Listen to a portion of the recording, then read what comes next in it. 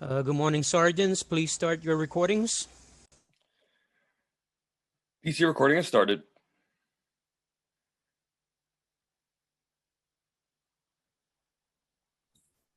PC started.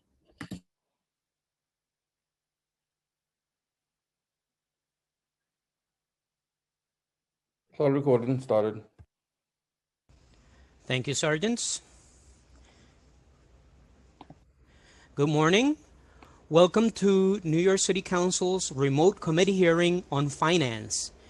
Everyone, please turn on your video at this time. Make sure all your audio devices are silenced when you are speaking so it doesn't interrupt your testimony. All written testimony can be submitted to testimony@council.nyc.gov. Again, that is testimony@council.nyc.gov. Thank you. Chair Drum, we are ready to begin.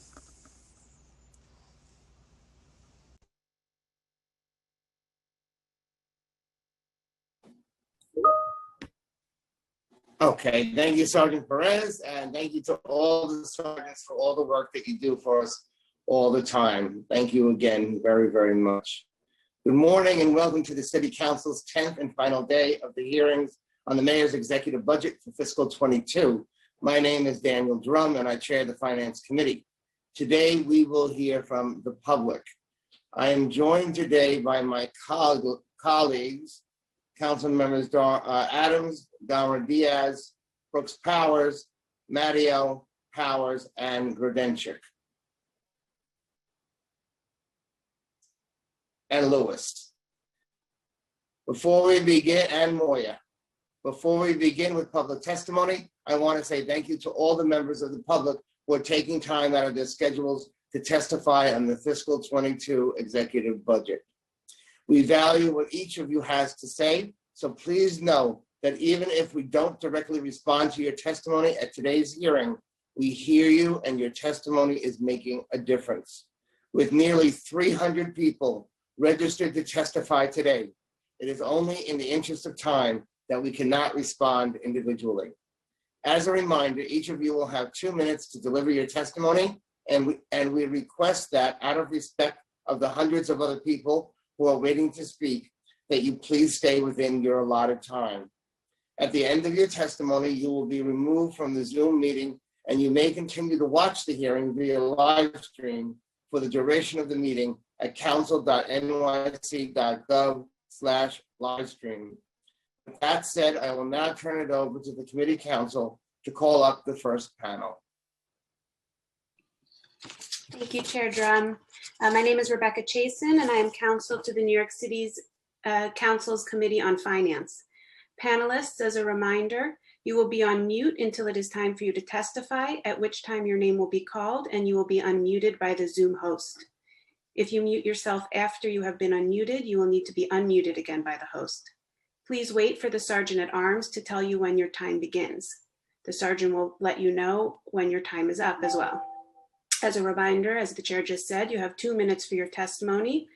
And also, as the Chair mentioned, after your panel has finished testifying, you'll be removed from the Zoom meeting by the host, but you may continue to watch the hearing live at council.nyc.gov/livestream. So we will now hear from, one moment, New York State Senator Robert Jackson, followed by Henry Garrido. Time starts now. Senator Jackson is not present yet. Can you hear me? Yep, he's there. Okay, so Yes. I'd like to start. So good morning, Chair Drum, members of the City Council. I'm Robert Jackson, representing the 31st Senatorial District in Manhattan, former member of this body, chair of the Education Committee and co-chair of the Black, Latino, and Asian Caucus, and part of the negotiating team. And I thank you for dedication to this process. And as a parent activist, I was the lead plaintiff in the Campaign for Fiscal Equity lawsuit. And after 28 years, we finally receiving full funding for New York public schools with $4.2 billion phased in over 3 years from the state of New York, along with federal stimulus money of $4.8 billion from the American Rescue Plan. New York City finally had the funds to provide our children with the opportunity for a sound basic education and beyond that. And now we have to figure it out. And so, Danny, you and your team from the Finance Committee, my team has been focusing on questions engaging education activists citywide. And there are several student needs parents have identified. A clear benefit during the pandemic was small class sizes, and we must continue that. But New York City finally has the funds to provide our children with the education they rightfully deserve. Now, I say to you, the contract for excellence, look at that with respect to all of the things that we need. We need nurses, we need social workers, we need psychologists, we need wraparound services for all of the children. Individual support remains crucial, especially so many children have lost relatives and family as a result of COVID-19. Well, we need to have we need a targeted one-on-one small group intervention for literacy, universal early dyslexia screening, English language learners, those with intellectual and development delayed require dedicated services. In essence, Danny, you know what they need. You are educator yourself. You are a leader in our city council. So before the pandemic, and now with all of the monies that we have, we must do Time that. expired. And Danny, I ask you if I can have 30 seconds more. Of course, Senator. Thank you. So obviously, you're dealing with the executive budget right now, and I and the parents depend on you and the city council to keep the mayor and the chancellor in check in fulfilling the needs of our children in the entire city. Now, as you know, we heard all yesterday morning that we're going to in-person learning. And now we have to work together and understanding that there needs to be flexibility. But the most important thing, Danny, I ask you and your colleagues in the city council, hold the mayor, hold the chancellor, and hold the administration accountable to make sure every child gets a good education. And I thank you for giving me the extra time. Thank you, Senator Jackson. And I have to say, you are a hero of mine. You were the one who fought for and walked to Albany, not once, but twice, to get those CFE funds that we so desperately needed. And so it's our job now. And with your help with the legislation that you're proposing in Albany as well, that we make sure that this funding goes where it will help the students the most. I have made it very well known that reducing class size is a top priority. As a former New York City public school teacher, I know the impact that class size reduction will have on teaching and learning. And I admire the work that you've done in the past as the chair of the Education Committee. So I just want to assure you that I'm working very hard toward that goal. And I thank you for coming in and for giving testimony today.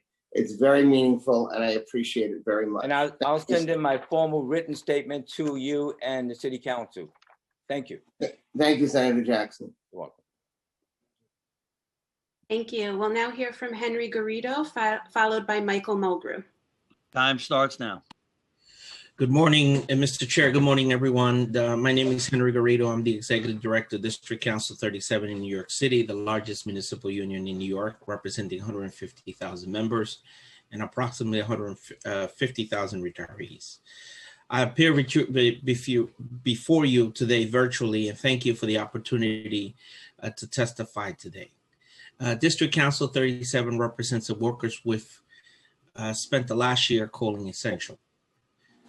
Our school lunch workers work throughout the holidays to continue to deliver foods for families in need, not just children, but families. Our EMTs race to every part of the city to deliver people to care.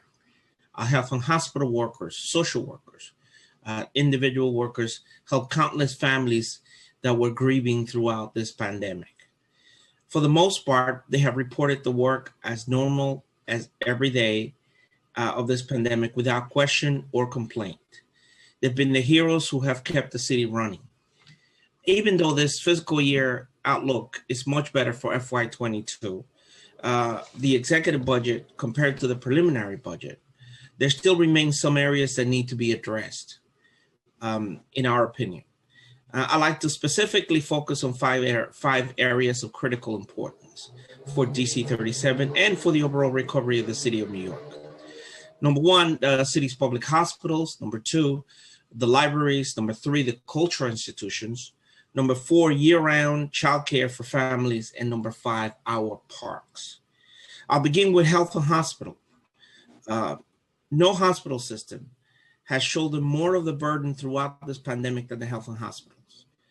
Our public sector health professionals have given all that they have to treat New Yorkers and keep our healthcare system afloat. Time expired. Mr. Chair, can I have Yes, of course. 2 minutes? Please. I'll summarize very quickly. This year's state budget represents already a 1% cut for Medicaid. This could, severely hurt our safety net providers disproportionately because they serve lower income communities more reliant on Medicaid. We already have seen 70% of the patients on Medicaid or insured be treated by the Health and Hospital Corporation. And we have seen with our own eyes what happens when we defund the safety net of public hospitals. I want to additionally talk a little bit about what's happening with the assessors in the city of New York who can traditionally bring in revenue, who have been cut traditionally. I'd like to bring that to your attention. And just to summarize, I want to speak very strongly about parks and libraries. Particularly libraries, as you know, have now become centers where not only centers where people can get vaccinated and tested, but also centers that a lot of the children will go to access internet. As we saw lines of children standing outside public libraries in order to capture the Wi-Fi so that they can do the homework. In a city as rich as New York, that is unconscionable, and we should be addressing that. So the proposals to create libraries as hubs for mini governments is something that should be funded and looked into. And lastly, I want to talk about parks and childcare. We are in full support of the mayor's 3K for all for seats, but let's not call it 3K for all, because it's not. It doesn't fund pre-K for some communities of color in areas that should be looked into it. It is an expansion and we are supporting of it, but we believe it should be continued, especially for early childhood education. And so that we're asking for the council to invest $45 million to ensure full childcare. And lastly, the parks, who have been decimated throughout this pandemic and need to be funded as more New Yorkers begin to come back into an open area.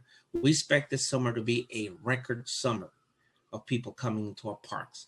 We are looking for the council to fund 100 CPWs, 50 gardeners, and to fund more PEP offices as we've seen crime rise in the parks and elsewhere. Mr. Chairman, I will submit my written testimony for the record, but I thank you for the opportunity for speaking with you today. You're on mute, Mr. Chair. Pardon me. Thank you, sir.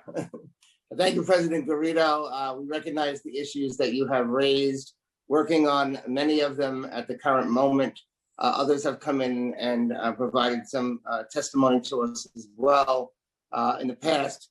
And I particularly don't like the dance that we have to always go through around our parks workers and other workers as well. So hopefully before adoption, we will get all of this settled and we'll come to a good conclusion.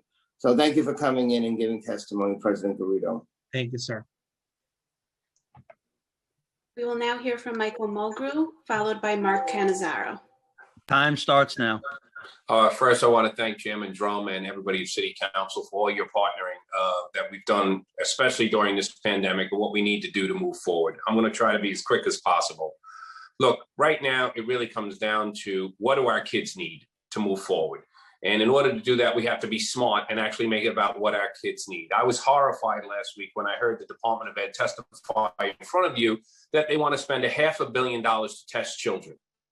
When we have a proposal on the table that says what we actually need are intervention teams for every 250 to 300 students in New York City, an intervention team made up of a social worker, a guidance counselor, an academic intervention specialist, and a psychologist to actually do one-on-one analysis of each and every student of New York City, not going out and doing an RFP on some test from a private company and then coming back with an analysis that really doesn't make sense to us.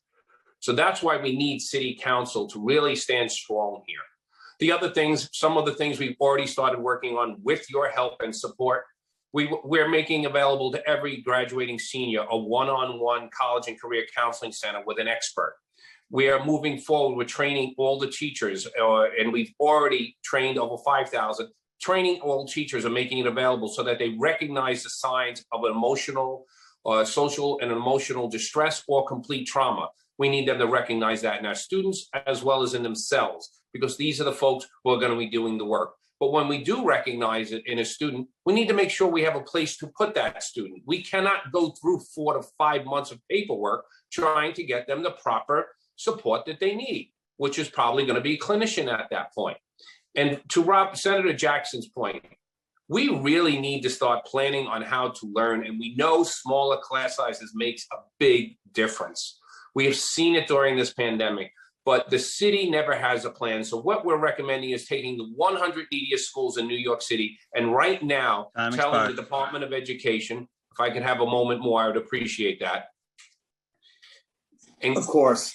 thank you. And telling the Department of ordering the Department of Education to say these 100 neediest schools need to lower their class sizes this year, and let's come up with a plan so that all schools can start lowering their class size. So again, when we're trying to decide what we need from this budget, we need to be smart. What do our kids need? What do our parents need to help our children? And what do the people at the school need to meet this great challenge on doing all of the harm in this pandemic? And we're going to invite all of City Council to work with us starting this evening on the Our Kids Need campaign, because that's what's going to make a difference. Not hiring more consultants so that we can have press conferences and say we're doing something that really isn't going to make a difference. And I thank you for all your support and all of the work that we've done on behalf of the children of New York City. Thank you, President Mulgrew. You know that I was a proud New York City public school teacher and UFT chapter leader for many years, so I'm very aware of the issues that you have raised. The testing piece deeply concerns me. I remember when I went through education classes at City College, they told us to put away the record cards and make your own individual decisions and observations and assessments of students, not based on what other people thought, but your own individual observations. And to bring back this testing issue at the cost that they want to pay, the money that they would put into that is money that could be used to meet the objectives that you have spoken about, particularly class size reduction. So I look forward to continuing to work with you as we move toward adoption to meet many of the goals that you have mentioned here in your testimony today. Thank you for coming in, and I deeply appreciate all of your support. Thank you so much. We'll now hear from Mark Cannizzaro, followed by Daniel Clay. Time starts now. Good morning, everyone, and thank you, Chairman Drum and Traeger, for your hard work, and to all the council members. Before I even begin, I just want to say thanks, because last time I testified a few months back, I was asking you to make sure that budgets were held harmless for deficit rollover next year. And I was asking to make sure that we received 100% fair student funding for our schools. And both of those things have been accomplished, in addition to the fact that you always fund our Executive Leadership Institute and have committed to doing so again. So that gives me great hope going into next school year. I'm certainly on board with the class size reduction piece, but I do caution everyone that we do not use the fair student funding, 100% fair student funding, as a reason or as funds to reduce class size, because those funds, that formula is based on full class size as of today. If we're going to reduce class size further, we may need additional targeted funds in order to do so. I also thank the council for the mayor's the response to the executive's budget and asking for $21 million for our early childhood educators. All we hear about is the mayor's plan and the signature plan that the mayor has for early childhood education and pre-K and 3K. Well, we have our early childhood educators who are doing everything that our school leaders are doing it for the Department of Education, but they happen to work in CBOs. They happen to be majority woman and majority minority employees, and they are funded at about 50%, or they're paid at about 50% of what their colleagues in the Department of Education make. That $21 million response to the mayor's budget is great, and it would be greatly appreciated if you can continue to push for that so that we can finally get them on a path to pay parity. And then finally, I would just like to say that we're all excited about all of our students returning to in-person learning in September. But there is one thing that everyone needs to know. Chair, if I could just have 30 more seconds, Yes. I'd appreciate it. Yes. Thank you. One thing everyone really needs to know is the current social distancing guidelines will not allow for 100% of students to be in schools in most cases. Now, we're all banking on the fact that these guidelines will be further reduced and the restrictions will be lifted. And the only reason I'm mentioning it here is because when I read quotes in the newspaper coming out of City Hall and the Department of Education that we're going to follow current distancing guidelines and have 100% of the students in school, I see this being a setup for principals being the ones to ask families or to tell families that no, in the current situation, they can't all fit. So we need to be honest with our families and let them know. Some schools may be able to do it, but there'll be many, many schools that won't. And again, I'm encouraged and I'm confident that these guidelines will change as time goes on, but everyone should know where we stand now. Thank you all so much. Thank you, President Canizaro, and thank all the principals who have done such a tremendous job being there on the front line over this whole last 15 months or so of the pandemic. And I agree totally with what you have brought up as issues that remain. And you're right, I don't think that we should be relying on 100% fair student funding to reduce class size. Particularly because many principals may want to use that to hire people, but also other principals may want to use it for other things in their schools. So what I've done with the DOE was when they came in for questioning was to say, there's no way we will know exactly, I don't think, how many principals have used it for additional teachers in their school before we come to adoption. So we actually really do need, I proposed at least $250 million for class size reduction. And this finally, let me say, as a former member of your union and a daycare center director, I know firsthand the issue that you're talking about with the directors and with the staff and the daycare centers. And actually, it's one of the reasons why I went to the Board of Education was because I could make more money as a Board of Education teacher than I could as a daycare center director. So that is something that we will continue to fight for, and I've been proud to fight for it in the past. And I know that Councilmember Helen Rosenthal has a question. Sure.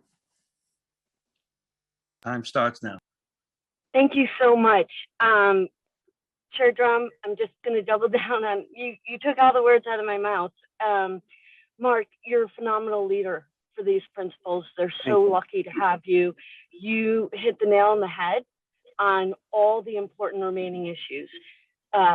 Frankly, Chair Traeger has reiterated your point about fair student funding not necessarily paying to reduce class size. That's a fiction. And in addition to that, when we spoke about it with the DOE and with the SCA, we very clearly made the point that if you're serious about reducing class size, then you have to get more space in our schools or build more schools. We're not being honest when we talk about smaller class size if it doesn't come along with more physical space. And I agree with you, the burden ends up falling on our principals, and that's not right. Also, I agree with you 100% that we've created a two-tier system of early childhood care, and it's irresponsible of city government anywhere to do that. And we will fight hard to make sure that the early childhood centers that are not affiliated with schools are fully funded in the same way that our schools. We work hard to make sure they're fully funded and that the teachers and the administrators are paid fairly. It's a union contract. So I just wanted to double down on what you've said and let you know that it helps us. Your coming here today helps us remember to double down on these issues. And you have my word that I'll be, as a member of B&T, along with Chair Drum and Chair Traeger, fighting very hard for these issues. Thank you. Your support is much appreciated. Thank you. Thank you. But before we move on, I want to say that we've been joined by Councilmember Amphrey Samuel, and I believe that there are, at least Councilmember Grodenchik has a question. Time starts now. I just want to join with Chair Drum and Chair Rosenthal and make that point again about if you're going to reduce class sizes, you need the space to do it. And you know, I have visited every single one of my schools multiple times, and it's just not possible in many of our schools to reduce class sizes. So we have to be very, very smart about how we go about this. And I also would not want to see any of the monies that have been put out for fair student funding to be diverted in such a way. If the city is serious about reducing class sizes where we can, there must be more funds allocated to that. The principals, we have fought for, as long as I've been in the council, to make sure that there was fair student funding at 100% for every school. And we're not going to allow for diversion of those monies. So thank you, President Cannizzaro and President Mulgrew, for being here today. Thank you, Chair. Thank you. Thank you. We'll now go back to committee council. We'll now hear from Daniel Clay, followed by Devin Gilliams. Time starts now. Hi there, everybody. My name is Daniel Clay. I am local president of 1507. That's the Gardeners Union of DC 37, and gardener here in Prospect Park, where I'm talking, from where I'm speaking to you. And I'm out in the field right now, working with some of my favorite people, our regular volunteers. These guys are monstrous. And what we're doing is taking care of the woodlands. We're weeding and cleaning the woodlands so that they don't become a crazy, weedy, viney, thorny, poison, filled with poison ivy, just disaster. So instead they can become good, healthy woodlands. And so, like I always say, you think of us gardeners as, happy folks planting a couple of flowers and sprinkling some water on them. But no. I always say we've got so much work to do. So please, I urge the city council and the mayor to do the right thing, baseline the workers, restore the budget, do more, do the best you can, so that everybody in New York City can enjoy the benefits. I'll yield the rest of my time. Thanks, everybody. Thank you very much. We'll now hear from Devin Gilliams, followed by Dilsey Ben. Good morning. Time starts now. Good morning, Councilmember Drum and committee members. My name is Devin Williams, and I am here today as a representative of Doctors Council SCIU. Thank you for the opportunity to testify today. Doctors Council SCIU, a united voice for doctors, our patients, in the communities we serve. We are a union representing thousands of doctors in employed practice in New York City, New York State, and other cities and states. We believe in quality, affordable, and safe healthcare as a basic human right and social good, achieved and accessible by all. Our members put their lives on the line during COVID-19 pandemic and continue to do so, often leaving their families behind to care for the most vulnerable and sick patients and to manage and respond to this disease. While we realize that New York State and New York City may face budget issues in the future due to the enduring economic fallout of the COVID-19 pandemic, laying off workers or demanding concessions will not serve the problem. The city budget problems will need to be addressed, but not on the backs of those who work for the city and those who have given and continue to give so much to deal with the coronavirus pandemic. On vaccinations, we must continue and increase our efforts, especially working to understand and address how communities of color have been historically affected by institutional racism and how this can result in distrust of vaccination efforts. We must ensure culturally competent care. We must ensure that the communities of colors that were disproportionately impacted by COVID-19 receive the resources and care needed. We must act quickly and decisively to reverse the long trend of austerity, which has affected the strength and efficacy of our healthcare system. And this means working to address the harmful practice of hospital closures and consolidation, which has led to the creation of healthcare deserts in low-income communities of color. As we move forward through the pandemic, we must be mindful of and fund new or emerging pathways to administer care or amplify and enlarge existing ones, including telehealth. We must continue and increase funding H&H and the mayoral agencies to enable the retention of doctors and the recruitment of new doctors. We need to fund mental health services for healthcare workers who worked during the COVID-19 pandemic. It's important for us. Time expired. Okay, thank you. Thank you very much. I want to say we've been joined by Councilmember Ayala as well. And Council, would you please call the next witness? We'll now hear from Dilsey Ben, followed by Donald Nesbitt. Time starts now.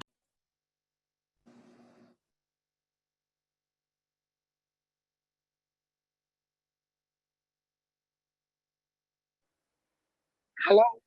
Can you hear me? Hello? Yes. Yes, we hear you. Okay, good morning, Chairperson Drummond, Rosenthal, and the fellow City Council members. Thank you for providing me with the opportunity to testify. My name is Dilcy Ben. I'm the president of Local 1505, representing over 1,000 the city park workers referred to as CPWs, primarily in New York City in the Parks and Recreation Department. My members work in all 5 boroughs, conducting maintenance and operations in all city parks. Once again, I want to thank Speaker City Council, the Speaker of the City Council, and the Mayor for baselining the 100 CPWs in fiscal year 20 was fought for 5 years. Unfortunately, due to the pandemic, the Parks Department reduced the budget by $84 million in fiscal year 21. It was the second largest agency cut in the city budget. This came at a time where attendance at parks was unpredictable. Okay, this year, the help of the federal funding in the Parks Department announced that they are in the process of hiring the full amount of seasonal staff, maintenance cleaners, as well as adding 2,500 city cleanup corps members to work in parks. While this is good news, the executive budget does not address the restoration of the 10 million for additional the additional 100 city park workers and 50 gardeners in the city parks department budget that was added in fiscal year 20, but not baseline. As the city starts to reopen and the mayor's announcement of all the openings of the beaches and pools for the summer, these workers are needed more than ever. We saw that what happened last year when there wasn't enough staff to care for and maintain parks, pools, and beaches. These areas were dirty, filled with garbage, and continue to accumulate. Despite council members organizing cleanups in their areas with volunteers, but there's nothing like dedicated park workers. Furthermore, due to the shortage of workers, many parks, bathrooms were closed, parks were closed since there wasn't enough staff to clean and clean the bathroom. Thank you. Thank you very much. We'll now hear from Donald Nesbitt, followed by James Davis. Time starts now. Good morning. Good morning, Chairman Drum and distinguished members of the City Council, Finance Committee. I'm Donald Nesbitt, Executive Vice President for Local 372. We have 24,000 members in schools. It may be a little noisy in the background, but I decided this morning that it was important to testify with the members who are actually doing some work. So it's not noisy because they want to be noisy, but they're still servicing the public and the students that are in our schools. The thousands of workers that Local 372 represents perform essential support work to 1.2 million public school children of New York City and help them in getting learning ready. Our school crossing guards who remain essential throughout the COVID-19 pandemic make sure that children cross safely and adults cross safely during the mornings and afternoon commutes. Our school lunch workers unload, prepare, and serve food each day, including during the summer, and continue to feed both students and members of the community on an essential basis throughout this time in crisis. Our substance abuse prevention and intervention specialists work with students in mental health are needed more than ever to prevent substance abuse, gun violence, and bullying and gang prevention and mediation. I want to thank and commend the mayor and the city council for recognizing the importance of investing in New York City public schools and employees. The future that our education provides for a child is more of the most important obligations we must fulfill. I also want to commend the city for its leadership in prioritizing the health and safety of over 1 million students and tens of thousands of teachers and support staff throughout the schools since the onset of the COVID-19 pandemic over a year ago. It is important for us here today to applaud essential workers, including those represented by Local 372. Though the school system was largely closed, many of 9,000 school lunch employees and 2,600. Time expired. I'll summarize, Mr. Chair, if that's okay. Yes. 2,600 workers, school lunch employees, and school crossing guards remained on the job throughout this pandemic. I applaud the council for looking into the public health crisis that we have in our school kitchens with ventilation and air conditioning, and the response from the council to provide $69 million in fiscal year 2022 in the city budget towards the DOE's capital plan. Our students are facing mental health crisis, and I want to point out that the SAPers are already prepared for the social emotional component in looking into what the children need forward, moving forward. And so we want to ask the council if they can match the $2 million allocated for SAPers that the state legislature has done. Parent coordinators have also navigated this crisis for families and our community titles in assisting parents who have language barriers with paperwork and different things that they need to go to certain agencies throughout this crisis and are certainly needed. We deal with a public health homeless crisis, and Local 372 members, while working and servicing members and community members and children, also experience this homelessness. So to address this homeless crisis among our working members, Local 372 respectfully requests that the City Council and the Mayor raise our members' wages, in addition to looking into hazard pay for those who are essential, so that they can afford to stay in their homes and put food on their own tables, to ensure our members have adequate job and income protections. At this critical time, school support staff are critical in this functioning school system. They create space every day where teachers can teach and students can learn. Local 372 workers will provide these essential services to the public school system. In closing, I'll just extend my gratitude to the members of the council for their support for all of our titles. We recognize that it is not enough resources to address every worthy or righteous cause for service throughout the city. And there are some tough decisions to be made over the next couple of years, but we thank you for your support. And on behalf of the 24,000 members of Local 372, I want to thank you for this opportunity to testify before you at the council. Thank you, Donald, and thank you for being in a school. It's really important that you're actually there. Thank your workers, please, for the frontline service that they provided New Yorkers during the pandemic, especially providing food. I saw them at a number of the schools handing out food, and they were kind and receptive and really did a fantastic job, as do all of your members. So thank you for coming in and giving testimony. Very much appreciated. Thank you. Thank you, Chair. Councilmember Dharma Diaz has a question. Time starts now. Thank you, Chair Drum. No, it's not a question. Just want to say thank you to Donald Desmond and the 24,000 that you're here representing today. It was definitely an honor and a pleasure to work with you in getting the food out and the meals, and for you yourself going out the extra mile and making sure that meals were delivered. Just want to thank you again publicly for your service and that of your staff. And I know it was hot and intense conditions. And again, I can't thank you enough for making it happen. Thank you, Donald. Thank you, council member, for all you do. Thank you. Let's go to our next witness, council. We'll now hear from James Davis, followed by Jim Hamlin McLeod. Time starts now. Good morning. Thank you, Chairperson Drum and Finance Committee members. My name is James Davis. I'm a faculty member at Brooklyn College and the president-elect of the Professional Staff Congress, the union that represents 30,000 faculty and staff in the CUNY system. Appreciate the opportunity to speak with you for a minute this morning about the needs that CUNY has as you negotiate the final city budget. In a moment, I think my colleague, outgoing President Barbara Bowen, will speak to you about attempting to restore the cuts. Right now on the table are approximately $67 million in cuts to CUNY. And we're really seeking a restoration of those cuts. But I want to focus on a couple of areas of investment above and beyond the cuts that we believe would really go a long way to making CUNY be central to the recovery of the city. Three areas in particular. One is that we're really seeking support from the city for revenue to offset the tuition losses that our community colleges are currently suffering. Community college enrollment has declined, but it will recover.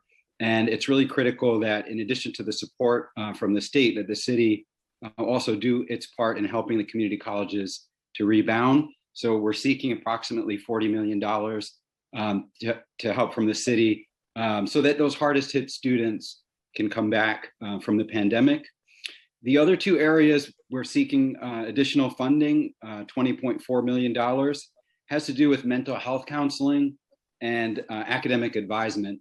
Currently, CUNY students do not have access at nearly the professionally recommended rates of mental health counselors or academic advisors. So these are the areas that we really seek the committee's assistance in negotiating with the executive. We feel that any recovery for the city has to go through CUNY and that we serve the hardest hit communities during the pandemic. Thank you for your consideration. Thank you. Did you say Barbara was going to join us, or? I believe she is. Okay, thank you, President Davis, or President-elect Davis. Appreciate you coming in. Thank you. We'll now hear from Jim Hamlin McLeod, followed by Valentin Colon. Time starts now.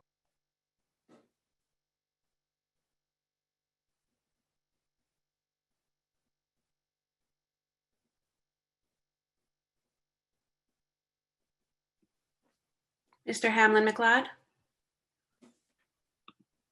I'm sorry. I'm sorry. I have my unmute. I'm sorry. Okay. Good morning, Chair, Committee Chair, and good morning, committee members.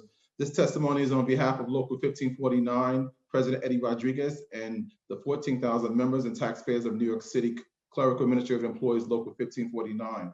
Our members are the frontline workers in the nearly every city agency, 311, New York City Police Department, New York Health and Hospital, and Metro Plus. Our members primarily are women of color who live, work, shop, and vote in every community in the city. And Local 1549 Exec Board and its 14,000 members and I are asking once again for the Council Finance Committee to take a leadership role, cost-efficient, responsible action to save the city. We have been asking far too long for the city to monitor the agency's spending and hiring of its civilian employees in HRA, Health and Hospital, and 311 and NYPD. The uniform agencies like NYPD, Corrections, Sanitation have been asking for more money for additional personnel, but they still have uniform personnel doing administrative work. Local 1549 latest figures factoring in our collective bargaining raise, but not those of uniform personnel. And the NYPD alone shows a conservative saving of roughly $30 million recurring yearly. We have asked for an audit of these agencies' personnel and their assignments. This will save the agency, city, and taxpayers millions of dollars each year. The cost of a uniform member is 2 to 3 times the clerical worker, such as a police administrative aide or a clerical associate. The savings could be allocated to other city projects like housing, homelessness, childcare, and the environment. With more than half of the city council seats up for grabs, a mayor election and a borough president position, change is coming, but today's committee council members can start to move in the right directions. The coronavirus pandemic hit the city hard. It put us in a huge deficit. Thanks to President Biden and the Congress passing the Recovery Act bill, helping states and cities and families across the country. Since the city has received the stimulus funding, it is perfect time to invest in the savings that will begin to accrue immediately. It is time to help our diverse population in need of hiring professional services, interpreters, instead of council proposed in the latest response to the city administrator proposed budget for increasing privatization of interpreter function. I'm sorry, Chair, can I get a moment, second? Yes, please. Okay, I'll wrap it up. We have an issue with 311 call volume has gone up in the last year, mainly due to the pandemic.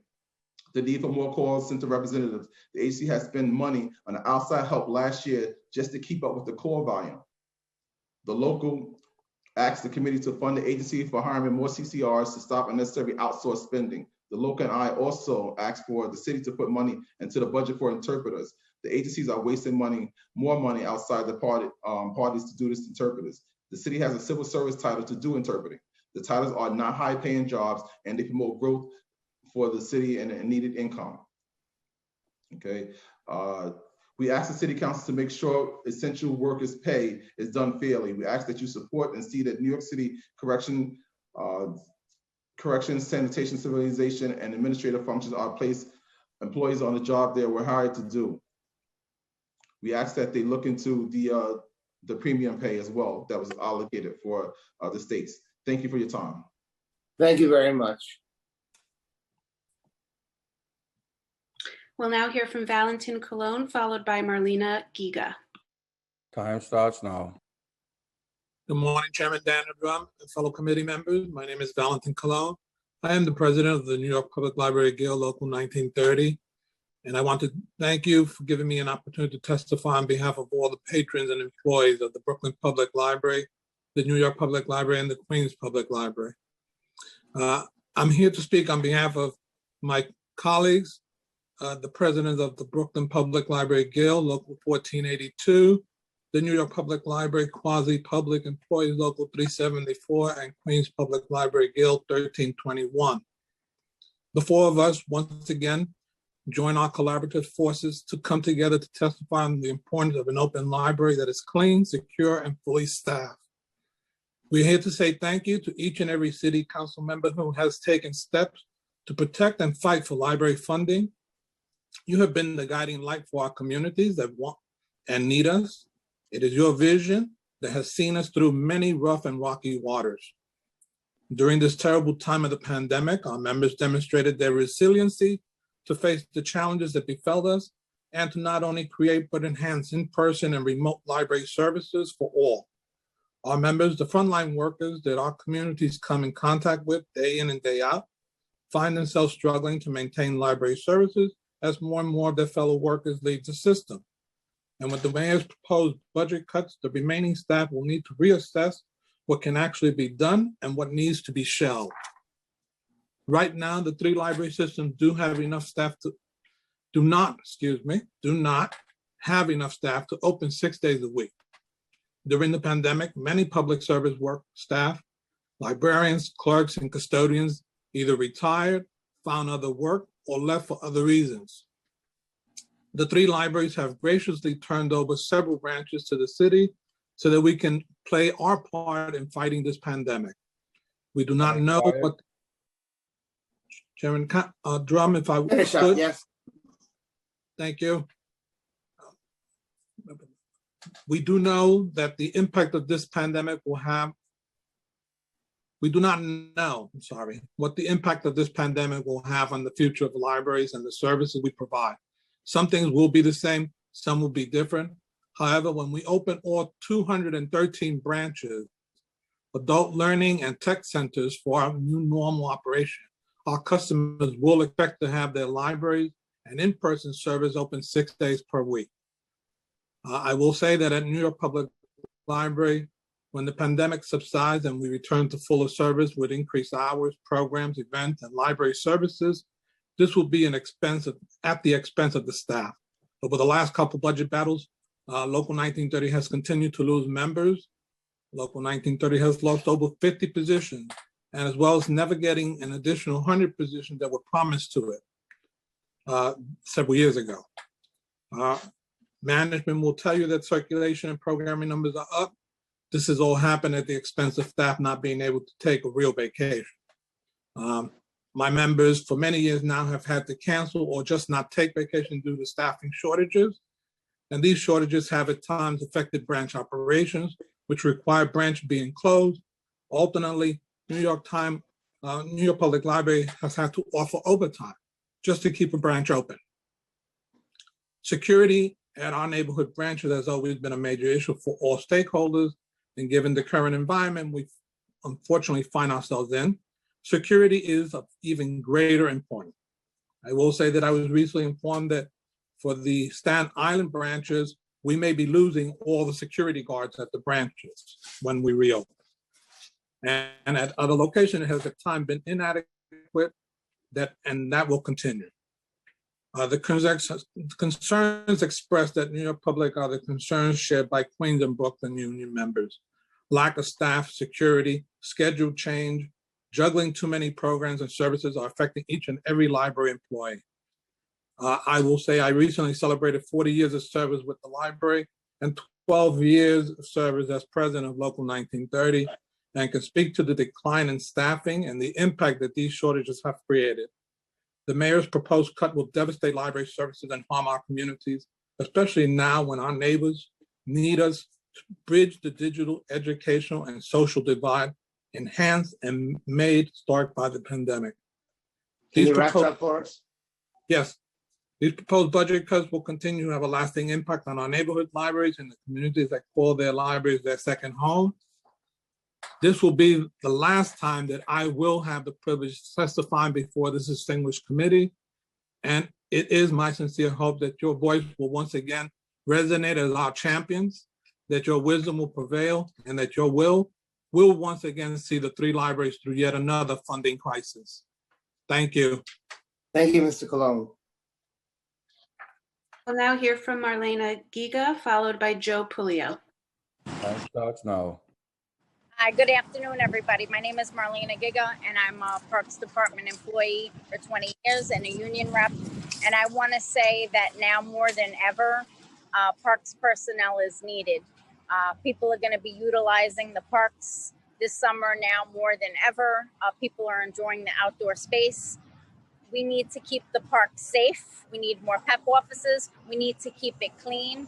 We need more APSWs, maintenance workers, and CSAs. CSAs are the backbone of the city, especially in the height of the season during the summer. And we just applaud the work that the Parks Department employees do. And please keep the funding so we can keep New York safe and keep the parks clean. Thank you. Thank you. We'll now hear from Joe Pulio, followed by Barbara Bowen. Time starts now. Okay, thank you. Thank you, City Council.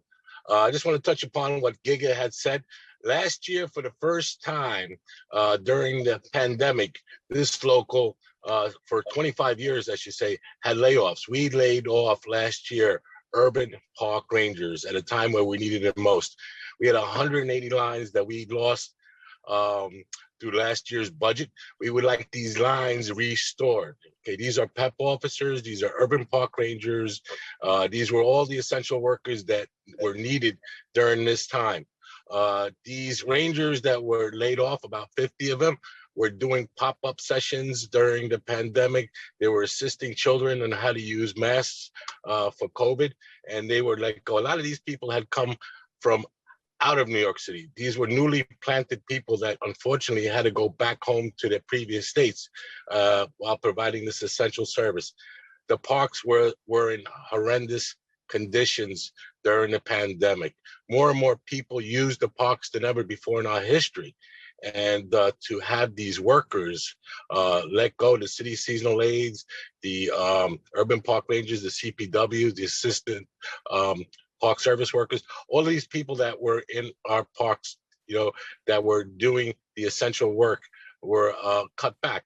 So we like to see all these people restored. We like to see the money earmarked, that we don't have to do this dance every year.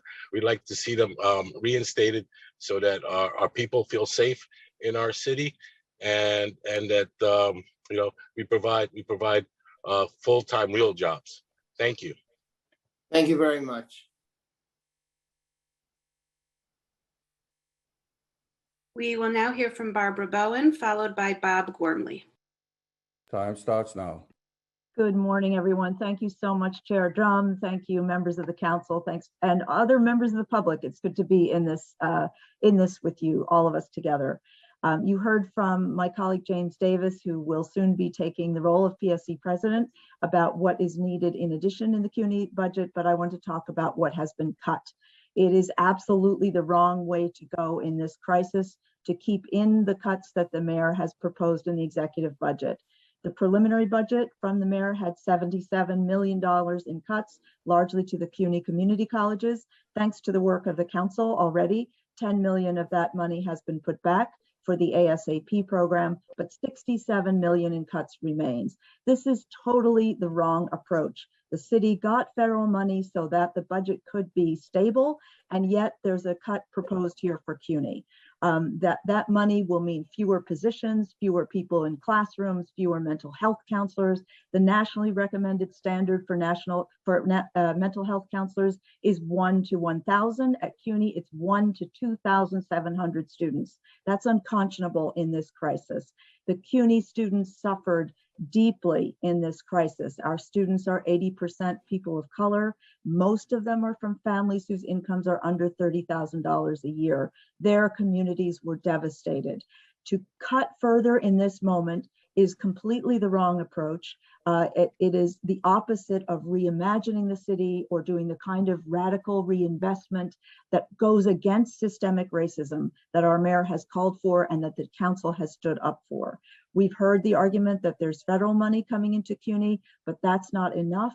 This money needs to be baselined and we cannot start from behind. So I call on you in my final week as PSC president, where this will be my last budget that I fight for, but not my last as a rank and file member. Make sure that this budget doesn't start with cuts to CUNY and our students. Thank you all so much. Thank you, President Bowen. We hear you, and I can assure you that I'll be fighting for the 66 million that you mentioned. We're glad that the ASAP program will be restored. That is very important, and it's been a very successful program as well. But I also want to personally thank you for your service. You have been dedicated, honest, a strong fighter for your members.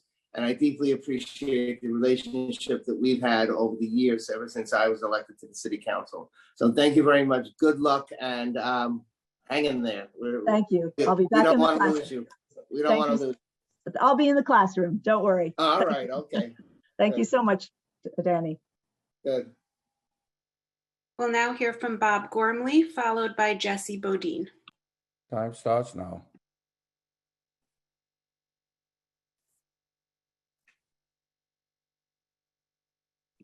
Sir, you're still on mute.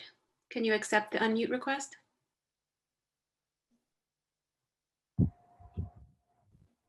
Okay. Sorry about that. Good morning, Chairperson Drum and other council members. My name is Bob Gormley. I'm the District Manager of Community Board 2 in Manhattan. I've already submitted my full testimony, so I'll just read the final 2 paragraphs.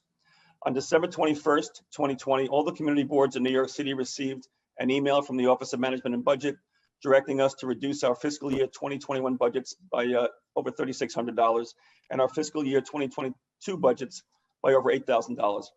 This directive was driven by, quote, budget challenges the city faces due to COVID-19. I was able to specify the fiscal year 2021 cuts from our OTPS budget while gratefully knowing that we still had $5,500 from discretionary funds provided by council members Chin and Kalos that would get us through the remainder of the year. However, I explained to OMB that our fiscal 22 OTPS budget was only about $7,181, which would leave us almost $1,000 short of the requested budget cut.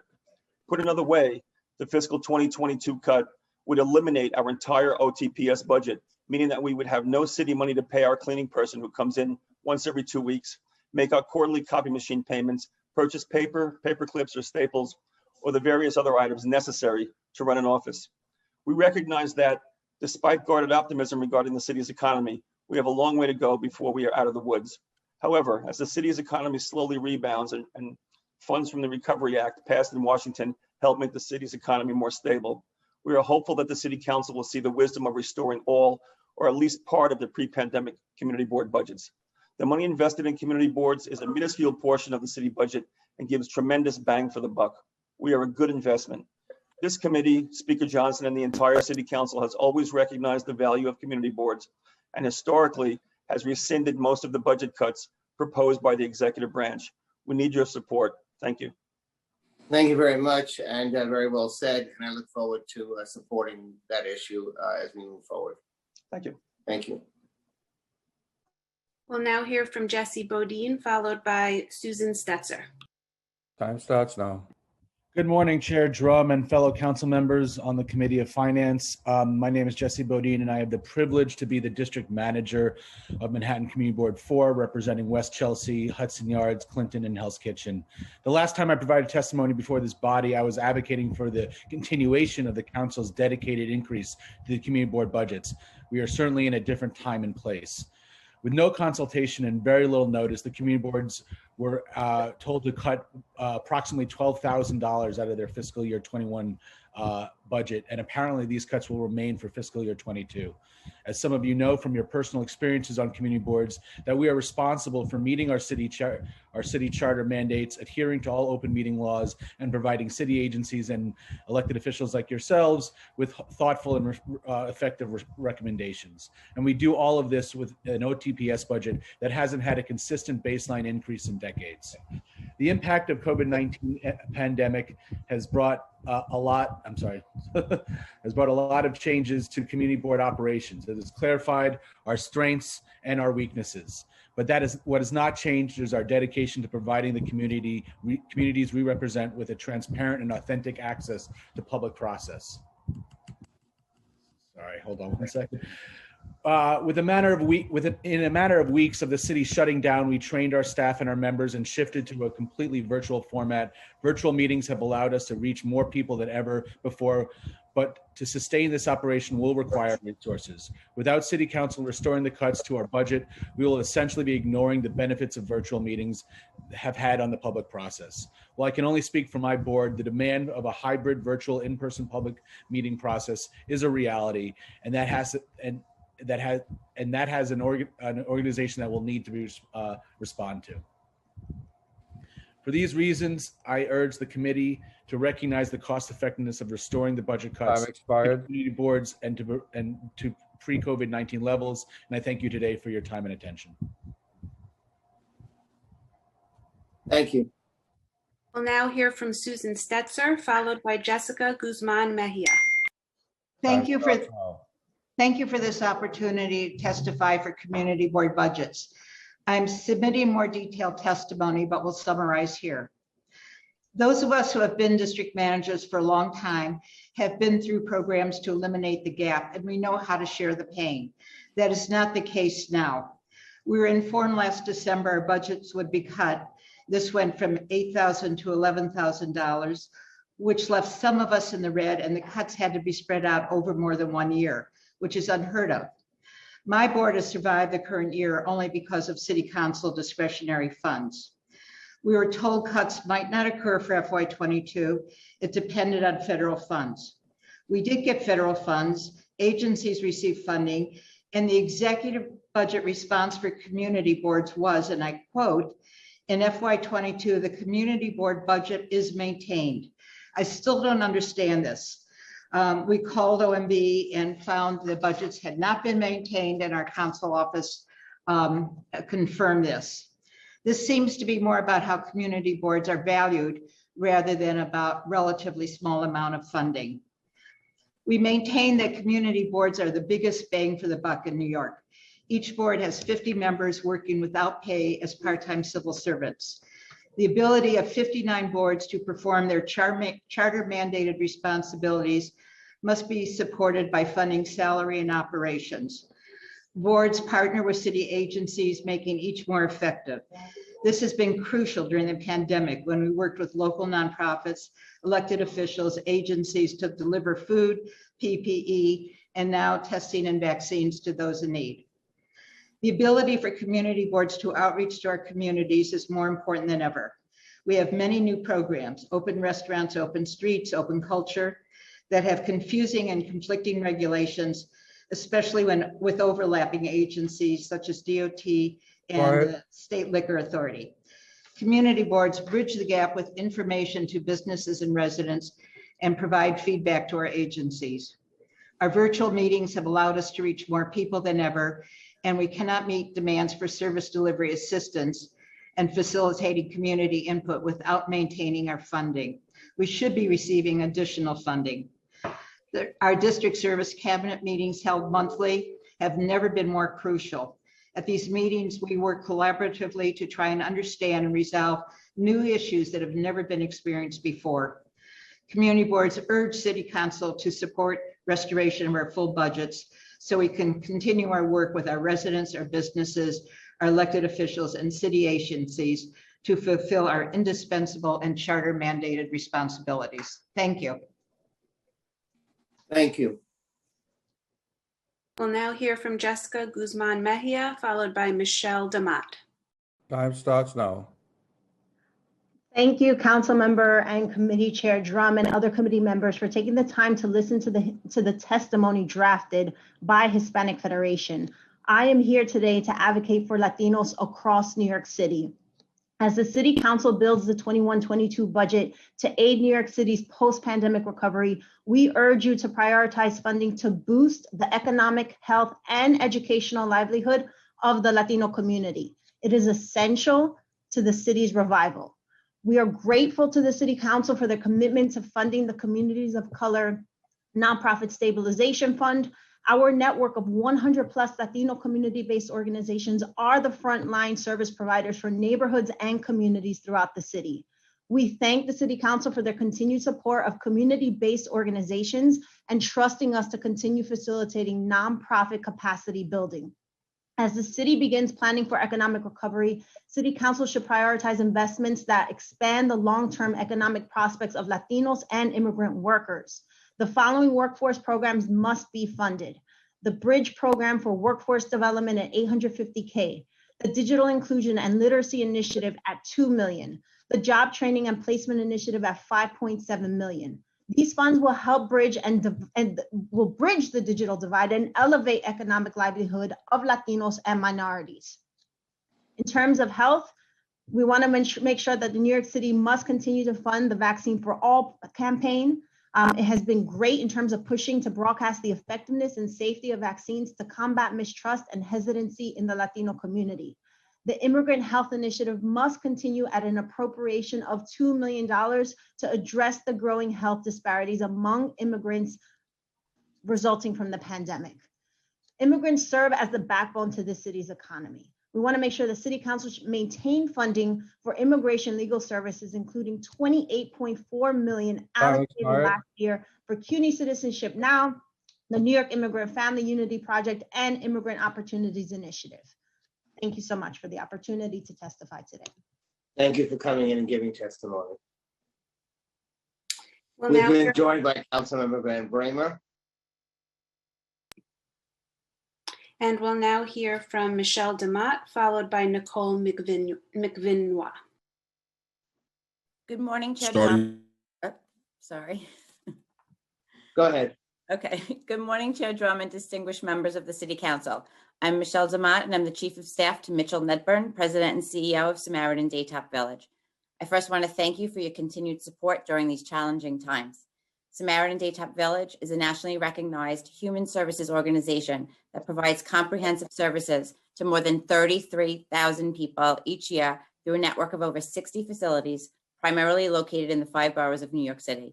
We depend on funding from the City Council to continue to safely provide these services to New Yorkers in need. The critical importance of mental health and substance use services has never been clearer than at this moment. It goes without saying that the pandemic is not only a physical health crisis, but a behavioral health crisis. New York City faces an unprecedented rise in the demand for behavioral health services. The clients that we serve are the most vulnerable New Yorkers, many of whom are low to no income with complex medical and behavioral health needs. The physical and emotional isolation as a result of the pandemic has manifested into new and increased feelings of anxiety, restlessness, and stress, which can be triggers for those with behavioral health and substance use disorders. As a result of the increased need for our services, our organization has submitted requests to the City Council for continued funding as well as for one new initiative. Being mindful of the city's finances, Samaritan has restricted our ask to the most needed services areas, which has been exacerbated by the pandemic. Samaritan is requesting a total of $640,000 to expand and support the wide-ranging services we offer to women, children, families, veterans, and seniors aging adults. Our request includes funding to expand a pilot for an after-school zone, which is critically needed to address educational barriers that disproportionately affect homeless children, employment readiness and training for veterans, trauma-informed services for veterans brought on by the pandemic, health education and promotion workshops to help combat the opioid epidemic, which has been overshadowed by the pandemic, and support wellness activities for seniors and aging adults. Samaritan Daytop Village is grateful for your consideration. Time expired. This request, I thank you on behalf of Samaritan for allowing me to testify today. Thank you, Michelle, for coming in, and I'm working on your requests. Thank you. We will now hear from Nicole McVinois, followed by Jessica Sinke. Starting time. Good morning, Chair Drum and members of the committee. My name is Nicole McVinois, and I am the Director of Policy at Urban Pathways. Urban Pathways is a nonprofit homeless services and supportive housing provider, and last year we served over 3,900 New Yorkers in need. Throughout the pandemic, our doors have never closed and our services have never stopped. At great risk to their own health and that of their families, our frontline staff continue to come to work to ensure the well-being of our clients and residents. Despite this commitment in the face of a global pandemic, our staff receives poverty wages under our city contracts. Our contracts only pay 85 to 87 cents for every dollar of the actual cost to run our programs, and it is difficult to ensure our staff receives the pay they deserve. This leads to high staff turnover, and we are currently facing a critical staffing shortage at our organization. We simply cannot run our services without our committed workforce and our well-funded city contracts. After the City Council demanded the indirect cost rate funding in the FY22 preliminary budget response, Mayor de Blasio announced the addition of $57 million to restore the FY21 cut and to baseline the full $91 million to sustain the program for future years as part of his FY22 executive budget. We thank you for championing this issue, and we must ensure that this funding makes it into the final adopted budget. However, the need for the FY22 budget to invest in essential human services workforce remains. We also need the restoration of the cost of living adjustment on the personnel service lines of all human services contracts at the rate of 3% at a cost of $48 million for FY22. And we also need a plan for the administration to promote wage equity in the public sector by correcting the pay disparities the human services workforce experiences, as outlined in the City Council's FY22 preliminary budget response. If this year's budget is truly going to reflect an equitable recovery for the city, it must address the inadequate wages and underfunding of the human services workforce, 82% of whom are people of color. Time expired. And 82% of whom are women. Thank you for the opportunity to testify today.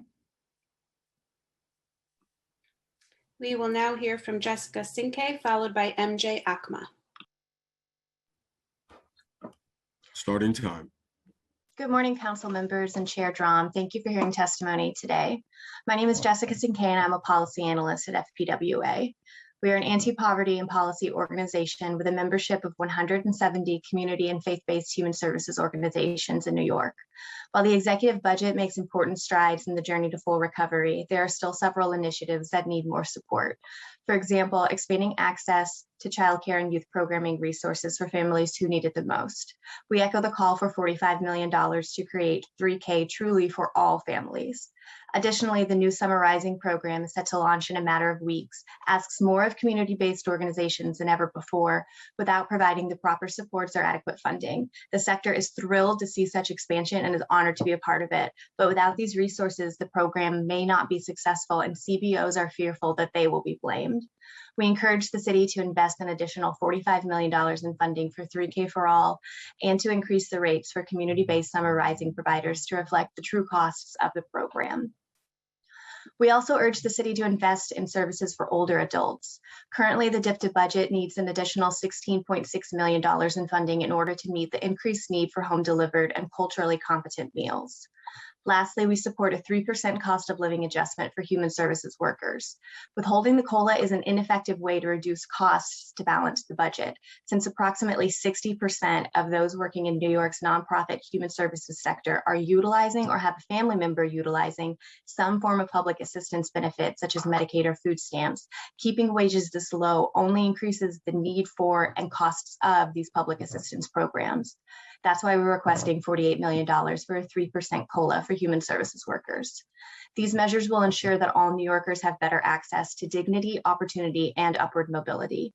Thank you very much for the opportunity to testify, and we look forward to working closely with you to ensure that New Yorkers receive the supports they need in order to thrive. Thank you. We will now hear from MJ Akma, followed by Juan Pinzon. Good morning. Starting time. Good morning. My name is MJ Okma with the Human Services Council, a membership organization representing over 170 New York's human services nonprofits. I wanted to start off by thanking the City Council for demanding that funding for the indirect cost rate initiative was restored. It was only after the Council included this investment in your budget response that Mayor de Blasio announced the reversal of fiscal year 21 ICR cuts and higher baseline funding to sustain the program and prevent future cuts. We look forward with standing united with the Council and the administration on this issue to ensure that it makes it into the adopted budget. Unfortunately, as you know so well, cuts to indirect funding are not the only crisis facing our city's human services sector. The need for the fiscal year 22 budget to invest in the essential human services workforce remains.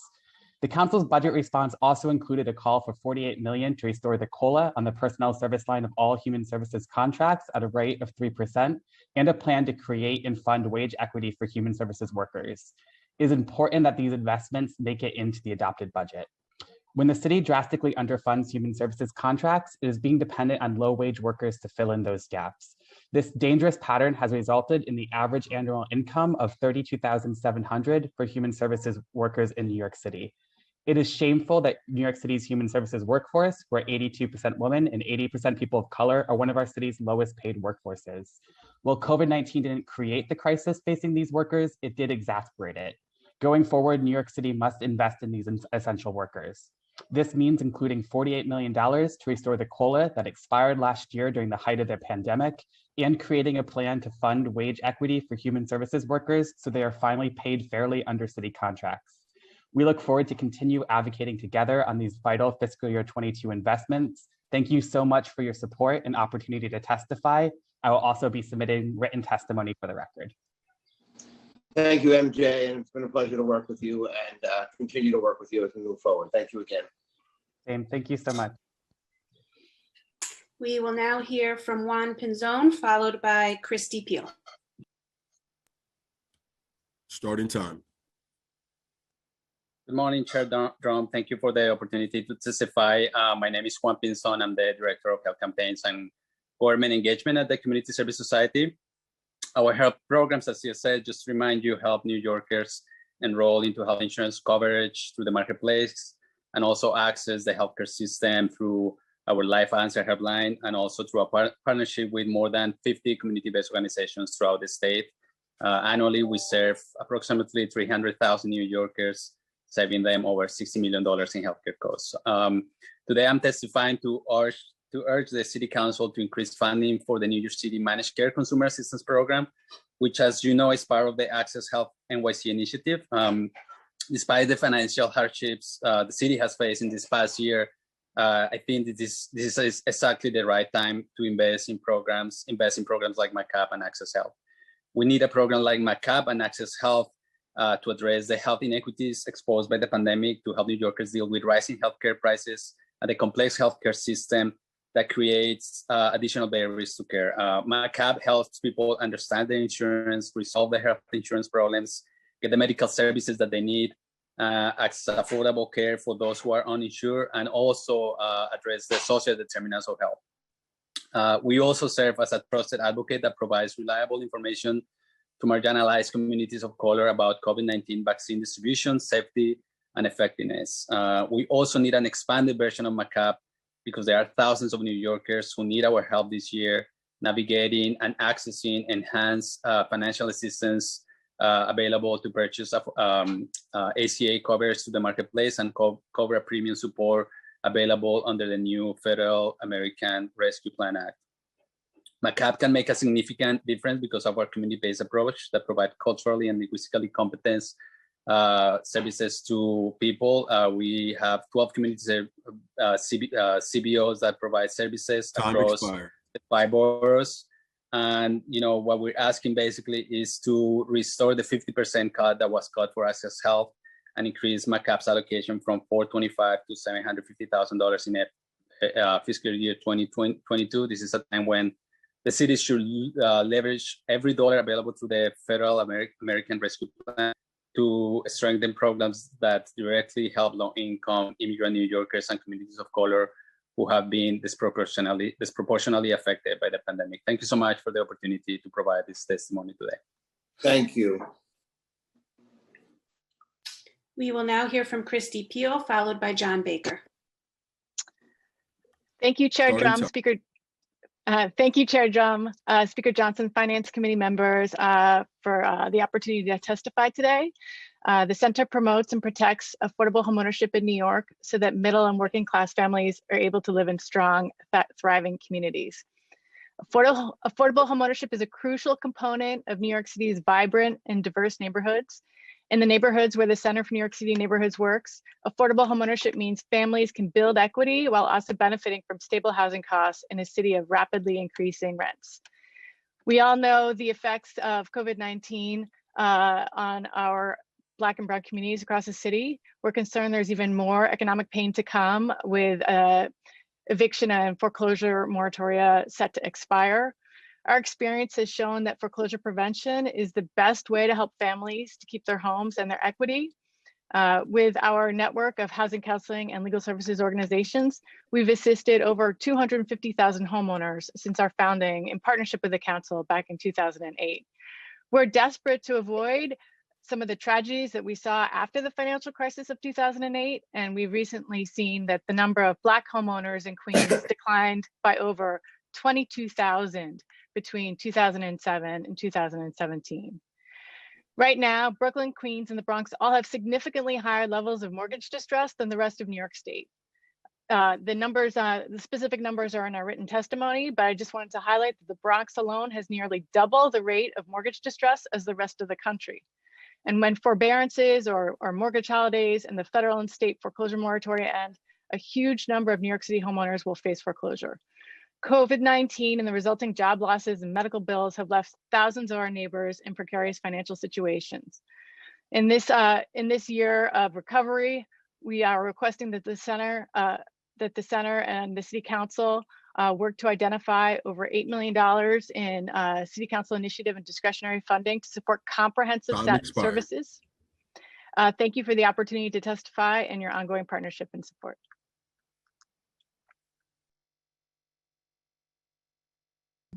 Thank you. We will now hear from John Baker, followed by Jorge Velez. Starting time. Good morning. I'm also from the Center for New York City Neighborhoods, and I'd like to take just 1 second to add to what Christy just spoke about.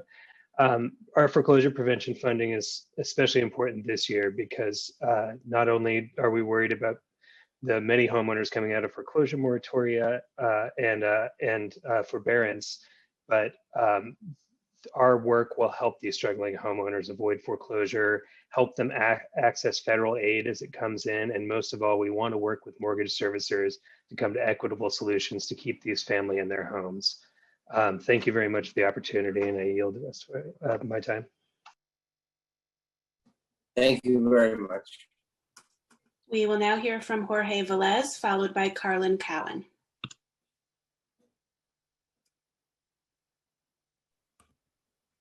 Starting time.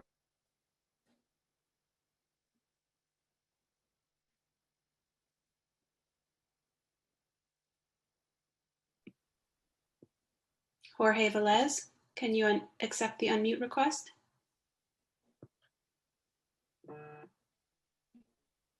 Okay, we'll circle back, and next we will hear from Carlin Cowan. Starting time. Good afternoon, everyone. Thank you so much, Chair Drum and the members of the City Council for holding this hearing today and for the opportunity to testify.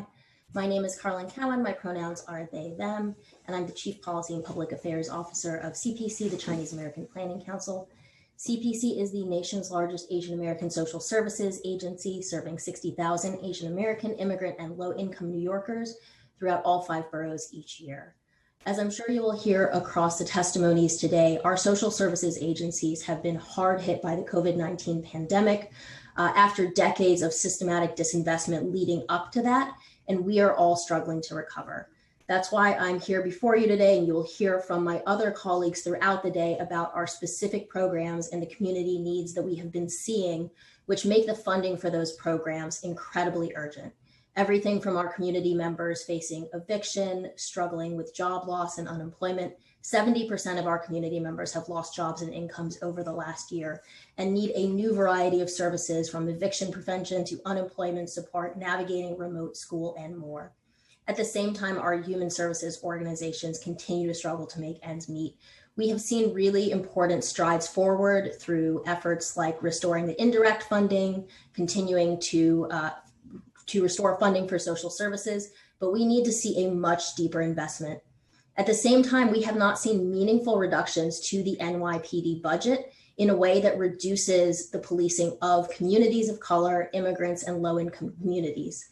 We will continue to urge the City Council to invest in our communities instead of investing in policing them. We need to be funding community-based services. We need to be funding our communities of color, our low-income communities, and our immigrant communities, both through community-based organizations doing the work on the ground and by providing a robust social safety net, housing, employment and unemployment support, and more. We urge the council to continue prioritizing for these community-based organizations, boost funding for social safety net programs, which you will hear about from my other colleagues. Thank you for your time today. Thank you, Carlin. Good to see you. Good to see you too. Okay, we'll now hear from Jorge Velez, followed by Zainab Tawil. Good morning. Starting time. Good morning. My name is George Velez. I am a custodial staff and essential worker for the Queens Division of the Chinese American Planning Council, which is also known as CPC. I have been in this role since November of 2020. As a custodial staff, I maintain the hygiene and safety of our Queens Community Center, a 10-story building located in Flushing, Queens, that once saw 1,000 community members daily. Before this, I was a program participant or student at CPC's Hotel Hospitality Careers Training Program, which is based in the same community center and trains individuals to work in the hotel hospitality industry. Through these various experiences, I see firsthand the way that essential workers like myself have to respond to the many changing demands of the pandemic to keep our facilities, staff, and community members safe and healthy. For example, I've created a cleaning schedule to sanitize elevator buttons, elevator call buttons, doorknobs, and main entrance door and glass. I also sanitize the sink, kitchen, and counter and microwave area more frequently. We've also had to close up the fountains on every office floor. I am one of hundreds of staff at CPC and one of thousands of staffs across the human services industry who is working tirelessly to keep serving New Yorkers who are hardest hit by the pandemic. As you make your considerations regarding the city's budget for the next fiscal year, I urge you to preserve existing funding to support essential human services staff like me and my colleagues so that we may continue to help underserved families. Thank you. Thank you. We will now hear from Zainab Tawil, followed by Joy Luong-Faxe. Starting time. Hi, Chairman Jerome, members of the Committee on Finance. I want to thank you for the opportunity to testify before you here today. My name is Zainab Tawil, and I'm the mental health caseworker at the Arab American Association of New York. 2020 and 2021 have been some of the most challenging years which our organizations across the city have experienced. The political, economic, and social upheavals of the last year have taken a heavy toll on the communities we serve, and such our resources are spread thinner than ever before. At the same time, service cuts necessitated by last year's city budget have severely impacted our ability to provide the services we do for thousands of in-need families across New York City. Even as the direct threat of COVID is lessening, the need of the Arab and Pan-Asian community in New York is still incredibly high. Families are still out of work, students are still isolated from resources, and there's no end in sight to the wave of anti-Asian and anti-Arab bias crimes in our city. Organizations like AAA-NY need resources if we're going to provide the services our communities need to make it through the continuing crisis, and ensuring that the upcoming budget for next year accommodates these services and can change countless lives. Over the past year, we've seen at least a 20% increase in demand for mental health services across the Pan-Asian American community due to COVID-19, an alarming uptick in DV cases, and a surge in anti-Asian violence that continues unabated. This during a time when our community-based organizations experience city funding cuts from 15 to 30% for the fiscal year. The cultural competency that organizations like mine provide to our clients is a critical factor. While obviously the stigma surrounding mental health care is a huge barrier to members of the community, the importance of culturally sensitive programming extends far beyond that. We serve hundreds of women who come to us looking to build their English language skills, but for who cultural reasons may not continue to learn if classes aren't offered in a culturally sensitive environment. Our youth programs serve a demographic facing a unique set of challenges and issues due to COVID-19, and our country's political climate that requires special attention and advocacy has come to hurdles when working with legislators and a public that often cannot see beyond the hijab. I'm on my last paragraph, so it'll be like 10 seconds. Time expired. To the city's credit, there have been public commitments to providing these services, but because of last year's highly restrictive budget, much of the mental health and community outreach programs proposed are still underfunded and incomprehensive. Furthermore, city-funded programs like Thrive NYC do very little to address these issues of cultural competency. And rather than supporting CBOs doing the actual work, the city is funding new programs that simply do not meet the marks for ours and other Asian communities. Nonprofits need support to address the immediate crisis and build long-term community resilience. Programs like Hope Against Hate campaign created by the Asian American Federation need to be a priority for the city's budget, not an afterthought. Unless action is taken by the city to fund organizations doing the actual work on the ground and to protect our communities, we risk these stressors causing long-term damage. Thank you for your time. What did you say was the tab on that? Excuse me, repeat your question. What did you say was the amount of money that you were requesting? Asian American Federation will speak on it more if you're specifically talking about the Hope Against Hate campaign. Yes. Okay, thank you. Of course. We will now hear from Joy Long-Faxe, followed by Olivia Duong. Good morning. My name is Joy Long-Faxe. Starting time.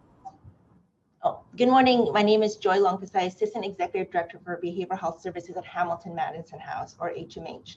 First, I would like to thank the City Council Committee on Finance for this important hearing on the fiscal year 2022 executive budget. HMH is a multifaceted community service organization operating in Chinatown on the Lower East Side, however, provides services citywide. We have an early childhood program, senior services, and behavioral health. HMH specializes in providing behavioral health services to all communities. However, we're the largest outpatient behavioral health provider for the Asian community on the East Coast. Currently, we operate 5 mental health clinics, a PROS program, and a supportive housing program for adults coping with severe mental illness. Our staff are all bilingual in languages spoken among them are Chinese, Korean, Japanese, Cambodian, and Vietnamese. The large majority of these we serve are first-generation immigrants of low income status and mainly are receiving therapy for the first time. Consistently, they share that their mental health symptoms relating to difficulties with employment, finances, housing, immigration status, and health. In the past year, we have seen drastic increase of high-risk clients seeking mental health due to the effects of COVID and the anxieties and fears associated with the anti-Asian hate. The recent report released by Stop AAPI Hate revealed nearly 3,800 incidents were reported over the course of roughly a year during the pandemic, and we believe this is a tiny fraction of the total. HMH has seen an increase of individuals seeking support and mental health services by 10% in the last 3 months and 25% since the pandemic. They express fears of being attacked, increased anxiety, and depressions as common reported issues. For all those reasons, we believe it's imperative that City Council makes it a priority to fund initiatives and work with community organizations and mental health providers to tackle anti-Asian violence and further expand mental health services. We need funding for the Hope Against Hate campaign for a minimum amount of $10 million and a new initiative funding so that the nonprofits who are leading the work, such as HMH, and providing direct services can get the funding they need. We are strongly urging the Committee of Finance to not forget about us and address these growing issues and allocate the appropriate funding to increase mental health resources in the Asian community. Thank you. We will now hear from Olivia Duong, followed by Anya Mukherjee Connolly. Starting time. Hello and good morning, Chairperson Dromm and fellow council members. I believe this may be the first testimony that an NYPD scientist will give, so I thank you for the opportunity. My name is Olivia Duong, and I am president of Local 3778, DC 37, representing 300 civilian NYPD professional titles such as criminalists, city research scientists, architects, and engineers. I'm here to highlight the hard work of NYPD civilians and to voice our support to further civilianize the department. The criminalists of the police laboratory are forensic scientists who analyze different types of evidence involved in an alleged crime, such as controlled substances, latent fingerprints, and firearms. Our job is to remain objective, impartial, and unbiased while conducting analysis using accredited scientific methods. Criminalists testify in court as expert witnesses to the results of our analysis. Our testimony educates juries to make informed and fair verdicts. Throughout the pandemic, criminalists were deemed essential workers for our critical role in public safety, and we answered the call. With the scrutiny of the NYPD's budget, what our members have experienced is that the civilian units are the first areas in which the budget is cut. We are in agreement with the Finance Committee that more oversight is needed in exactly where and how money is spent within the department. Civilians can play a larger role in support roles for policing. I would like to point out a few examples of some areas where there could be cost savings in the NYPD. For one, the firearms analysis section of the lab, which is currently a hybrid uniformed civilian section. It is typical for many detectives to leave the lab when they are called in for detail, which leaves the laboratory short-staffed for our own essential work. Having more civilians in this unit would be an added advantage to the city without compromising the quality of forensic work. Another area worth looking into for further civilianization is the, Chairman, if I may continue for 30 more seconds. Yes, please. Thank you. Another area worth looking into is the evidence control section of the police laboratory, which is responsible for 24/7 intake, security, and storage of forensic evidence. The section is traditionally staffed by 100% uniformed members. Due to the recent massive retirements by these officers, criminalists have stepped up to the plate and filled in these positions for over half a year. It's evident that these roles do not require someone with extensive police training and can be filled by civilians. In addition, there are many sections within the PD that carry out solely administrative duties, and the majority of these units are supervised by uniformed members.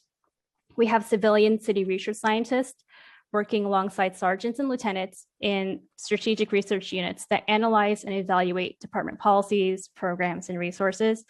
The scientists have advanced degrees in physical and social sciences, but are supervised and evaluated by uniformed members.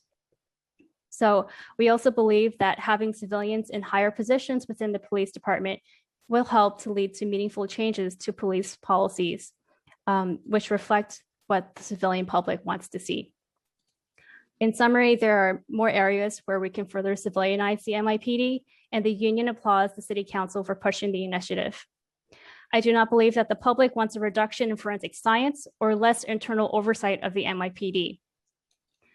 We understand the city will be facing difficult economic times ahead, but without stringent oversight, the budget will inevitably be balanced on the backs of the civilian workforce. Mr. Chairman, I will submit my written testimony for the record, and I thank you for the opportunity to speak today. Thank you. Thank you very much. Can you also submit your written testimony to me at drum, DROMM, at council.nyc.gov? Certainly. Thank you so much. I'd like to review it. Thank you. And I know that Councilmember Adams has a question. Thank you for the suggestions as well. Thank you so much, Mr. Chair. Olivia, I just want to thank you so much for your testimony this morning. And I'm giving you a virtual high five. You know, I chair the Committee on Public Safety. I would appreciate very much your testimony as well. You can email it to aeadams@council. And I would appreciate it. This has been something that I've been thinking about for quite a while now, as far as civilianization of the NYPD, and everything that you said is so very valuable, pardon the pun, but I think that it will indeed help to put budgetary items as far as NYPD is concerned into their proper place and proper perspective. So I just wanted to say thank you so much for your testimony. I really appreciate it. Thank you so much. I will. Thank you. Thank you. Council? Yes, we will now hear from Anya Mukherjee Connolly, followed by the Queensborough President, Donovan Richards. Time starts now. Thank you. My name is Anya Mukherjee Connolly, and I'm the Associate Director of Policy at the Brooklyn Defender Services. Thank you to the City Council Committee on Finance and Chair Drum for this opportunity to testify about our work and the importance of funding for indigent defense providers in New York City. BDS provides multidisciplinary and people-centered criminal, family, and immigration defense, as well as civil legal services, social work support, and advocacy to nearly 30,000 people and their families in Brooklyn every year. Our criminal and family defense is funded by MOCJ, but unfortunately, these contracts do not fund the entirety of our programs or our unique wraparound services. While we rely on this funding, the mayor's office has created extraordinary challenges that have resulted in the city owing BDS in excess of $12 million, mostly because of delays in contracts that go back years at this point. We respectfully request that the City Council continue to insist that the city fully fund criminal and family defense, and that the council hold the mayor's office accountable for moving our contracts through the process in an expeditious manner. On the City Council side of the budget, we are extremely grateful for the expense support that the Speaker and the Council have shown defender organizations across the city. This council has been responsible for legislating and funding groundbreaking programs that meet the needs of communities that are highly surveilled but are not reached by other service providers. These essential programs include the New York Immigrant Family Unity Project, which ensures universal representation to immigrant New Yorkers facing deportation through the NYFIP initiative. We have requested $16 million for this initiative to be shared equally amongst the providers. The Right to Family Advocacy Project, which provides advocacy to parents and caregivers being investigated by the Administration for Children's Services through the Family Advocacy and Guardianship Support Initiative. And we've requested $750,000 for this initiative. Time expired. If I just may briefly state that both of these programs were first in the nation, are being replicated in other parts of the country, and it's something New York City should be very proud of. Finally, we're requesting Immigrant Opportunity Initiative funding for our Immigrant Community Action Project, as well as Alternatives to Incarceration and DOVE funding for our comprehensive services. Thank you to the Committee on Finance for time to testify today and for your ongoing support of BDS. Thank you. Thank you very much. We will now hear from the Queensborough President Donovan Richards, followed by Amber Khan. Thank you. Now. Thank you, and thank you to the members of the Finance Committee, and great to see you, Chair Drum. And I don't have to say I miss all of y'all down at the council, to the sergeants. How y'all doing? Sorry I didn't get to say goodbye, but I'm here. But good morning, everybody. Good morning, Chair Drum and members of the Finance Committee. This certainly feels like a homecoming for me. It's great to see you all again. For the purposes of the record, my name is Donovan Richards, and I have the honor of serving now as the president of the Great Borough of Queens. Queens is proudly the most diverse county in New York City, and thus we have many diverse needs within our borough. Each community represents a unique constituency and requires tailored programming, which my office hopes to accommodate moving forward. Therefore, I'm respectfully requesting additional funding be allocated towards the office of the Queensborough President. My, does it feel different to be on this side, begging for more money from my colleagues when I was just on the other side, like last year sometime. Unlike at the City Council, borough presidents are not allotted a certain amount of discretionary funds for organizations. Instead, borough presidents can choose to award expense funding to CBOs from our own agency's budget. I'm requesting additional funds be allocated to the borough president's office so that I can award more funding to deserving organizations in Queens.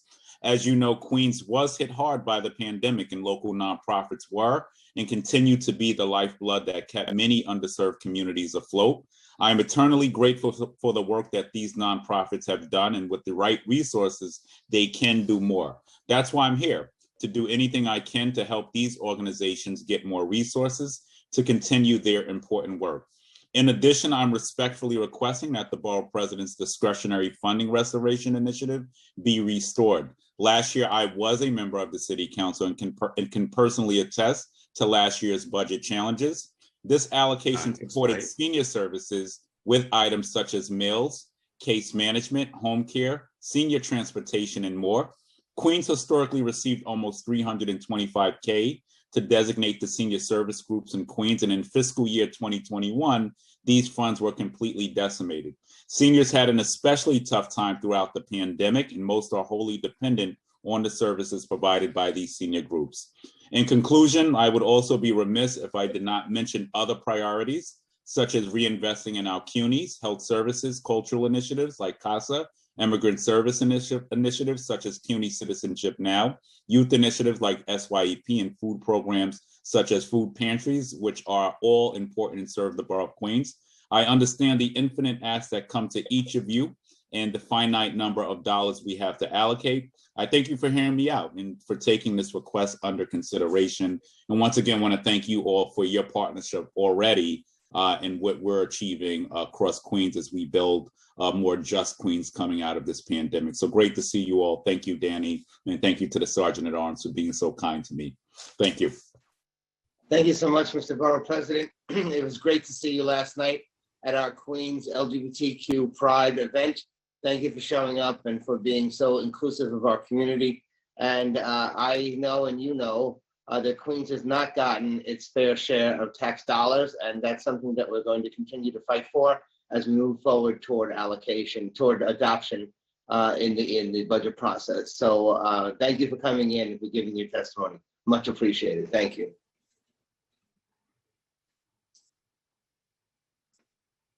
Thank you so much, Danny. Thank you. Thank you for your support, and thank you to the delegation, the best delegation in the Council, the Queens delegation. Thank you. Thank you. We've also been joined by Council Members Gibson and Menchaca. And we will now hear from Amber Khan, followed by Emerald Brody Stewart. Time starts now. Thank you. Good morning. Thank you to the chairperson and the committee for the opportunity to present testimony today regarding the budget. And I'm going to speak specifically about the need to wholly transform how New York City responds to mental health crises. We urge you and the City Council to authorize the mayor's allocation of $112 million and create a non-police response to mental health crises. My name is Amber Khan, and I'm the director of the Health Justice Program at New York Lawyers for the Public Interest, or NOPI. NOPI is an active member of Correct Crisis Intervention Today, New York City, or CCIT NYC. We're a coalition of more than 80 mental health advocacy and other community organizations. CCIT NYC applauds the proposed allocation of this money to fund a citywide mental health crisis response system. However, at the same time, the City Council must ensure that individuals who experience a mental health crisis receive appropriate services, which will de-escalate the crisis and ensure their well-being and the well-being of all other New Yorkers. Only those who are trained in de-escalation practices should respond to mental health crisis, and the most appropriate individuals to respond are peers, those with lived mental health experience, and healthcare providers. Police who are trained to uphold law and order are not suited to deal with individuals experiencing mental health crises, and New York's history of police killing individuals who are experiencing crises is a sad testament to that. In the last 5 years in New York City alone, police have killed 18 individuals when responding to their crises. Eliminating the police as mental health crisis responders has been shown not only to save lives, but to result in quicker recovery from crises, greater connections with long-term healthcare services and other community resources, and averting future crises. CCIT NYC has developed a proposal in consultation with affected communities and modeled on the CAHOOTS, or Crisis Assistance Time Helping Out expired. on the Streets. Thank you. If I may just finish briefly. The program is based in Eugene, Oregon. And of critical note is that the CAHOOTS program has successfully operated for over 30 years without any major injuries to respondents or responders, let alone deaths. And it's also being adopted around the country. The main hallmarks quickly of this proposal are that police are removed as responders, calls are routed to a number other than 911, which is actually in line with one of the City Council's proposed laws. And the response teams include trained peers and emergency medical technicians. Response teams are employed and dispatched by culturally competent community organizations. And there's an oversight board, and that response times are comparable to those of other emergencies. Again, I want to thank you for this opportunity to speak today. And I urge the New York City Council to take immediate action to fund non-police responses to mental health crises to protect the estimated 20% of residents who are likely to experience a mental health disorder in any given year. Thank you again. Thank you. We will now hear from Emerald Brody Stewart, followed by Terry Lawson. Time starts now. Hello, my name is Emerald Brody Stewart, and I'm the Senior Staff Attorney in the Access to Education Project at Staten Island Legal Services, which is a part of Legal Services NYC. We provide free legal representation to low-income New York City residents. I thank you for the opportunity to testify today.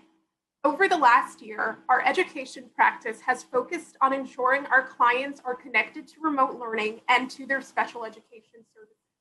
The written testimony I will submit will provide details on some of the cases LSNYC has handled during the COVID. The pandemic has hit students in vulnerable populations significantly hard. These students include those with disabilities, those in families where English is not their first language, and those in homes where technology is not available. Our recommendations on the New York City budget center around these communities and are rooted in equity. We recommend that the budget expand assistance to students with disabilities and other students who've fallen behind grade level to receive compensatory educational services, such as tutoring. It should also expand assistance to students who've experienced trauma and will need social emotional support. The pandemic has highlighted the need to invest in a whole school approach that is centered on healing. LSNYC wants to expand our advocacy on healing-centered schools for the many students coming back who have suffered trauma in the past year due to the pandemic and its many stressors. We also want the budget to expand assistance to students and parents who do not speak English as their first language, and also expand assistance to students and resources for schools to prevent the school-to-prison pipeline. We currently represent a student inappropriately handcuffed in school prior to the pandemic. We want such practices to end. Lastly, it should expand resources. Let me just finish for a second. Expand resources to eliminate the technological divide. Even when students are back in the classroom, this inequity cannot continue, as statistics show that the lack of devices and Wi-Fi have led to unequal academic achievement for low-income students even prior to the pandemic. LSNYC is working hard on these issues, and we ask that you provide $500,000 in the budget to support our Access to Education project, which will deliver legal services designed to help children so that they're not further hurt by this pandemic. Thank you. Thank you. We will now hear from Terry Lawson, followed by Dario Infante. Time starts now. Good morning. My name is Terry Lawson, and I'm the Executive Director of Unlocal, a community-centered nonprofit organization that provides direct community education, outreach, and legal representation to New York City's undocumented immigrant communities. I'm also the co-founder and steering committee member of the Bronx Immigration Partnership. I'm here today to ask the City Council to expand funding for immigration legal services, community education, outreach, and organizing. Unlocal provides free, high-quality legal services for New York's most vulnerable immigrants, many of whom are essential workers who are seeking employment authorization, asylum, DACA, SIJ, lawful permanent residency, and much more. Last year, our legal team handled 1,000 cases for people across New York City and in parts of Long Island and upstate. Our Queer Immigrant Justice Project works with LGBTQ+ immigrants who are seeking asylum, and the director of that project was just named one of the best LGBTQ+ lawyers under 40 by the National LGBT Bar Association. Unlocal is also part of the Rapid Response Legal Collaborative, along with Make the Road New York and NILAG, and the lawyers, paralegal, and social worker who serve on our Rapid Response team have been fighting tirelessly during this pandemic to stop deportations and get people out of detention. Our rapid response work shows just how entangled ICE and law enforcement are and continue to be, despite the efforts of advocates and community members to explain to our city lawmakers how local policing feeds the deportation pipeline. We've been raising the alarm about the dangers and continued harms of city officials collaborating with ICE by telling the story of one of our clients, Javier Castillo Maradiaga, a 27-year-old Bronx man who came here when he was 7, was turned over to ICE by the city, and after tireless community organizing and legal strategizing, was finally released from ICE custody in March. Over the past year, our education and outreach team has been busier than ever, partnering with 140 community-based organizations and schools throughout the city, hosting monthly partner calls on rapidly changing law and policy, conducting 68 community events, 47 of which were virtual, and has reached 8,000 attendees, and posting online resources in topics ranging from the Fund for Excluded Workers, DACA, the New York State DREAM Act, and more. We recognize that only by providing accurate, up-to-date information are we able to counteract the predatory practices of those taking advantage of the confusion and anti-immigrant rhetoric pervading our culture. Under the new administration, laws and policies continue to change at a dizzying pace, and we keep the public informed. In an era where the Biden administration continues to detain and deport people, Unlocal calls on the City Council to expand funding for immigration, legal services, and community education, and specifically asks for the City Council to enhance funding for the Immigration Opportunities Initiative to allow additional legal services providers like Unlocal to partner with the City Council going forward. Thank you so much. Thank you.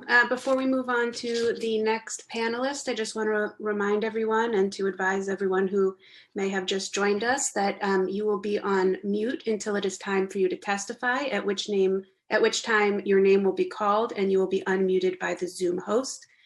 Please wait for the Sergeant at Arms to tell you when your time begins, and then they will let you know when your time is up, and everybody has 2 minutes for their testimony.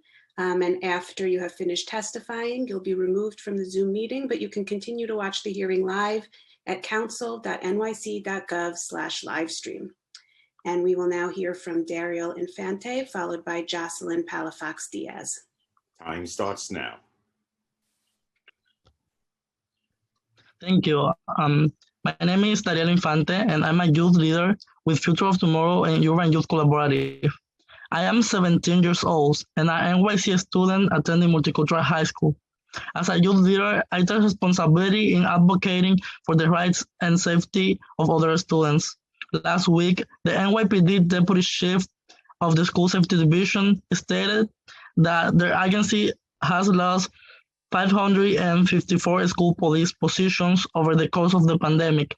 Today, I am here to demand that the New York City Council will not hire to replace these positions and instead reinvest the $50 million in student support staff and programs.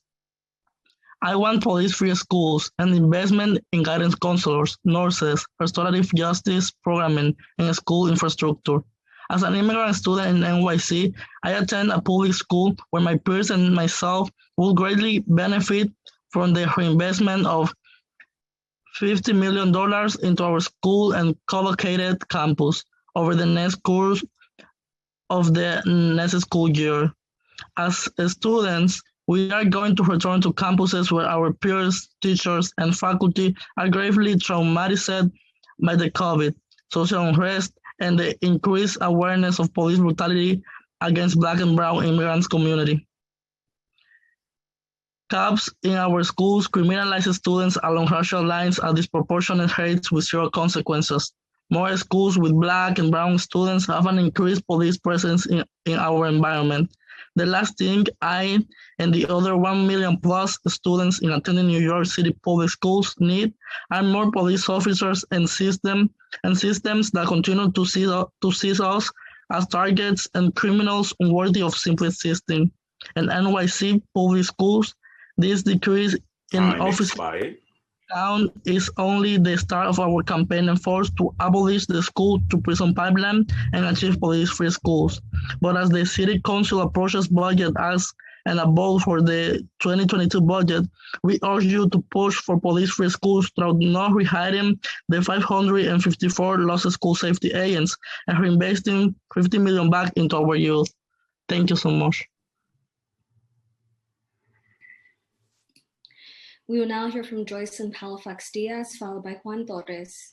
Time starts now.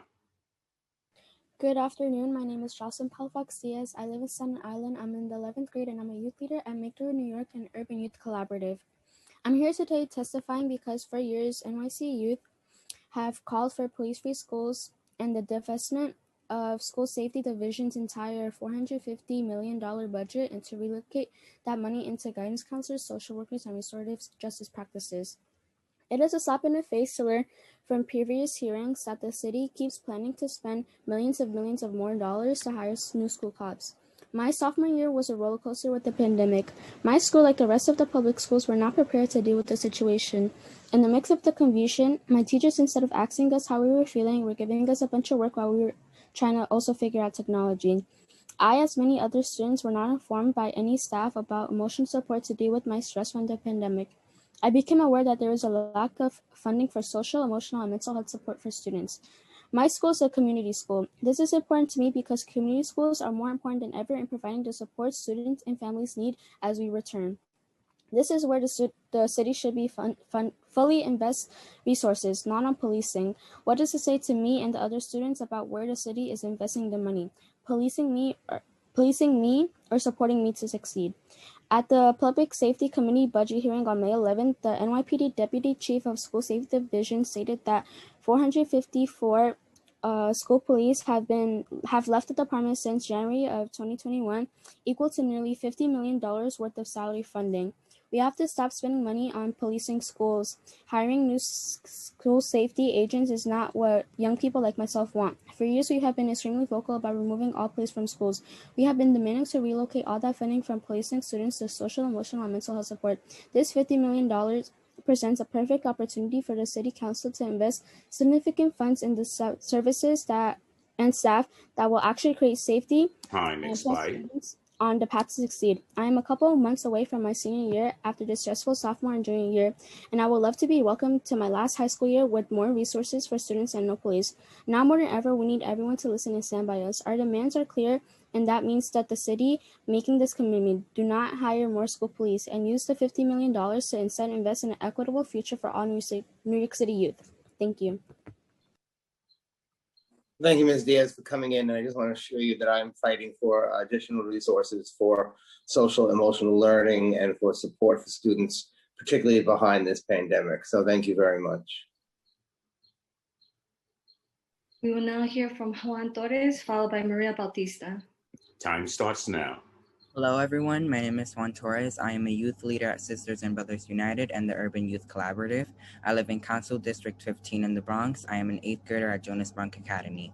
As someone who attends a school that does not have metal detectors and which has a lot less police presence than the surrounding schools in the Fordham area, I know it is not hard to achieve school environments free from police. It is not hard to create schools that see students and their lived experiences with compassion and a real investment in their healing and the need for growth as opposed to seeing them as criminals. Today, I'm here to urge the City Council to make it your priority this year to completely divest from police and policing practices in school. In the past, the Council has pushed back against this ask from Black and Brown young people like myself because Black and Brown women would be out of jobs. However, this year, the Council has the opportunity to make an obvious decision to cut $50 million from the School Safety Division. These funds would have been used to replace 554 school police in our schools.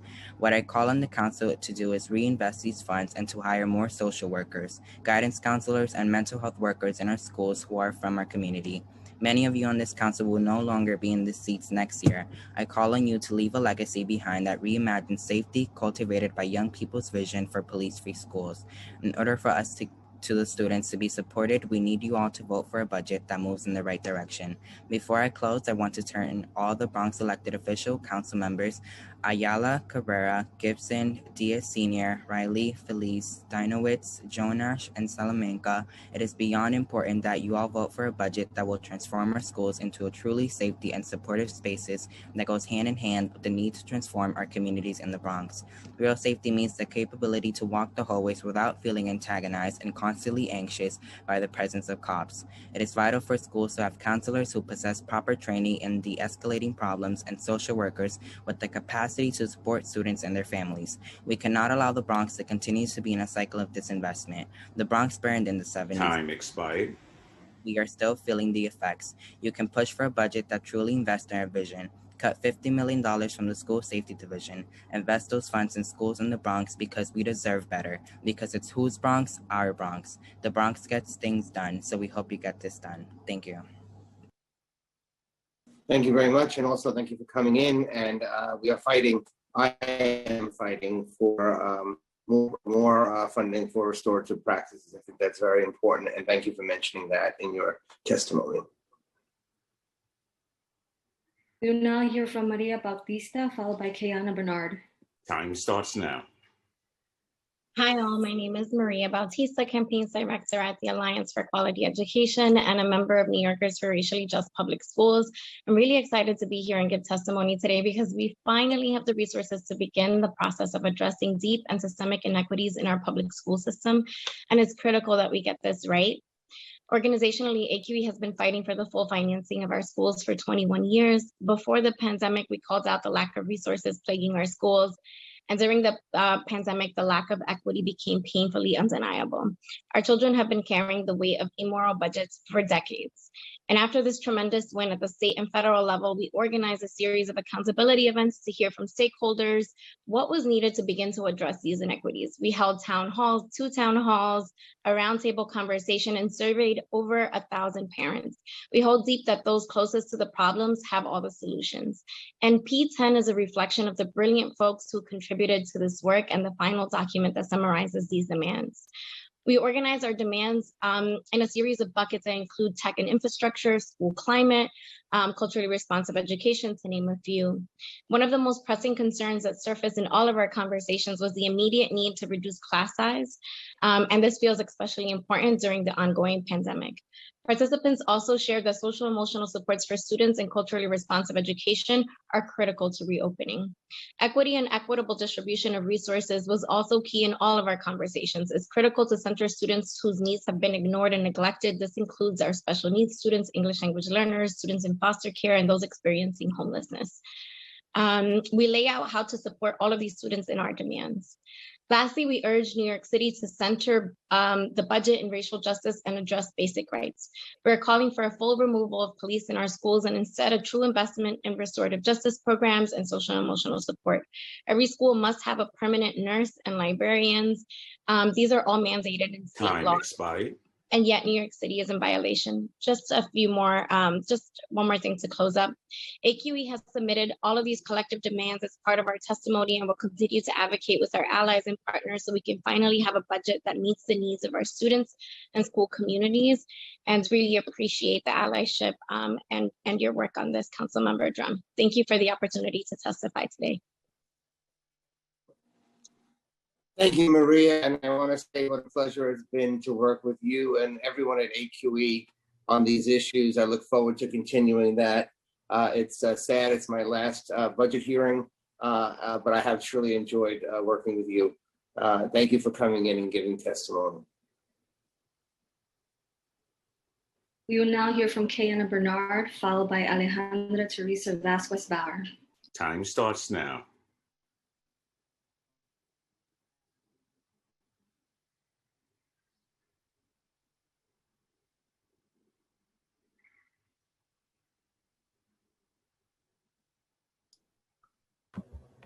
I'm sorry, can you hear me now? It wasn't letting me unmute. Yes, we can hear you now, Ms. Bernard. Please Okay, begin sorry. Okay. Hello, everyone. My name is Kiana Bernard. I am 16 years old and a youth leader from Make the Road, New York. Micaiah Brandt, age 16, Adam Toledo, age 13, Dante Wright, age 20, who was recently murdered by police, and Anthony Thomas Jr., age 17, who was recently murdered by police in his school bathrooms. These 4 people were youth just like me with so much life ahead of them. The police target, harass, and brutalize Black people in our communities. Imagine how I feel when the first thing I see when I get to my school building are NYPD school safety agents. Then I join a line of students wasting valuable time that could be spent in the classroom waiting to go through a metal detector. Instead of enhancing our education, school police and metal detectors create an unwelcoming environment. I have been late to many classes and missed out on information and announcements because I'm waiting in a line to go through scanners. The last thing I see when I leave my school are police officers. I feel angry and disappointed that this is my everyday experience and that students are constantly policed and Black and brown youth are pushed into the school to prison pipeline. We've heard from previous testimonies at the New York City budget hearing that there are currently 554 vacant school cop positions. This equates to $50 million. These positions should stay that way. They should be eliminated. Instead of wasting money on school cops and policing, the money should be invested in students' future. In a survey of New York City students done by the Center for Popular Democracy and Urban Youth Collaborative, 81% of students say they saw police in their schools every day, yet only 7% said they had daily interactions with a guidance counselor, social worker, or school nurse. That is not right. I'm asking you, no, I am demanding you divest from school cops and invest in mine and my peers' future. Start today by committing to no new hires for the school safety division. But don't start there. We should disband the school safety division and invest $450 million used to police Time Black and brown expired. young people into more guidance counselors, student success centers, and restorative justice services. Police don't make schools safe. Well-resourced communities do. There is still time to change direction. Use this budget to begin the transformational change us youth need and rightfully deserve. Do not hire new school police and use the $50 million to instead invest in an equitable future for all NYC youth. Thank you. Thank you again, Ms. Bernard. It's particularly important that we hear from youth who are directly impacted by the policies of the Department of Education and the NYPD. I appreciate your testimony very much and look forward to continuing to work with you and the other youth groups as well. Thank you again for coming in. We will now hear from Alejandra Teresa Vasquez Bauer, followed by Chrissy Word. Time starts now.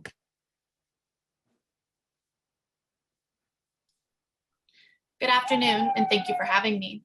My name is Alejandra Vasquez Bauer, and I represent the New Yorkers for Racially Just Public Schools Steering Committee and the New York Immigration Coalition.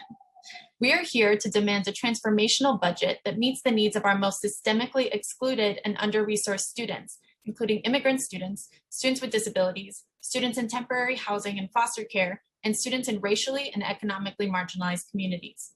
The city has a critical opportunity with this budget to transform the damaging status quo of traditional education funding practices. Over a dozen community organizations and hundreds of parents in the RJPS Coalition informed our consolidated New York City education budget demands. To highlight a few, we demand that the city invest $559 million for supportive schools by expanding community schools and eliminating school policing.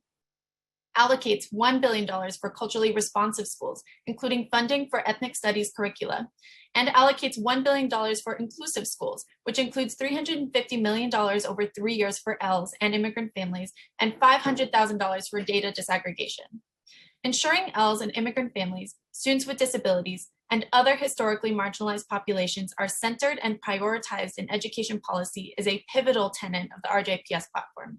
Therefore, the RJPS Inclusive Schools budget demands include $350 million investment to address immigrant students and families' unique needs, as they've historically and consistently been neglected. In order to ensure immigrant students and families finally have what they need to thrive, we demand that the city urgently develops and implements a plan for catching up ELS with disabilities, and students with limited English proficient parents. Offers $60 million grants over 3 years to community-based organizations well-positioned to support ELS and immigrant families. Fully funds and implements the NYC Education Collaborative's communication plan. According to 2020 data, ELS continue to have the highest dropout rate of 23% of any subgroup in New York City. Time expired. It is time to transform our schools and end dysfunctional dynamics for immigrant children and families. Thank you for this opportunity to testify. Excuse me, can I ask you, what did you say about disaggregated data? I missed that.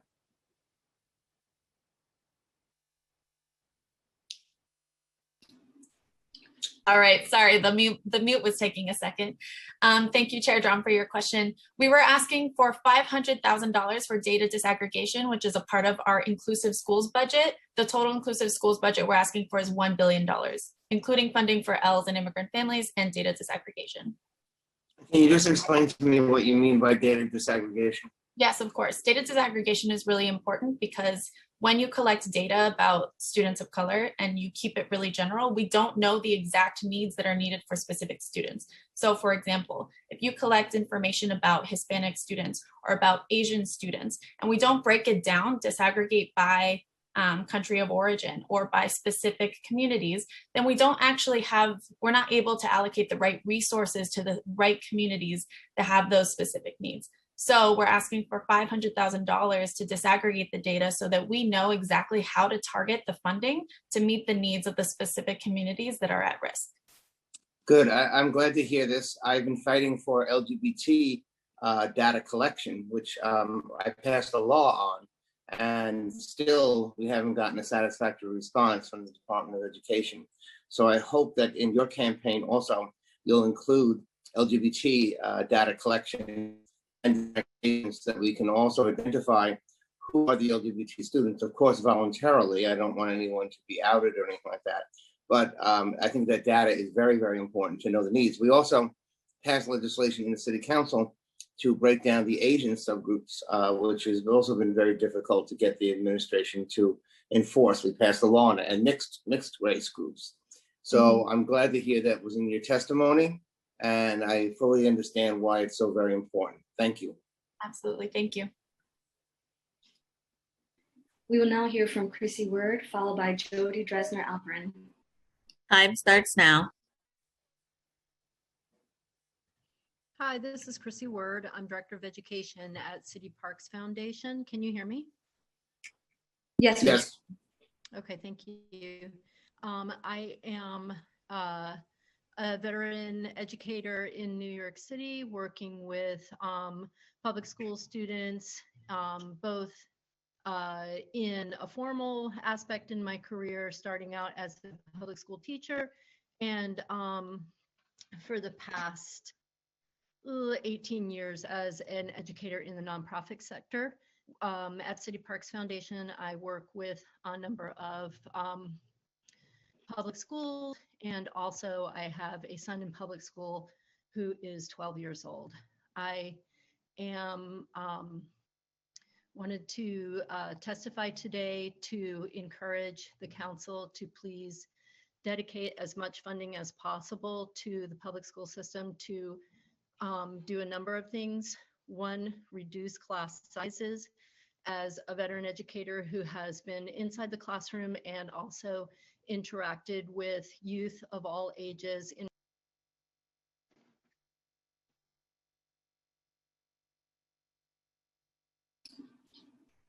Ms. Word?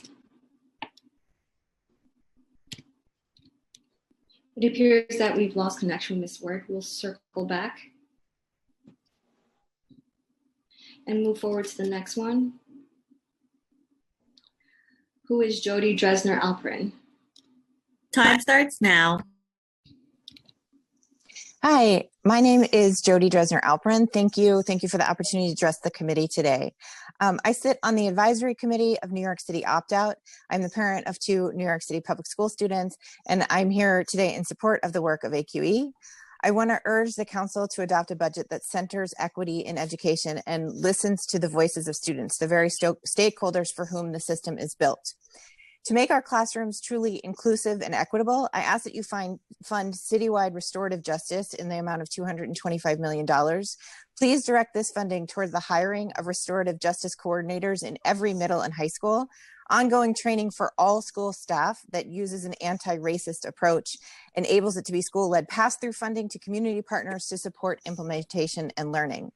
As we move to this restorative justice environment, it is imperative that we eliminate school policing, as we have heard by so many passionate students here today, by disbanding the school safety division, eliminating the youth coordination officer position, and fully divesting from metal detection equipment and camera surveillance technology. Instead, please earmark $177 million to expand access to social and emotional supports that our students are telling us clearly and unequivocally are what they need rather than policing.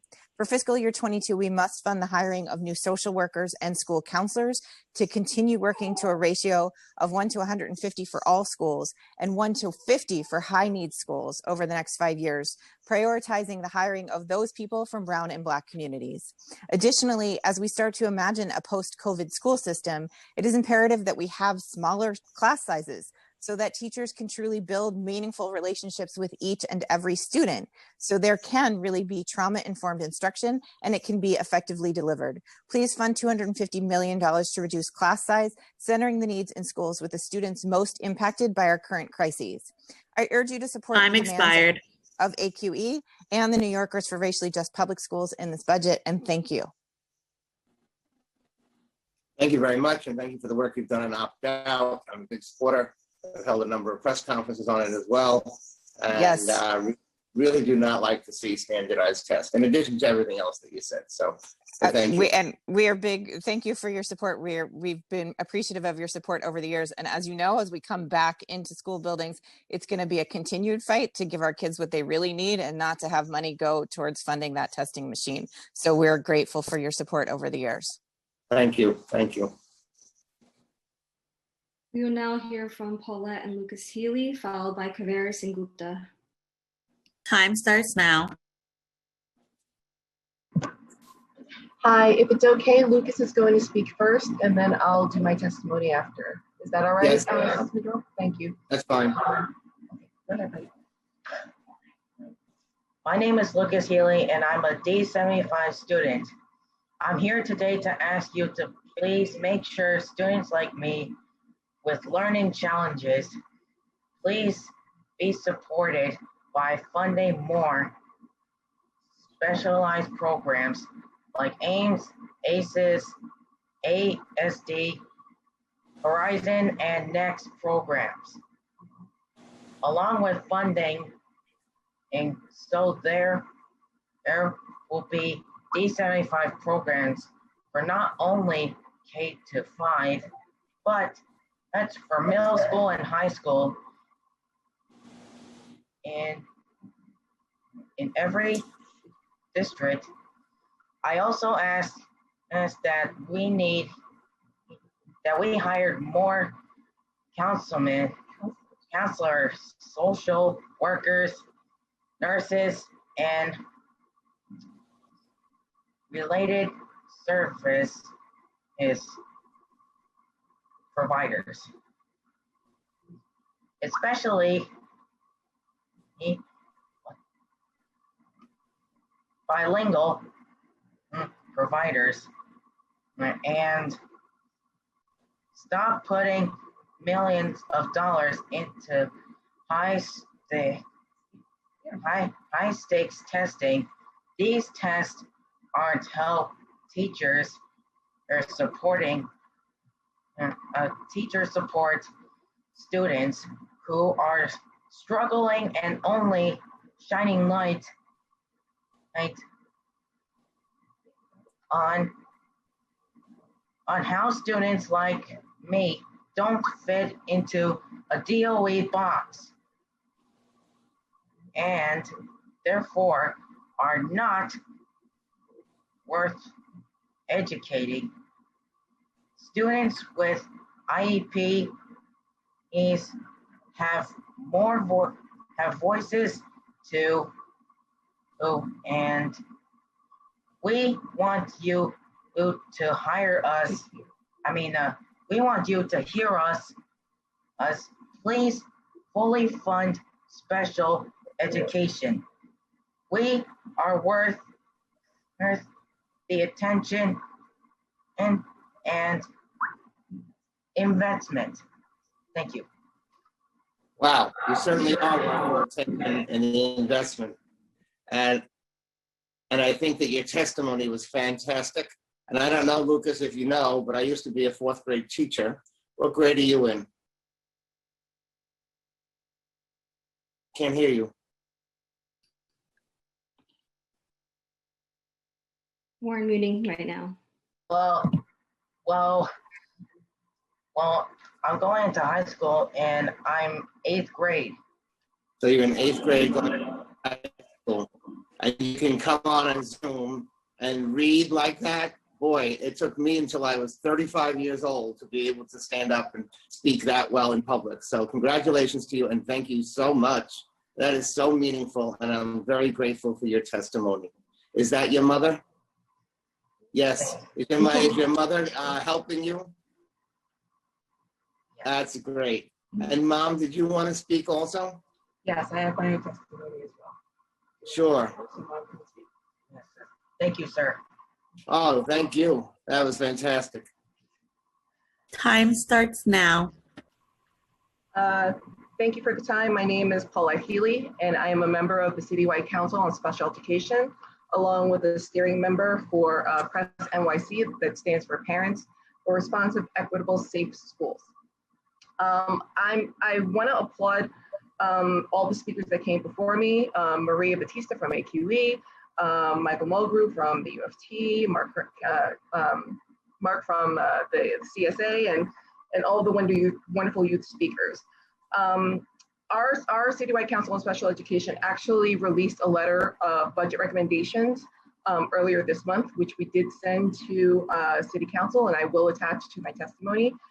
But to highlight some of the things that we were recommending was also pay parity for our special education pre-K teachers who are in 4410 schools and 836 schools, along with making sure that the expansion of 3K also includes special education supports as related service providers, and that we do not see another 2,000 seat deficit like we did during COVID.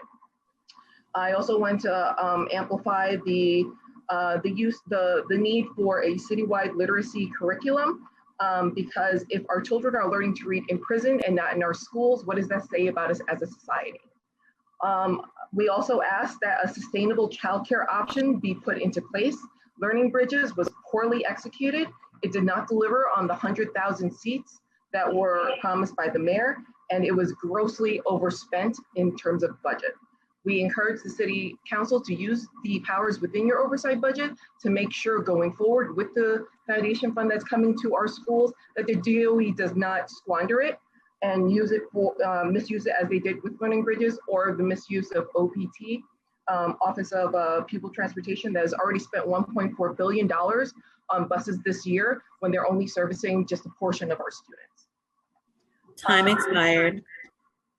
Can I just have two more seconds Yes. to finish Yes. up? Thank you. I also wanted to amplify that with the mayor's reopening plan that he announced yesterday that is no longer providing a remote option for parents, you are shutting the door on education for those who are medically fragile and for families who just cannot have another option other than a remote option. The COVID vaccine only protects from the virus. It does not erase a heart condition or leukemia. And we cannot afford to lose potentially thousands of families to charters or to leave New York altogether in search of a safer educational option.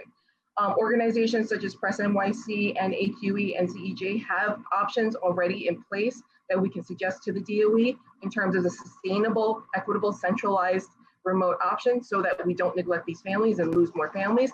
And I also encourage that please center trauma-centered trainings for all staff, not just guidance counselors and social workers, as my son had asked for in his testimony, because recently we had a 10-year-old boy from Haiti die because of violence that was executed upon him. And he was a subject of bullying in the school that was left unaddressed when there was only a small portion of children in person. So what chance do our children have if we all have to go back in September and trauma-centered supports are not there and cyberbullying and actual bullying is not being recognized? You know, respect for all should not just be words on a poster in a hallway. It needs to be implemented safely. Our schools need to be held accountable, and we do not want any more deaths of our children because these things were not recognized. Thank you. Thank you so much, Ms. Healy, for coming in and for allowing your son also to speak. It's really very, very moving testimony to hear him, and also all of the issues that you brought up. You know, I came out as an openly gay teacher in 1992, specifically to address the issue of bullying, particularly of LGBT students at that time, but really for all students as well, or anybody who's different and suffers discrimination at the hands of other folks, especially in our school system. So this is very meaningful testimony, and I'm very, very appreciative of you coming in. Thank you so much, and we're going to fight as we move forward for the issues that that you brought up here today. You and Lucas. Thank you, Lucas. Thank you. Thank you. Thank you, Councilman. We really appreciate it. You've been an amazing ally in all of these initiatives, and we know that even though this may be your last budget hearing, we're going to see you in the streets marching with us as we have been all these years. So we appreciate That's you. right. For your service. I came from the streets and I'll return to the streets. Yep, Yes, that's thank right. you. Yeah. Thank you so much for that. Thank you. Thank you. We will now hear from Kaveri Gupta, followed by Matthew Melendez. Time starts now. Good afternoon. My name is Kaveri Sengupta. I am the Education Policy Coordinator at the Coalition for Asian American Children and Families, or CACF. Thank you so much to Chair Drum and the members of the Committee on Finance for giving us this opportunity to testify. CACF is the nation's only Pan-Asian Children and Families Advocacy Organization. We lead the fight for improved and equitable policies, systems, funding, and services. Asian American students comprise 16.2% of the New York City student population. They attend over 95% of our public schools, make up almost 1 in 4 English language learners, and over 15,000 have an IEP. Many attend overcrowded and underfunded schools, and the majority of Asian American students in New York City have stayed in remote learning. Many parents remain fearful of sending their children back. Language barriers and lack of visibility in our curriculum and data collection endure. We can begin to address these issues by targeting funding for these specific needs. We're pleased to see many important investments in the executive budget, but still there are necessary pieces that are left out.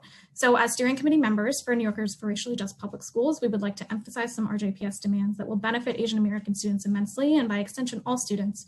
And we're hoping that City Council will fight for these priorities. So first off, I wanted to talk a little bit more about the data disaggregation point share if it works. So at least $500,000 for DOE to really fund proper data collection and data disaggregation into students' ethnic groups to identify those and address those inequities across groups. As you know, for Asian students, this ultimately works to fight the model minority myth. And despite the passage of LL 126, thank you so much for championing that legislation a few years ago. As you know, Asian American students really remain lumped together and averaged out in all consequential DOE data, which erases their rich diversity and renders the challenges of many pockets of the community invisible, especially those most marginalized. So we're calling for this funding to change internal data collection processes in the DOE, for stakeholder engagement on how best to collect data, collecting data at multiple enrollment points, for internal rollout and training for staff, as well as public service announcement series to explain those changes being collected to families. We are also calling for $1 billion for culturally responsive sustaining education. Time expired. Sorry, if I could just quickly wrap up. Yes, of course. Thank you. To educate and honor all communities, especially the contributions of Asian Americans who have been overwhelmingly invisible in our curricula. $177 million to expand access to social and emotional supports. This is something that our parents and families have really been bringing up as concerns for their children, and they want to see mental and emotional health really directly addressed in their school buildings. And finally, $350 million over 3 years to support English language learners and immigrant families with targeted support. Finally, I just quickly wanted to mention that CACF's budget equity campaign, 15% and growing, we are calling for the inclusion in the adopted budget of a new $4 million citywide initiative to support culturally competent, linguistically appropriate direct service programs by Asian-led and serving community-based organizations called Recovery and Healing for Asian American New Yorkers. Some of my colleagues will be speaking about that in a couple of panels, but I wanted to make sure to highlight it as a priority for us. So thank you so much for your time. Thank you, Kaveri. It's been such a pleasure to be able to work with CACF over the years, starting from my introduction, I guess, with ASAP, back when I was first elected to the city council and Mitch was running the program at the time. So that's been great. I just want to go to the data desegregation again. Sure. Did you say 100,000 or 500,000? 500,000. 500,000, okay. Yes. And also, can you get me more information? Just forward that to me on that, Certainly. how you see that working? Because I think that's so really important, and I'm really glad to hear you're advocating for that, because it's desperately needed and has not really been implemented in the way that we had hoped it would be. Absolutely. So thank you. Thank you so much. Yes, I will email it directly to you. Okay, thanks. Yep. We will now hear from Matthew Melendez, followed by Kaliri Cisales Ramirez. Time starts now. Hello everyone, my name is Matthew. I'm a youth leader at Citizens Mothers United and the Urban Youth Collaborative. I live in Council District 8 in the Bronx, and I'm in 7th grade. I attend James Kiernan Junior High School. My vision for this school, for schools in the Bronx, is for schools to feel safe. That means completely remove costs in schools and implementing more support for students. Students should be focused on the academic success of students as well as the social and emotional well-being in and outside of schools.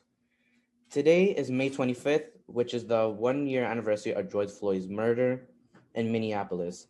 1 year ago, we saw the cities rise across the country, in particular New York City. We took over the streets, calling for you all, our city officials, to defund police. Last year, I asked you all to divest $1 billion from the NYPD. Those of you on this call gaslighted us.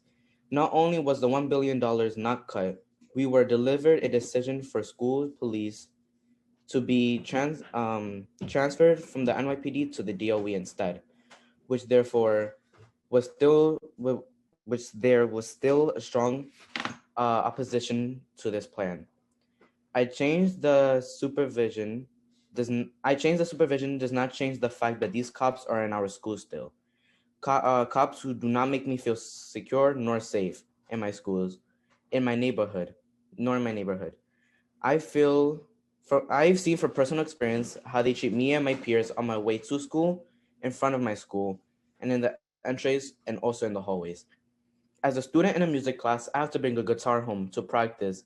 And there was this one incident when I went to school, and a couple SSAs said that they would not let me inside unless they checked my bag or my guitar case for a gun. I got scared. Time expired.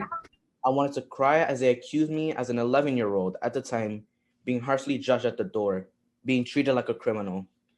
Seeing them all over my school just reminds me when I used to visit my family member at Rikers. The constant surveillance, the pat downs at the door, the bag searches. It felt exactly the same as going to school. Today, I call on you all to do what is right and pass the budget that will make real investment in students like me. I call on you to invest the meaningful restorative justice in schools. We need $118.53 million to adequate fund RJ and 500 high schools this year. We call for adequate funding for social workers and guidance counselors. We need $162 million to begin hiring workers at a ratio of 1 guidance counselor per 150 students in most schools, and 1 guidance counselor per 50 students in schools for high need schools. We also call for funding of mental health continuum for New York City to invest $15 million for those thorough support and services. Lastly, we call on you to completely divest from school policing in schools. Thank you. Thank you very much, Matthew. What grade did you say you were in?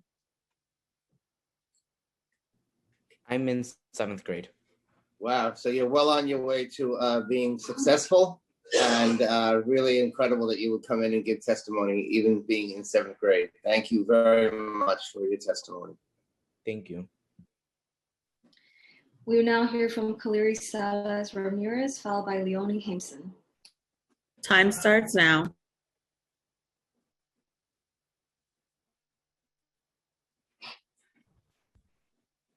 Good morning, Chair Drum. My name is Kaliri Salas. I am the president of CUC4, but I'm here as part of the steering committees for Racially Just Public Schools, New York City Opt-Out, Black Lives Matter at Schools, as well as Press NYC, Parents for Responsive, Equitable, Safe Schools. I think you've heard from a lot of youth and us parents and teachers of the things that we should not be investing in. We should not be investing in more police in our schools. We should not be investing $500 million on testing, but there are so many things that we do need to invest in. In terms of academics and pedagogical practices, we want you to invest in culturally responsive practices, at least $1 billion to provide the appropriate training for educators and for our staff in order to support all children. We want you to also support authentic assessment in our schools, something that we've kind of forgotten. You yourself stated at City College, where I actually work, these are the things that we talk about. How do we really assess children and how do we move them along, knowing where they are and knowing who they are? And so with that, we also have to support language justice and support for our immigrant families as well as our English language learners. We have to support structured literacy and screening for our dyslexic students that are not served within our public education system. And there are bills out in the Assembly. Joanne Simon is a strong advocate, as well as Brad Hoylman. And so we need to elevate those and move those forward in public education. Healing-centered schools are important. Trauma, responsive practices, social workers, counselors, 2 RJ practitioners in every school, as well as social emotional learning. And we have to be really concerned about prepackaged social emotional learning curriculum and also integrate anti-racist practices in that. But we don't want to forget that we're still in the middle of a pandemic and we still need to uphold safety. There are 500 slots for registered nurses in our schools. We need Time to have expired. I'll finish in 1 second. We need to have schools that provide wraparound services. So our school nurses will be the ones that are responsible for maybe rapid testing for COVID, providing appropriate PPE in our schools, and also vaccine delivery. We need to support our school communities in understanding juvenile diabetes, food allergies, asthma, and in the case of Romy, how to detect head concussions and other consequences of different adverse interactions between children. This can only be provided with health professionals, and we must have nurses in our schools. Thank you. Thank you so much for your testimony. I really appreciate it.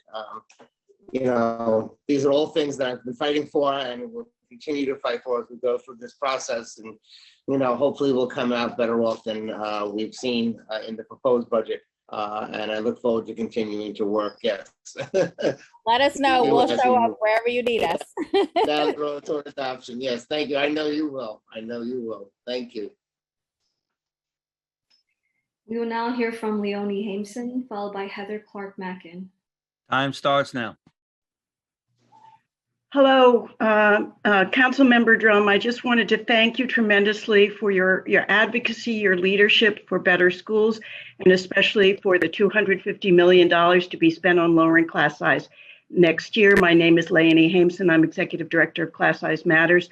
New York City children have needed smaller classes for more than a generation, but they will need them more than next year than ever before. And now we have the resources to pay for this. It is the perfect opportunity to do this. Last Saturday, we held a parent action conference co-sponsored with New York City Kids PAC and Teens Take Charge, focused on how the additional funds should be spent. We also had an online survey asking respondents to rank their priorities among 14 choices.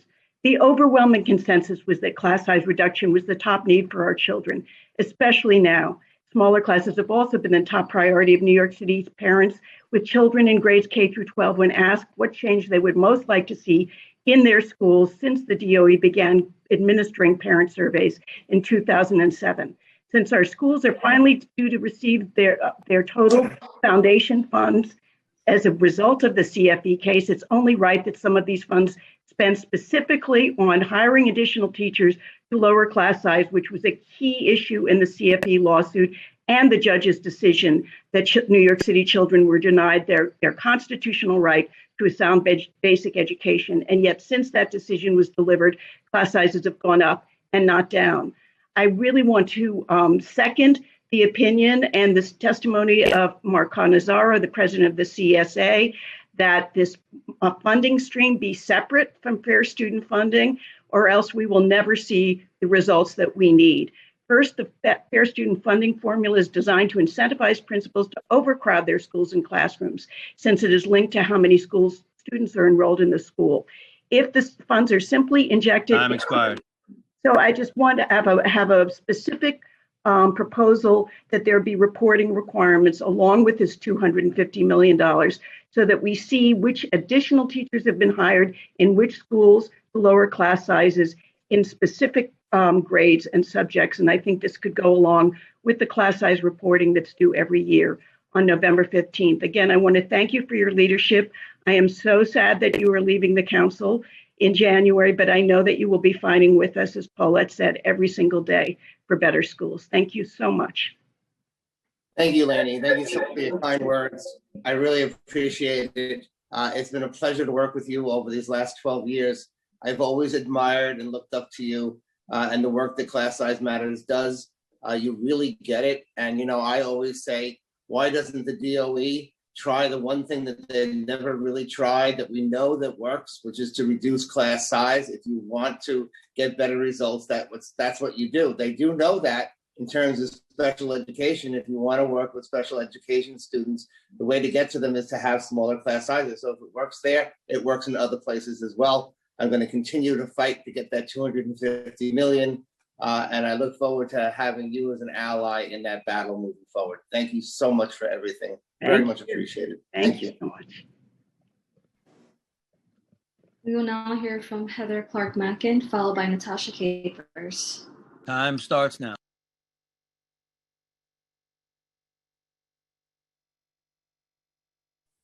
Hello, my name is Heather Clark Mackin. I'd like to say good afternoon and thank you to Council Chair Drum and everyone else, all the members who are here. I'm representing organizations AQE and Arise Coalition. I'm a parent disability active advocate and also a Black neurodiverse mother and early childhood special educator. And I work in early intervention. And to the matter of class size, I just want to take an aside and say, when talking about class size, I want to talk about inclusivity because it's not enough in terms of talking about special education students. We really need to have trained special educators who know how to work with neurodiverse children and children with disabilities in the right, appropriate way and know how to work in an inclusive manner. So one of the things that I really want to focus on is divesting all of the money that's going to safety police officers in the class in schools, take that money away from the NYPD budget and to standardized testing and put that to really making 3K for all and 4K for all and making it to include our special education students, our preschoolers with disabilities who have been completely ignored for the past few years. We know that at least 20% of our preschoolers have disabilities and they have not been included in this discussion. So considering that the majority of our students with disabilities go to schools in their neighborhoods, I would like to see that the 3K for all and the 4K for all have inclusive collaborative team teaching classrooms. In addition, I would like to see that in our Black, Brown, immigrant neighborhoods, that we open up specialized pre-Ks for students, preschoolers with severe disabilities who have to go to schools like Stepping Stones or other District 75 preschool centers. I want to see those in high marginalized neighborhoods so that parents don't have to take their children to all over the city. Just let me continue my thought for one more second. Additionally, we have a lot of parents who are traveling all around the city to go to speech therapists, occupational therapists, physical therapists, counselors. All of these specialized therapists should be in the preschool centers, and so that all of these services are located within the preschool. So it really is a 3K for all or a 4K for all, which currently they're not. So that's another thing that, you know, the money should be right there. The center should be right there for those students. So that's something that I'm going to include in a letter to you. So I would like to just like make that one of the key things that's not been in the discussion. When the mayor talks about 3K for all, 4K for all, it's completely ignored our students, our preschoolers with disabilities. Absolutely, and I think that as a former educator, what I've learned is that intervention at an early age, the earlier you get it, the better off that student is. So making that investment in early childhood special education pays off in the long run, and it's well worth it for the city to invest in that type of program. Thank you. Thank you. We will now hear from Natasha Capers, followed by Inshira DeWars. Time starts now. Hello, I am Natasha Capers, Director of the New York City Coalition for Educational Justice and a steering member of New Yorkers for Racially Just Public Schools, as well as a public school parent. 85% of New York City public school students are Black, Latinx, or Asian, yet the curriculum used in our schools do not reflect them in the books they read or the information they learn. New York City has put $0 into the education budget for culturally responsive and sustaining education, yet everyone talks about how it is a priority, but where?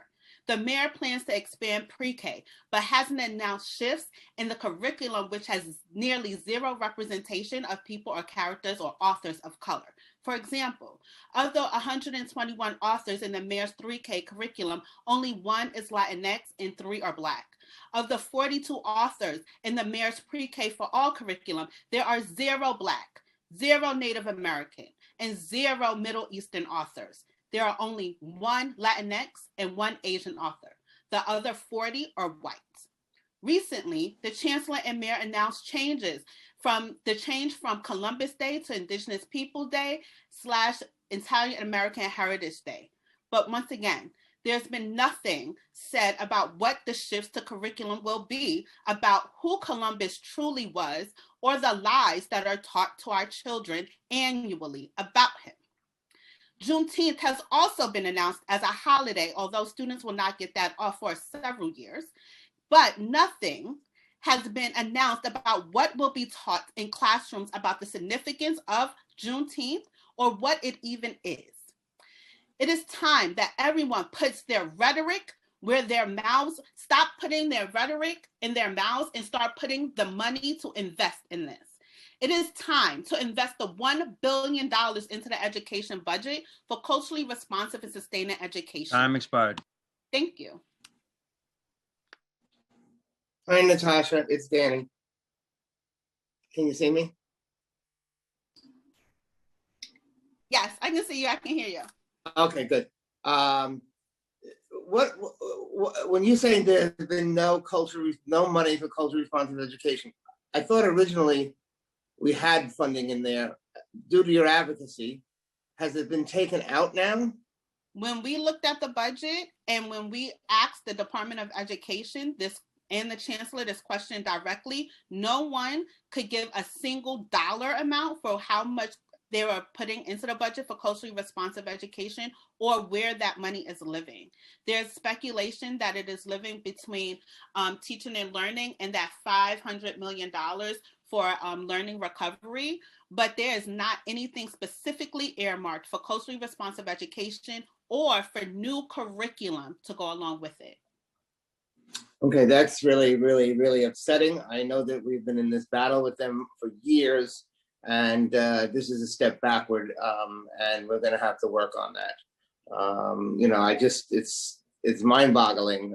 Your numbers and your statistics and the books and the authors, and it's really not a good thing. So I'm going to check it out, and I think I have a meeting with you coming up soon.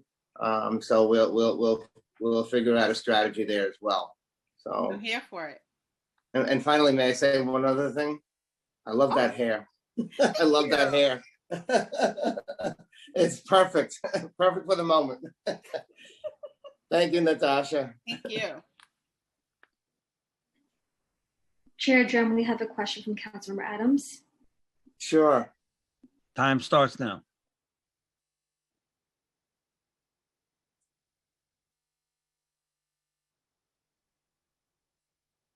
Good afternoon. Natasha, I had to co-sign with Councilmember Drum, our Chair Drum. I will be at the budget negotiating table once again this year, and this is my issue. The lack of curriculum for Black and Brown children in our schools is unbelievable. I've also brought it up to Chancellor Porter as well. So I just want to let you know that that we will continue this fight. It seems that we're getting a lot of lip service all the time, but I do have hope, and just know that you've got another fighter at that table looking for the curriculum that our children deserve and hopefully will finally get. So thank you, Natasha, for all of your work. If you need me, just holla. I'm going to holler. Thank you. We'll be having a Juneteenth action. You are always invited, and it's going to be amazing. And so thank you for your advocacy and your work. All right. Next, we'll hear from Inshira DeWars, followed by Grisel Cardona. Time starts now.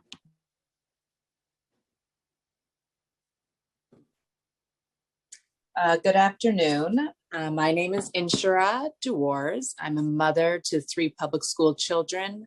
I am here first and foremost on behalf of them, but also in allyship with the Coalition for Educational Justice and also the Alliance for Quality Education.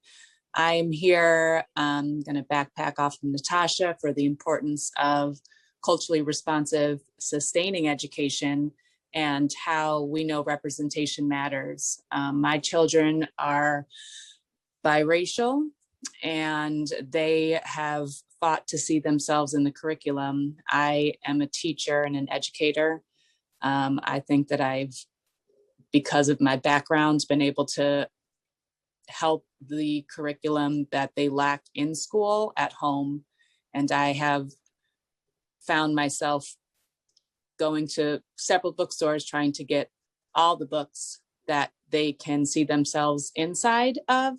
And in addition, see other people and trying to help them be empathetic children, and also learning about others. We all know, and I appreciate your support for culturally responsive education, but we know that the DOE is maybe on board and maybe not.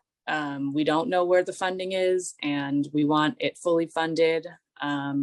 We know how representation, how important it is. I enjoyed hearing you speak on your thinking anti-bullying is important. And we also know that, some people who are bullied are underrepresented populations. And imagine if you put in the curriculum how we learn about immigrant families, immigrant children, Time expired. Asian American children, Black children, children with disabilities, children who don't speak English as their first language. Imagine the empathy that all of our children will get through that curriculum. And the last thing I'll say is we all grew up with all this African American history and Asian American history, but we just know that it's one American history. We need to put all of those things together, and we want the Department of Education to fund what we know is important and our children all need throughout this school district, this city. Thank you.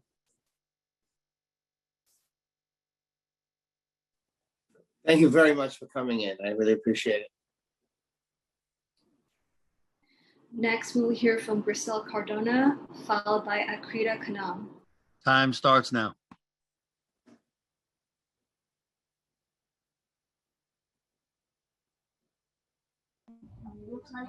Hi, everyone, and thank you, Councilmember Drum, for having and hosting this. So I'm a public school mom of 3 children, all with IEPs. I am a part of the Parent Action Committee, as well as a parent leader with the Coalition for Educational Justice.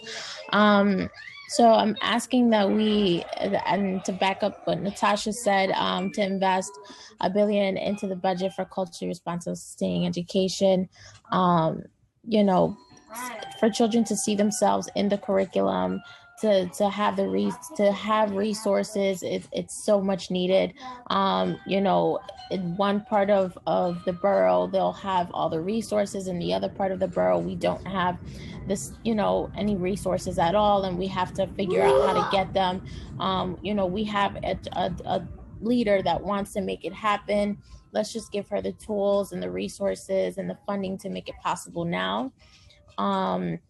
DOE has eliminated Columbus Day, but has not shown any evidence that they're making any significant shifts to curriculum to teach that period of history in a way that historically accurate and provide accurate representation of the indigenous people, past and present. So I'm asking that that we really invest in culturally responsive sustaining education. Our children need it. Now more than ever. I know the teachers talk and say, yeah, we're doing it, but we're not seeing it. So please, let's just make sure that we provide the necessary resources so that we can move forward, especially with ethnic studies and civics. Thank you so much. Yeah, I really agree with that. And I also think that implicit bias training has to go hand in hand with it as well. So thank you for coming in and giving testimony. Appreciate it. Thank you.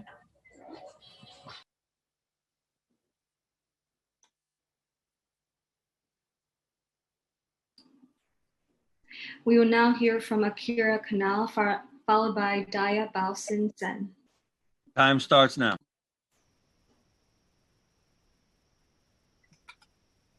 Sorry, I was having a hard time unmuting.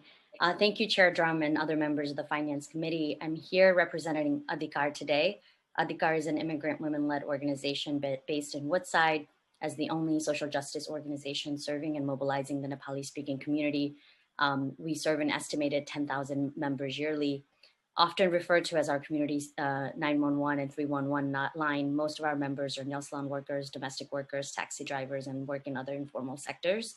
They largely live in Queens and Brooklyn, and many are women identifying on temporary visas or undocumented and have limited literacy.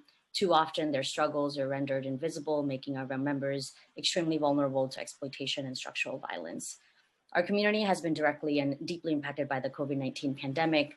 As the cases began to surge in New York City last March, thousands of community members reached out, and we quickly rallied to direct relief services and workforce support, along with advocacy. To address the devastating levels of unemployment and job scarcity, we worked to develop members' digital literacy skills to participate in workforce development trainings. Additionally, we've been active on the temporary protected status campaign since Adhikar fought and won TPS for Nepal in 2015. Depending on the outcome of the ongoing litigation and potential redesignation, we anticipate a substantial demand in services and plan to host large-scale legal clinics to serve Nepali TPS holders. For more than 15 years, we've provided critical direct support and created pathways for our community members to be seen and heard in New York City, and yet minimal funding has been provided by city to support our work. To meet the demands of our growing community and provide services to help them become tomorrow's citizens, we're requesting $200,000 in FY22 city discretionary funding to support our direct services work, including our workforce development training, legal services, adult literacy classes, and our COVID-19 response work. Together, we invite you all to support the development of a new community of leaders who push boundaries within their places of work and within and outside the halls of government for the betterment and upliftment of immigrant workers and communities. We have submitted a longer written testimony that we invite you to read to learn more in depth about this important issue. And I thank you for your time and your consideration today. Thank you. Thank you very much. It's always been a pleasure to work with Adhikar, and thank you for the work that you do for the community. Thank you. Thank you so much. Next, we'll hear from Dia Basu Sen, followed by Eric Agarijo. Time starts now.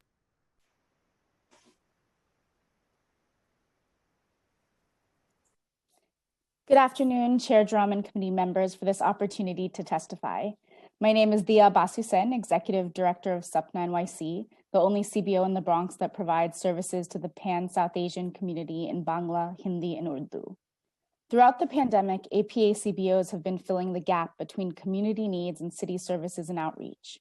We have been doing essential frontline work, distributing groceries and PPE, making vaccine appointments, counseling victims of hate crimes, distributing emergency funds, and much more. Our CBOs are always the first place our communities go to for help because they simply cannot get the same culturally competent, linguistically accessible service anywhere else.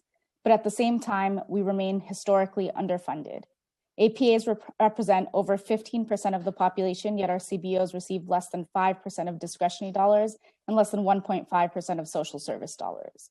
We saw how disinvestment in communities of color led to disproportionate impacts in the COVID-19 pandemic, and we are calling on the council to ensure that those same mistakes are not repeated. We are asking New York City Council to create vital initiatives to support culturally competent and language accessible direct service programs to address the disproportionate impacts of COVID-19 on our APA communities, and to invest in community-based solutions to addressing the exponential rise in anti-Asian hate crimes. We need more affordable and accessible mental health services provided by trusted CBOs. We need more case managers to increase access to much needed benefits. We need more supports for survivors. We need a better reporting system for hate crimes. We need in-language health outreach to ensure our communities have accurate COVID-19 information. We need budget equity. A budget is a moral document that shows who and what we value, and too often APAs, immigrants, and communities of color are shown that we matter when it comes to our votes, to holidays and public events, but not when it comes to investing real dollars in our communities. Now more than ever, investing in APA CBOs like SUPNA is essential for our neighborhoods, communities, and businesses to heal and recover, to stop Asian hate, and to ensure that we have an equitable recovery from the pandemic.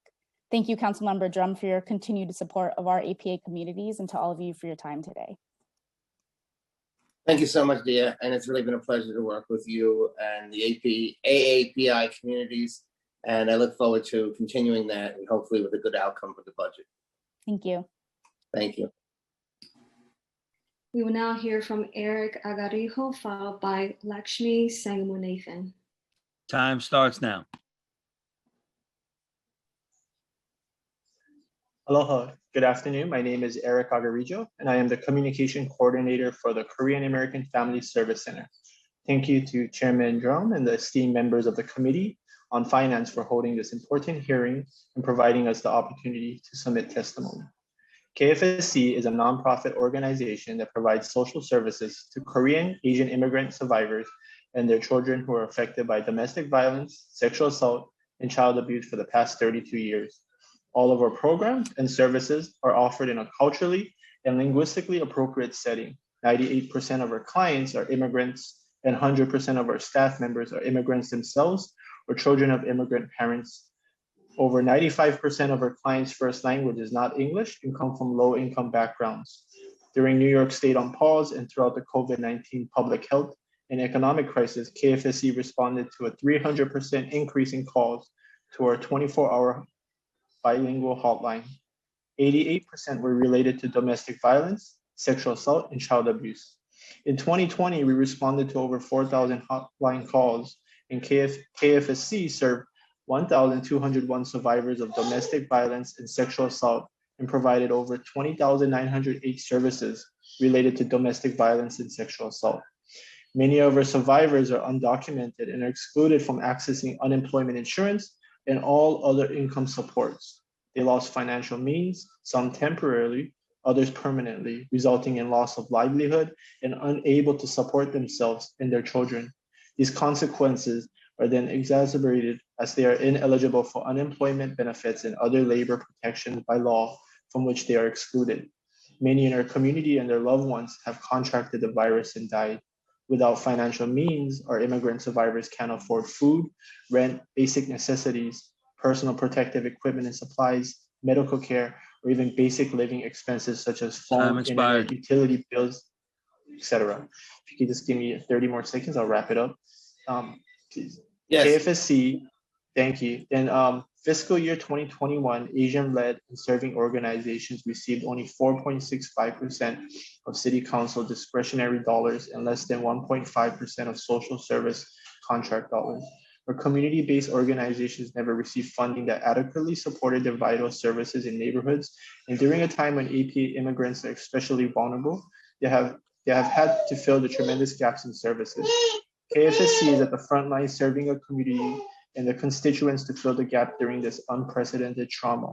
We're seeking support from the budget of finance to create the funding for the recovery and healing for Asian American New Yorkers, which would directly support the critical, life-affirming, community-based work to supporting our immigrant survivors of domestic violence, sexual assault, and child abuse, and other support for the sustainability of the organization as we provide the culturally and linguistically services and programs.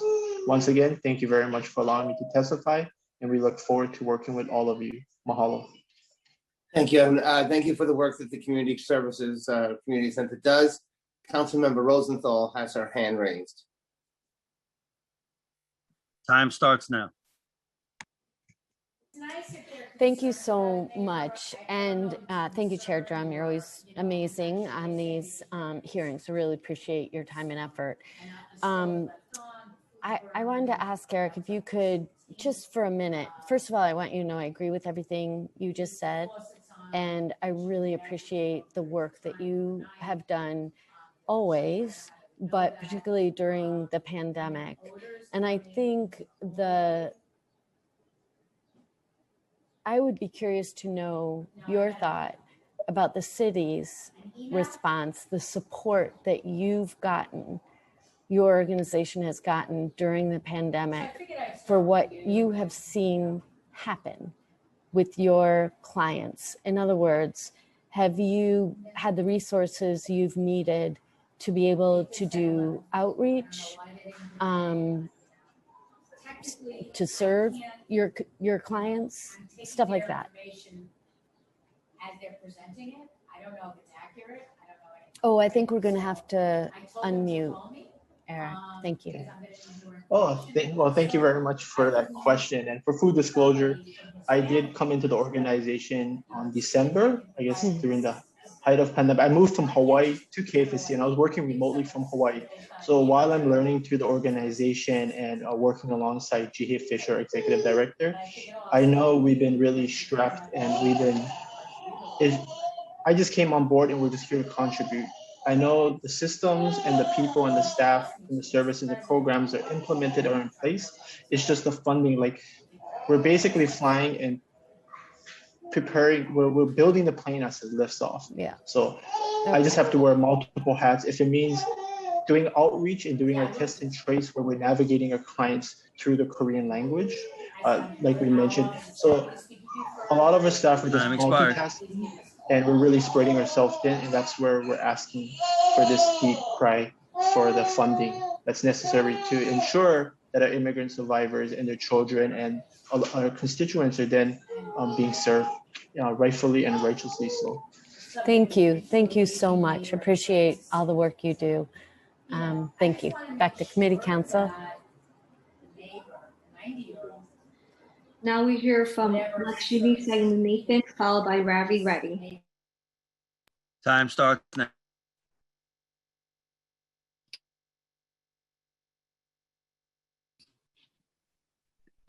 Good afternoon. My name is Lakshmi Shamaganathan. I am a policy fellow from the Coalition of Asian American Children and Families, CACF. We greatly appreciate Chairman Jerome and the esteemed members of the Committee on Finance for providing us this opportunity to submit testimony. For more than a decade, CACF has been leading the 15% and Growing campaign, which unites over 50 Asian-led and serving community-based organizations across New York City to fight for a fair and equitable budget to protect the needs of our most vulnerable APA community members. Over the past year, the COVID-19 pandemic has been a time of immense fear and uncertainty and pain for our APA New Yorkers. Asian Americans have been 2 times more likely to test positive for the virus than their white counterparts, yet less likely to get testing at all. Asian Americans have also experienced the largest increase in joblessness of all major racial groups in New York City, with unemployment claims rising by 6,900% in the first few months of the pandemic, and a slow and grueling recovery process ever since. There have also been over 3,800 incidents of anti-Asian violence and a 1,900% increase in anti-Asian related hate crimes that have been reported in New York City over the past year, and these are only the incidents that have been reported. Recent data also reviews that our APA communities have been hit disproportionately harder by the pandemic as a result of systemic inequities relating to our healthcare and economic systems that long predate the pandemic. And these issues vary across our communities and have relied heavily upon our Asian-led and serving CBOs to fill in the gaps through culturally inclusive and language accessible programming that has the most impact on addressing the needs within our communities. Yet our CBOs remain historically underfunded, as Eric has just said. Last year, our APA organizations received under 5% of City Council discretionary dollars, despite the fact that APAs comprise more than 15% of New York City's population. And as we have witnessed the severe rise in anti-Asian violence that results from racist and dangerous rhetoric surrounding the virus, now more than ever, our families, our youths, our communities need a focused effort from New York City to help us recover and heal from the many traumas that we are facing. Time expired. Can I have an additional 30 seconds, please? Thank you. With that in Yes, mind, of course. we are calling on New York City Council to create the Recovery and Healing for Asian American New Yorkers initiative. This is a $4 million citywide initiative that would provide roughly $80,000 in direct allocation funding to 50 community-based organizations who are serving the diverse diaspora communities of New York City. That's the East, Southeast, South, West, and Central Asian American populations in New York. We are providing critical lifelines to our community at this time, yet we don't have enough funding to sustain our programming and services, which is why we're calling on Council for their solidarity, leadership, and support in creating this new initiative for us. Thank you. Lakshmi, how would this funding be? It would go through CACF? How do you see that happening? It would be directly allocated to the 50 organizations. However, we are also asking in the amount of $80,000. However, there are roughly 7 of those 50 organizations who weren't able to apply for discretionary funding this year. And so we would be asking for a community fund to pass through that funding to them. Through CACF? Yes. Okay, thank you.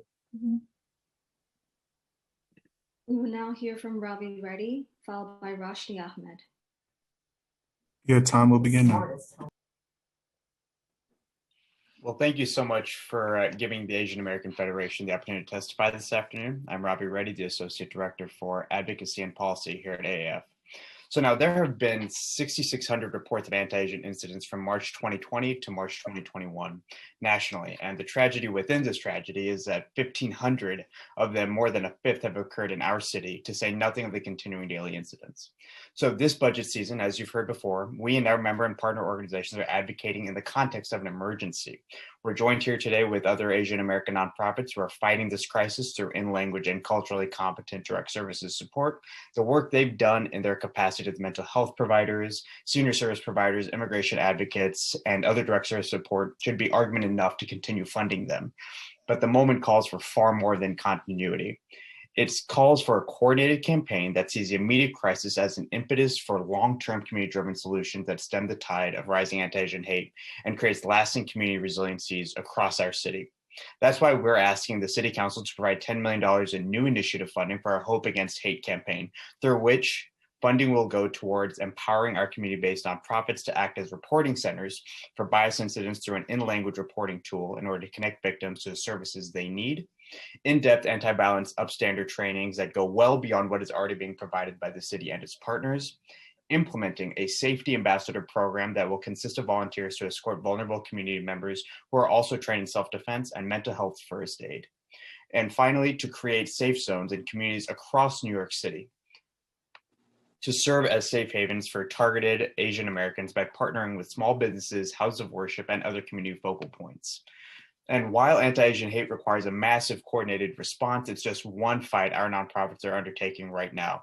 We're asking City Council to also allocate an initial investment for $1 million so we can continue our Asian small business support across the city. Up till now, we've helped over 100 small business in Flushing. We need to continue that work. And then we're also asking for $2 million in legal service funding for CBOs with a track record of providing not only immigration legal services, but also case management services. Finally, we're also asking for a $2 million investment to provide culturally competent mental health programming. So finally, ultimately, we need our community-based organizations, and we need funding for them and for the Hope Against Hate campaign. The work they've done is more than a demonstration City Council needs to continue funding them, but the crisis at hand is, again, why continuity is not enough. As we come out of this pandemic, how we choose to spend our city resources during this critical time will speak volumes about our values, and we ask the City Council to prioritize community. We look forward to working with all of you to make sure we come out of this pandemic stronger together. Thank you. Ravi, you're asking for 10 million. Yes. And what groups would be involved? You have a list of groups that you would, how would that work? So the $10 million would be dispersed through an RFP process by Asian American Federation. This RFP process will be based on 3 buckets: nonprofits that are doing some of this work already, organizations that see a need amongst their clients for this sort of work, and then organizations that have a demonstrated capacity to either continue this work, do this work, or start new work, like the safety ambassador programs. So this would be a simplified RFP process that would go towards Federation members, but also organizations across communities of color that continue to do this work. And your program is different than CACF. Are the organizations different, or are they the same? The organizations may not be different. The key distinction here, we believe, is that our new initiative funding is focused on the immediate crisis and long-term work rooted in the anti-Asian hate. So ours is more of a response to the moment. Ours is more of a response to the moment. We see the CACF funding ask as also in need of full funding. We do not think these programs are mutually exclusive, but we do think the goals are different in the focus. There is more direct service oriented. Ours is more focused on the moment and creating a long-term community resiliencies. Yes. Sorry about my dog's walk. Don't worry about it. Have can you forward me the synopsis? Have you already done that? Send it to me. I believe we sent a letter outlining the bullet points, but we can also send a brief as well. Okay, that would be great if I could get that. So send it to drum@council.nyc.gov or to Robin Forst, R. Forst, F-O-R-S-T. Gotcha. Okay. Thank you. Thank you. Next, we'll hear from Roshni Ahmed, followed by Sanjana Khan. Your time will begin. Hi everyone, my name is Roshni Ahmed. I'm the Advocacy and Outreach Coordinator at Women for Afghan Women. Thank you, Chair Jerome and members of the Committee on Finance. Women for Afghan Women is the only social service organization specifically supporting the Afghan community in all of New York City alongside our diverse Muslim and Asian immigrant communities.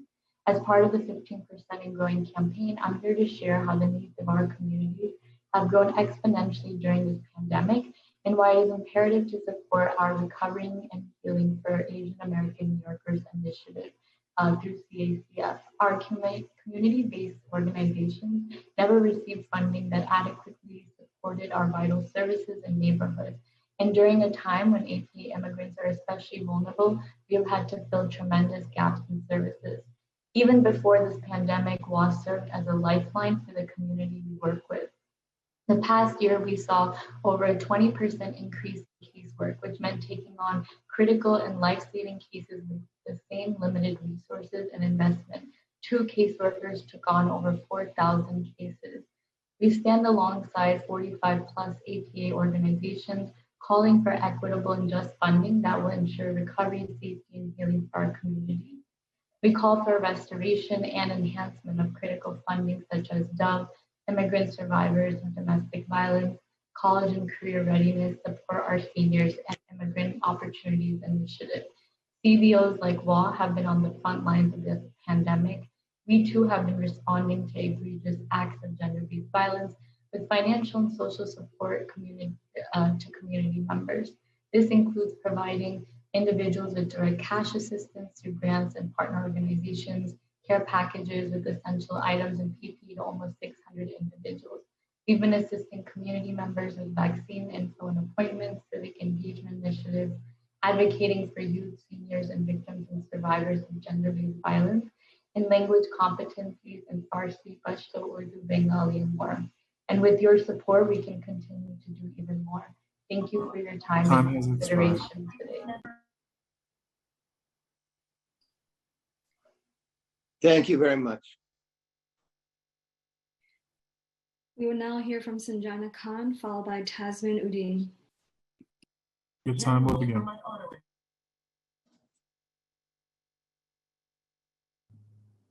Hi, everyone. My name is Sanjana Khan. My pronouns are she, they. I am the co-founder and executive director of LOL. We are the only organization working with the Bangladeshi community in District 11 of the Bronx. Bangladeshis are one of the fastest growing immigrant communities. I'm here to speak on behalf of CACF's $4 million budget request for the AAPI Recovery and Healing campaign. I was born and raised in Norwood. I'm from District 11. I am a Bronxite through and through. And what I really want to talk about is how drastically affected the Bangladeshi community has been because of COVID-19. We don't statistically exist, hence why when I do go in places, they're like, no, Bangladeshis don't exist here. So LOL has actually, with a shoestring budget, have led the collection of data regarding health, economics, etc. for the Bangladeshi community. And from our data findings from COVID, over 80% of our community have lost all sources of income. On top of that, we've supported 6 women to leave this domestic violence relationships they've been in. I wonder if we didn't exist, who would be helping them? So in order to disaggregate Asian American Pacific Islander data is very important. We are not a monolithic community. Each of us are diverse and we all need different services. We only started our program 6 months before COVID started, and we grew our membership base to 250 women who are participating in all sorts of programming. We are pushing for this budget to help us register women to vote. This is a community that has not been part of the voting bloc, has not had a voice in politics, in New York City politics. I also personally want to testify that someone who was in 5th grade during 9/11, this rise in Asian American hate crimes is extremely triggering and traumatic to the South Asian community. So to recognize how important it is to have this mental health services, how traumatic, how triggering everything has been. In that regard, also as a woman founder working with women in our community, men have not been supportive in our efforts. So it is extremely important that we have support from the city council for us to push forward these policy initiatives that we really want to bring through and give a seat to the table of women in our community that have been institutionally, culturally, and systematically taken power from. That's it for me. Thank you. Thank you very much. And as you know, I have a large Bangladeshi community in Jackson Heights as well. So that is particularly close to my heart. And I appreciate you coming in and giving testimony about your community there in the Bronx. Thank you. I appreciate you. Thank you. Thank you. Next, we'll hear from Tasmin Uddin, followed by Katie Vo. Your time will begin. Good afternoon. My name is Tasmin Uddin, and I'm the Youth Program Director at Turning Point for Women and Families, a member of the 15% and Growing campaign. Thank you for the opportunity to testify today. Turning Point was founded in 2004 as the first nonprofit to address domestic violence in New York City's Muslim community. We also conduct Arise New York workshops for youth to help them address bullying and hate crimes and provide them with tools to become upstanders who can safely intervene and report incidents of hate and discrimination. Since the start of the pandemic, there have been over 3,800 incidents of anti-Asian violence and a 1,900% increase in anti-Asian related hate crimes in New York City. Now more than ever, our communities are vulnerable and need additional support. Many organizations have had to pivot resources to meet the needs of the community. Turning Point started a COVID relief fund, which allowed us to provide financial assistance to 22 DV survivors and 28 children to support their utilities, rent, and groceries for an entire year. We had to discontinue this financial support due to limited funds. Food and housing insecurity escalated during this time, and vulnerable members of our community are homeless and starving. They fear seeking support due to the stigma, shame, and uncertainty of benefits, and this is unacceptable. At no time have DV survivors needed us more, and we need to make sure that the options available to them are both culturally and religiously competent. At Turning Point, we do everything we can to ensure that our clients are not isolated and continue to receive counseling, that our seniors are able to overcome the digital divide, and that our youth continue to have a safe space to gather, share concerns, and express themselves. We urge each of you in the Finance Committee to support the 15% and Growing campaign's Recovery and Healing for Asian American New Yorkers initiative. During this time of uncertainty, trauma, and discrimination, APA communities in New York City are counting on you to provide sustained support to our community-based organizations who offer critical and life-affirming services. Thank you. Thank you, Tasmin. And also let me say, it's been a pleasure working with you over the last 12 years. I really appreciated it and really admire your advocacy. Thank you. And thank you to everyone at Turning Points as well. Thank you. Thank you. We will now hear from Katie Vo, followed by Danielle Mowry. Your time will begin. Good afternoon. My name is Katie Vo, and I am a youth 17-year-old outreach and education specialist for the COVID-19 Test and Trace community-based organizations education and outreach program for the Chinese American Planning Council, also known as CPC. Our work is funded and managed by the city's Health and Hospitals Corporation and the city's Department of Health and Mental Hygiene.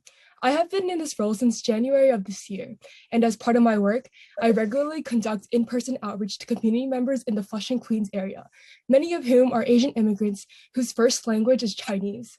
As a part of our outreach efforts, we distribute sanitizers, face coverings, and translated outreach materials to community members. To date, we have reached over 1,300 community members. Through this work, my colleagues and I see firsthand the importance of providing education and services about COVID-19 that are culturally and linguistically accessible.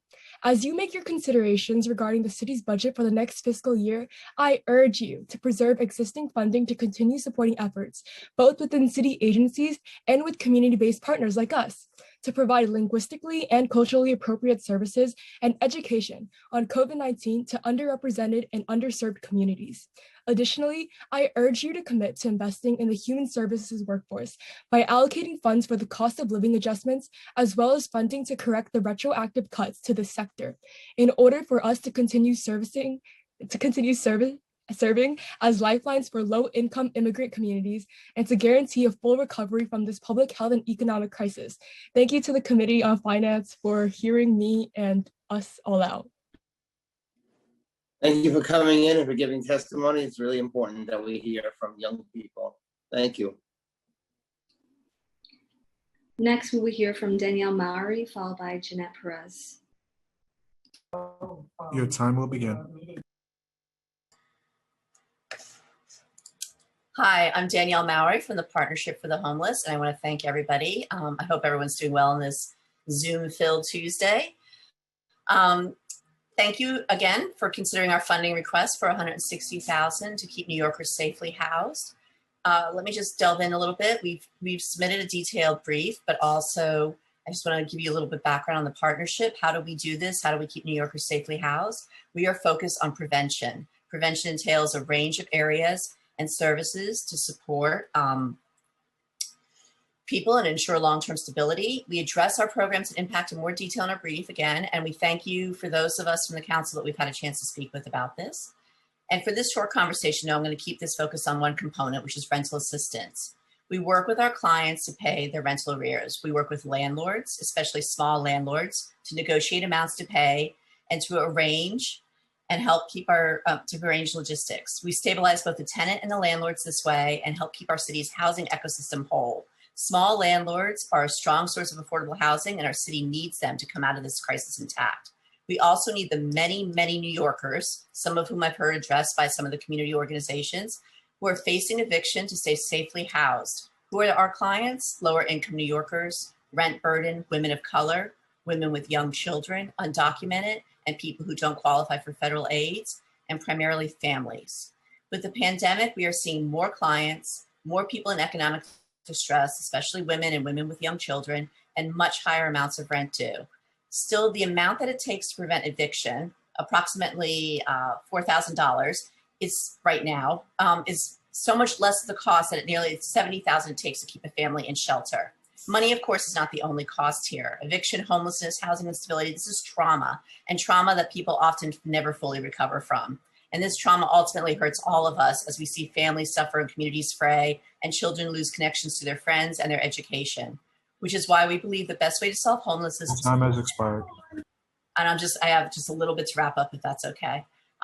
Which is why we believe the best way to solve homelessness is to prevent it. And we really appreciate your support. And just in closing, I'd like to also say that we join with, in a separate issue, Advocates with Children and many other organizations in their urgent request for the DOE to hire 150 shelter-based community coordinators to help students in shelter. This is a key issue for the partnership as well, because children in shelter are missing school, and this feeds intergenerational homelessness. And this is also part of our prevention. Is helping children now is a key part of preventing long-term prevention, and is secures a better future for them. And I just like to say, it sounds like everybody here, we're ultimately here. Our goal in all our work we do is to secure a better future for all New Yorkers. So I thank you again for your time.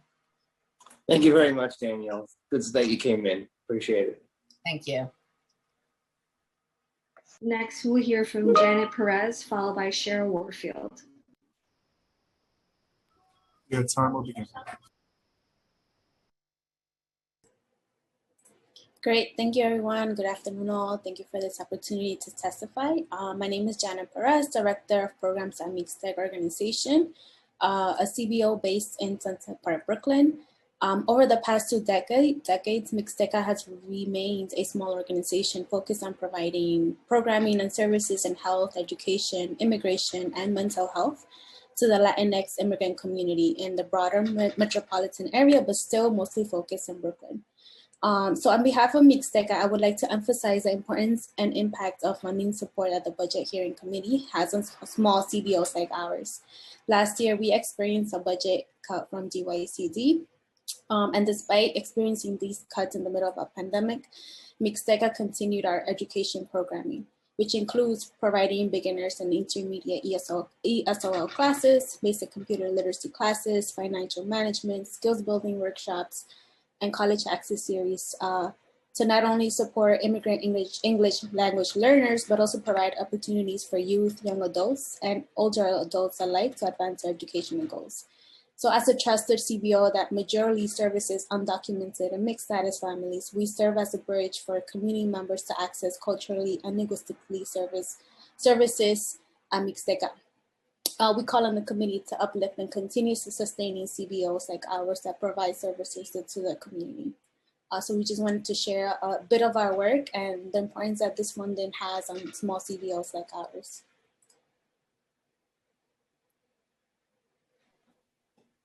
Thank you. Love Mixteca. Next, will we hear from Janet Perez, followed by Cheryl Warfield. Your time will begin.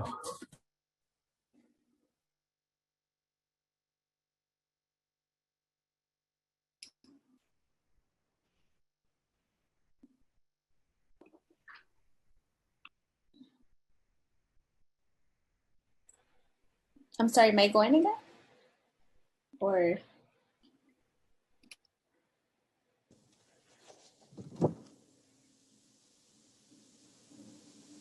Thank you, Ms. Perez. We'll be moving forward to Cheryl Warfield, followed by Amira Mustafa. Your time will begin. Good afternoon. Thank you, Chair Drum, my own council member Rosenthal, council member Van Bramer, and other council members for the opportunity to testify before this body on behalf of arts and culture. I speak to you today to urge the inclusion of $70 million in funding for the Cultural Plan for Recovery, also known as CPR, and $10 million to support New York City's independent artists and cultural workers. I am Cheryl Warfield, a professional opera singer and teaching artist on Manhattan's Upper West Side. For 2 decades, I have presented innovative arts and educational outreach programs in all 5 boroughs for minority youth and elderly persons in underserved communities through DOE, DYCD, and Sukasa contracts.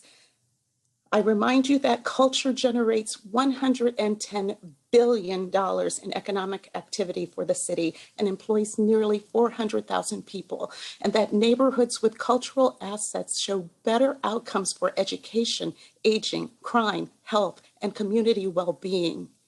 Arts and culture are essential to New York's economic recovery and for quality education. The city must be forward-thinking and lay a strong foundation to stimulate the economy with initiatives that rebuild and restore arts and culture, fund arts education, and provide greater access to city contracts for artists and nonprofits of color working in underserved communities hit hardest by the pandemic that are not eligible for DCLA funding. I wholeheartedly support $70 million in CPR funding, which includes restoring funding for critical cultural initiatives, baseline funding for the Coalition of Theaters of Color, an additional $40 million for culture to heal our communities and lead the city's economic recovery, including social and emotional learning and anti-violence programs, an additional $30 million to DCLA, and the continuation of the Arts Workforce Program. Thank you for all your efforts towards a greater, more equitable, and just New York. Thank you. Thank you very much for your testimony. Next, we'll hear from Amira Mustafa, followed by Benjamin Spearman. Your time will begin. Good afternoon. My name is Amira Mustafa, and I'm the founder and executive director of Art Defined Productions.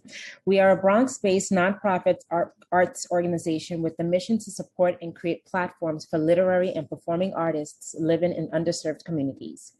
In the over 10 years we've existed, we've kept our workshops and events free to make our programming accessible to the community. While we enjoy offering these services, it's been a struggle to continue these programs, 5 to 7 of them each month, and to grow to the extent where we can help fill in the gaps formed by racial and financial inequalities of the Bronx. We've applied for discretionary funds from a handful of council members that lead the communities of the majority we serve, and some initiatives, namely the Adult Literacy Initiative, CASA, Digital Inclusion and Literacy Initiative, and a few others. That's why it's so important that the council restore initiative funding, restore and support the DCLA with an addition of $30 million. I join my colleagues in supporting the whole 70 million cultural plan for recovery, which includes those asks from the council, as well as baselining the funding for the Coalition of Theaters of Color and an additional 40 million from the administration to provide equitable support for the hardest hit parts of our sector so we can heal our communities and lead the city's economic recovery. We are confident that with your help, Art Defined and similar arts organizations can continue to fulfill our mission. Thank you for your time today. Thank you very much. Next, we'll hear from Benjamin Spearman, followed by Melody Capote. Time begins. Thank you to the Finance Committee and to Chair Drum. Your personal investment in the work all of our organizations do is obvious, and your work is daunting. I'm Benjamin Spearman, General Director of the Bronx Opera. We've presented opera and worked in our community since 1967. Over the years, Bronx Opera has participated in 3 City Council initiatives, CASA, Su Casa, and the Cultural Immigrant Initiative. We've received cultural development funds for our performances and our arts education work as well. And this year, we've applied to the Jewish Caucus. With this support, we've been able to create live and virtual performances and to partner with schools, parent groups, community centers, houses of worship, and senior centers to work to help enhance the lives of people in our community by connecting people as only the arts can. Even during COVID, we've been able to continue enriching the lives of people in our community through virtual productions, our distance learning choral programs for seniors, acting classes, music classes, and dance classes for special needs children. We've also just begun BXO Breathes, through which we bring opera singers to groups of recovering COVID patients to help them regain their breath. In addition, we're commissioning a musical work to memorialize the life and tragic death of Elijah McClain.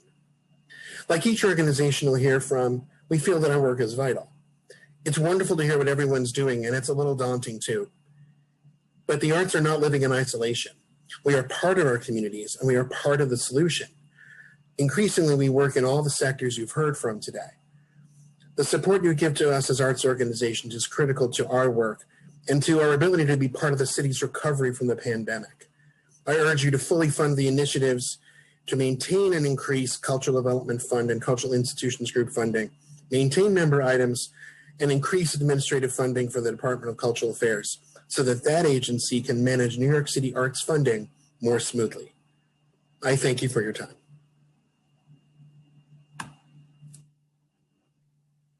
Thank you very much. And I'm a big believer in the smaller arts organizations, so I appreciate your testimony. Thank you.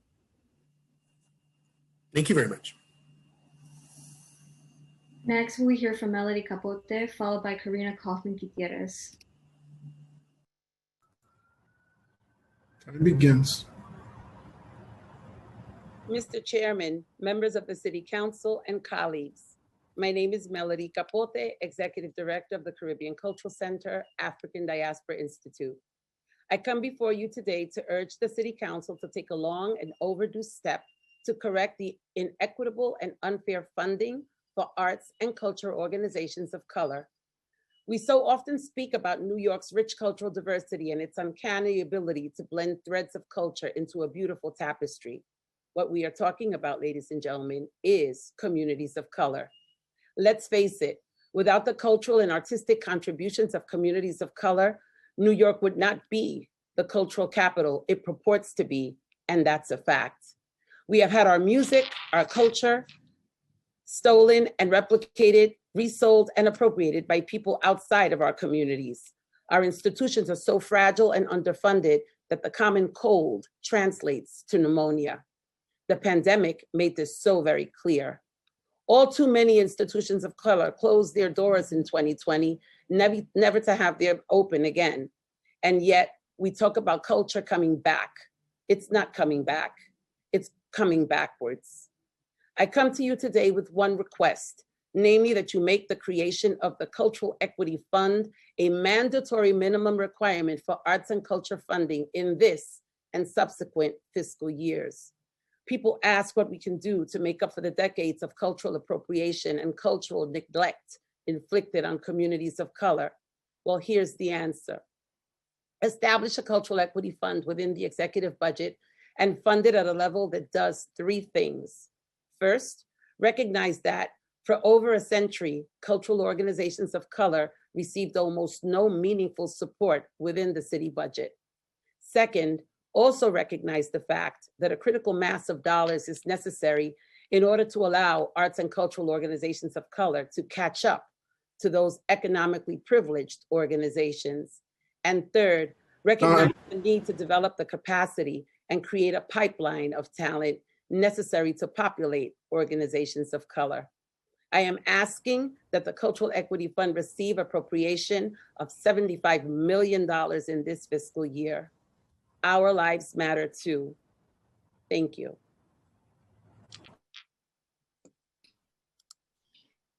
Thank you. We will now hear from Karina Kaufman Gutierrez, followed by Mohammed Atia. Time begins.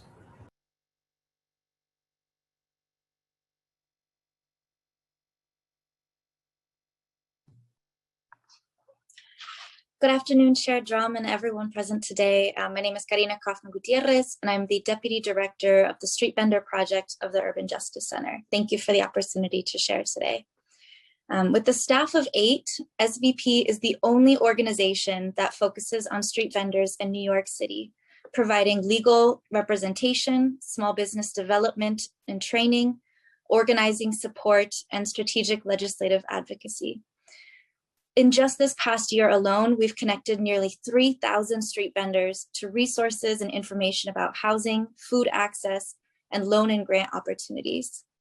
We are respectfully requesting for New York City Council to support our ask to demand essential multilingual and cultural outreach and community education services that we offer to street vendors across the 5 boroughs.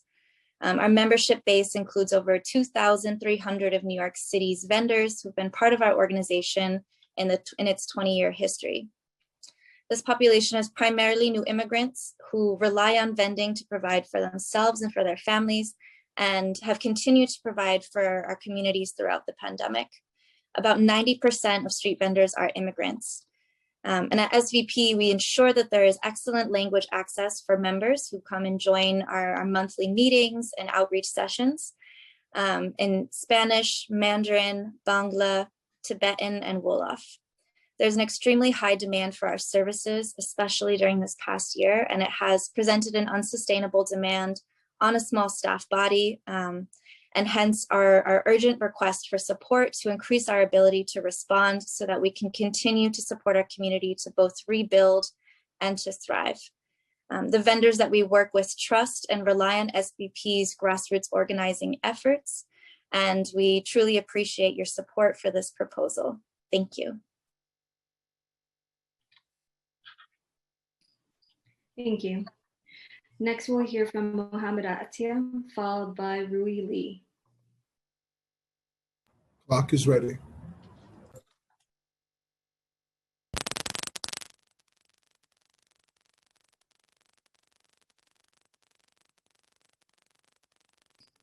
Mr. Atia, we're unable to hear you. Mr. Atia, we're unable to hear you. Now, can you hear me now? Yes, we can, sir. Great. Sorry about that. Good afternoon, Chair Drum. My name is Mohammed Atia. I'm the director of the Street Vendor Project. We are a membership-based organization working to improve the working conditions of the approximately 2,000 street vendors across the city and provide essential services for them. As the only organization that focuses on street vendors in New York City, we serve street vendors through direct legal representation, small business development, organizing support, and leadership development. SVP requests support from the New York City Council to further develop and expand the essential multilingual services we offer to street vendors. Street vendors have special needs related to the mobility of their businesses. Also, it can be really difficult to establish relationships with the vendors community due to several barriers. In January 2021, New York City Council passed a landmark legislation, Intro 1116. Thanks everyone for the overwhelming support to this legislation, reforming the entire street vending system. As a result of the passage of this bill, 4,000 new supervisory licenses for mobile food vendors will be introduced over the next decade. Since then, SVP staff members have been fielding hundreds of calls per week to advise vendors. the high volume of intakes has presented an unsustainable demand on the small staff body that the organization has, hence our urgent request for support to increase our ability to respond. As my colleague Karina mentioned, we have only 8 staff members and we are serving thousands of vendors across the city, not only the 2,600 members we have right now. With the increased need to inform vendors of the updated rules and regulations in the new system, SVP requests support to expand capacity for our culturally and linguistically specific outreach services across the 5 boroughs. Additionally, the outreach specialists we are hoping to hire will work with SVP's graphic designers to create linguistically specific materials, as well as materials for the illiterate population. With the help of we are hoping to ensure that street vendors not only survive in our city, but also thrive and prosper as an essential part of the city's fabric. Thanks, Chair Drum, and thanks all council members. Thanks, Mohammed. Good to see you. We will now hear from Rui Lee, followed by Justin Pollock. Clock is ready. Hi, can you hear me? All right, great. Yes. Good afternoon, Chair Drum and fellow council members. Thank you so much for the opportunity to testify today. My name is Reed Lee, and I am the Women in BIPOC Small Business Empowerment Organizer at Street Vendor Project. With New York City Council support, we hope to launch later phases of a vital new program, the Small Business Consultation Program. So with this Small Business Consultation Program, SVP aims to provide our members with the tools, resources, and skills to grow their businesses so they feel empowered to make the business decisions on their own that will help them succeed down the road. With this program, we are intentionally making investment in the development of financial empowerment and literacy by creating a year-long empowerment program designed to provide a holistic approach to establishing financial independence, self-sufficiency, and small business growth for vendors. And this program will roll out in 3 phases, beginning with phase 1, which launched earlier this year, that will focus on business and compliance, e-payment, social media. Phase 2 will expand into our services for finance for small businesses and personal finance. And there is a wide range of financial literacy within our membership. Many operate relatively informally and do not have the access to technology like Excel, QuickBooks. So we want to offer tangible tools to those who need it and make sure that folks have the proper documents needed to be loan ready. And phase 3 will cover marketing for those who want to take that next step to actively market their businesses. We can offer advice and strategies, create business cards or even logos to help them make their businesses uniquely theirs. And through the Small Business Consultation Program, SVP will conduct outreach to vendors on the street throughout the 5 boroughs and provide them with information on available services that we have and our partners provide in relation to small business development, legal services, financial literacies, and microloans. And providing small business assistance to street vendors benefit the community by providing primarily low-income immigrants who work as street vendors with the skills to support their necessities to thrive and grow. Could I just have 30 more seconds, please? Yes. Thank you. And by educating vendors to improve their financial literacy, we can help them integrate into the formal economy by allowing them to open bank accounts, access credit, regularly pay and file taxes, even eventually in some cases buy homes on their own. So when a vendor grows their business, that creates jobs and expands the economy. Furthermore, by providing tax filing assistance to vendors, we are helping to increase tax compliance, therefore growing the revenue to the city and state. And as the city reopens, we really want to make sure that our street vendors who were disproportionately devastated by the pandemic are part of the just economic recovery of the city. So thank you so much in consideration of this proposal in advancing the business development and financial empowerment of New York's smallest business owners. Thank you so much. What organization are you with? I'm sorry, I missed that. I'm also with the Street Vendor Project. Oh, okay, good. Okay. Center, yes. All right, good. Okay, thank you. Thank you. We will now hear from Justin Polak, followed by Zaire Nazir. Clock is ready.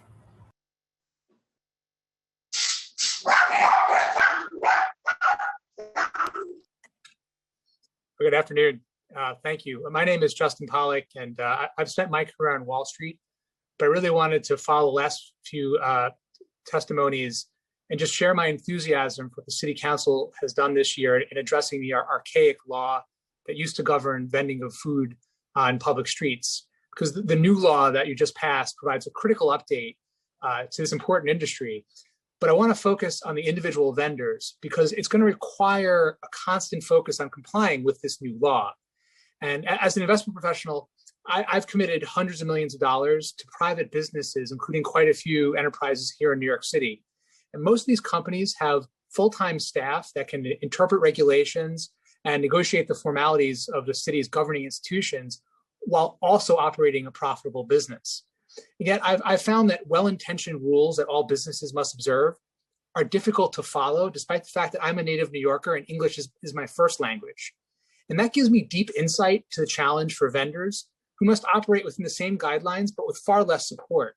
And I've spent the past few years working with the nonprofit Street Vendor Project as a member of the advisory board. The street vendors represent the best of New York. They're all small business people. They're largely drawn from our immigrant population, minority neighborhoods, and military veterans across the 5 boroughs. And I applaud the City Council for leveling the playing field with the passage of the new law. But the next step is ensuring that the vendors comply with the policies of the new Office of Street Vendor Enforcement. And that's going to require an effort that's beyond the capabilities of the municipal administration.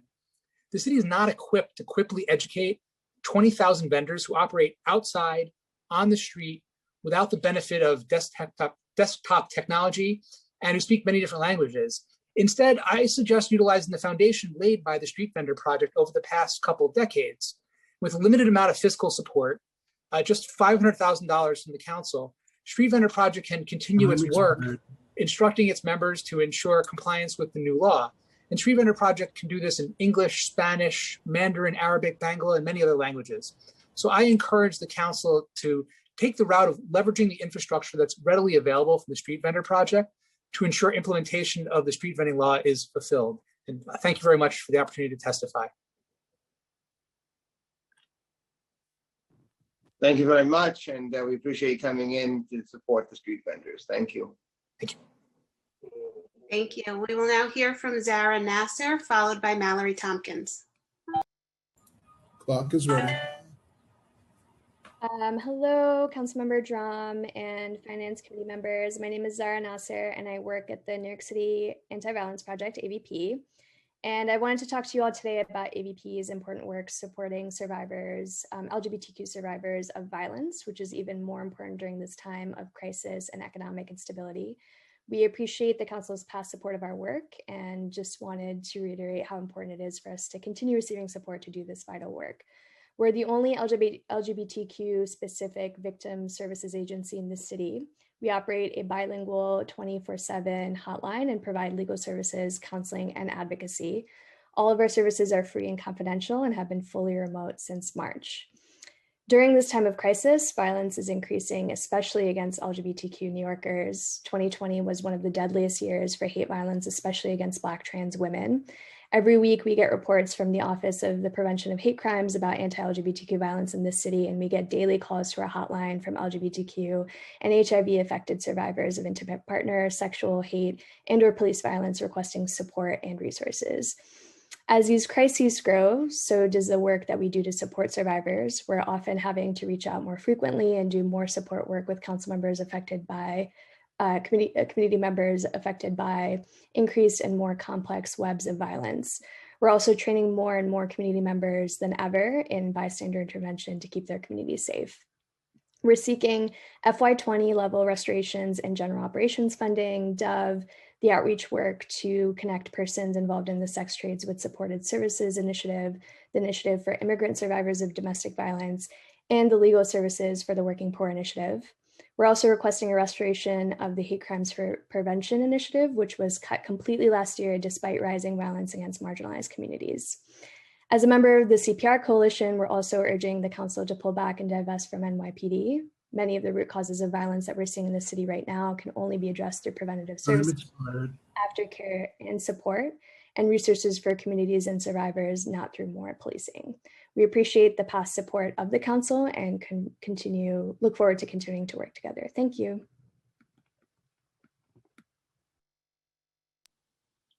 We will now hear from Mallory Tompkins, followed by Randy Levine.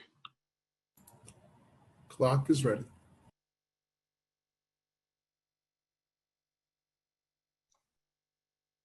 Good afternoon, and thank you for the opportunity to speak with you today. My name is Mallory Tompkins, and I represent 82nd Street Academics. Last year around this time, I spoke with several members of City Council about Jaden. His family had recently arrived from the Dominican Republic, and I was sharing with you the joys of supporting his progress with English. 10 days after I spoke with you, I saw Jaden in person, neither of us knowing that it would be the last time that we shared a table together for more than a year.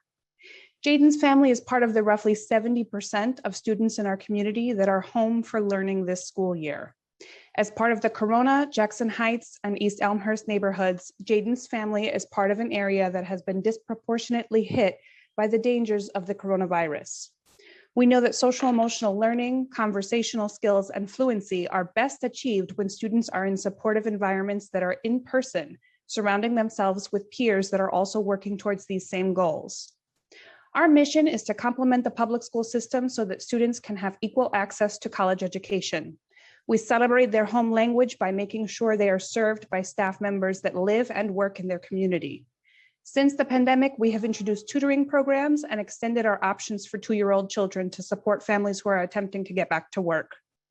Jaden's grit and resiliency knows no bounds. He's joined our tutoring program to continue his language skills, and he's continued to thrive in small groups that have been supported by allocations thanks to the friends of our agency on this call, Council Members Moya and Drum. With food pantry lines and homelessness on the rise, you might wonder why something like this is important. Jaden's mom is a single parent who needs to work a full-time job to keep the lights on at home. How many families can go back to work without a place for their child to go or a guide for their child's education outside of school hours? We respectfully request $80,000 to fund essential services for our families, such as full-time preschool and tutoring. Thank you for your continued support of our learning community. Thank you, Mallory, for coming in. I am very much aware of the work that you do in the Jackson Heights and Elmhurst communities and other communities as well, now that you've expanded out. And I appreciate everything you do. So thank you. And we'll be in touch as we move through the process of the budget. Thank you. And thank you. The City Council has been very adaptive in the funding model this year, considering the needs and the complexities. Thank you. Thank you. We will now hear from Randy Levine, followed by Maggie Moroff. Clock is ready. Thank you for this opportunity. My name is Randy Levine. I'm Policy Director of Advocates for Children of New York. The city has a historic opportunity to create much needed, lasting change for students following the pandemic. The executive budget has some important education investments, but is short on details in some areas and has inadequate funding in others. The FY22 executive budget includes $500 million for academic recovery with no specifics. We recommend allocating $50 million for evidence-based, culturally responsive reading curricula, as recommended in the City Council's response to the preliminary budget, and $150 million for small group reading intervention. Every student should learn to read in our public schools.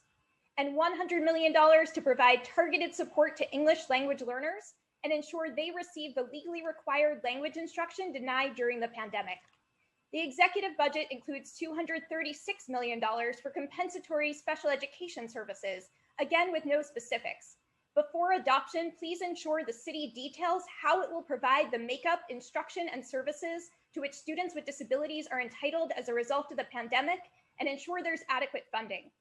We appreciate the new investment in preschool special education, but there's no funding slated until FY23 to address the preschool special education class shortage that has left children sitting at home in violation of their rights, and no commitment even in FY23 to provide salary parity to their teachers. Please include $85 million in FY22 for preschool special classes and salary parity as recommended by the City Council. In addition to adding more mental health staff for students, the FY22 budget should include $15 million for a mental health continuum as recommended by the City Council to provide an integrated system of intensive mental health supports for students in high-need schools, and $118 million to expand school-wide restorative practices.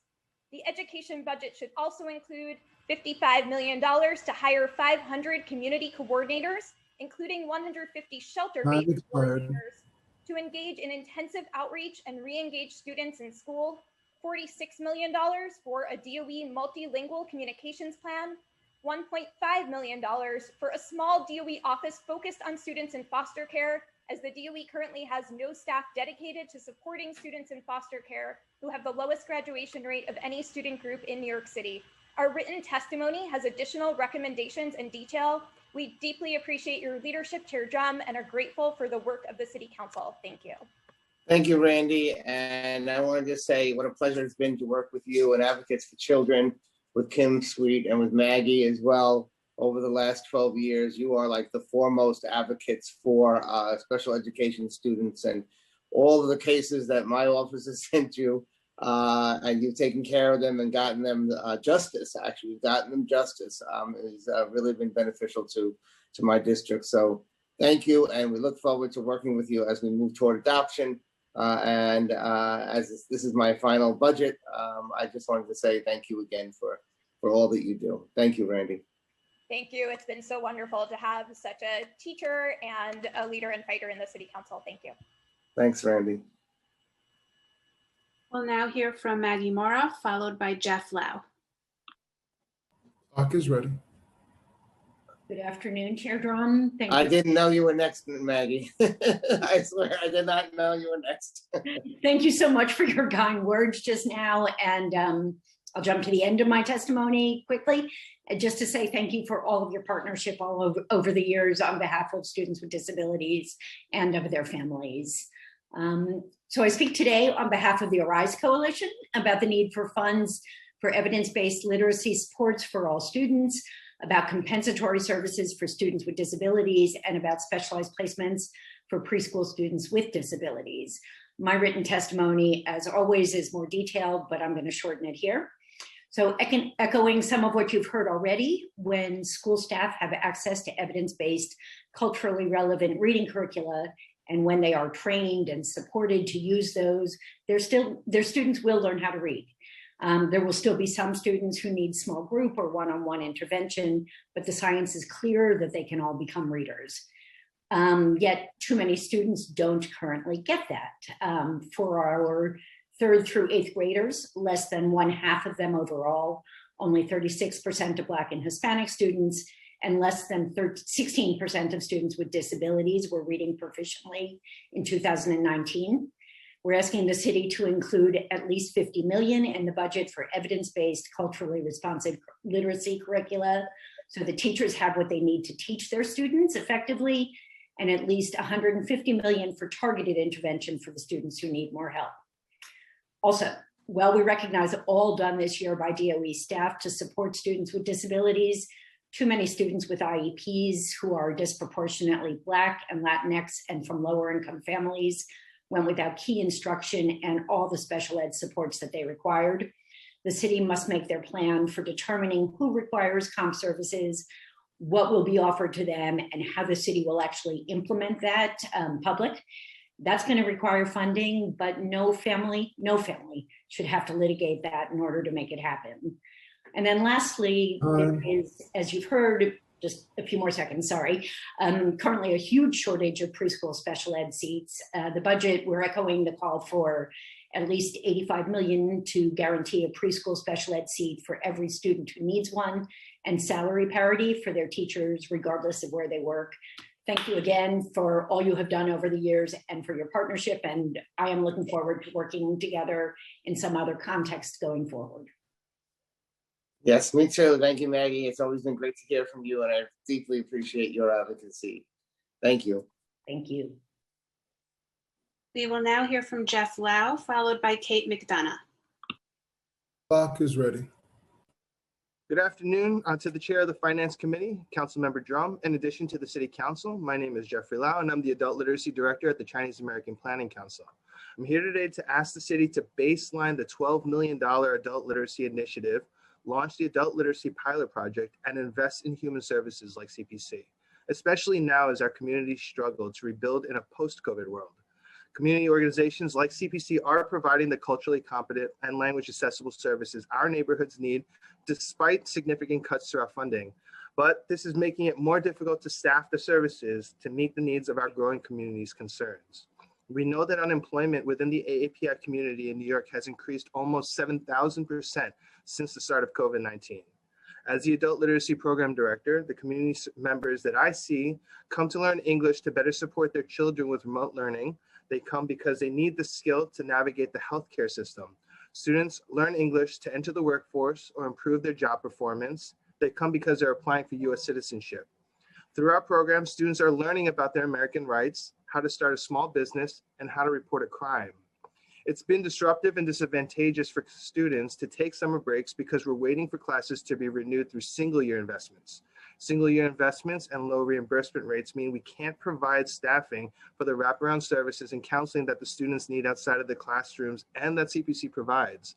Right now, 59% of Asian Americans are worried about their next month's rent payment.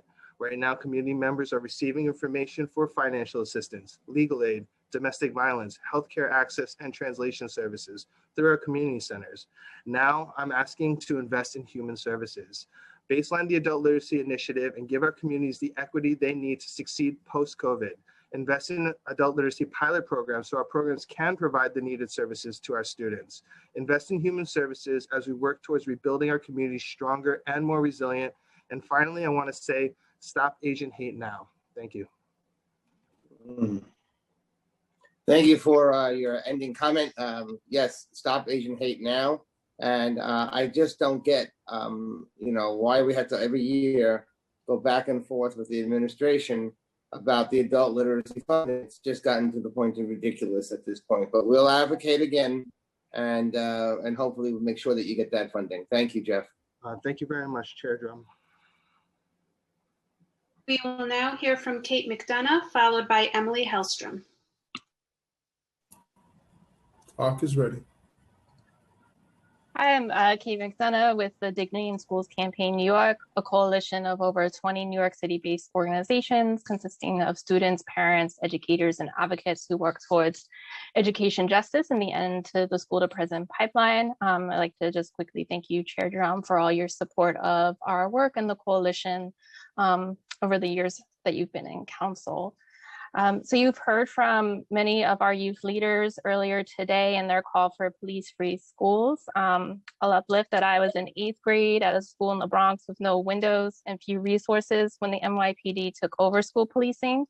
And I don't have words for what it feels like to work with young people who weren't even born when that happened. I think the city does have a real opportunity now to start repairing the harm by divesting from school policing and investing in the resources that our young people want, need, and deserve. So our budget demands are to fully fund meaningful restorative justice. The mayor has never fully funded restorative justice. We're asking for $118 million to adequately fund restorative justice in 500 high schools this year. We're also asking for the expansion of social emotional supports at $117 million to help hire more guidance counselors and social workers, and also invest in the mental health continuum. Lastly, we're calling for the ending of school policing. The council does have an opportunity now to divest from school policing by not hiring the 554 school police positions that have been lost to attrition, and reinvesting that $50 million towards restorative justice support staff and mental health support for youth. Thank you again for all your support, and I hope to work with you as we close things out. Thanks, Kate. And you're right. We need to get rid of policing in schools. We need to support culturally responsive, sustaining education. We need to ensure that there is implicit bias training going on in the schools as well. So I'm aligned with you on this, and let's continue the fight. Wonderful. Thank you so much, Chair Drum. Next, we'll hear from Emily Hellstrom, followed by Kim Watkins. Time starts now. Hi.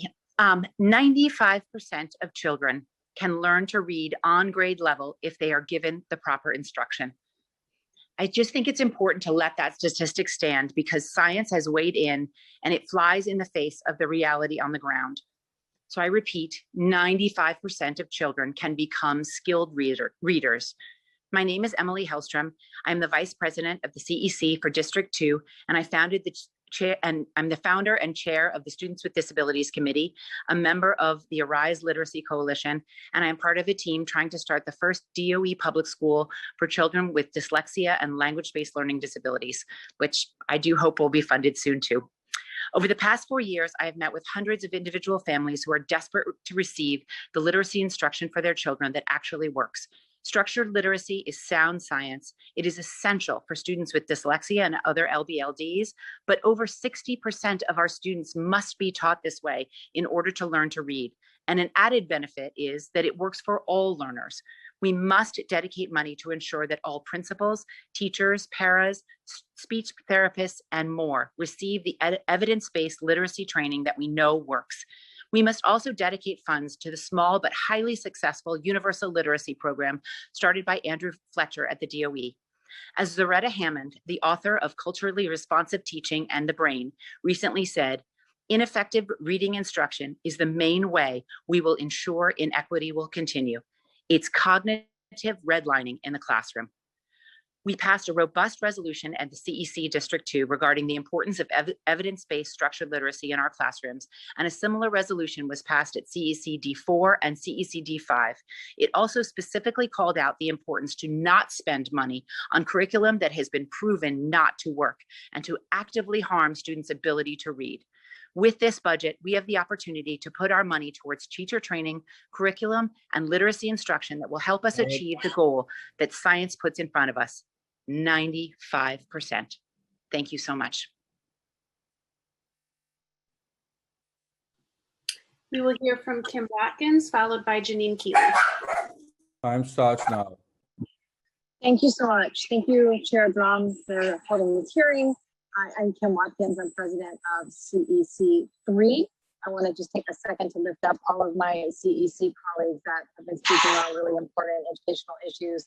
So many important tugs at the budget dollar, but I'm here today to talk about another one, and that is putting a permanent full-time nurse in every school. I'm going to read some excerpts from a letter that nurses, retired nurses, and nurses have put together that's being published tomorrow in the Gotham Gazette.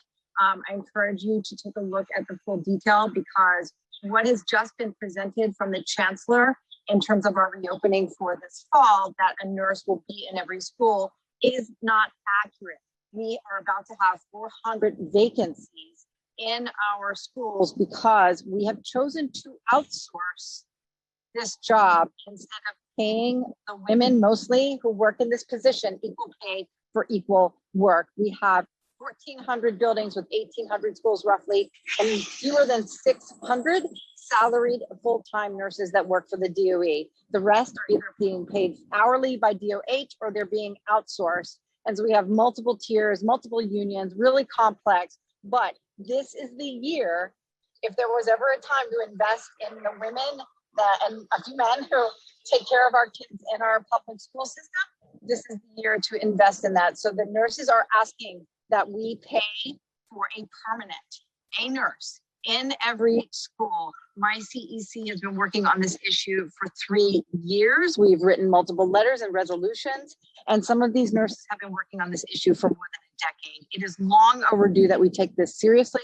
and it is unjust that we pay some women almost double what we pay others to do the same work in our school system. Our kids are worth it. Our health is important. So thank you for so much for listening. And I hope we can get this done this year.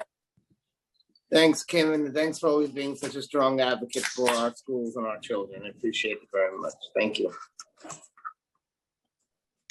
We'll now hear from Janine Keeley, followed by Amy Tsai. Time starts now. Good afternoon. My name is Janine Kiley. I'm the parent of children with disabilities and a member of the Arise Literacy Coalition. I'm also part of the team seeking a green light to start the first DOE public school for students with dyslexia and language-based learning disabilities. My son was labeled a behavior problem in pre-K. School suggested a feelings doctor. He failed spelling tests, couldn't sound out simple words, got up and down during library selecting books he couldn't read to impress his friends. Our son felt dumb and fell further and further behind. These are common signs of dyslexia, but we were told he'd eventually catch up. He continued to act out. One experienced educator suggested he attend a therapeutic residential treatment program with animal therapy. In this city, if our son were a Black or brown boy, he would have had a higher chance of being labeled emotionally disturbed and recommended to a more restrictive educational setting. But we are a family with resources. In 3rd grade, we paid for a private neuropsych exam that diagnosed him with dyslexia and ADHD. We funded private tutoring, and he is now thriving in a public middle school. Unfortunately, most families cannot afford private interventions, and the $1,000 promised by one mayoral candidate won't cut it. Bottom line, our city is failing to teach children to read. NAEP reading scores show that only 26% of New York City students are proficient in reading by 8th grade. Black and Hispanic students and students living in poverty have the lowest scores. To address these significant gaps in New York City schools, I asked the city to invest $50 million in evidence-based reading curriculum and another $150 million for small group reading support taught by teachers who are trained in structured literacy. Thank you. When you say evidence-based literacy, is there a specific program you're referring to? I've heard that a few times today now. There are programs and approaches. So there are approaches like Orton Gillingham or Letters, which is an approach, Yes. and then specific curricula that the city can purchase that go with these.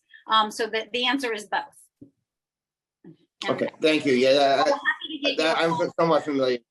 Okay, thank you. Yeah, I thank you. I am somewhat familiar with it, so thank you. Okay.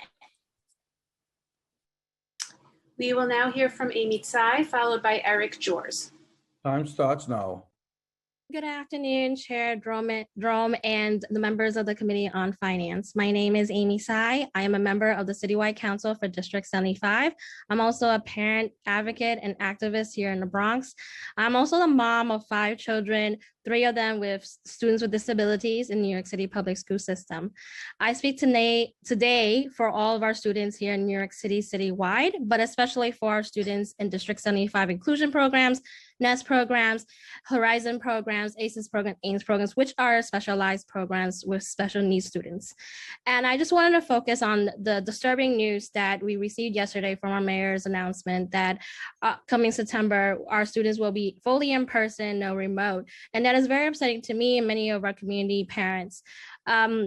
We know that a lot of times we are opted to contain in no voices, contain to no choices and no opportunities. And I want to just kind of offer the 3 top of mind that I really want to make sure that we have investment in our children's, which is the class size. I live in a Bronx, which is very overcrowded, even though class sizes in our classrooms for ICTs are not beneficial. And certainly during this remote time of learning, we've seen that class groups are really essential for our students to learn and thrive.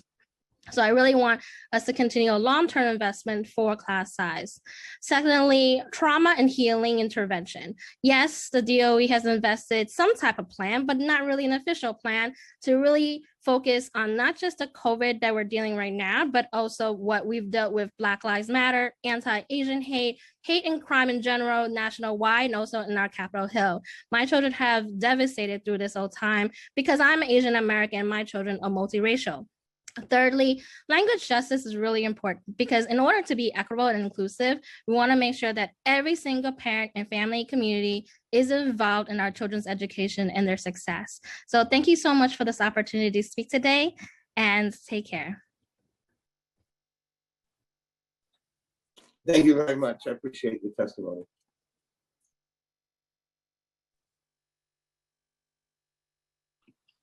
We will now hear from Eric Jors, followed by Rachel Gazdick.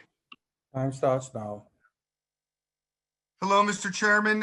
Hello, members of the council. Thank you for the opportunity to testify. Also, hello, Sergeant Perez. It's nice to see you. I miss seeing you in person.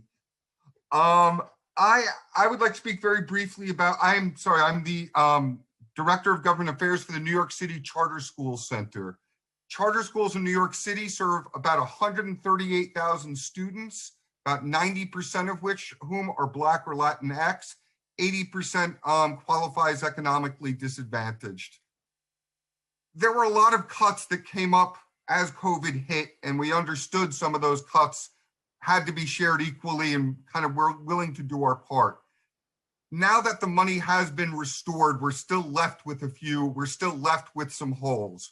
Number one, the district charter partnership, which my organization started, Carmen Farina picked up for the DOE and transferred it to a more institutional setting where 350 charter and district schools work together, sharing best practices, figuring out what we could do better for kids. That was cut and has not been restored in this new budget. Second, the Learning Bridges program that was put in place as childcare for parents in hybrid learning.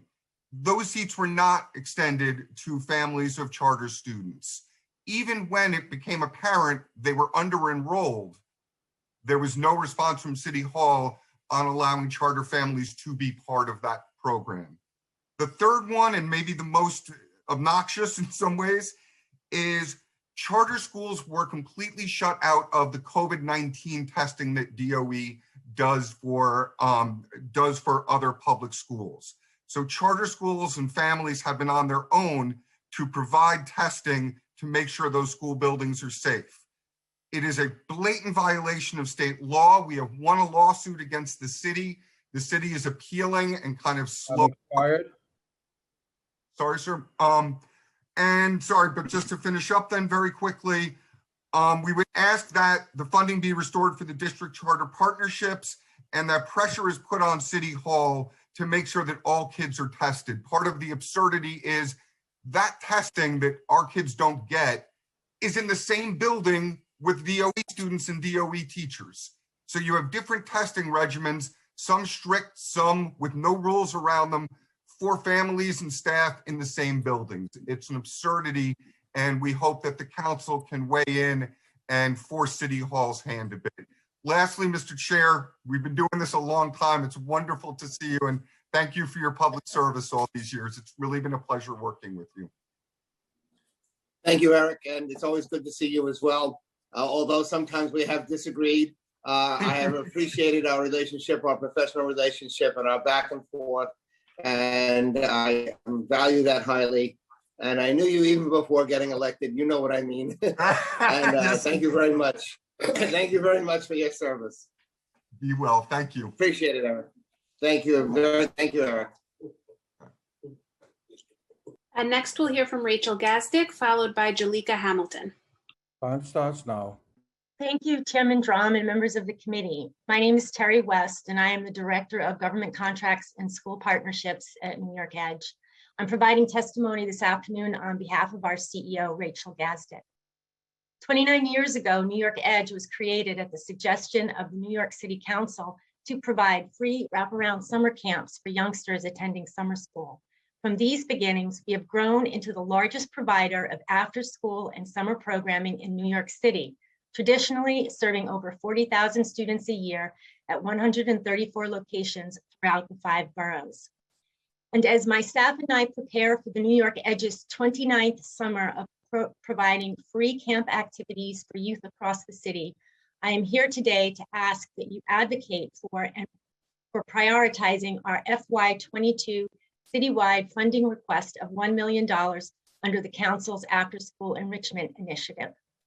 Our mission is to help bridge the opportunity gap among students in underinvested communities by providing programs designed to improve academic performance, health and wellness, self-confidence, and leadership skills for success in life.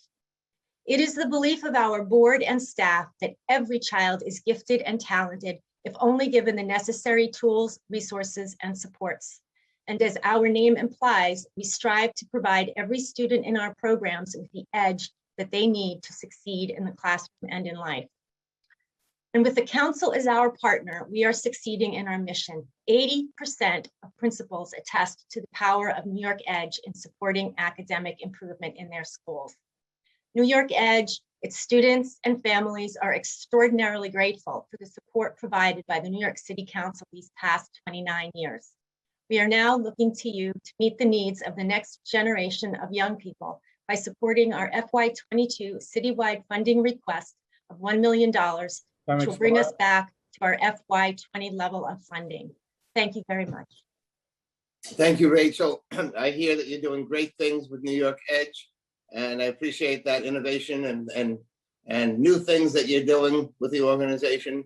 And yes, we really rely on you heavily to provide programs for our students, both during the year and certainly during the summer as well. So thank you, and we look forward to working with you as we move to adoption. Thank you, Chairman Drum. We'll now hear from Jalika Hamilton, followed by Komal Gumani. Time starts now. Good afternoon, everyone. Thank you for sharing your time with me. My name is Jalika Hamilton. I currently reside in the borough of Queens. I aged out of foster care about 4 years ago, but I can still remember almost being unfairly evicted from housing after spending 12 years navigating the battlefields of the foster care system. As I was about to face the real world with no support to even make a mistake because there would be no one there to catch me. Thankfully, I was introduced to a wonderful woman named Liz Northcutt. She stepped up to be my coach for me, my life coach. She not only invested her time to teach me realistically budgeting and find sources as an adult to finish my education, but she also invested part of herself by being someone to talk to or even to cry on, or someone that I knew that when the holidays came around, I will always have a seat in her home. I am now a graduate with 2 degrees, including a bachelor's. I'm also a full-time health worker and a productive citizen of New York City. Fair Futures made it possible for me to reach these goals. Without the support of Fair Futures that they offer, youth become statistics. The unfair statistics in foster care do not stop when we age out, because 1 out of 3 youth that ages out either becomes homeless, incarcerated, or suicidal within the first 3 years of their independent living. During the beginning of the COVID epidemic, it was Fair Futures that stepped up immediately and found emergency funds for me to book accommodations, as well as find laptops to finish my education and even plan therapy Zoom calls. Baselining Fair Futures is an investment into our future generations of doctors, lawyers, and leaders. Fair Futures is the first of its kind because they're ran by a team who have worked in or around foster care system and realize the unfair disparities and blind spots within it. These people want to do more, but the regular 9-to-5 jobs was not cutting it. The people recognize that the youth need more, a generation of youth that already had to face obstacles of trauma before and after foster care and rise above it, who chose not to let their abuse be an excuse, but fuel to become a living testimony on their pursuit of happiness. Thank you for investing in us and baselining our supports for us. Thank you for your time. Thank you, Jalika. You are an inspiration and you give hope to many, many people who have found themselves in the foster care system. And your testimony here today is wonderful. We need to hear your voice and others as well to advocate for those who have gone through the system. You are a wonderful example of how foster youth can become successful in life. And I just am very grateful and happy for you. Keep it up and keep staying strong. Thank you. Thank you so much. We will now hear from Komal Gumani, followed by Amelia Ramirez. Time starts now. Good afternoon. Thank you to the Council for holding this important hearing and for allowing me to speak. My name is Komal Gumani and I'm a Fair Futures coach and New Alternatives for Children. I will testify on behalf of my youth who cannot be here today. My name is Paul Anthony Urbanek. I am 21 years old and I got into foster care in April 2018 when my mother passed away from a heart attack right before I turned 18. I got diagnosed with autism when I was a baby. I am currently living in a group home. I am here today to share my story and ask for your support in saving Fair Futures. Fair Futures staff at NAC have supported me when I was in care and continue to support me after I aged out. Joel was a great education specialist to me. We talk regularly on the phone about my plans and goals for the future. He helped me with summer youth, vocational training, and told me about higher education options. My social worker, with guidance from David, our housing specialist, helped me find housing. The group home staff treats me very well and helps me become more independent, like teaching me how to prepare simple meals and making purchases. When I left care, I met Komal, the Fair Futures coach at NAC, and Chalentia, the coach supervisor, through the teen group. The teen group always has informative topics for youth to talk about, including climate change, police brutality, and mental health, among many others. Komal and Chalentia always give everyone the chance to speak their mind. We also do fun projects that allow us to be creative. Through the teen group, I found a community of other youth at NAC during the pandemic and made new friends who are friendly and smart. I am grateful for the support of Fair Futures staff during my time in care, as well as transitioning out of care. Every foster youth deserves educational, vocational, housing, and emotional support, which is why Fair Futures needs $20 million baseline. Thank you again for the opportunity to speak today. Thank you, Kamal, and thank you for being a strong advocate as well. And I was one of the original supporters of Fair Futures, and I'm continuing to be. And as we move to adoption, I hope that we get that money baseline. Thank you. We'll now hear from Amelia Ramirez, followed by Cheyenne Medley. Time starts now. Good afternoon, everyone, and good afternoon, council members. First, I want to thank you all for just consistently supporting Fair Futures. Now more than ever, we need you to continue fighting for us and for our youth in foster care. My name is Amelia Ramirez, and I work as a youth coach at Sheltering Arms. Working here has made me realize how truly important Fair Futures is. Fair Futures is an entire support system created for young people to thrive and ultimately be successful. This support system is needed because unfortunately, it isn't that easy for kids in foster care. Most kids in foster care don't have that many things in their life that are constant. They're always changing their home or their family. It's always something that's changing for them. But with Fair Futures, youth get to have something that is constant in their lives. And that is their coach who will always be there to support them no matter what. Even long after they're out of foster care, we're still there for them, helping them throughout anything they need. Out of the 10 youth that I work with, I've helped 2 re-enroll back to school, 1 find a stable job, 3 get their driver's license, 2 get in therapy, and 3 into tutoring. And although it may not seem like much to some, this is a huge step for kids in foster care. This is something that will also lead them closer to achieving their goals. It is important for NYC to fully fund Fair Futures because youth in foster care need a strong support system now more than ever. Youth need the support, motivation, compassion, love, and patience to move forward and continue to persist through their struggles. They need someone on their side that is going to fight and advocate for them because that is what coaches in Sheltering Arms and Fair Futures do.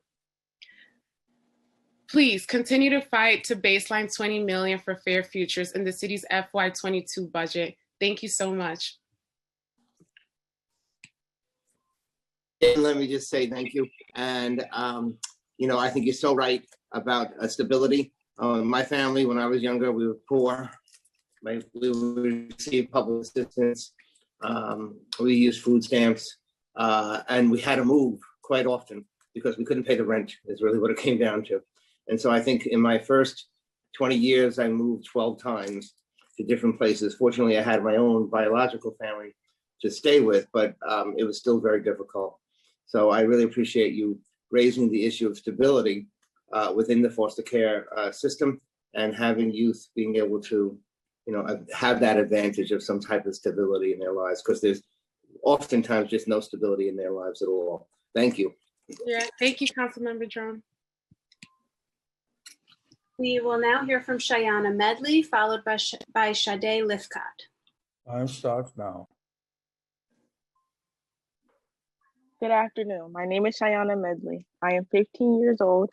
I live in Staten Island, New York. My agency is Seaman Societies. Time before joining Fair Futures, I felt as though my point of view was very unaudible. During this time, I felt as though being a role model and a leader to youth voices should be witnessed with open minds and clear paths. I struggled with financial management and schoolwork, but my Fair Futures mentor is Lucas Simmons. Having him around for 3 months is so fundamental to me through all the good and bad struggles. Although him being my mentor was an eye-opener to see how much of a voice and right I had, it opened me up to be more optimistic and outspoken to what I need. During COVID-19, Lucas Simmons was very engaging and accessible to me and a lot. for a lot of things. However, I feel as though that's how I felt about the opportunity. I'm sorry. I feel as though New York City's baseline funding for Fair Futures is very important for all youth to have voices and to grow into young people towards someone with bright futures and clear paths with colleges and high school scholarships, etc. We're calling on city baselines for 20 million to save Fair Futures and to continue provide foster youth with support that they need to be successful adults. Thank you. Thank you again. You heard what I've had to say. We know we must support our youth. Thank you. We'll now hear from Sade Lithcott, followed by Alejandra Duke Cifuentes. Time starts now.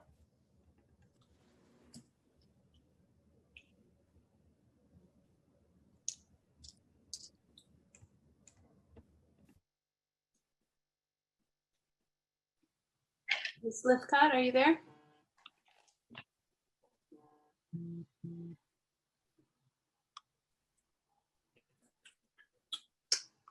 Okay, we'll circle back. So we'll now hear from Alejandra Duke Cifuentes, followed by Jarena Ribbons. Time starts now.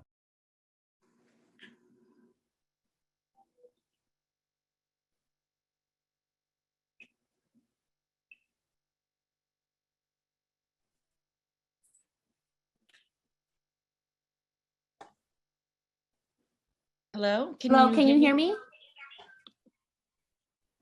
Hello, can you hear me? Yes. Let's hear from Ms. Lithcott. Yes, hi, how are you? Sorry. Apologies. I'm having a little bit of internet connection challenges. Can you hear me now clearly? Yes. Wonderful. Okay, good afternoon. Thank you, Chair Drum, and esteemed members of the City Council. My name is Sade Lithcott. I am the CEO of the National Black Theater and the chair of Coalitions of Theaters of Color, the largest coalition of culturally specific theaters existing in all 5 boroughs. I'm going to apologize in advance because, of course, as you've called my name, my computer has frozen. So I don't know if you can still hear me, as I know that my computer has frozen. Is it possible I can go right after the next person? I really do apologize. I don't even know if you can hear me as I'm frozen. Okay, oh, here we are. Sorry. I'm going to begin again. Good afternoon. My name is Sade Lithcott. I'm the CEO of the National Black Theater and chair of Coalitions of Theaters of Color, a coalition that represents the largest body of culturally specific theaters in all 5 boroughs. It has come in from unexpected people in unexpected places, while standing online to get vaccinated, in grocery stores, on Facebook, and in my inbox. People, strangers, over the last year have stopped me to say that NBT literally have saved their or their friends and loved ones' lives. You see, CTC is a coalition that represents 52 cultural organizations, most in communities hardest hit by COVID-19. However, CTC is more than just theaters. CTC organizations represent 52 cultural arts organizations. CTC organizations, especially in this past year, have functioned as safe havens for artists and communities that identify as Black, Indigenous, and people of color. Even through the extreme challenges and traumas of this past year, our CTC organizations have continued to serve hundreds of thousands of New Yorkers with vitally needed cultural, educational, and social resources in local neighborhoods and the broader residents living in the outer boroughs. From vaccination hesitancy webinars conducted by High Arts in East Harlem to digital education and activism by the Chinese Theater Works in Queens. Art therapy that mind builders in the Bronx provide their kids, some of whom have lost both parents to COVID-19. Today, in my abbreviated testimony, I would like to convey that there is no reopening or recovery for our great city without comprehensive and equitable plan for arts and culture. And that's why, on behalf of members of the CTC, we join our colleagues in the sector and ask you to support the Cultural Plan for Recovery to add $70 million to the cultural budget in FY22, and $15 million of which would go to the historic and first-time creation of a cultural equity fund. But most importantly, we ask that you, after last year's tremendous victory of bringing no harm to the CTC, take our hands and step us one step further and baseline our funding. The insecurity of CDF funding and discretionary funding is completely destabilizing to our organization, and we're asking respectfully that you secure an annual investment in our organization by baselining the CTC. We are beyond grateful to the council for voting no harm last year, and respectfully implore you to continue to move in the direction of budget justice with more secure and equitable distribution of funding as we heal our way forward. Thank you, Chair Drum, and apologies for the technical difficulties. No worries, and thank you for your testimony. And I, for one, am very supportive of communities, community theaters of color as well, and also of our smaller cultural organizations. So we look forward to continuing to support you in the budget. I know that the chair of the Cultural Committee, the Library and Cultural Committee, Councilmember Van Bramer, would like to say a word. Hi, Councilman Van Bramer. There we go. Can you hear me? We're in time. Yes. So first of all, I just want to say thank you, Chair Drum, for leading the hearing. And I wanted to come back to the hearing, of course, to hear so many of our cultural partners and leaders. And Sade is one of the heroes of our movement. And every time she speaks, we learn something. And I just want to assure you, Sade, that we are actively talking about these issues, including the baselining discussion, which of course is going to be a big one. And obviously, you know how strongly I feel about CTC, and Majority Leader Cumbo and I have been on the phone this week and last, talking out, as we often do, our strategies around the budget and how the two of us form together as a team, with obviously many of our other colleagues who share our love of culture and the arts. But just want to say thank you, and it is something that is top of mind for myself and Lori, obviously, and just wanted to let you know that I'm here. I see you, I hear you. Even when you have technical difficulties, you are heard. Thank you. Thank you, Councilman Van Bramer. And just, I didn't realize you were on today. None of what has happened to the Coalition of Theaters of Color would not be possible if it weren't for your leadership and Lori's leadership, and you really showing how we lead from a space of equity, placing our values in our pen as we make these decisions in company with your esteemed colleagues. So I can't tell you how much of a champion you have been to the CTC, and we are truly grateful, and we are looking for secure funding moving forward with baselining. So thank you so much, and to Chair Drum for the extra minute of time. Thank you, Sade. And I've been bouncing back and forth, but as you know, Jack Bernadovitz, our cultural rock star, is monitoring the hearings and is like, here come the culturals. We got to get back on. So we're here. Thank you. Thank you. We'll now hear from Alejandra Duke Cifuentes. Thank you for your patience, and then followed by Jarena Ribbons. Hello. Hello, and thank you for having me. My name is Alejandra Duque Cifuentes, and I'm the Executive Director of Dance NYC. As a service organization for the dance industry in New York City, we work to ensure independent dance workers and organizations can thrive. It's well known that COVID-19 has had a catastrophic impact on our sector, exacerbating deeply inequitable practices that existed before this moment.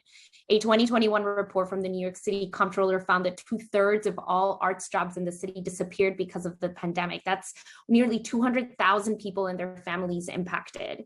Even as the arts workforce continues to provide arts education, performances, and mutual aid in their communities, many arts workers and organizations and the organizations that they're a part of are still unable to access resources to support their basic human needs, including medical and mental health care, food and housing, and importantly, the dignified wages that allow them to thrive and to run their organizations healthily. Of those impacted, Black, Indigenous, peoples of color, disabled, immigrant, undocumented, and trans artists have been the hardest hit. Our data shows that these arts workers and organizations, often with the smallest budgets, are not only the lion's share of our sector, but also the most adaptive and employ a workforce that is representative of the demography of our city. And yet they have the least access to funding and support. In a climate that has threatened our humanity, and artists really are the ones that are playing a key role in organizing us, sharing our stories, and continuing to highlight the creative and cultural capacity of our city. A healthy city needs healthy local communities, and local communities cannot recover or thrive without a strong arts and cultural presence. Artists are necessary workers. It's for this reason that today I join my colleagues in requesting that the city implements the Cultural Plan for Recovery, which distributes $70 million in support to the arts and cultural sector, including a restoration of the $20.2 million from fiscal year 21 for arts and culture, with an additional investment of $9.8 million to bring this funding back to prior levels, a restoration of council funding initiatives, including the baselining of the coalition's Theaters of Color support, and the creation of the Cultural Equity Fund, which so many of my colleagues have already shared. Additionally, the city recently announced the New York City Artists Court, and it's important for us to continue to think about how this is not just a helicopter support that drops in some help and leaves, but how it can remain an active program that turns into a proper workforce program to secure the arts workforce. We need to support organizations, we need to support individuals, and we need to make sure that the artists that live in our city can stay in our city and don't have to leave to other places because they can't afford to live here, because they don't make enough to be here. And so I encourage us to really think about how our cultural communities, as my colleague Melody Capote mentioned earlier in her testimony, New York City culture is what it is because of the Black and Brown and Indigenous and immigrant and disabled communities that make it what it is. And so we have to put our money where our mouth is and ensure that they can thrive here. Thank you. Thank you. Councilmember Van Bramer. Thank you, Alejandra. And I just wanted to say in particular, your comments about the recently announced fund for artists are on point. I share, well, I shouldn't say, I have some concerns about that program and how it will be implemented, and some concerns around the mayor having discovered a love for culture and the arts in the last few weeks. But you know, and that's great, because whenever you find a love for it, that's good, even if you come to it late in life. But the point is to make sure that it's real, and that it's based in equity, and that it's not a flash in the pan one time, all of a sudden we love culture and the arts and have a press conference about it, but that it's actually going to continue long past this year. You know, we're going to have a new everything basically in January, and that concerns me. So that's why we have to make sure that it's baked in, right? The support for artists is real, and transcends a particular fiscal year, particular administration, and we can continue to rely on it, right? And not just one shot, you know, look at us, we now love culture, kind of stuff, which that might have been a little political, but it was true. So thank you. We'll now hear from Jarena Ribbons, followed by Olympia Kazi. Starting time.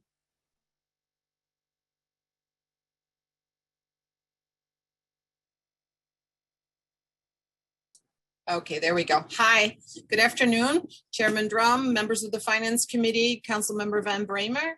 It is my privilege to address this body today. My name is Irina Ribbons, and I'm the Executive Director of ICE Theater of New York, which is a nonprofit dance company on ICE. We're proud to have been part of the fabric of New York's cultural community for over 35 years.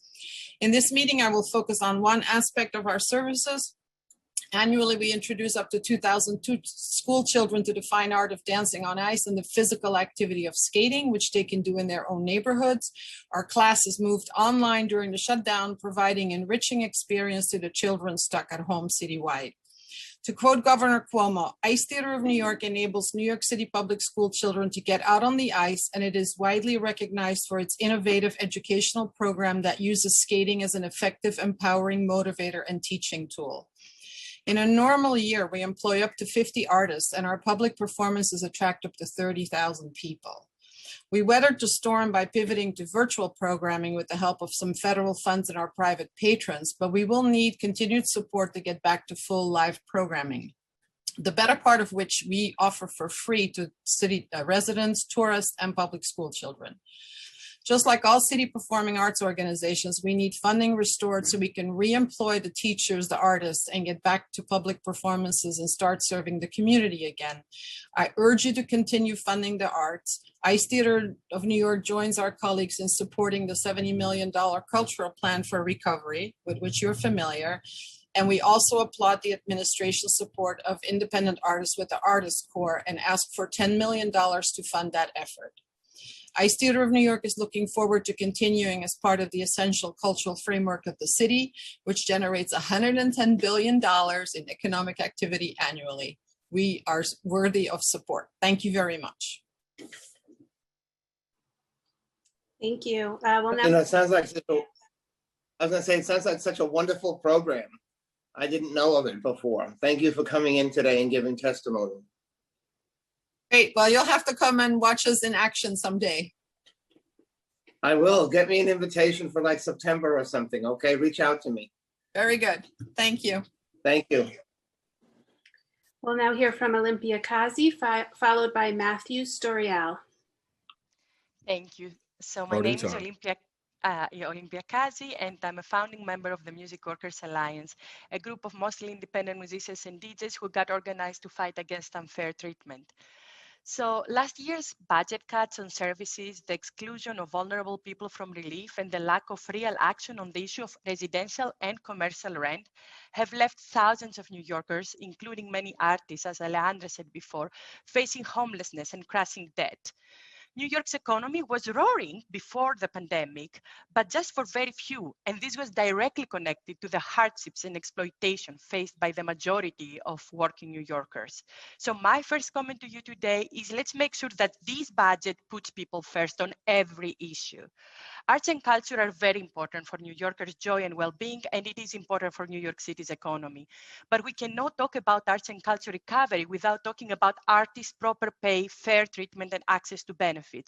In this year's budget, we need to restore funding to all cultural organizations in the Department of Cultural Affairs, but we also need to focus on equity by creating dedicated funding stream that meaningfully supports and protects artists, especially those from historically marginalized communities.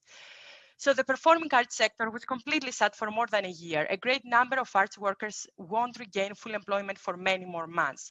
And hundreds of them joined rallies led by the Music Workers Alliance this year to demand a real WPA-style works program.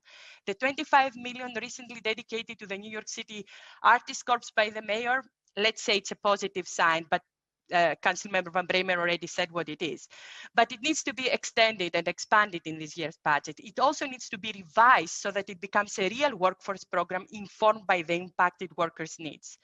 Now, I also need to say that I'm a mother of an incoming pre-K and a rising first grader, and I've been following the work of Alliance for Quality Education, and I support their agenda and their ask for this year's budget. We do need to fully fund social and emotional learning, make the classes smaller, and most importantly, I want to ask you to stop funding programs and policies that we know have exacerbated segregation and inequities in education. So thank you, and let's work together to make all this better. Thank you. We'll now hear from Matthew Storial, followed by Jennifer Stewart. Starting time. Everyone, my name is Lisa Gilday. I'm not Matthew, but I am the Chief Operating Officer of Birch Family Services, and I am filling in for Matt, who could not be here. And I am, thank you very much, Chairperson Drum and council members for providing us with the opportunity to provide testimony, specifically as it pertains to preschool special education. Birch is a leading provider of special education preschool services in New York City, operating 8 New York State approved 4410 preschool programs in the boroughs of Manhattan, Queens, Brooklyn, and the Bronx. The students that we provide services to are New York City public school students who are referred to us by the New York City Department of Education because they are unable to meet the students' needs. Birch works in partnership with the New York City DOE in providing UPK, early childhood, and special classes in our preschool programs, so children may thrive in the least restrictive environment. My testimony will focus on issues pertaining to equity, access, and quality that currently exist in 4410 programs and recommendations to address these matters.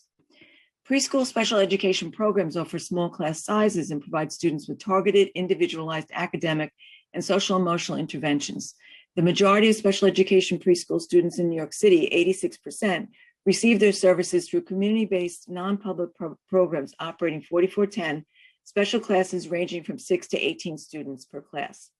Children with disabilities who have the opportunity for this specialized intervention during the preschool years are more likely to succeed in elementary school and beyond. We applaud the mayor for recognizing the value of 4410 programs through expansion of universal pre-K to include 3K and increased special education integrated classes.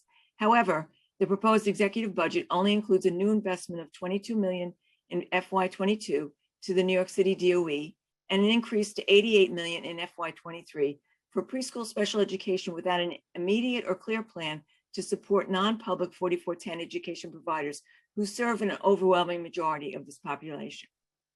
I'm Will expired. free and appropriate public education be afforded to special education students? This must be called into question. I'll just be another 30 seconds. Prior to the pandemic, there was a shortage of more than 1,000 preschool special class seats. While referrals have declined during the pandemic, there continues to be shortage of class seats, particularly for those who need 6 and 8 student classes. This lack of access to the right kind of educational opportunity cannot continue in the upcoming school year. The expansion of 3K for all of New York City's children is laudable, but to be accessible and equitable for all, we must ensure that there's adequate capacity for special classes for those mandated for such placement. We commend the City Council's response to the budget and support the proposal of $85 million to address the shortage of special education classes. The Council's budget goes one step further. It reflects the Council's commitment to ensure salary parity for those certified special education teachers working with our most complex and vulnerable students. Preschoolers with significant disabilities cannot wait another year for the city to make needed investments to meet their needs. We urge the council to do the right thing and include their proposed $85 million in the final budget for FY 2022 to address the issues of equity, access, and quality presented, ensure that every preschool child who requires a special education seat has one, and that preschool special education teachers are treated the same as all New York City early childhood education teachers. Thank you very much. We will now hear from Jennifer Stewart, followed by Jennifer Choi. Hi, my name is Jennifer Stewart, and I'm one of the founding members of Caring Parents, a group that advocates for equity in education for disabled children who cannot be accommodated by the DOE, and they end up either attending 4410 schools or for school age 853 community-based organizations. As a former teacher, I was thrilled to see early childhood education get the recognition it deserves. But calling it 3K and pre-K for all is absolutely dishonest when you're consistently excluding marginalized communities. It feels like our elected officials are acting like one of the most vulnerable communities in New York City just doesn't exist. And at this point, the neglect of 4410s on both the state and city levels feels like a deliberate vanishing of our kids. The children who need the most are getting the least, and we thank you for adding more self-contained inclusion classes to level the playing field for some special needs students. But what about the children whose needs cannot be met by inclusion classes? Where will they end up going when their 4410 CBOs eventually close down? The Early Childhood Education Pay Parity Agreement goes into effect in October. Where does the council think all of those extra teachers are going to come from? I'll tell you, many will leave their jobs at 4410s where the children with the most severe needs are served because they simply cannot compete with the salary and benefit incentives for 3 and pre-K for all. There is zero incentive to work in a 4410 for unfair wages and poor benefits. I don't blame the teachers for leaving, but there is still a dire need for these schools for the children who need the most support. And it won't be long before they buckle under the pressure and all these children will be left without a seat at all. Pay parity would be a great start. It would allow 4410s to retain their teachers and encourage more to work there. By doing this, less schools will close, new ones will open, and the seat shortage will grow smaller. I have 10 more seconds. Our kids start off in a world that does not accommodate them, and you're contributing to that on an institutional level. You've built a wonderful full-day program for their peers, but it's a program that our kids are not welcome in, and one that will ultimately kill the only programs that they are welcome in.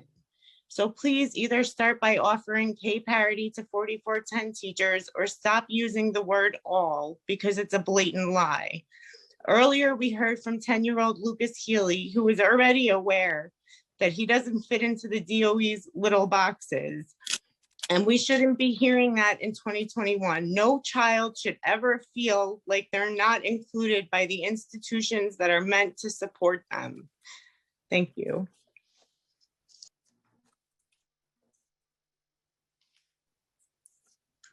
We will now hear from Jennifer Choi, followed by Josephine Okongu. Starting time.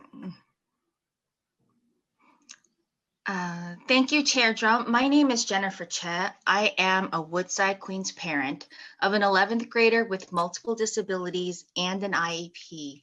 I'm also a special education advocate and a member of the Arise Coalition.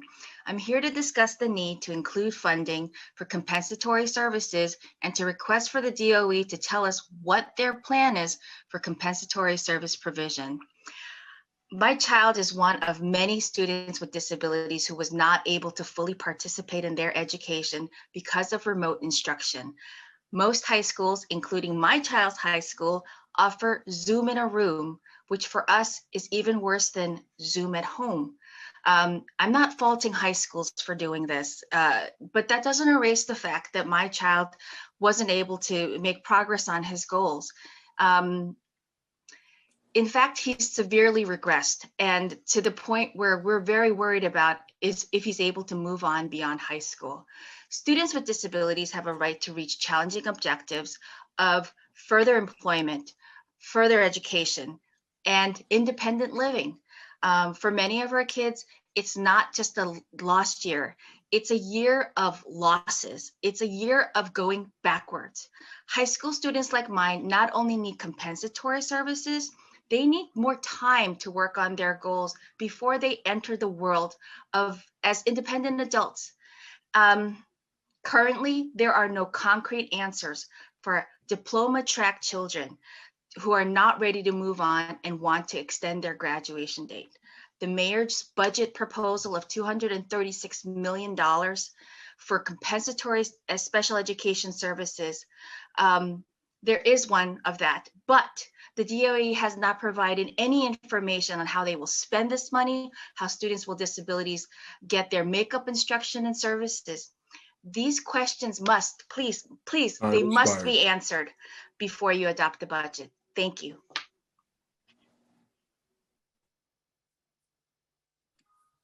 Thank you. We'll now hear from Josephine Okongu, followed by Nancy Cruz. Starting time. Hello. We can hear you. Okay. My name is Josephine Okongu. And sorry, get in. I'm so sorry. My child has special needs and I have to ensure his safety first. And I'm sorry, I hope everyone can hear me. I'm going to read my testament. My name is Josephine Okongu. I'm here as a New York State certified teacher, a former 4410 preschool special ed teacher, and a parent to a child with autism and and advocate for equity for students with disabilities. Recently, I quit my teaching job in a 4410 preschool special ed program because my salary wasn't enough to provide for my family. It was a very tough decision, but my husband had lost his job, so I made drastic decisions. Just like every teacher in New York City, I earned my master's degree, passed the exams. I worked very hard to become certified. And believe me, it's a daunting process. But after all my hard work, I realized that equity in teacher remuneration excludes teachers like me who work in a 4410 preschool special ed program. Why was I paid less than general education pre-K teachers when I'm as qualified as they are? Is it because I teach students with disabilities? 4410 preschool special ed programs serve 3 to 5 year old children with significant disabilities.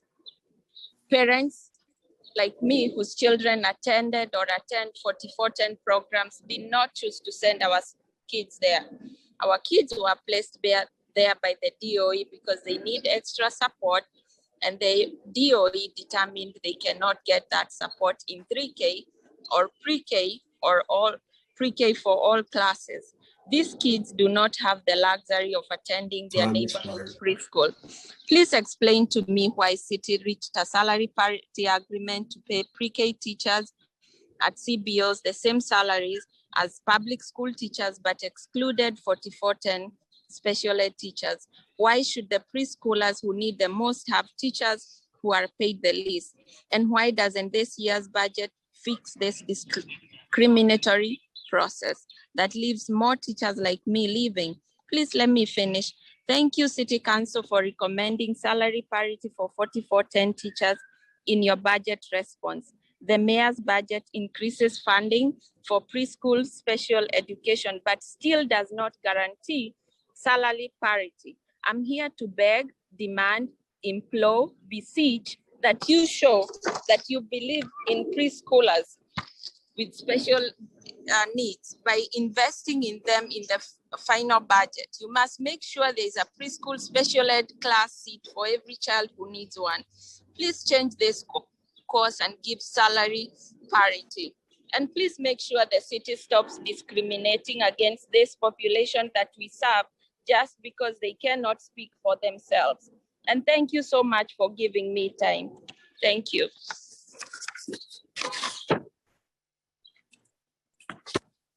Thank you. We'll now hear from Nancy Crooms, followed by Linda Rosenthal. Clock is ready. Starting time. Hello, can you hear me? Yes, we can. Yes. Good afternoon, everyone. My name is Nancy, and I'm here this afternoon as a parent and member of Caring Parents. I am a parent of twin boys who are both autistic. John and Adam both received early intervention and special education services since pre-K. From grades K through 5, Adam attended a 12-1-1 class in a community school and was provided with special education services, including an individual paraprofessional. For 2018-19 year, Adam was placed in a District 75 school. While attending District 75 school for almost 2 years, Adam was mentally, physically, and emotionally abused because the school system didn't know how to deal with Adam. Adam has a prior IEP which stated he needed OT, PT, counseling, and one-on-one para. I later found out he never had services because they didn't have enough therapists and teachers to administer the services. While in District 75 school, Adam had daily meltdowns at schools and at home. What does this mean? It's when he cries, hits himself, and overpowers his dad and myself with his strength when we try to calm him down. This was happening for most of the time at District 75 because he was very unhappy at the school and couldn't explain what he was feeling. I knew District 75 was not a good fit for Adam. My family was so overwhelmed with what Adam was going through that we had no choice but to hire a lawyer. The DOE failed to give Adam a free, appropriate public education. He was placed in St. Dominic's School, which is an 853 school. Since June 2019, Adam has been attending St. Dominic's in Rockland, New York. It has been a dream come true. The faculty at St. Dominic's are amazing. Adam has an annual IEP and he gets all his services at St. Dominic's, including a para, which he so desperately needs. Adam rarely has meltdowns because St. Dominic's has taught him how to express himself verbally, not physically. I see Adam's future as a promising one because of St. Dominic's. He will be an individual getting a job and giving back to his community, but only because of St. Dominic's and their wonderful teachers. I just recently found out that the New York State budget doesn't include our school in them. Why? Our 853 students are part of the DOE. They are in 853 because of the DOE failed them. Whose fault is that? New York State should be proud of 853 schools because they provide all the services that our special needs children need. They are helping our special needs children in becoming independent individuals who give back to their communities. Please include our 853 children in your budget. Thank you so much for giving me this opportunity to testify. We will now hear from Linda Rosenthal, followed by Alice Bufkin. Clock is ready. Thank you for the opportunity to speak with you about the proposed executive budget. My name is Linda Rosenthal, and I'm the Director of Early Childhood Educational Services for Volunteers of America, Greater New York. I oversee the Bronx Early Learning Center of 4410 Preschool Special Education Program for children with significant developmental disabilities, which is approved by the New York State Education Department and under contract with the New York City Department of Education to provide multidisciplinary evaluations, special education services, and therapeutic services to preschool students with disabilities. We serve New York City's students, and we are not private schools. I am here today to ask that the executive budget includes salary increases for the teachers in the preschool special education programs. Under the city's salary parity agreement, this is only fair. Currently, there is a gap in pay between what public school teachers receive in salary and the special education teachers in community-based organizations such as ours. The very real concern is that our teachers, who until now have remained with our programs out of dedication to our children and families, will be forced to leave for the far higher paying public schools, Head Start, and childcare positions in response to the realities of their own life's needs. This will be tragic. All children deserve New York State certified teachers. Our teachers are duly certified in early childhood education and special education. Our teachers are not being treated equitably, and they are being forced to leave our programs for higher paying positions. While the city has made strides towards salary parity for CBO early childhood educators working in childcare centers and Head Start programs, teachers in our programs in 4410 preschool special education programs were not included. As a result, effective October, CBO preschool special education teachers will now be the lowest paid early childhood teachers in New York City, including $20,000 less in salary per year. Time expired. One final comment, the city must extend salary parity for teachers at CBO preschool special education programs so that we can continue to support preschool students with disabilities. On behalf of Volunteers of America and the Bronx Early Learning Center, I want to thank Council Member Traeger, Chairman Drum, and the members of the City Council Finance Committee. We greatly appreciate your support. Thank you. Thank you. I'd like to acknowledge that we've been joined by Council Member Chin, and we will now hear from Alice Bufkin, followed by Adam Ganser. Thank you.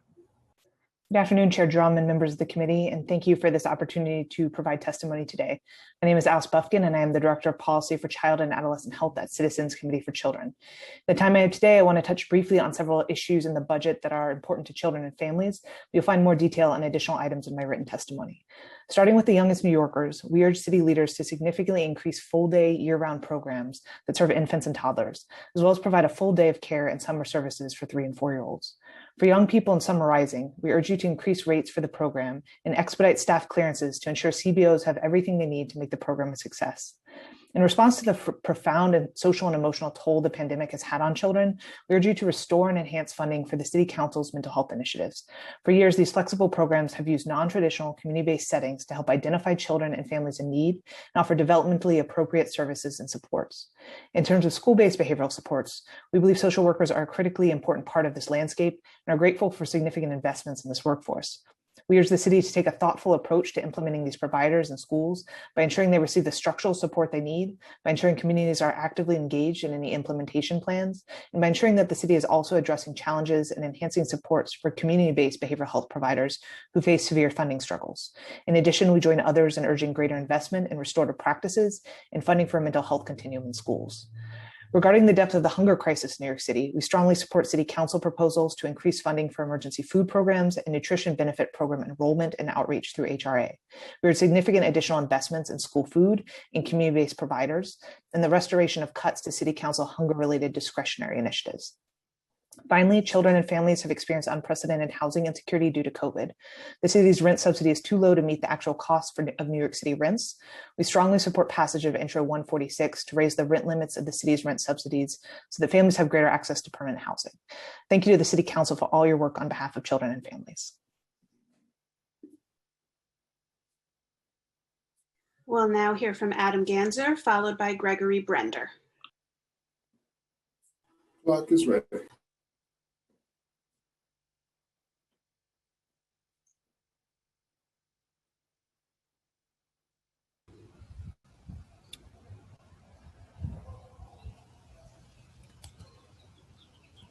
Can you hear me?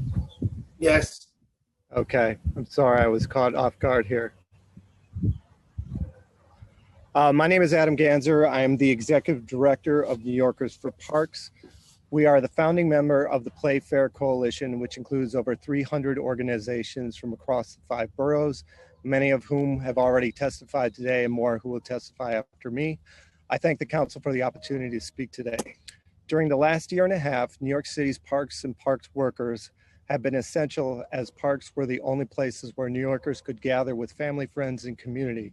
Despite this, the city dealt the Parks Department a crushing and, I would say, unnecessary blow, cutting the agency's funding by 14%, some $84 million that our city's parks desperately needed. That number is a drop in the bucket for the city, but paralyzing for the department. The cuts left our parks in the worst conditions on record, particularly in those very neighborhoods that were hardest hit by the pandemic. We call on the mayor and the city council to play fair now for parks and restore $79 million in critical funding needed to make sure our parks are safe, clean, and accessible. Specifically, we would like the city to baseline 100 city park workers and 50 gardeners, restore the New York City's parks seasonal staff budget, restore the parks opportunity program, restore 50 urban park ranger staff lines that were cut last year, restore 80 parks enforcement patrol staff lines that were cut last year, restore contracts for tree pruning, stump removal, and invasive species control, restore full funding for the Parks Equity Initiative, which is an amazing program that was unnecessarily cut, restore funding for Green Thumb, and restore funding for our city's natural forests, wetlands, and trails. The city budget is a statement of the city's priorities, and for decades, the budget for New York City parks has been chronically insufficient. COVID didn't create this problem, but it has brought the disinvestment to a head.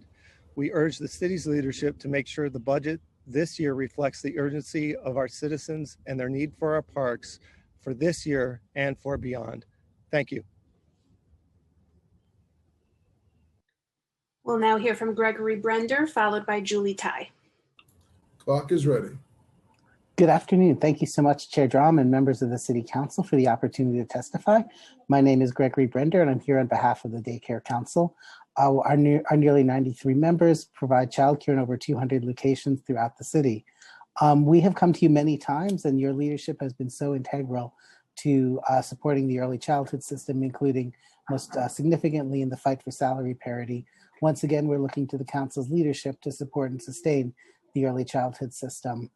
We strongly support the proposal in the City Council's preliminary budget response to invest $45 million to ensure that full-time, year-round childcare is available to the families that need it the most. The mayor's budget significantly increases funding for 3K programs that operate during the school day and school year, but there's no significant expansion for the extended day, extended year programs that work on a working family schedule that parents desperately need. We believe that this funding that the council has proposed is both prudent and achievable given the funding that the city expects to receive from President Biden's American Rescue Plan. In particular, we propose that the city invest $10 billion to bring in approximately 1,000 new full-day family childcare slots for infants and toddlers where there's the greatest need for service, $17.5 million to convert over 2,000 slots that are currently school day, school year only for 3 and 4-year-olds into extended day slots that can be done with programs that have contracts currently and are slated to lose their extended day contracts, and $17.5 million to expand center-based infant toddler capacity by approximately 700 slots. Thank you so much for the opportunity to testify, and we look forward to working with you. Next, we have Julie Tai, followed by Stacy Pappas. Clock is ready. Hello, obviously I'm not Julie Tai, I'm testifying in her place. My name is Carlos Castel-Croak, and I'm the Associate for New York City Programs at the New York League of Conservation Voters. NYLCV is pleased to see the city reinvesting in the environment through the revival of the curbside composting program and a commitment to electrify our city's school buses. These two initiatives are critical steps towards reducing our emissions, cleaning our streets and air, and protecting our vulnerable communities that have been overburdened by decades of environmental racism. It is imperative that the city provide adequate funding for these programs and, in the case of curbside organic waste, that we rapidly roll out the program citywide. While federal dollars are providing the financial relief needed to implement these critical initiatives, there is still much more we must do to make a permanent commitment to the environment. Parks and our green spaces are one of the city's most valuable environmental assets and are a major source of the city's urban canopy, which mitigates climate change, provides clean air and habitats for native wildlife, and contributes to the well-being of our residents and economy. Unfortunately, due to the $45 million in cuts to seasonal staff spending and forestry contracts last year, parks saw one of their worst years for cleanliness on record. Therefore, in this critical third year of our Play Fair campaign, we are asking the council to play fair now and restore $78.9 million in the FY22 parks budget to ensure our parks are safe, clean, and accessible. In addition to parks funding, it is imperative that the city baseline funding for full staffing in critical environmental offices, such as the Office of Building Emissions and Energy Performance and the Mayor's Office of Climate Resiliency. These offices must be operating at full capacity to ensure New York City is at the forefront of the fight against climate change. The COVID-19 crisis is still placing stress on our economy and communities. This was apparent in the FY21 budget, but does not need to be the case again this year now that the federal government has provided relief. We urge the mayor and the city council to have foresight to prepare for the climate crisis by making permanent commitments to environmental investments. Bold action can be taken by implementing a citywide curbside organics collection program, baselining 1% of the city budget for parks, and doubling down on the mayor's commitment to electrify all New York City school buses by passing legislation that mandates it. Thank you for the opportunity to testify today.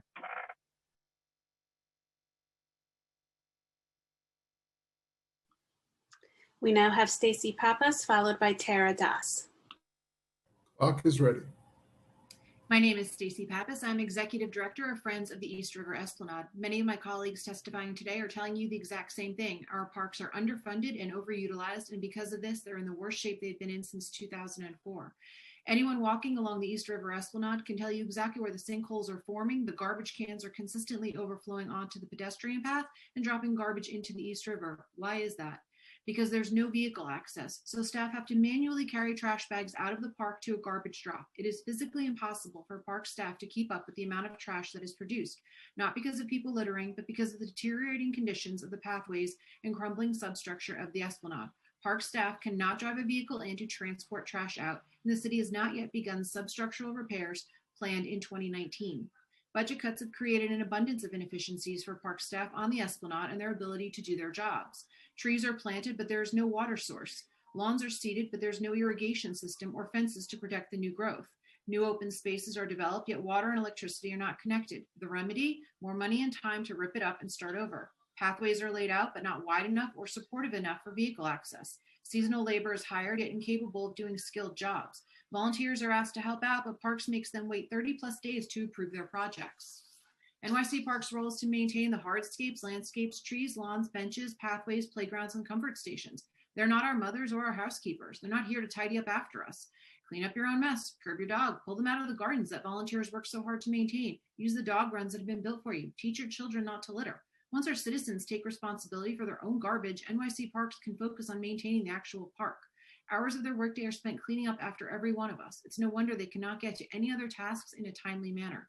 It doesn't take more money to clean up the Esplanade. It takes more money to improve the processes, create supportive and resource-rich working conditions for the park staff, forethought and planning for daily and seasonal maintenance, and for the repairs to the Esplanade. Budget cuts created gaps in the workflow, and it shows. Increase the budget, use the $284 million now Unexpired.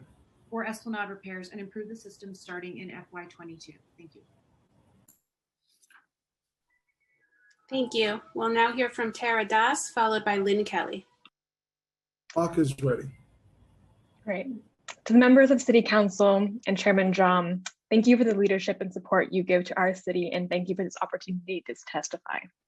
My name is Tara Das, and I'm the Government Affairs Manager with New York Restoration Project, and I'm testifying on behalf of Lynn Kelly, our Executive Director.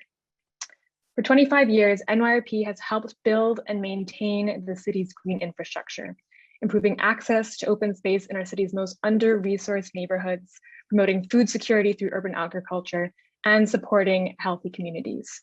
We oversee 80 acres of city parkland, operate 52 community gardens, and provide 20,000 square feet of food production space. Just last year, we produced $180,000 worth of food, and we distributed this to families in need at no extra cost. The COVID-19 pandemic has exacerbated the deep environmental and social injustices in our city. Low-income communities suffering the most from lack of access to quality green space were also hit largest by pandemic, both in terms of health and economic outcomes. NYRP acted on these issues because the lack of municipal investment stunted many of New York's underserved neighborhoods. Unfortunately, the proposed FY22 budget continues to undervalue the critical role of green space in New Yorkers' lives. I ask you, why does the administration chronically underfund an agency that is responsible for an asset they credit as being vital to the health and well-being of New Yorkers? 2020 parks conditions were the worst on record since NYC Parks began recording them in 2004. There is simply not nearly enough city park workers, gardeners, urban park rangers, or PEP officers to cover 14% of the city's land. And it is grossly unfair to assume that volunteers will make up the lack of funded staff. This proposed allocation risks continuing the hardships faced by many communities, but that can change. With greater investment in NYC Parks, organizations such as NYRP can work together with the city to secure and flourish the city's green spaces. Please play fair for NYC Parks. Thank you very much.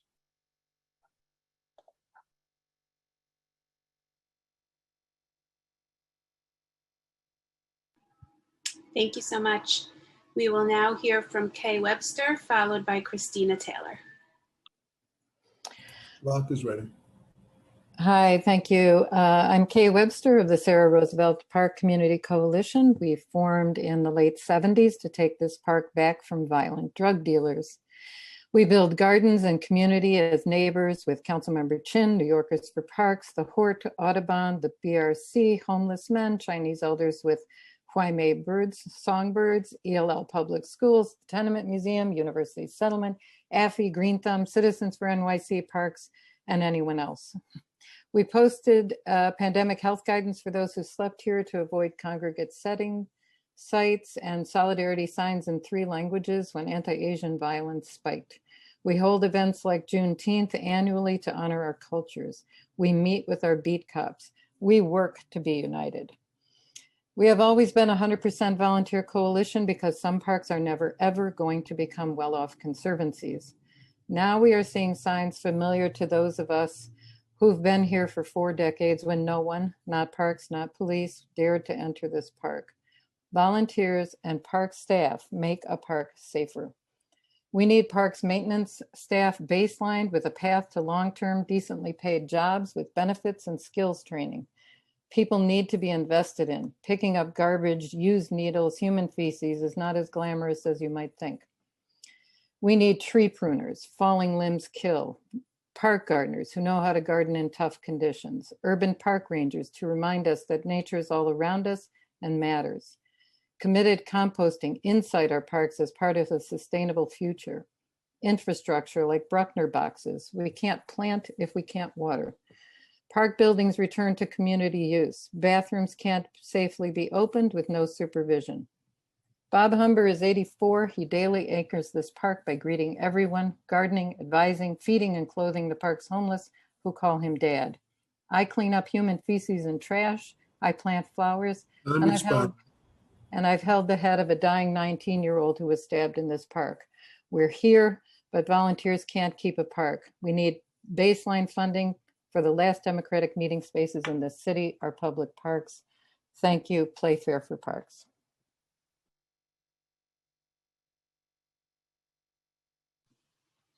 Thank you. We'll now hear from Christina Taylor, followed by Roxanne Delgado. Time begins. Good afternoon. My name is Christina Taylor. I'm the Director of Programs and Operations for the Van Cortlandt Park Alliance in the Bronx. We are grateful for the addition of seasonal staff at New York City Parks this year, but New York City Parks is still chronically underfunded and understaffed. There are not nearly enough city park workers, gardeners, urban park rangers, or PEP officers. In fact, there's only about 300 park enforcement patrol officers that are expected to patrol all the parks in all the boroughs. In the Bronx, this translates to approximately 4 PEP officers per shift for the whole borough. And in the summer, they get pulled to waterfronts, pools, and then large parks such as ours suffer from overuse and lack of oversight. The budget for New York City, the budget for parks in other large cities is about 2% of the overall budget on average. But in New York City, it's 0.5%. Parks takes up 14% of New York City, but only get 0.5% of the budget. That is not enough money to run an agency of the size and scope that New York City Parks is asked to maintain. Van Cortlandt Park alone is 1,146 acres and serves nearly 3 million visitors a year. Yet on a good day, we might have 2 PEP officers covering the entire park, and their shift is not 24/7. Right now, with people still gathering mostly outdoors, there are large groups partying, breaking park rules, and playing exceedingly loud music into the morning. NYPD is busy with violent crimes, and Park Enforcement Patrol ends their shift at 10 p.m. There's no one to deal with the difficult issues like this overnight. Communities that border the perimeter of each park have experienced a deep decline in quality of life as a result. They're calling 911, 311, and Park Administration for help, but they're not getting it. Plainly stated, we need more Parks Enforcement Patrol. In addition, there still remains a hiring freeze at New York City Parks that leaves 200 positions not filled, along with the fact that the majority of parks positions are not baseline, which means they must be renewed every year by elected officials and do not guarantee park workers their jobs. We need to move beyond a cycle funding. New York City Parks needs to be at least 1% of the city budget. Thank you.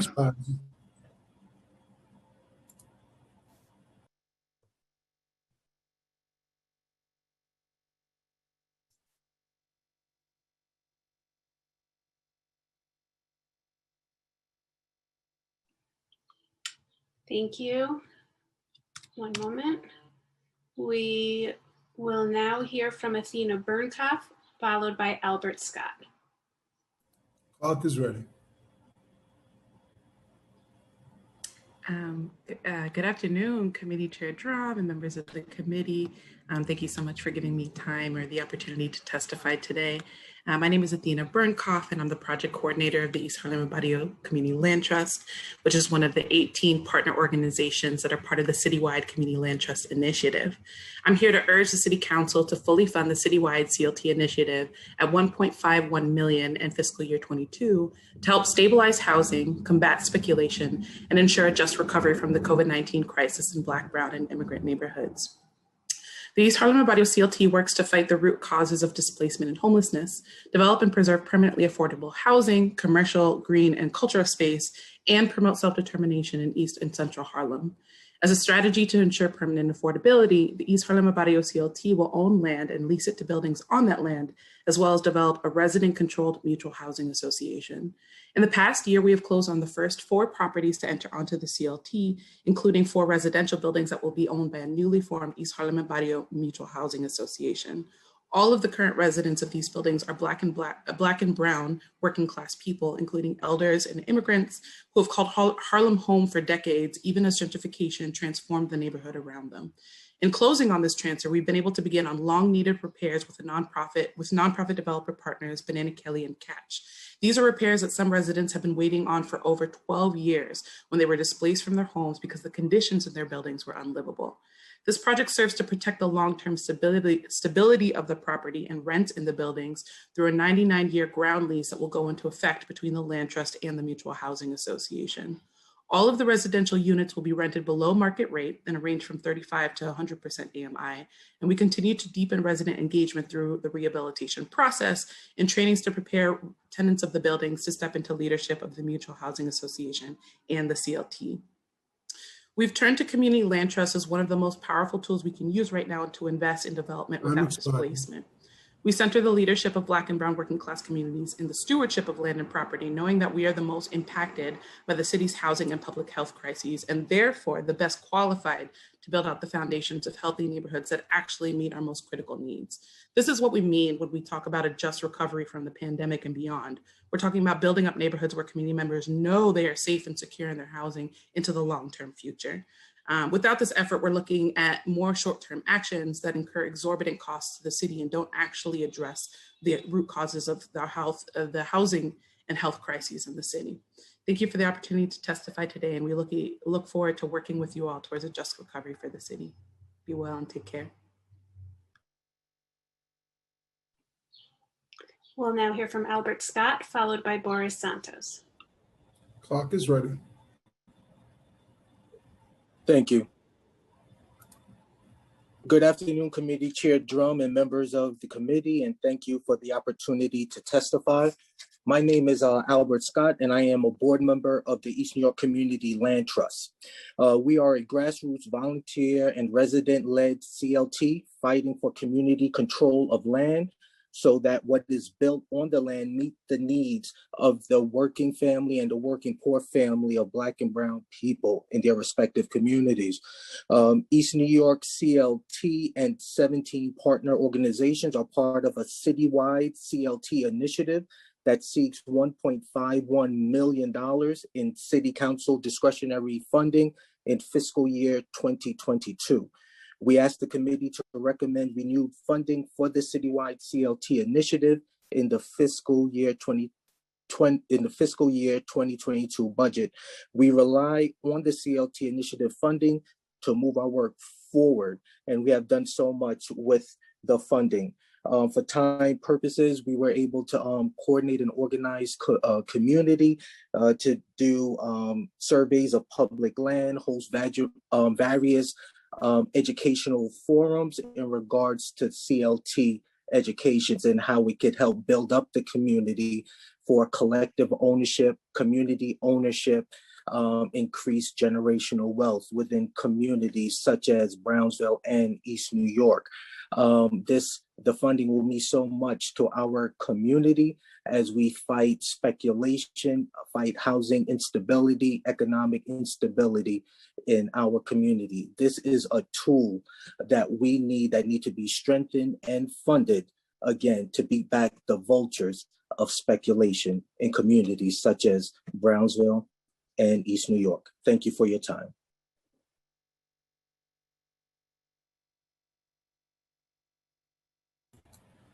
Thank you. Next, we have Boris Santos, followed by Deborah Ack. Clock is ready. Good afternoon. Greetings to the chair, Chairperson Drum, and all council members. My name is Boris Santos. I am the treasurer of the East New York Community Land Trust, or a board member as well. I come before you to give testimony and urge the City Council to fund the Community Land Trust initiative to the degree of $1.51 million for fiscal year 2022, as my colleagues have referred to. And to demand that the city give an update to Community Board 5 or the East New York community at large as it relates to the status of the commitments made to the community through the April 2016 approved rezoning. I want to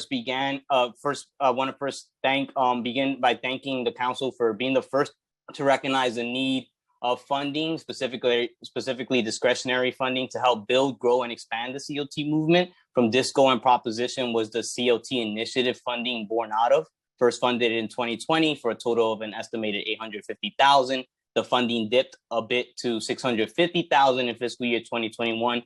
But it's important to note that funding remain through dire fiscal circumstances as our city was ravaged by the COVID-19 pandemic. Yes, funding remained as the council, quote unquote, looked through each budget line thoroughly and asked, is this essential to preserve, maintain our social safety net? That in the words of Speaker Johnson. So it would follow that this initiative must be funded this upcoming fiscal year, and at a time when we are working towards our recovery as the city's coffers look somewhat decent, particularly because of financial support from the federal government. We must further show how important this initiative is by bolstering this funding at least to the level of $1.51 million.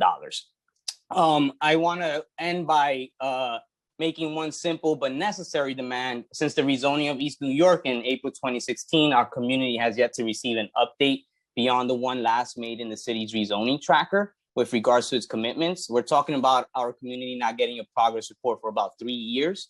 And what this has caused is people organizing on the ground to make demands about money that the city has already committed and allocated to the East New York. Wrapping up in 10 seconds.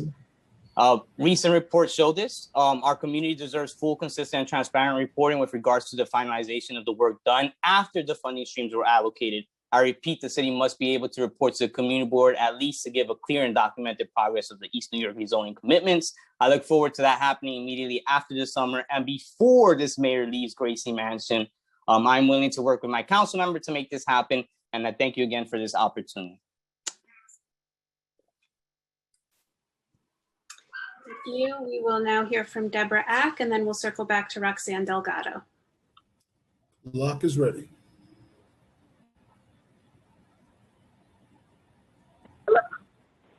Hi, I'm sorry. I'm sorry. First, we're going to hear from Ms. Ack. Is she there? Yes, I'm here. Hi. Good afternoon, Chairman Drum and City Council members. My name is Deborah Ack, and I am a board member of the East New York Community Land Trust.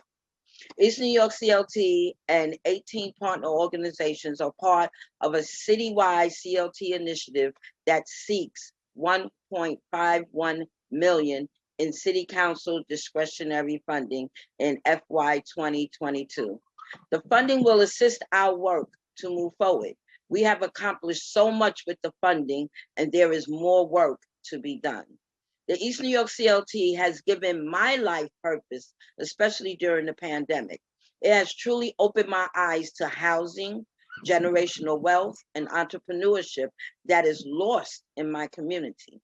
We, the East New York CLT, will return these desperate needs to our community through community organizing. Just recently, we visited an area that is on the borderline of Brooklyn and Queens, the lost community of The Hole.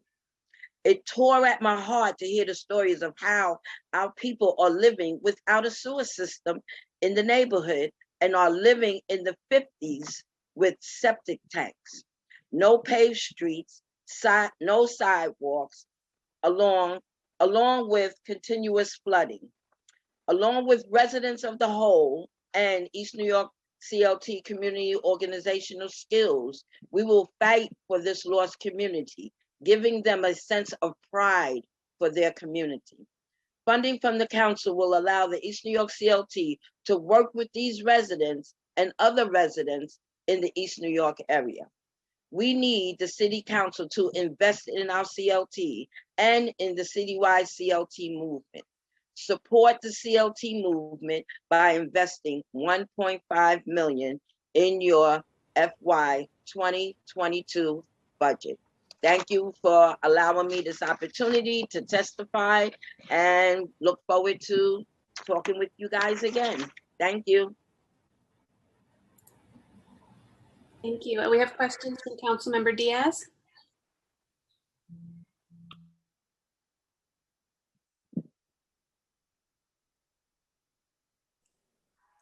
It's more so not a question, but I want to thank my East New York people for standing tall and standing proud.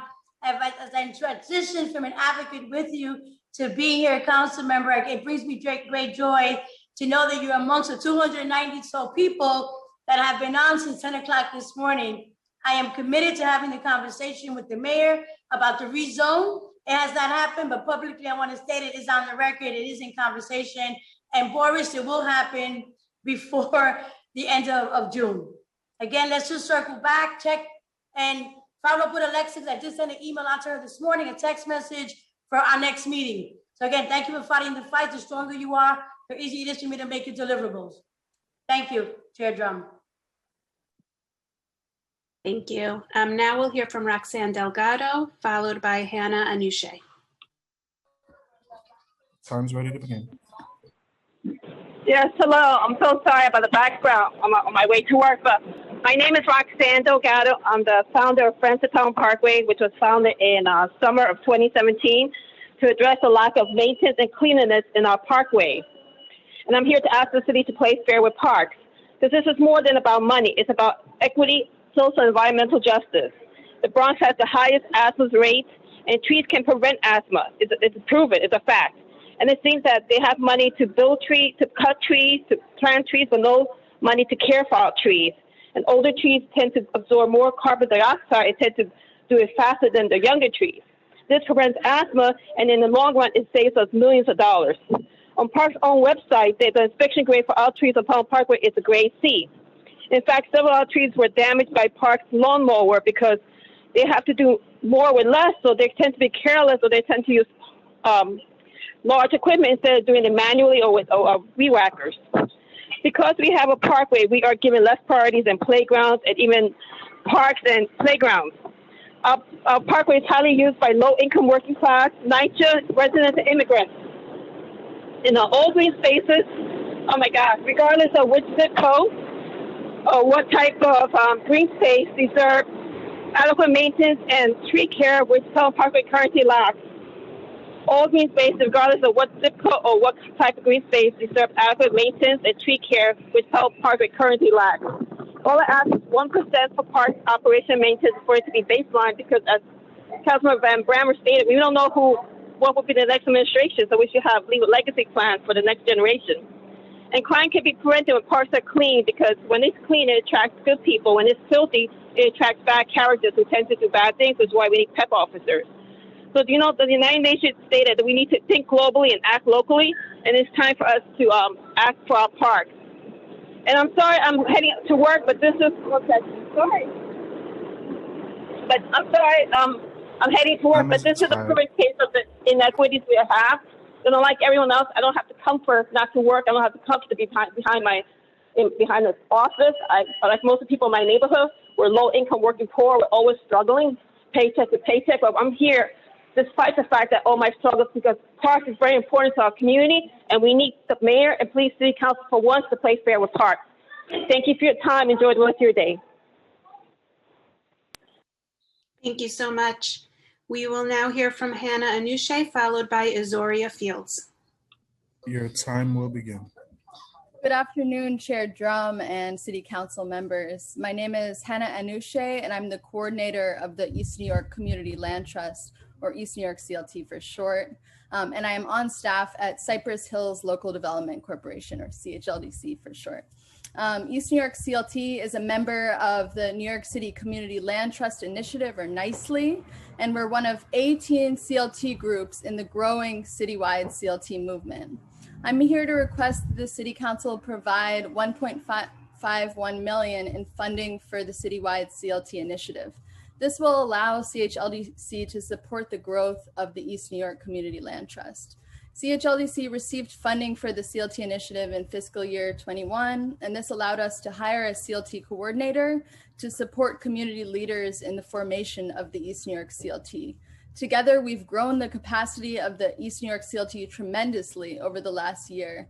And now we're really eager to acquire land and to partner with nonprofit developers to build much needed low-income housing. But in order to acquire land, ongoing organizing and engagement of residents is an enormous priority. The East New York CLT members do an incredible amount of work as volunteers, but it's a lot of work. And the City Council funding for staff and other operational costs is so crucial for our ability to grow the East New York CLT. Thank you so much for your time.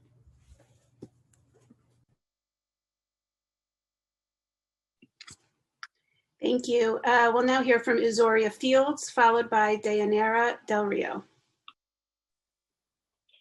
Good afternoon, Maybe Chair Drum and City Council members, and thank you so much for the opportunity to testify on today. My name is Izora Fields, and I am the Vice President of the East New York Community Land Trust. And I am here today to urge you all to fully fund the CLT initiative across the city at $1.51 million in the East New York Community Land Trust specifically, as these funds are helping with our operations on the day-to-day, organizing towards our mission of securing long-term affordability of land for our community. The East New York CLT is a grassroots organization that was birthed out of the pandemic. We are advocates for community control of land to provide truly sustainable affordability, create affordable home ownership opportunities for the people of East New York, commercial spaces for locally owned Black and Brown owned businesses, and other community needs. We are currently faced with a global pandemic and a homelessness crisis. My organization has surveyed hundreds of lots in East New York alone that are under the jurisdiction of HPD and other city agencies that have been left vacant and unkept, providing opportunities for dumping of trash, breeding of rats, and other pests. Instead, we would like to see these lots turned over to us so that we can provide home ownership opportunities for our community, spaces for commercial businesses, and rental opportunities for the East New York community that are truly affordable. As it stands, several developments have been built in East New York and marketed under the guise of affordable housing.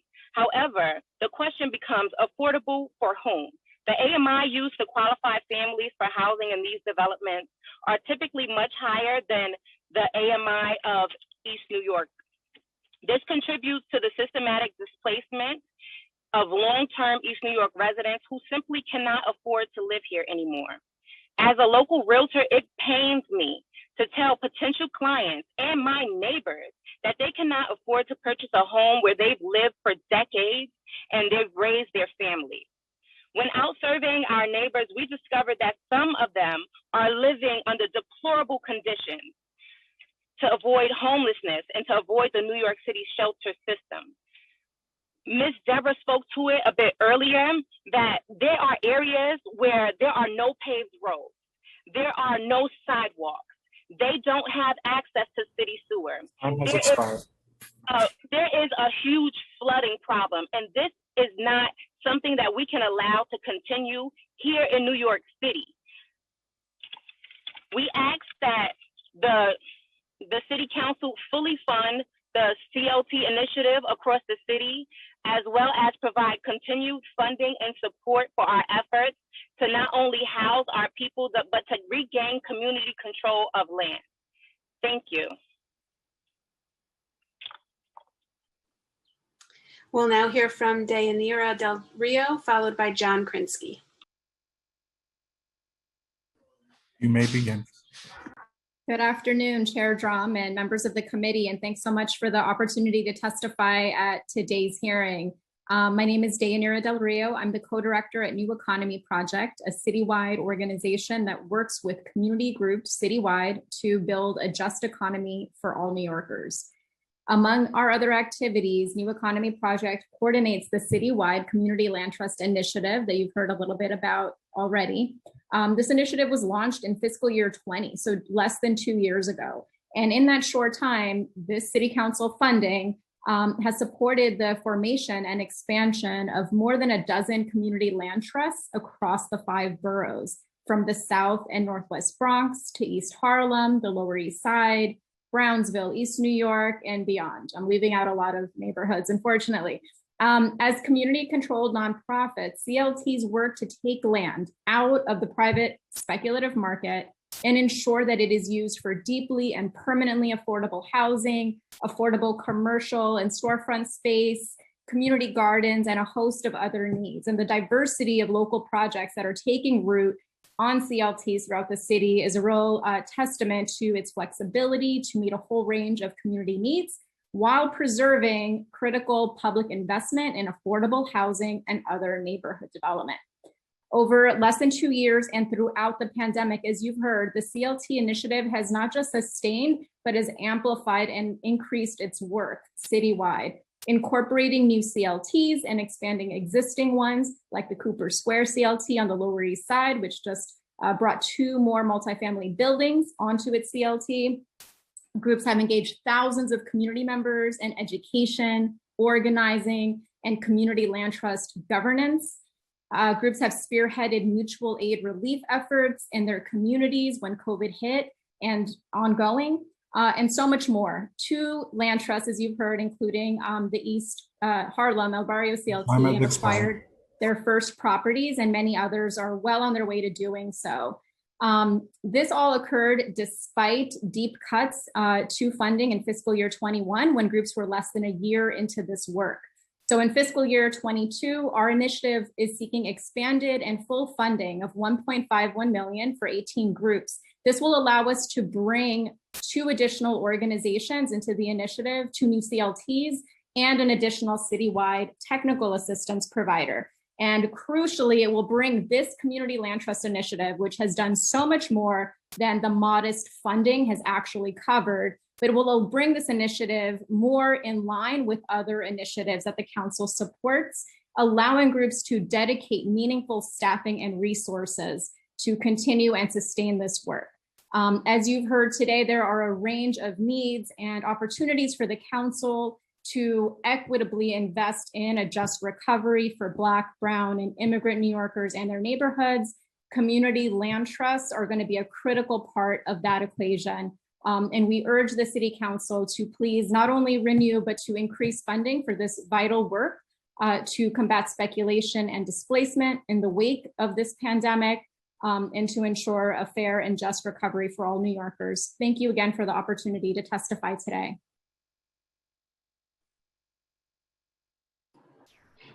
Thank you. We will now hear from John Krinsky, followed by Michelle Neugebauer.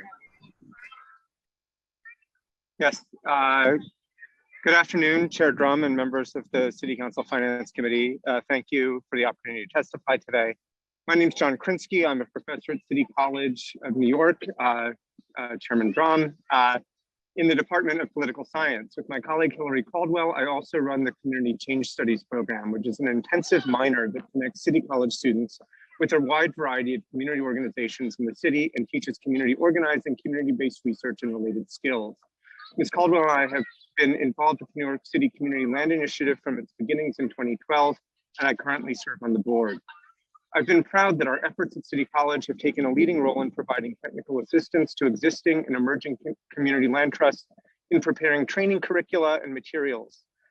Thanks to the funding already provided through the City Council's Community Land Trust Initiative, community land trusts are now acquiring their first properties, but also training residents for self-governance, training them to understand the steps of the rehabilitation process so they can have some control over it, reaching out to residents of housing that's already owned by organizations that are sponsoring CLTs in order that they understand the kind of collective stewardship CLTs can provide and their role in it, and much else. We work weekly with CLT organizers to address their training and education needs in detail. Further, at City College, we've hosted leaders and organizers from 3 CLTs, including Ms. Fields, whom you just heard from, in an inaugural Grassroots Leaders Fellows program, where they take the courses in our minor and develop projects that deepen the engagement of neighborhood residents in the CLTs as they develop. We plan to expand this program next year and over the next 3 years. With a growing number of CLTs and growing education, outreach, and training needs, as the CLTs engage in different parts of the organizing and development process, the work to support these groups is growing in volume and complexity. We ask not just for a continuance of the CLT initiative, but for an enhancement of it in order to meet these critical needs. Thank you again for your support for the CLT initiative, and I look forward to it bearing even more fruit soon. Thank you. Next, we'll hear from Michelle Neugebauer, followed by Pilar de Jesus. Good time, we'll begin. Good afternoon, Chair Drum and team council members, especially our newly elected council member, Dharma Diaz. testify today on behalf of the Cypress Hills Local Development Corporation, a 38-year-old nonprofit CDC and settlement house in East New York. And I'm testifying about the basement legalization pilot. Our organization, along with a coalition of houses of worship and community-based organizations called the Coalition for Community Advancement, that our council member used to be on, fought really hard for a fair and equitable rezoning of East New York. We didn't win the battle, but one of the victories we did win was a $12 million promise in writing from this current mayor and the city council to fund a basement legalization pilot in East New York. The response from the community was incredibly enthusiastic. There was a lot of passion around this because people in the neighborhood knew, like we knew, that it's a win-win. A win for tenants who get safe, healthy, legal, affordable apartments, and a win for homeowners who get extra income and who do not have to fear anymore that DOB inspector knocking on their door. So basement legalization is a way for the city to create safe, habitable units and cheaper than building from the ground up, while you're still supporting low and moderate income Black and Latino homeowners in highly impacted areas from the pandemic, like East New York, Cypress Hills. And we were hit incredibly hard by the pandemic. We've had close to 800 deaths in the neighborhood. Over 20,000 people have suffered from the virus. And one of the reasons, one of many, but one of the reasons that our infection rate was so high is that our housing is overcrowded, and basement legalization is a way out of that. Time has expired. $7 million should not have been cut from the basement legalization pilot. We ask that the city council restore it and live up to its promises. Thank you. Thank you, Michelle. And you probably know that I am a supporter of the basement legalization. I work here locally with Chaya on that right from the get-go. Thank you. Yeah. And I just want to ask you, weren't you our last person last year in the budget hearings?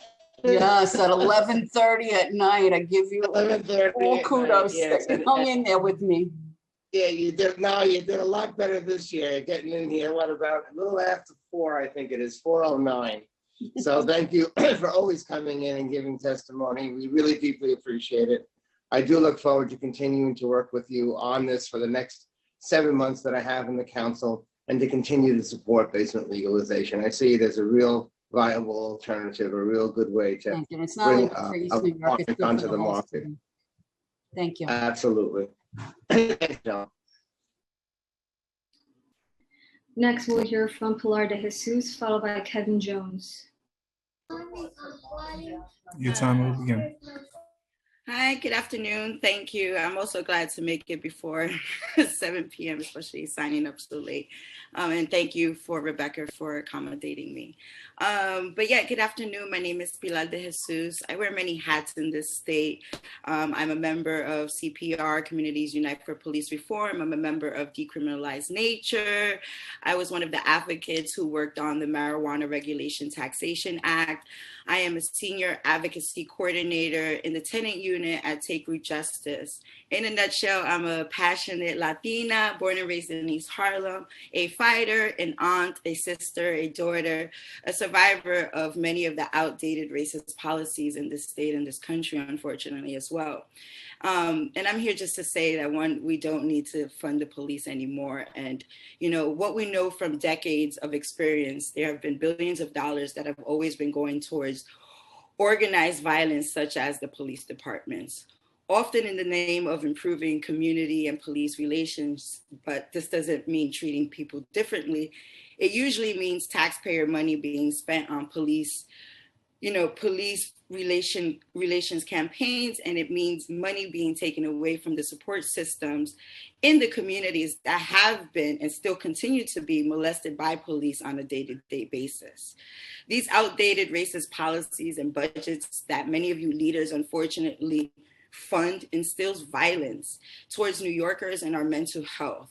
Mental health is especially in my opinion, it should be in your opinion as well. mental health should always be a priority, and which is why I ask that we do not continue to fund violence by giving the police more money, but that we support legislation that Rosenthal and Senator Rivera have introduced on a state level to decriminalize psilocybin and decriminalize controlled substances. And let's talk about alternatives. Your time has expired. And I'm going to wrap up.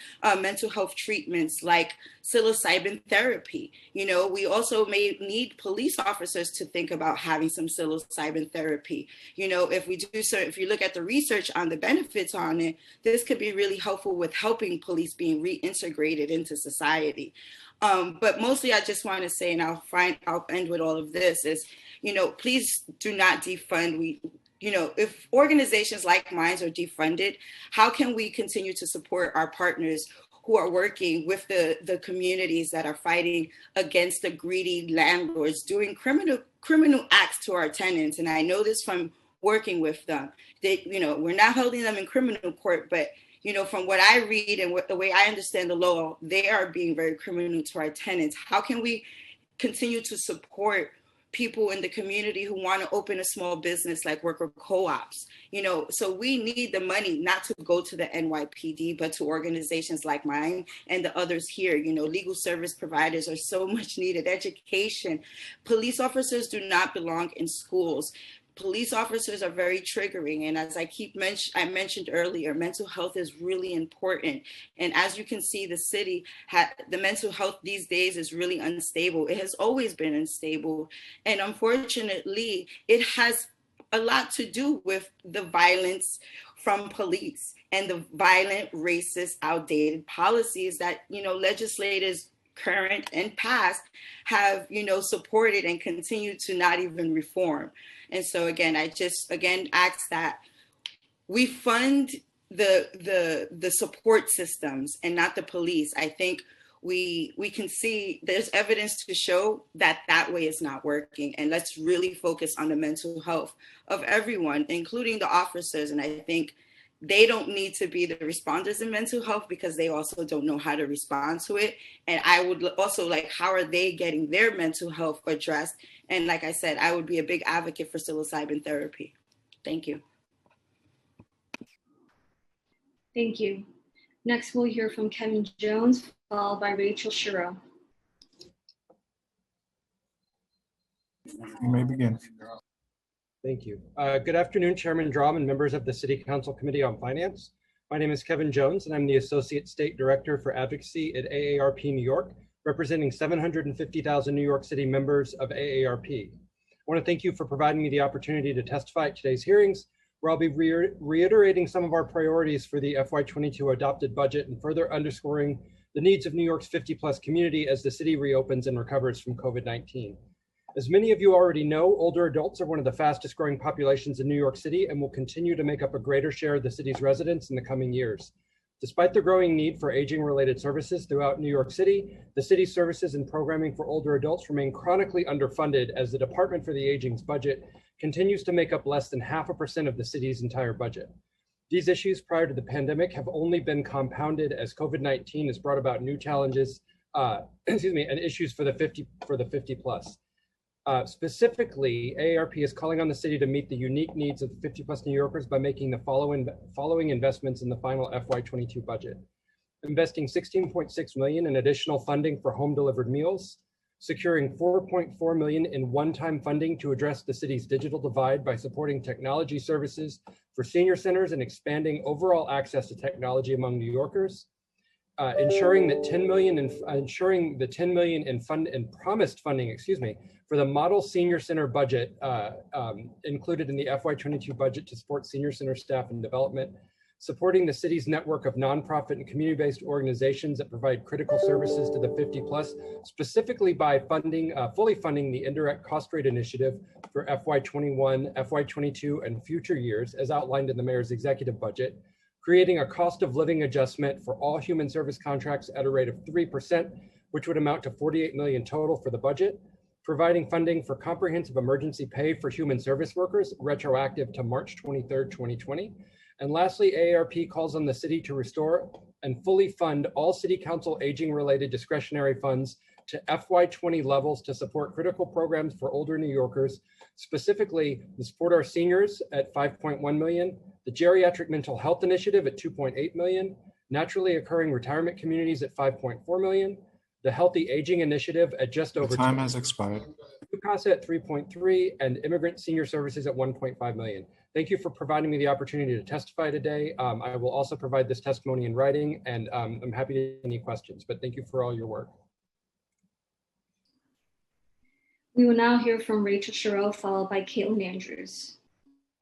Hi, thank you for the opportunity to speak. Echoing AARP, City Meals will not be redundant. I'm Rachel Sherrill from City Meals on Wheels. I just want to emphasize how devastating the pandemic has been on this population disproportionately, both regarding health and social isolation. Hunger and loneliness were both issues before this crisis and will continue after. We appreciate that this fact has been highlighted, and we hope more support will be given to combat food insecurity among the older adult population in New York City. And as Kevin said, it is the fastest growing population in the city and the country. We will, the older adult population will outnumber those under 18 in less than 20 years.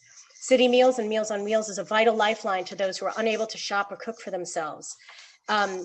We have always known how critical our services and staff are, and listening to my colleagues who have spoken for hours about this, we are the essential workers, and we need to make sure that these folks are supported and that the recipients are not without food and a friendly face. We're requesting $500,000 from Council for FY22 in order to continue this necessary work to ensure we can get this emergency supplementary food to those who are still afraid to go out. We don't know when senior centers will reopen, and we have not completed the vaccinations that are needed for this vulnerable population.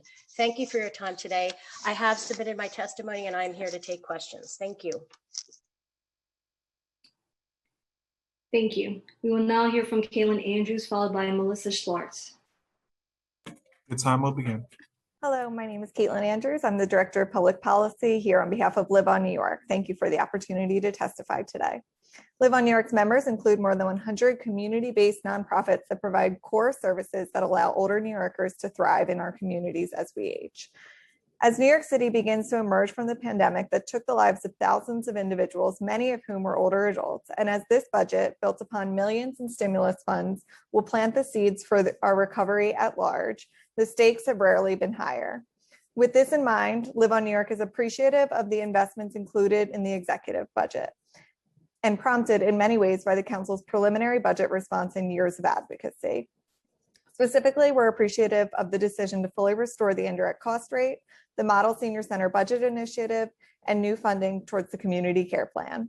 However, given that the Department for the Aging budget remains at less than 0.5% of the overall city budget, the city must go farther in its adopted budget to truly set the trajectory for a recovery that leaves no New Yorker behind.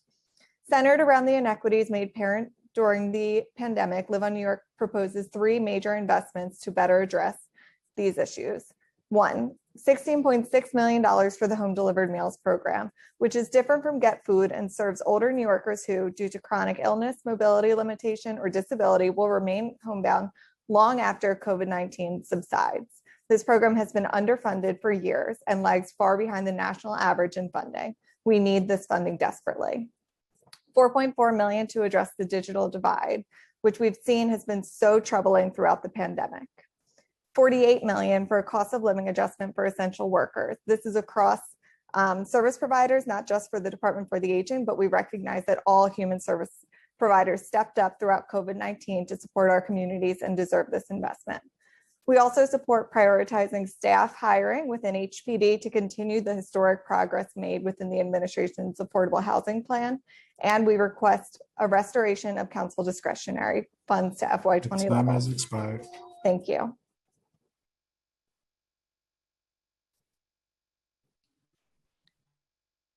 Thank you. We will now hear from Melissa Sklarz, followed by Shubra Dada. Time starts. Good afternoon. My name is Melissa Sklarz. I'm the Government Relations Strategist at SAGE. Thank you for holding the hearing today in executive budget. Thank you, Chair Drum, Council Member Chin, Speaker Johnson, and the entire council for being champion for LGBT elders, and its longtime commitment to SAGE. SAGE is the country's first and largest organization dedicated to improving the lives of LGBT older people, providing vital services for LGBT elders and older people living with AIDS. Because of thin support networks, LGBT older people need to rely more on community service providers as they age. Over the last 14 months, we've seen firsthand how the pandemic has drastically increased LGBT elders' needs for services and supports. Throughout the pandemic, SAGE has shifted capacity and resources to adapt programs and services for virtual and telephonic delivery. SAGE exists to provide LGBT elders with services through our SAGE centers, including care management and related health, housing, and other services to ensure thousands of LGBT elders can continue to stay engaged and stay connected. In addition to our programs for LGBT elders, we also support older LGBT veterans through our SAGE Vets program. Through the pandemic, SAGE Vets has offered one-on-one and group support and launched virtual programming to continue to connect older LGBT veterans to the community. LGBT older veterans need and deserve affordable, welcoming housing. With support from New York City, SAGE has opened New York's first LGBT welcome affordable elder housing, first Stonewall House in Fort Greene, Brooklyn in 2020, and this year, Crotona Pride House in the East Tremont section of the Bronx. Both buildings offer 100% affordable apartments for low-income elders, with a portion of the units specifically set aside for chronically homeless elders. Both residences have state-of-the-art SAGE centers open to residents and members of the surrounding community. SAGE requests a restoration of our New York City Council funding commensurate with fiscal year 2020 levels. Support from the council supports our housing, our SAGE centers, and our programming.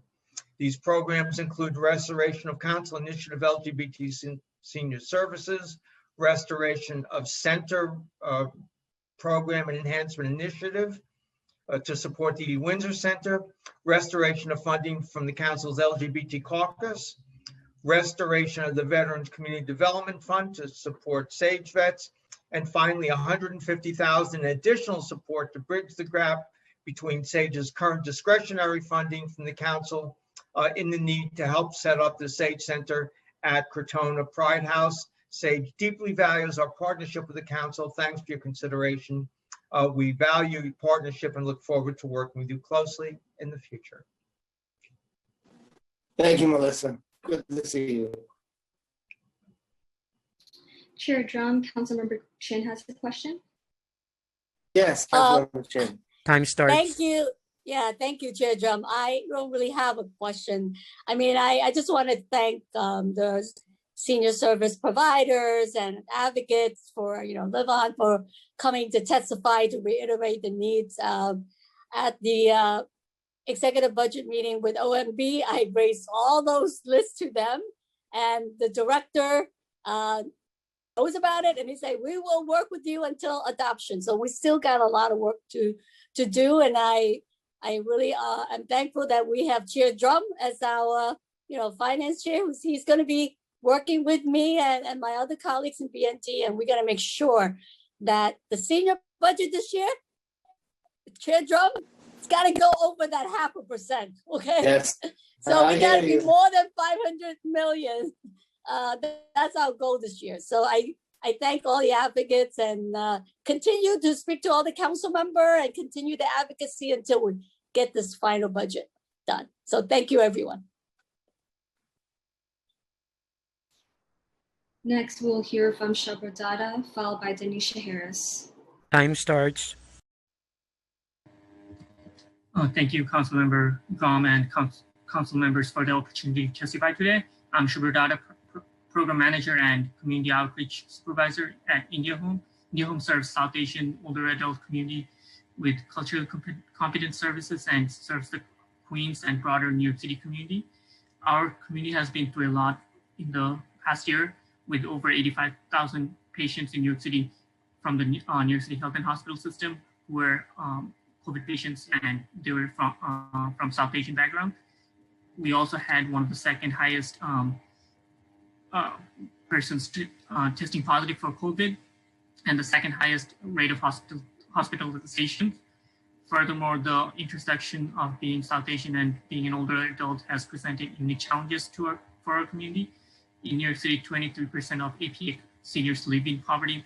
More than 2 in 3 seniors have limited English proficiency.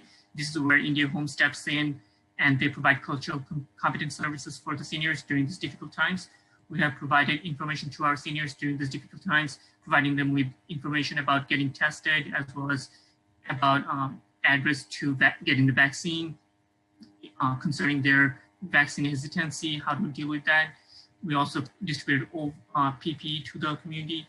In total, we have reached out to a total of more than 25,000 community members during our COVID outreaches and distributed more than over 200,000 masks to our community. We have made sure that people who speak Bengali, Hindi, Punjabi, Urdu, Gujarati, Tamil, Telugu, Nepali, Spanish, and Mandarin all have access to this information with our services. With all the events that are going on, despite the Asian-led organizations going above and beyond in the past years, the fact still remains that over 15% and of the New York City residents are Time expired. Asian Pacific Americans. So we would request your administration to actually look into the fact of giving us more opportunity and look into the budget in this regards. Thank you. Thank you. Dr. K. Next, we'll hear from Denisha Harris, followed by Juan Tokubal. Time starts.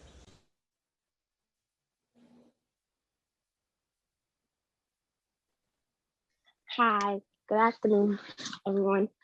My name is Denisha Harris. I'm 19 years old. I am with Lutheran Social Services, and I'm also here to talk about why coaching, like future coaching, is helping me. And also, I've been in care for 2 years now. I'm in care with a family member, and coaching has helped me like a lot. My coach is Egypt. She's like the best coach I've ever asked for, since like this is my first time officially being in foster care and actually having someone by my side to help me with like school and stuff like that. And it made a difference in my life with me not struggling no more sometimes, and also having someone to like help me with doing emails sending to my professors, making sure that I have all my stuff, finishing my classes and see if my GPA is up there to part and all of that. During COVID, it was actually kind of hard for me because 2019, I just went straight into college. Mostly some kids say college is not for them, but I wanted to go to college because I wanted to make a name for myself, I guess you can say. And also to be the first child of my dad's 6 kids to have a college degree. So being in college, it kind of helped me. And then also seeing the struggles I've went through and also learning from them to make sure I pass my semester, in the fall semester and spring semester. So I'm glad that I have a fair future coach to help me with that. And I would feel kind of bad. I would kind of feel sad if I don't have Egypt anymore to help me. Time expired. Okay. Thank you. Do you want to say anything more? Or you finished? I would like to say You finished? something actually. No, I'm not actually. I wasn't finished. Go ahead, finish I up. feel like having a fair future coach would help any child in foster care, because some parents are not able to pay for their child to go to college. They will have to do loans, and not everybody has the exact income to put the child through college. So I'm glad that I have her to do it. And I'm glad I also have like a good support system. If I didn't, I don't know where would I be right now. As far as in college, I might even have some loans, but I'm glad I don't because I have Egypt to help me and also everyone in the agency. Well, thank you. And Egypt must be a very special person. And Denisha, you are a true power of example. And I really enjoyed hearing what you said. And I think that the fact that you're in college and that you're working toward that degree speaks volumes about your character and about your strength. So good luck with that. And thank you so much for coming and giving your testimony. I really deeply appreciate it. Thank you.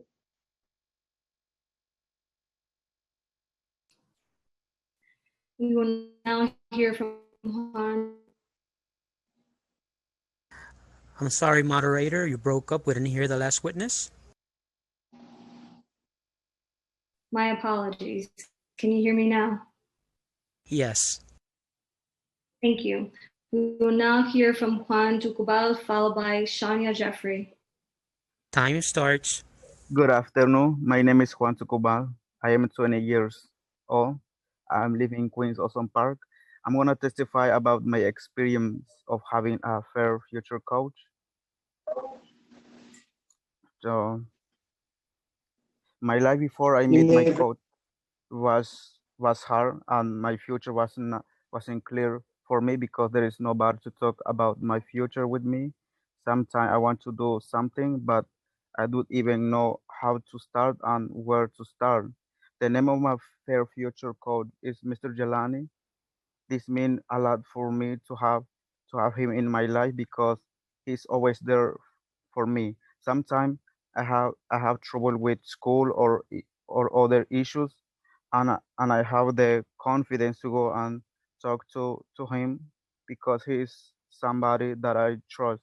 He's always makes me feel better when I am in a bad mood or when I am going through a challenge. He's always there to motivate me with his advice or physical help. Also, not the only person in the agency that has helped me. There is also in the agency, there is also Mr. Mike that helped me to get a job, to be part of the summer youth program, and Miss Hadia, a person that is helping me a lot with school, is always there checking me that is going what is going on with school, and of course my social worker, which is Miss Bao. A goal that they helped me to achieve, I think, is to be part of the summer youth program because they helped me during the process. For example, they helped me with the application process and my resume. Also prepared me for the interview, and of course they helped me with my goal with school. For example, for applying for financial aid for college, and they took me to visit college. My coach has been so important to me during the pandemic because for all students it's a challenging to take classes online because it's something that we are not used to it. It was hard for me Time expired. to take classes online during the pandemic, but my coach was always there even though we are not able to meet in person, but we got to meet in Zoom. I think it's important that the New York City baseline finding for fair future in the city budget and ensure all youth people in care have access to fair future support because it's very important to have somebody to talk them about their future and their dream so they can be motivated to achieve their goal. Many young people have a dream or goal, but they need somebody to remind them that they can do it. They need a push from someone. Sometimes we feel that we are giving up, but our coach doesn't let us to give up.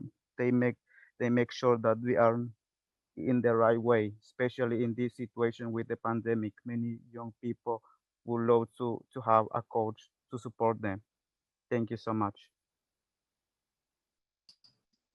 Thank you very much, Juan, and I appreciate you coming in and giving testimony about how important it is to have that coach. Really can make a difference in your life. Thank you very, very much. We will now hear from Shania Jeffrey, followed by Caitlin Delphin. Time starts.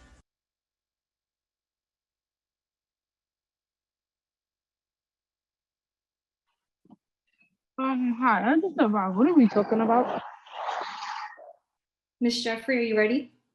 Yeah, I'm asking what are we talking about? You're registered to testify at today's executive budget hearing. Huh? You're registered to testify at today's executive budget hearing. What is that? Ms. Jeffrey, today we're accepting testimony regarding the fiscal 2022 executive budget for the City of New York. So if you have any comments regarding this year's proposed budget, we'd be happy to hear your testimony now. I don't have anything. I don't know what to say. Okay, thank you. Then we'll move on to the next person.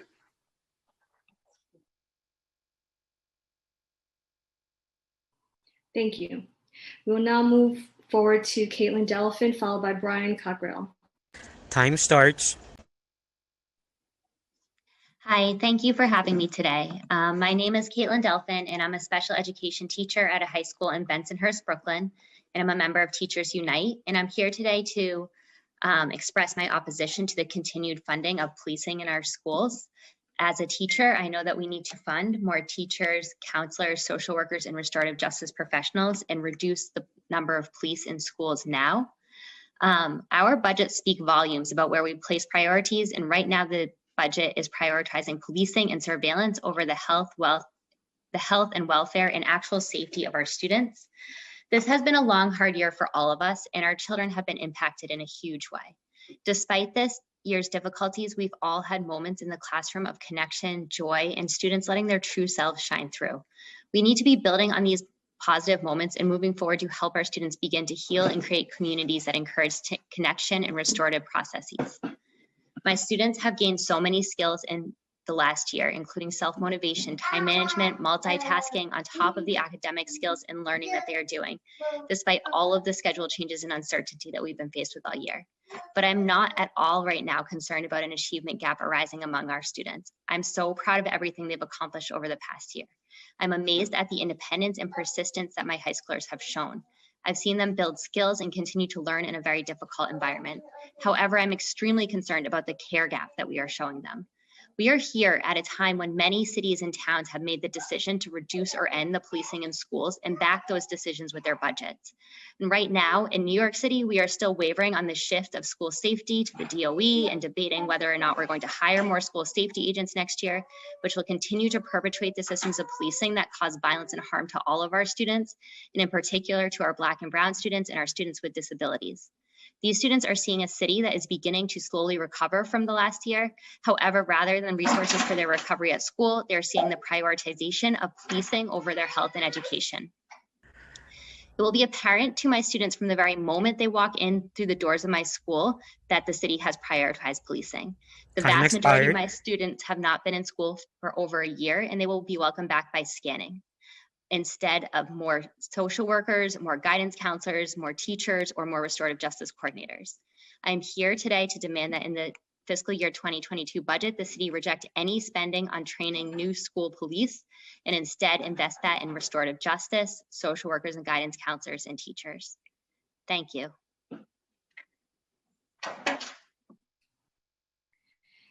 We will now hear from Brian Cockrell, followed by Tabitha Holly. Time starts.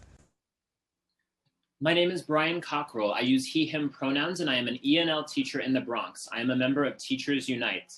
I am asking you to defund school policing, expand student access to social and emotional supports, and fully fund restorative justice. And when I say defund, I mean take away the funds from the police and use them for services that allow people to thrive and to address root causes of harm. Moving school police to another department simply reforms the police. That's not what I'm asking for. I urge you to consider this question by Miriam Kava. What do we need to do to stop police from killing Black people and others with impunity?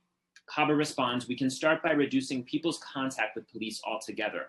When I'm in my school building, I wonder, what vision of safety are cops supposedly fulfilling in some people's eyes? Is it operating metal detectors? Because the New York Civil Liberties Union says that the NYPD's school safety division unfairly targets schools attended by students of color in low-income communities for metal detector screening. And I have never seen cops in schools de-escalate any conflict. Instead, they have gotten upset with me when I ask them to wear a mask, and they have proudly shared with me that they have the power to arrest. This is punitive, not restorative justice. Sometimes it feels like we are programmed to believe that cops keep us safe, but history shows that they protect and serve only the interests of white supremacy. I want for my school community safety that looks like more restorative justice practitioners, counselors, parent coordinators, and youth advocates. Looking at the history of this country, I encourage you to take to heart this statement by Dylan Rodriguez that abolition is an ethical obligation. People often say, if I were alive centuries ago, I would have. You don't have to imagine this. Now is the time to act and to fulfill an ethical obligation to build the most nurturing, compassionate, and liberatory experiences possible for people in our schools. Drop all the charges against Prakash Churaman and abolish policing. Thank you. What would you say to, let me play devil's advocate here a little, to those who argue that most of the school safety agents are of color?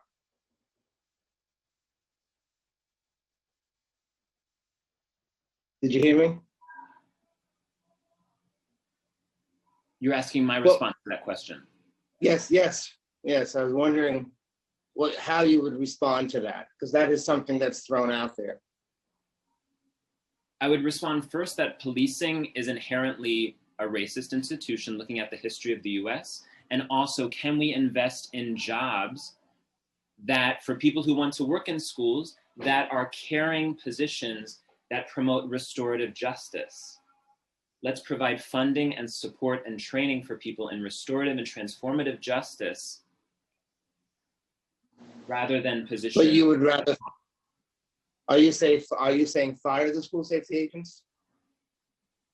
I'm saying instead of them serving as school safety agents or police, offer them jobs and training in position that is not part of the NYPD or some guise of policing, but that is actually a job in restorative and transformative justice that does care rather than harm.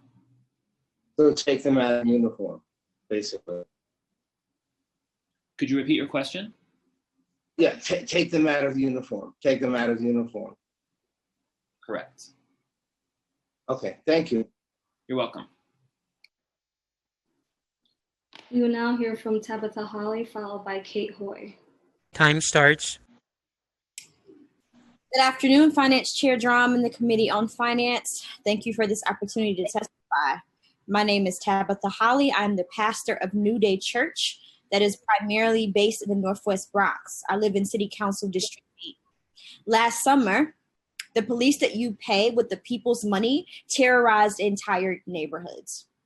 To add insult to injury, many of your peers had the audacity to lie about what you actually cut in last year's budget, and you funneled money into the terror of Black and Brown students in the Bronx and around the city, which explains today's pressure around police-free schools. You have a duty to repent for your wicked and sinful ways this year, and I have a sacred duty to tell you the truth. This is the people's budget. And for those who are serving your last term, this is your last opportunity to repent now for the ways that you have used this money and abused it, and to repair harm. In the COVID-19 pandemic, I have watched community members on their own dime feed each other. I've watched community members on their own dime navigate and negotiate violent and nonviolent conflict so that they wouldn't have to call in incompetent and unequipped officers of the state.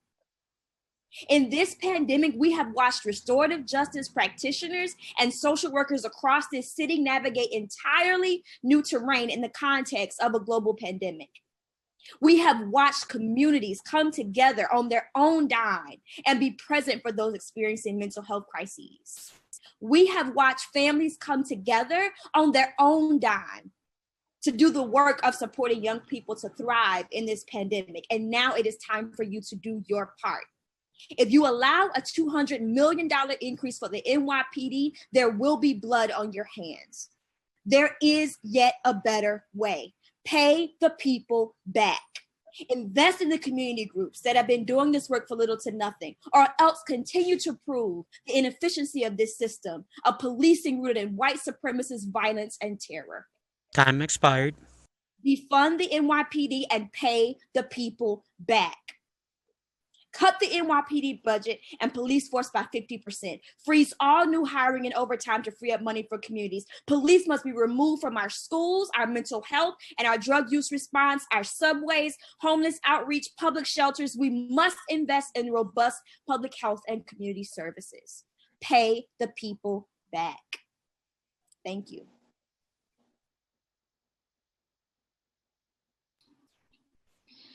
Thank you. We will now hear from Kate Hoy, followed by Christopher Traber. Time starts. Good afternoon, Chair Drum and members of the Committee on Finance. My name is Kate Hoy and I live in Greenpoint, Brooklyn. I am the Director of Advocacy Services at AHRC New York City. AHRC is a family-governed organization and one of the first and largest social service agencies in the country serving individuals with disabilities and their families. I'm here today on behalf of the 250 plus families, students, and professionals I work with each year in my capacity as an education advocate and in solidarity with the Arise Coalition, of which I am a proud member. The city cannot wait until 2023 to fund preschool special education program seats, and it must commit this year to salary parity for its 4410 preschool special education teachers. Preschool special education teachers require more training and must attain the same level of certification as other special education providers. Yet they are paid much less, often tens of thousands of dollars less, while required to do much more for their students. The Department of Education's own policy guidance says it best. Preschool children in special classes receive IEP recommendations and program placement from the local CPSE. Children in special classes have considerable educational needs, which require a comprehensive special education program to meet their IEP goals. These children require more adult support, more attention, more direction, and more supervision than is typical in general education settings to benefit from the instructional program. Please note, parents do not choose the program that their child attends.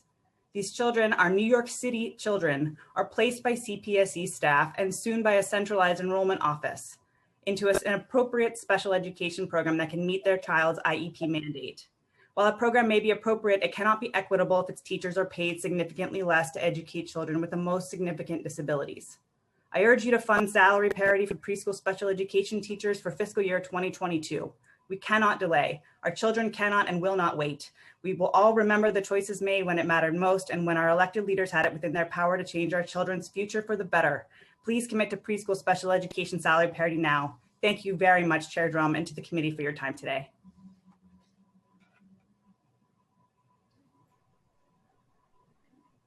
Thank you. We will now hear from Christopher Traber, followed by Carolyn Cleveland. Time starts. Good afternoon, Council Member Drum and members of the Finance Committee. Thank you for the opportunity to testify here today. My name is Christopher Traber. I'm the Associate Executive Director for Children's Services with Interagency Council.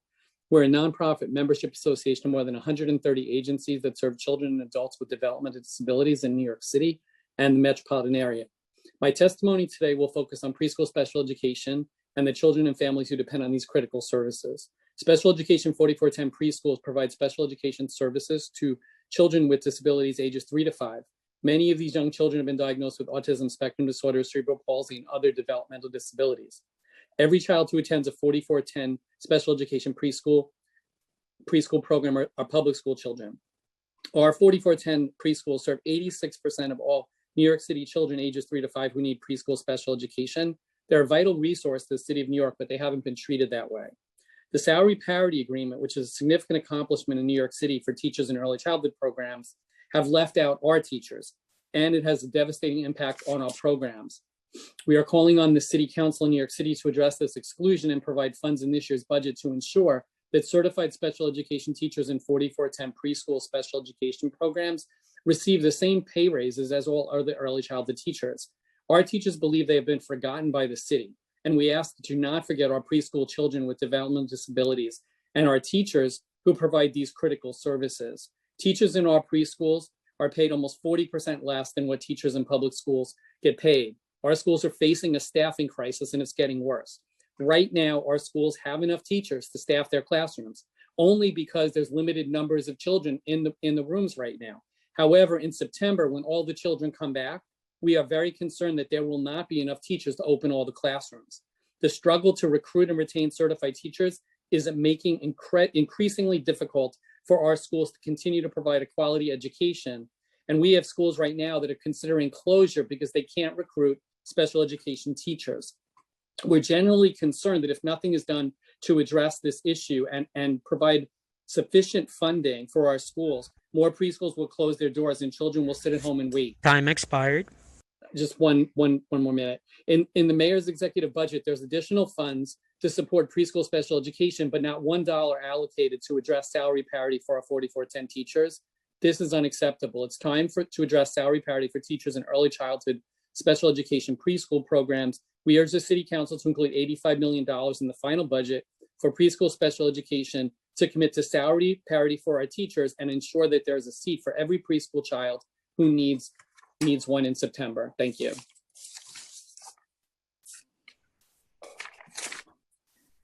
We will now hear from Carolyn Cleveland, followed by Gian Alter. Hi, I want to thank the council and Chair Drum for the opportunity to be here, and I want to thank Chris Traber for his testimony, which is directly linked to my own. My name is Carolyn Cleveland, and I'm the Chief Operating Officer at the Kennedy Children's Center. We are a 4410 special education preschool program serving nearly 400 children in East Harlem and the Bronx. And I am here to address the critical shortage of teaching staff in programs like ours and the need for salary parity for 4410 teachers. Teachers at our programs have the same educational and certification requirements as teachers in DOE programs, and yet, as we've heard, they are paid 30% to 40% less. Our student population is overwhelmingly children of color from low-income households. Over 40% of our students are bilingual, all with special needs. Because these unequal pay rates make it almost impossible to attract experienced teachers, this means that many of New York City's most challenged and vulnerable students are being taught by teachers who are young, inexperienced, and uncertified. We're working to address the teacher shortage with our Grow Your Own program, which trains low-income adults to become certified teacher assistants and teachers. Grow Your Own is a powerful tool for bringing more diverse candidates into the teaching field, but without salary parity, 4410 programs like ours will never be able to retain the teachers that our students need to succeed. The current executive budget includes an investment of $22 million in FY22 and $88 million in FY23, but the FY22 budget does not include any money to address the critical shortage of preschool special education seats, and it increases pay for some teachers while ignoring 4410 teachers. This is not fair to these dedicated teachers or to their students, who will fall even further behind if this iniquity is not addressed. It is vital that the final FY22 budget include $85 million to fulfill the demand for preschool special education services and provide salary parity to our teachers, as recommended in the City Council's response to the preliminary budget. Thank you so much for your time. Thank you. We will now hear from Gian Alter, followed by Joyce Glassman. Time starts. Hi, good afternoon. My name is Jeannie Alter, and I'm the Executive Director of Kennedy Children's Center, which is located in East Harlem and the South Bronx. I've been working in New York City 4410 programs for 30 years, and this issue is very near and dear to my heart as both a teacher and an administrator. Who will teach our children? I ask this question every day because we all agree that every child has a right to qualified, certified teachers. And there's not a shortage of early childhood teachers who care about young children with special needs, but there is a lack of funding and support for these teachers who want to work with these young and vulnerable learners. The current executive budget, which I was glad to see, does include a new investment of $22 million in fiscal year 22 and $88 million in fiscal 23.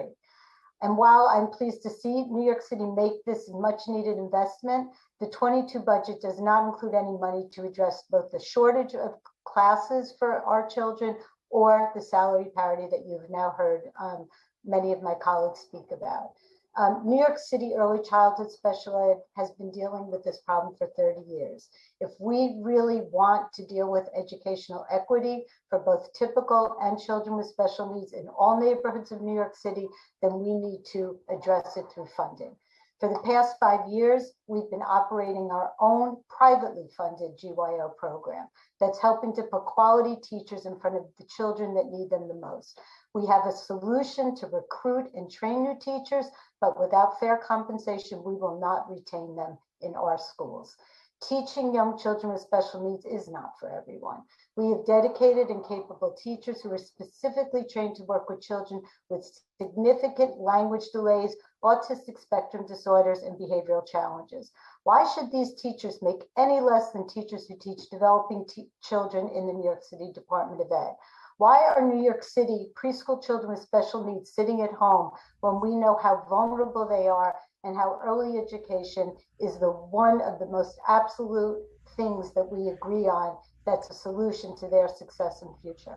Time expired. Funding, let me just close, thank you. Insufficient funding and a lack of certified teachers has led us to this crisis, but we have an opportunity to apply the funds that are available and help these children.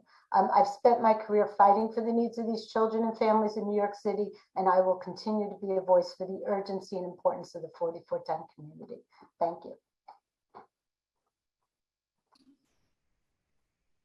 We will now hear from Joyce Glassman. Time starts.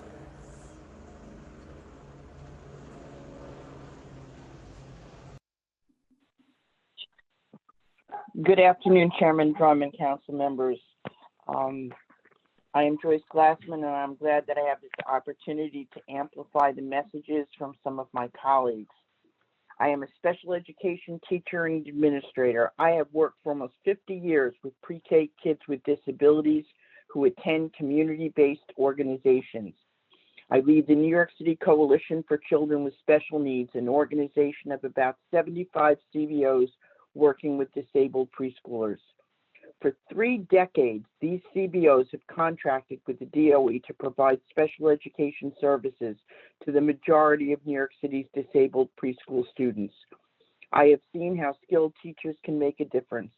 Our disabled preschool students need specialized help to learn the same things as other children, how to communicate their needs, be increasingly independent, how to share, and be fair.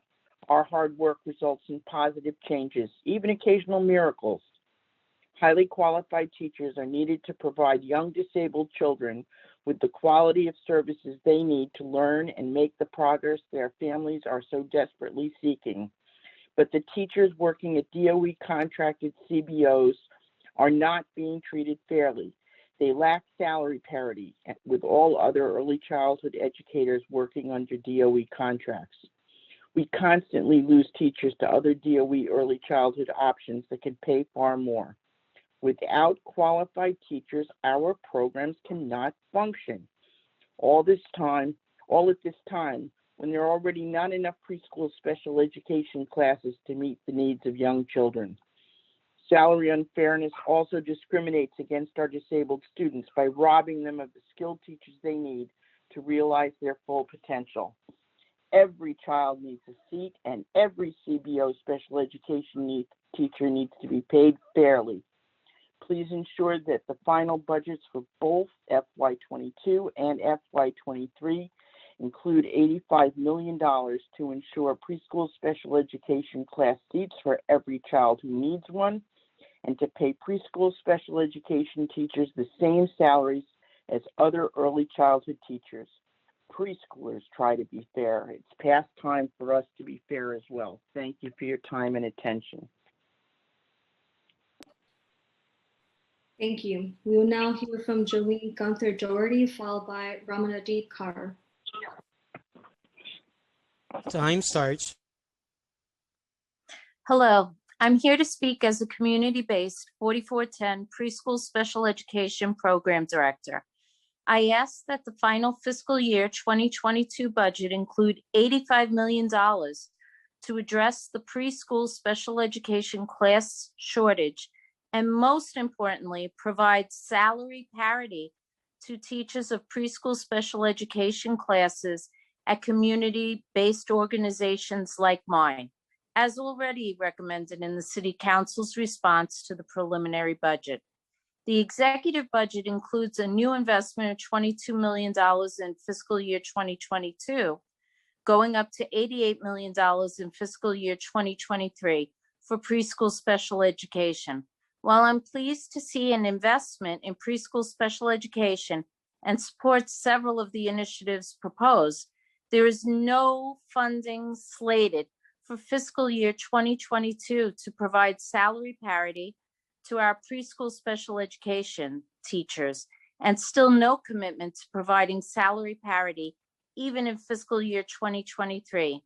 Under the city's salary parity agreement, other early childhood teachers will receive salary increases in October of 2021, and this will be a difference of $20,000 on average, which would lead many of our preschool special ed class teachers to flock to general education classes and leave children with disabilities without teachers.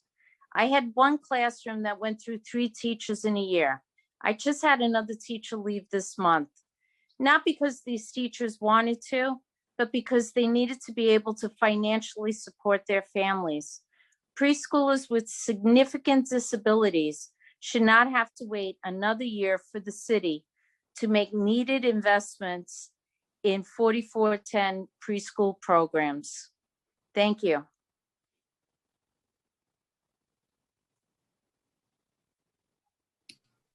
Thank you.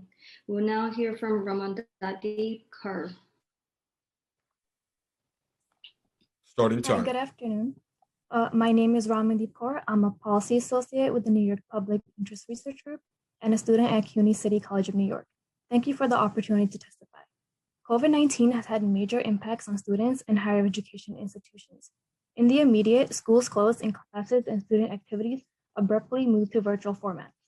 Many students have found the transition particularly taxing on their mental health. Despite these challenges, a college-educated workforce is key for supporting a just recovery for individuals and nurturing an economy strained by COVID-19. CUNY is a lifeline for working-class New Yorkers and people of color. But unfortunately, Mayor de Blasio's executive budget includes a $67 million cut to CUNY's community colleges, eliminating funding for vital mental health and academic counselors, and cutting programs that help students graduate and thrive, such as campus childcare and remediation programs. We are glad to hear that CUNY ASAP funding is being restored. Through providing one-on-one advisement, specialized workshops, tuition assistance, and covering MetroCard and textbook costs, ASAP has helped students stay on track. The new deal for CUNY is about broadening that paradigm for all students. All students should have access to regular advisements, smaller classes, and getting the classes they need to graduate. Additionally, all students who need it should also have access to responsive mental health counseling. Even before the pandemic began, between 2009 and 2015, visits to campus mental health centers climbed by 30%. We urge the City Council to enact a final budget which provides a $20.4 million in new investments to help the university begin to meet the minimum ratios of mental health counselors, academic advisors, and full-time faculty to students that are required in the new deal for CUNY. Additionally, community colleges support more access to post-secondary education, enroll more students of color and low-income students, and contribute to the development of an educated citizenry and skilled workforce.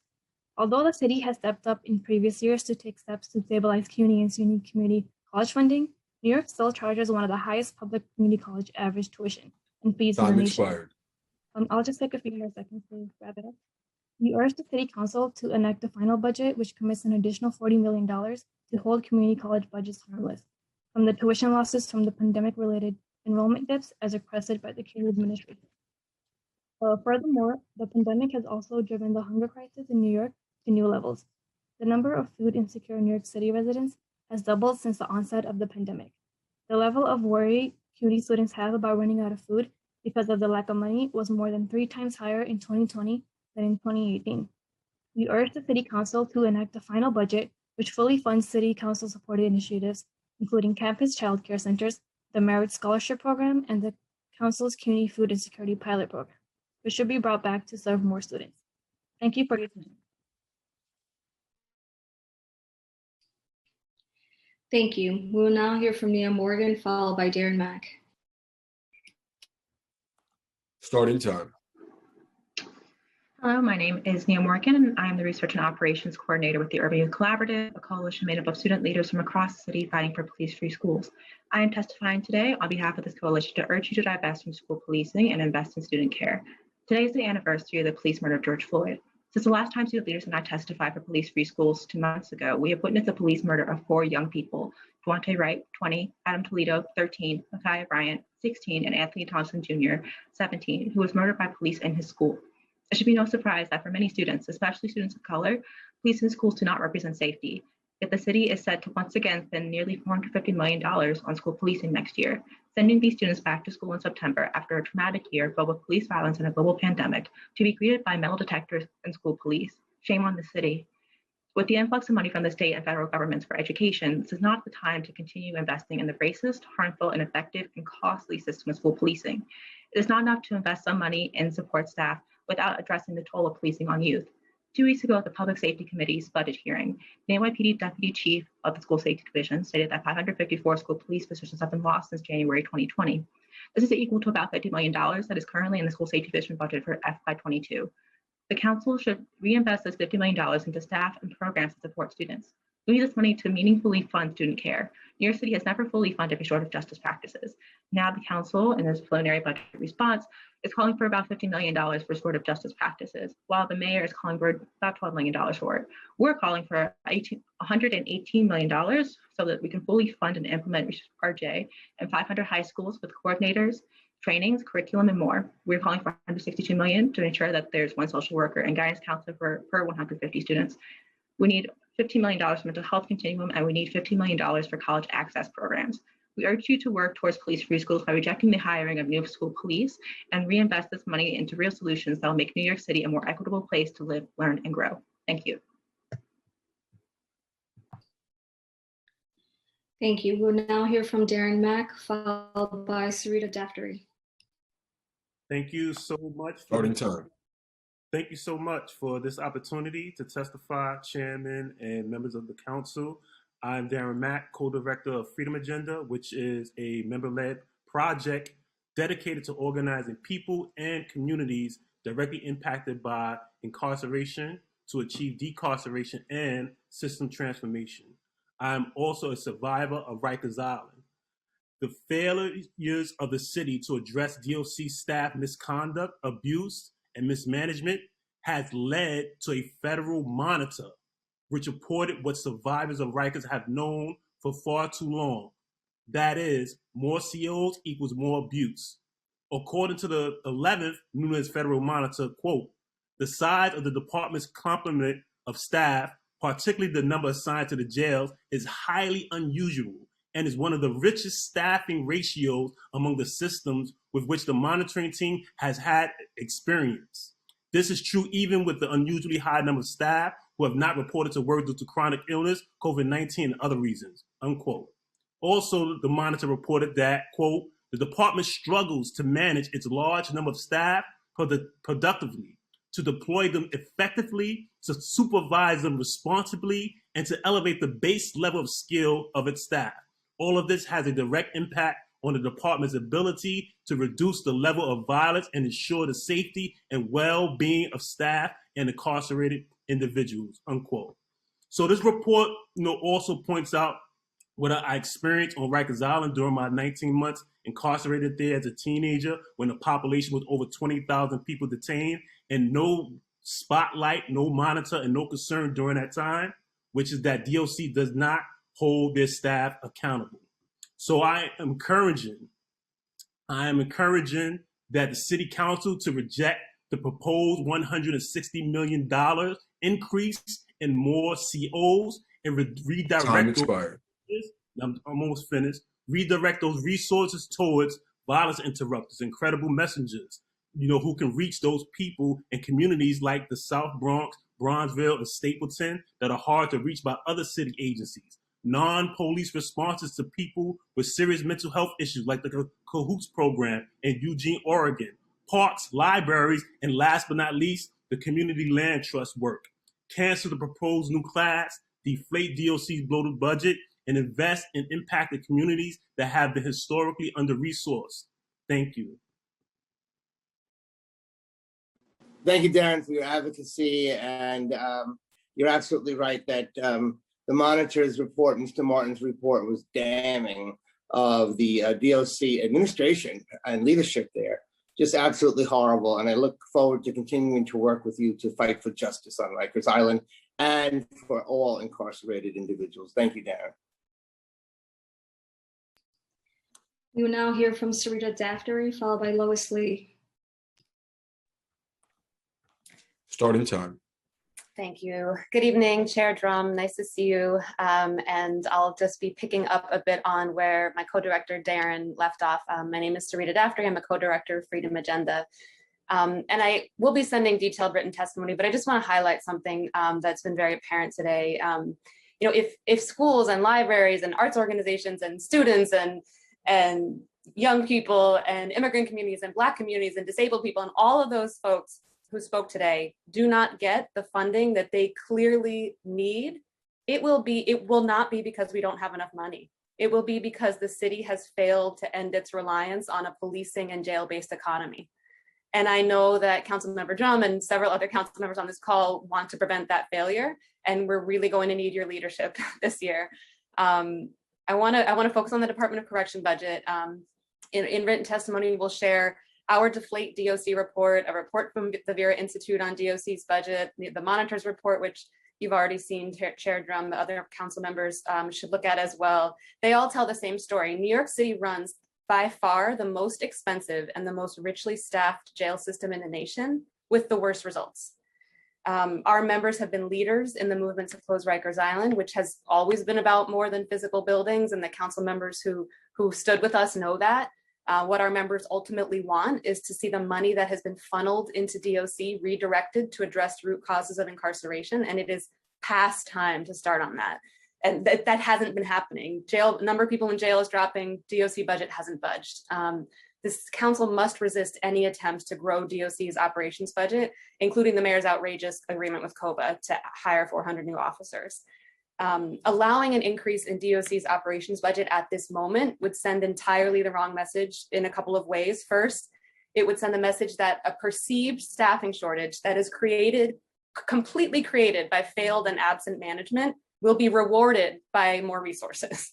The council cannot. Time expired. I'll wrap up. Second, it sends the message that the city plans to double down on a jail-based economy that has harmed communities of color, including, of course, incarcerated people, but also people who work in the toxic environment of DOC solely because it was the best paying job available to them. If the city had proactively initiated a just transition, offering training for COs to prepare for other jobs, combined with a commitment to better compensate the jobs that folks have been talking about all day, you know, non-law enforcement jobs that are clearly essential, like human services, parks workers, healthcare workers. If the city had initiated that transition, we could have already freed up $1 billion in annual jail costs to spend on everything else that we've talked about all day. So while the mayor's budget proposal makes it clear he's not taking leadership to move the city towards a just transition, the council must at least prevent him from moving us in the opposite direction. Thank you. Thanks, Sarita. And the battle continues. You know, it's insane that we're spending, you know, that we are the most expensive, and I forget your exact wording there, and yet we have the worst results. I just can't explain it, but look forward to continuing to fight with you. Thank you. We will now hear from Lois Lee, followed by Christina Gavin. Starting time.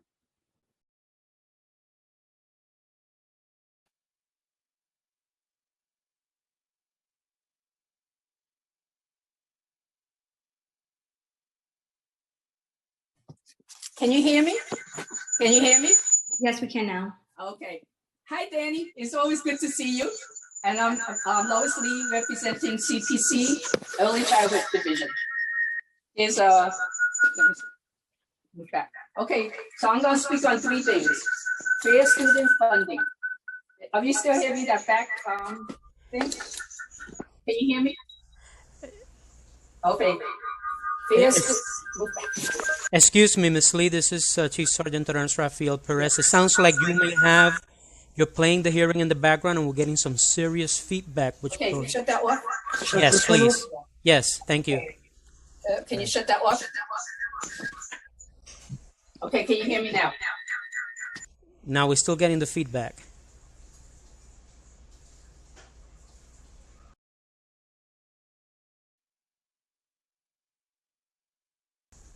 Okay, now we don't hear you at all now.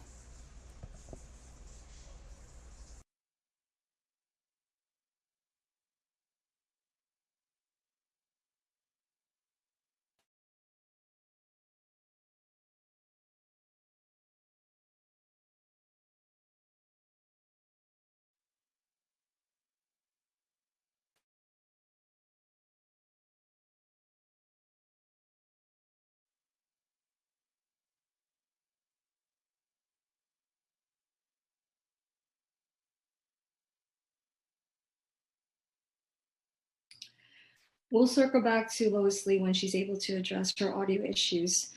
The next panelist is Christina Gavin. Starting time.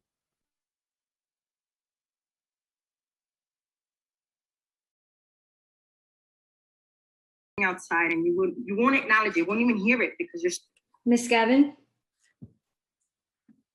Oh, yes. Can you hear me? Yes, we can. We're ready for your testimony. Thanks. My name is Christina Gavin. I am one of 2 campus librarians at a campus of 6 high schools in the Northeast Bronx. We're located in Westchester Square. When we're not in a global pandemic, my students enjoy accessing a library that's full of contemporary books in different languages and formats, lots of graphic novels, tons of manga, board games, arts and craft materials, and computers. The library is home to multiple clubs. We've hosted author visits where students from the entire campus come together to meet an author, ask questions about becoming writers themselves, and have books signed.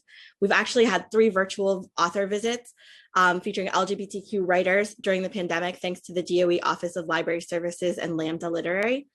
Our library was recently remodeled. It's a wonderful space where my students can exist, learn, explore, and create without worrying about grades or wrong answers.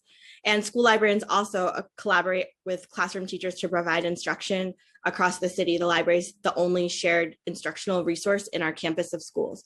Unfortunately, though, this is my 9th year in the DOE. I worked for 5 years as a special education teacher at 3 different school buildings here in the Bronx. And this is the first building I've worked in that's had a functional library. Many of my students report this is the first time they've had access to a library in their school, or they had one in elementary, but not in middle, or vice versa. And this is a common refrain across the city. The New York State Commissioner of Education's regulations mandate that every school in New York State have a school library staffed by a pedagogue, and that every secondary school have a certified school librarian. In many regards, New York City is the most important city in our country, but we are not leading in school library access. There are about 1,800 schools, but only about 200 certified school librarians. The Harlem Council of Elders frequently cites that about 90% of Harlem secondary schools do not have librarians. With the influx of full fair student funding and stimulus funds, now is the perfect time to correct this inequity.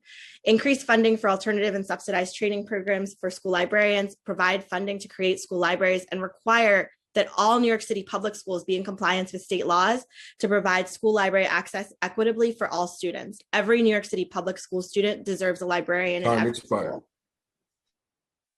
Thanks. Just before you go, Yes. I just want to see where you are. Okay. There you are. Okay. Christina Gavin, right? Yes. Yeah, okay. That was a great testimony.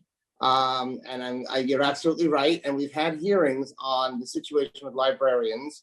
And when I was a teacher for 25 years before I got elected to the council. What happened in my school was that they cleared out the library so that they could create a computer room. And it shouldn't be that you have one or the other. You should really be able to have both. And so that's something that we are fighting, and we'll continue to fight. And also, yes, the DOE brought Lambda Literary to you, but the city council funded it. So I know. I remember. My program. I remember. So And glad it's that- unfortunate when a school would choose a computer lab over a library, because that's also in violation of NYSED Commissioner Regulations 91.1 and 91.2 that say every school needs a library, every secondary needs a school librarian.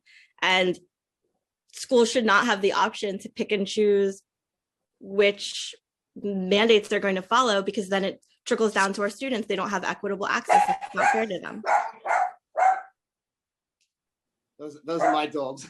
I just wanted to offer you, if you're interested in LGBT history, get in touch with me, and I'm going to refer you to Eric Vaughn at the DOE. He's the LGBTQ liaison. We're in a Facebook group together. All right, good. Get him, and he has some stuff on LGBT history, though. I'm so glad that you were able to take advantage of Lambda Literary. I just left my school's GSA meeting to switch over really quickly to the hearing. You have to invite me there. You have to get me up there. Great. We would love to have you. Okay, I would love to come. Yeah. Great. Thank you so much for your testimony. Thank you. We will now hear from Debbie Meyer, followed by Mark Gonsalves. Starting time. Thank you. I'm Debbie Meyer, and I'm once again a public school parent. I'm also a member of Arise. Thank you for the opportunity to speak and listen to the story. When he was almost 3 years old, my son looked up at a sign and said, MTA spells bus. This was pre-reading, I was told. But he could not hear rhymes and hated Dr. Seuss. He hated Sesame Street. He liked shows with plots. Often, people couldn't understand him, but he had a big vocabulary, and he hid his need for speech therapy from all, including his doctor. His pre-K teacher was concerned that he didn't know his colors, although his health form clearly stated that he was colorblind. She didn't mind that he was not able to segment words into sounds, the first stage of reading. She did say he was bright and enjoyed to teach. I thought I'd won the lottery when Isaac was accepted to a public progressive school. He memorized the books in the baggies. We read to him aloud, but he couldn't read himself. His kindergarten teacher told us he was bright and enjoyed to teach. In first grade, he was clearly struggling. Our school's response? They had Isaac attend a 1-week summer program for professional development in teaching reading. He was not the only struggling reader there. In second grade, a school evaluation showed he was indeed bright, but couldn't read or express himself in writing near grade level. We mentioned to the school team that dyslexia runs in our family. We were hushed, as though dyslexia didn't exist. The team told us he would do fine in a co-teaching classroom, but he did not. Neither did many others. So we enrolled him in a specialized school, which has its own teacher training institute, and we sued the city for tuition. Now my son knows how words work. He can read. He learned how to write, research, and take notes. His frustration dissipated. He was no longer suicidal. He is now a sophomore at Bard, Manhattan. But what about all the kids he left behind? The ones without parents who can advocate or have resources to spend? What about the kids that are both victims of poor instruction and low expectations, endemic with our systemic Time racism? expired. Why don't teaching colleges teach teachers how to teach reading? Why, with all the evidence, is there still controversy over how to teach kids to read? Dyslexic students are the canaries in the coal mine. Why are we okay with teaching just 1/3 of students to read? This is not only seen in test scores, it's seen in the high costs of remediation, high costs of special ed in upper elementary school, middle school, high school, adult literacy programs, and the dyslexia and illiteracy rates in prison and among the homeless. The school to prison pipeline starts in early education. It starts with literacy instruction. Let's invest in evidence-based literacy instruction at CUNY teaching colleges and at the DOE. And let's save in special education, save in incarceration, and save in homeless services. Thank you. Thank you. We will now hear from Mark Gonsalves and circle back to Lois Lee. Good Starting afternoon. time. Thank you, Chair Drum and all council members. My name is Mark Gonsalves, and I'm a parent with 2 children, one that goes to our local elementary school and one that goes to an 853 school. With this budget, the council has a chance to do something they have never done before, end discrimination of students with disabilities. My older son, Josh, is 11 years old. He is on the autism spectrum. We had planned for him to go to our locally zoned school. We so wanted that to happen, but it was not to be. Josh's form of autism is severe enough that the locally zoned school was not appropriate. In fact, none of the DOE schools were deemed appropriate by the DOE, and thus Josh is at an 853 school. 853 schools are for the most complex students, which the DOE has determined that they cannot educate. The DOE directly pays Josh's school to educate him because the DOE can't. For the last 6 years, the DOE has rejected my son. That's right, they have rejected him. The DOE for the last 6 years has said they don't want him because they don't have a place for him. Josh has been doing well at his publicly funded 853 school, but he has had setbacks. This year, Josh lost both of his assistant teachers. Why? Because Josh's school can't pay them enough to compete with the DOE salaries and benefits. 2 years ago, Josh lost his teacher mid-year. Where did she go? She went to a DOE school. Why? Because the DOE paid her significantly more, gave her significantly better benefits, and told her she didn't have to work year-round, as my son is in a 12-month program due to being on the spectrum. Josh's school, like other 853 and 4410 preschools, are losing teachers because the DOE and the City of New York are not offering teachers and staff pay parity. Josh is being discriminated against by the DOE and the New York City because he is not getting the funding from the DOE and the city at the same rate as other publicly funded schools. This is causing significant teacher turnover and directly setting back my son's learning, as new teachers and assistant teachers have to come in, learn how to work with my son, and it thus impacts his learning. What will the legacy be of this city council? Will the city council enable discrimination of students with disabilities to continue, or will your legacy be of ending discrimination for students with disabilities? This council has the chance to end discrimination by fully funding pay parity for all 853 and 4410 teachers and staff. So what will it be, council members? Will you enable discrimination of students with disabilities to continue, or will you be the council whose legacy is of ending discrimination for students with disabilities? Thank you. Mr. Gonzalez? Yes, what is, I'm not sure, I've not heard the word 853 school. Can you describe that to me? Absolutely. So an 853 school is a state, it's part of state law that was enacted in 1976.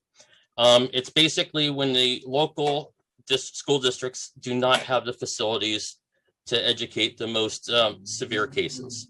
And so New York City DOE literally pays my school with checks, direct debits, whatever you want to call it. But they literally pay the school monthly to educate my son because the DOE with their 1,000+ schools has no school available for him.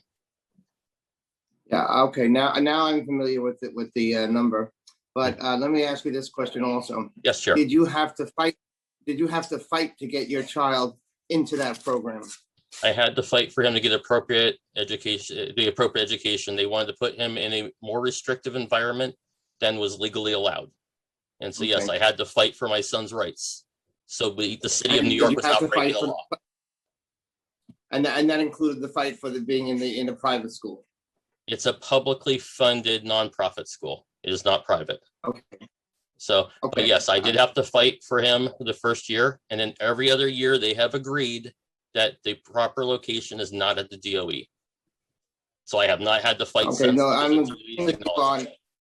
I agree with you on everything that you said and familiar with the case. We've had some hearings on it, as a matter of fact, when I was education chair. When I say fight to get your child into the school, I mean, oftentimes they put obstacles in the way for parents to get proper placement for their children. And of course, in your case, don't even have the proper placement for them. So then parents have to go to either an outside or private or a nonprofit, whatever it may be. Yeah. Yes, and I also was a daycare center teacher. Oh, wow.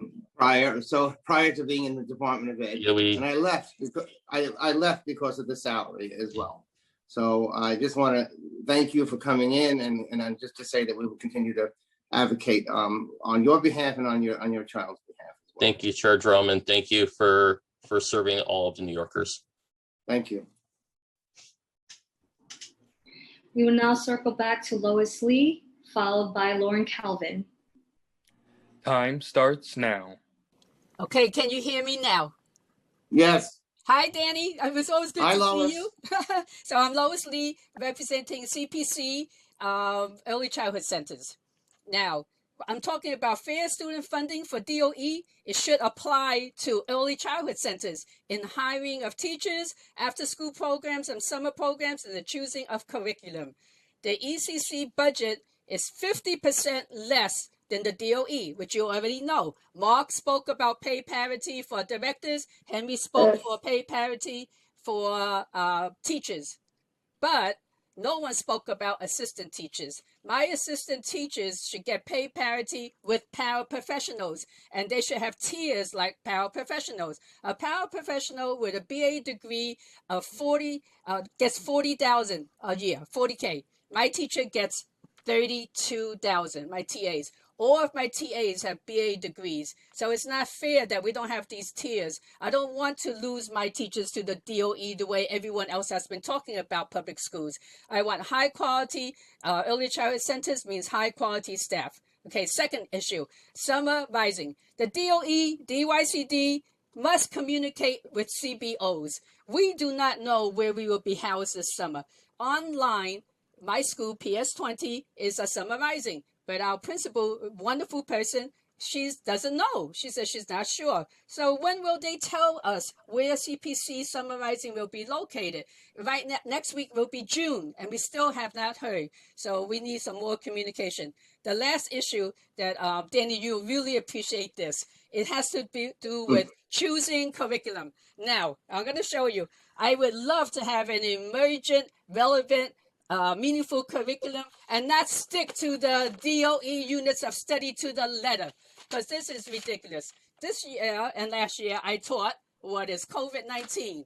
When Verona the Corona came to town, I don't want to wash my hands. Then we also taught to be culturally responsive. This is our Lunar New Year about Korea, China, Thailand, Vietnam, and India. Coming to America, a history of immigration. Remember, these books are not on the DOE list. And I have a lot of books from my Latinx community, Sopa de Frijoles. And from my Black community, Wilma Unlimited, City Shapes. You know, when you see the City Shapes, it's all children of color. And then, Danny, you really like this. Julian is a mermaid. Do you see that? Hold on a minute. Julian is a mermaid. It's just that it was just so cute about the mermaid parade. And Oh, also I love that. about women's history, she persisted. 13 women who persisted. About for all of our autistic kids that we have and special needs kids, Ani and the new child, someone special just like you, and you matter. So what I'm trying to say is we need, you know, in fair student funding, they're supposed to give money for choosing your curriculum. Hey, we should get the same thing, don't you think? Right? So we are the seeds of change. All the books that I'm showing you, I have used in teaching. So what does it mean to be kind? Be kind to all of us in the early childhood sector. I know you're very familiar with us, and I love you, Danny. You already know the CPC talking points that you have heard from Colin and everyone else. So we support all of those needs for human services. But I just really wish that they would give us flexibility in choosing the books for our curriculum. That's all I'm asking. So those are my 3 asks. Thank you, Danny. You know, Lois, you always make it interesting, and the teacher in you always comes out. You bring the books with you to show us what it is, that what an inclusive curriculum means. And so I'm very, very grateful for your testimony. I'm glad that we were able to get your audio problem settled. So thank you, and we will continue to fight, Lois. You know, we'll keep going forward. Okay, pay parity, teacher assistants. Thank you. I got it. We will now hear from Lauren Clavin, followed by Liz Aglees. Time starts now. Good afternoon, everyone. Thank you for the opportunity to give testimony. Good afternoon, Chair Drum. I'm a lifelong Queens resident, and I was formerly a constituent of yours. It's nice to see you. I am a public school parent to a rising first grader with an IEP and a child who will be entering pre-K in the fall. I can't and I won't speak to resource equity in our schools better than the tireless advocates and parent leaders who spoke today, like Maria Bautista, Natasha Capers, Paulette Healy and her wonderful son, and Senator Robert Jackson, just to name a few. So I'll just say, listen to them. Please allocate the money organizations like AQE have fought for over 3 decades in the ways that they have laid out brilliantly today. They're demanding $1 billion for culturally responsive schools, $350 million to support English language learners and our immigrant families, $225 million for real restorative justice, $177 million for social and emotional supports, which includes, as many people have said today, hiring more social workers and more counselors. I also want to uplift the many brilliant youth leaders from organizations like the Urban Youth Collaborative who spoke today about their lived experiences of being policed inside their school buildings. There was a child today, for those of you who may not have been here, who shared an experience of being harassed when he was 11 years old, walking into his school building. And he compared walking into his school as a child to visiting a family member in Rikers. So I really urge you to remember that and to listen to our kids, because these policies, this budget that you're about to finalize impacts them the most. And so we should hear them when they speak. And what they are demanding is police-free schools. We have a really amazing— Time expired. Just 2 more seconds. We have a really amazing opportunity to put this money to work for people, for our kids. And I hope I don't have to explain to my kids 10 years from now that we squandered this moment. Many of the council members that are here today will be moving on in a few months. So let this budget be your opportunity to cement your legacies as real champions for equity. Thank you so much. Thanks. And, I've heard so many stories about inappropriate behavior on the part of school safety agents. I had one student that came in one time and he told me that he was told to take off a rainbow, one of those rainbow wristbands that, rubber wristbands that they have. And he refused to do it because he identified as LGBTQ. And then was, there was an altercation with the school safety agent over a rainbow wristband. Just so crazy. But I hear what you're saying, and I want to just continue fighting for what we think is right. Thank you. Thank you very much. We will now hear from Liz Ackleys, followed by Pam Koch. Time starts now.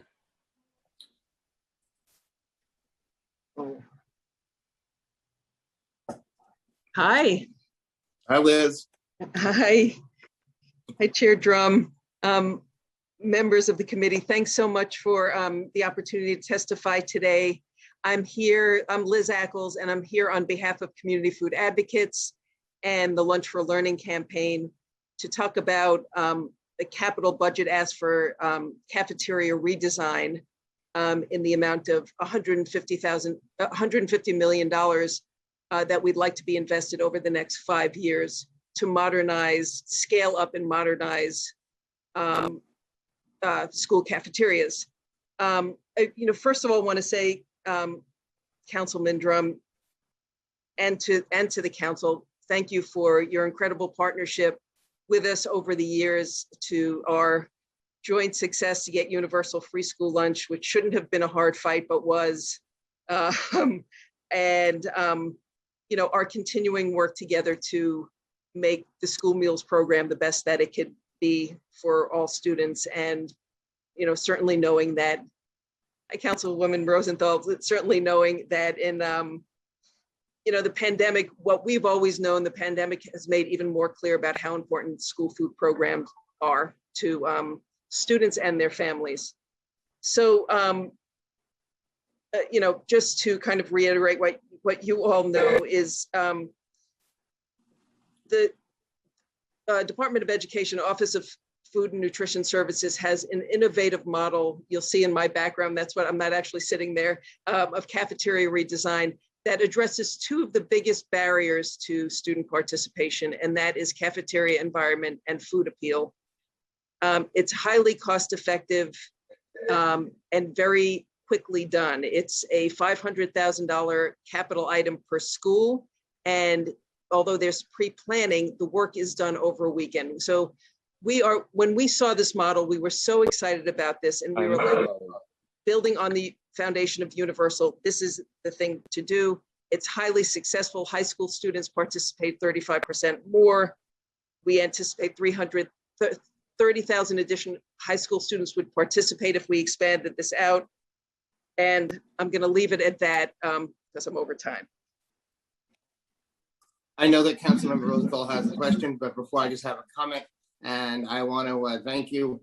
Yeah, it looks like you're sitting in a diner and waiting for to go to the salad bar, which is the purpose of the work that you're doing. And I've seen it in my schools here in Jackson Heights, where it has really worked, and it's very inviting to the students where they can come and select their own good, healthy food, and they go for the healthy options just by the environment. So I'll have a surprise for you a little bit later down the road about what's in my allocations. And, and I look forward to speaking with you when the budget process is done. Thank you, Liz. Okay, thank you, Councilman.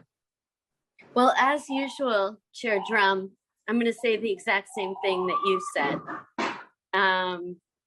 Every single aspect of it. I wish, I will say that your group, Liz, is extraordinary. Everyone who is a member is extraordinary, true food justice advocates for life. And I regret not moving faster, but I'm excited that I'll be adding funding for a kitchen in my district. And I know there are a couple schools that already have one, but it's just extraordinary what you've done and what you're devoting your time to doing. I know how hard it is to work with DOE/SCA, but you've mastered it, and you've also converted them. They're very excited to do this work as well. So I'm glad to now be a part of it, and thank you for your service. Yeah, no, thank you very much. And we appreciate you being a champion on this and helping us move this forward, both in your district and on a big scale. So thank you. It means a whole lot.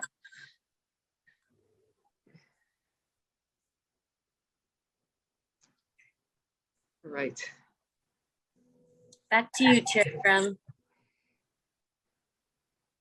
Or to the committee council. At the council, yeah. Thank you. We will now hear testimony from Pam Koch, followed by Jacqueline Bong. Time starts now. Hi, everyone. Hi, can you hear me? Yes. Okay, great.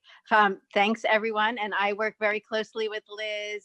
So I am very happy to also be here to talk about cafeteria redesigns. My name is Pam Cook, and I'm from Teachers College, Columbia University. And we did some research on why this is so important. As you all know, school meals are critical to the well-being of our children. Studies have shown that many children rely on school meals for a large portion of their daily food intake, often eating breakfast, lunch, and snacks at school. So these cafeterias can make a big difference to not just lunch, but many meals. Children from food insecure households compared with those from more food secure ones also rely more heavily on school meals. We also know that foods that students get from school are not only healthier than what they get from other places, but also improve academic achievement and reduce food insecurity. Yet we know that most Americans, including children, are not eating as healthy as they should or could.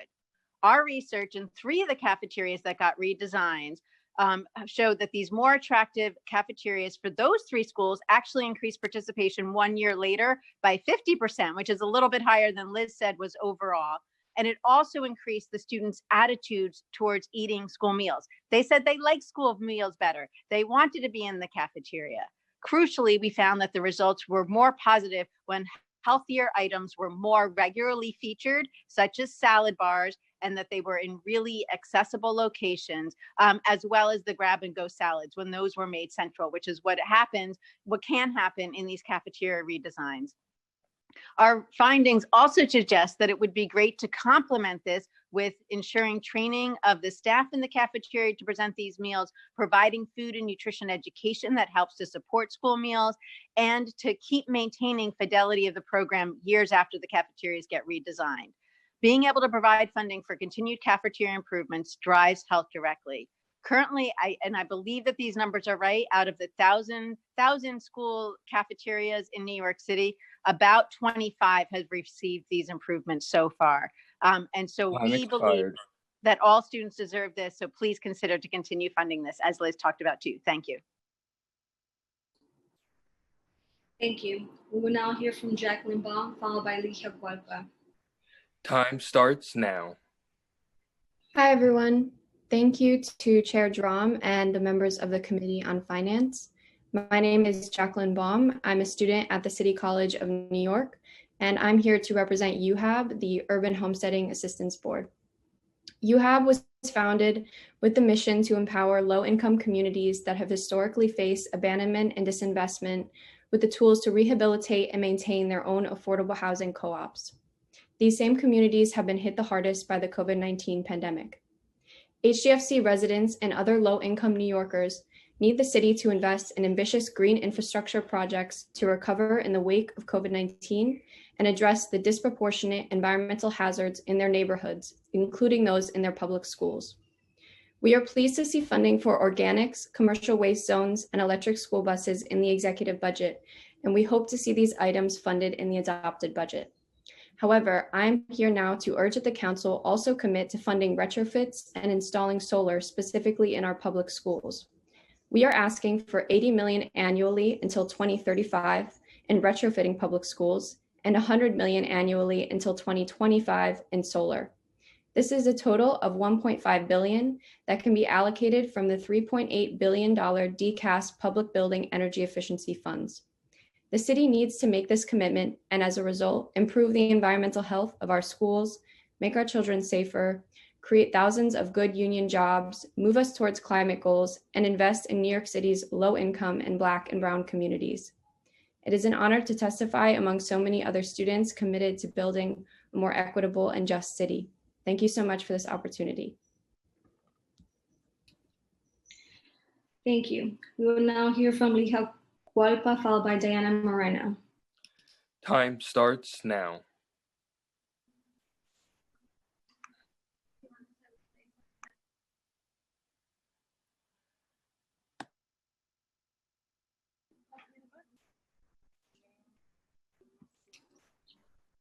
Ms. Gualpa, you may proceed when ready. Oh, sorry. I wasn't sure if I heard my name or was somebody else.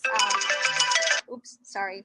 So I'm going to start. My name is Ligia Gualpa. I'm going to show my face. There you go. So my name is Ligia Gualpa. I am the executive director of the Workers' Justice Project, a worker-led organization that it's led by mostly day laborers, domestic workers, and now food delivery workers. It's a workers' rights organization that it's fighting for better working conditions throughout New York City. And it is an honor to be here testifying today. Not alone, I'm here with one of the member leaders whose name is Anita, who came not only to share her story, but to make a specific call on why it's so essential for New York City to continue to invest in day labor centers throughout New York City, who have been playing one of the most essential and vital roles in New York City's recovery. And we hope, and first of all, we're so thankful to the chairman, Daniel Drum, for making a historical investment for the first time in New York City in maintaining and sustaining institutions like day labor centers.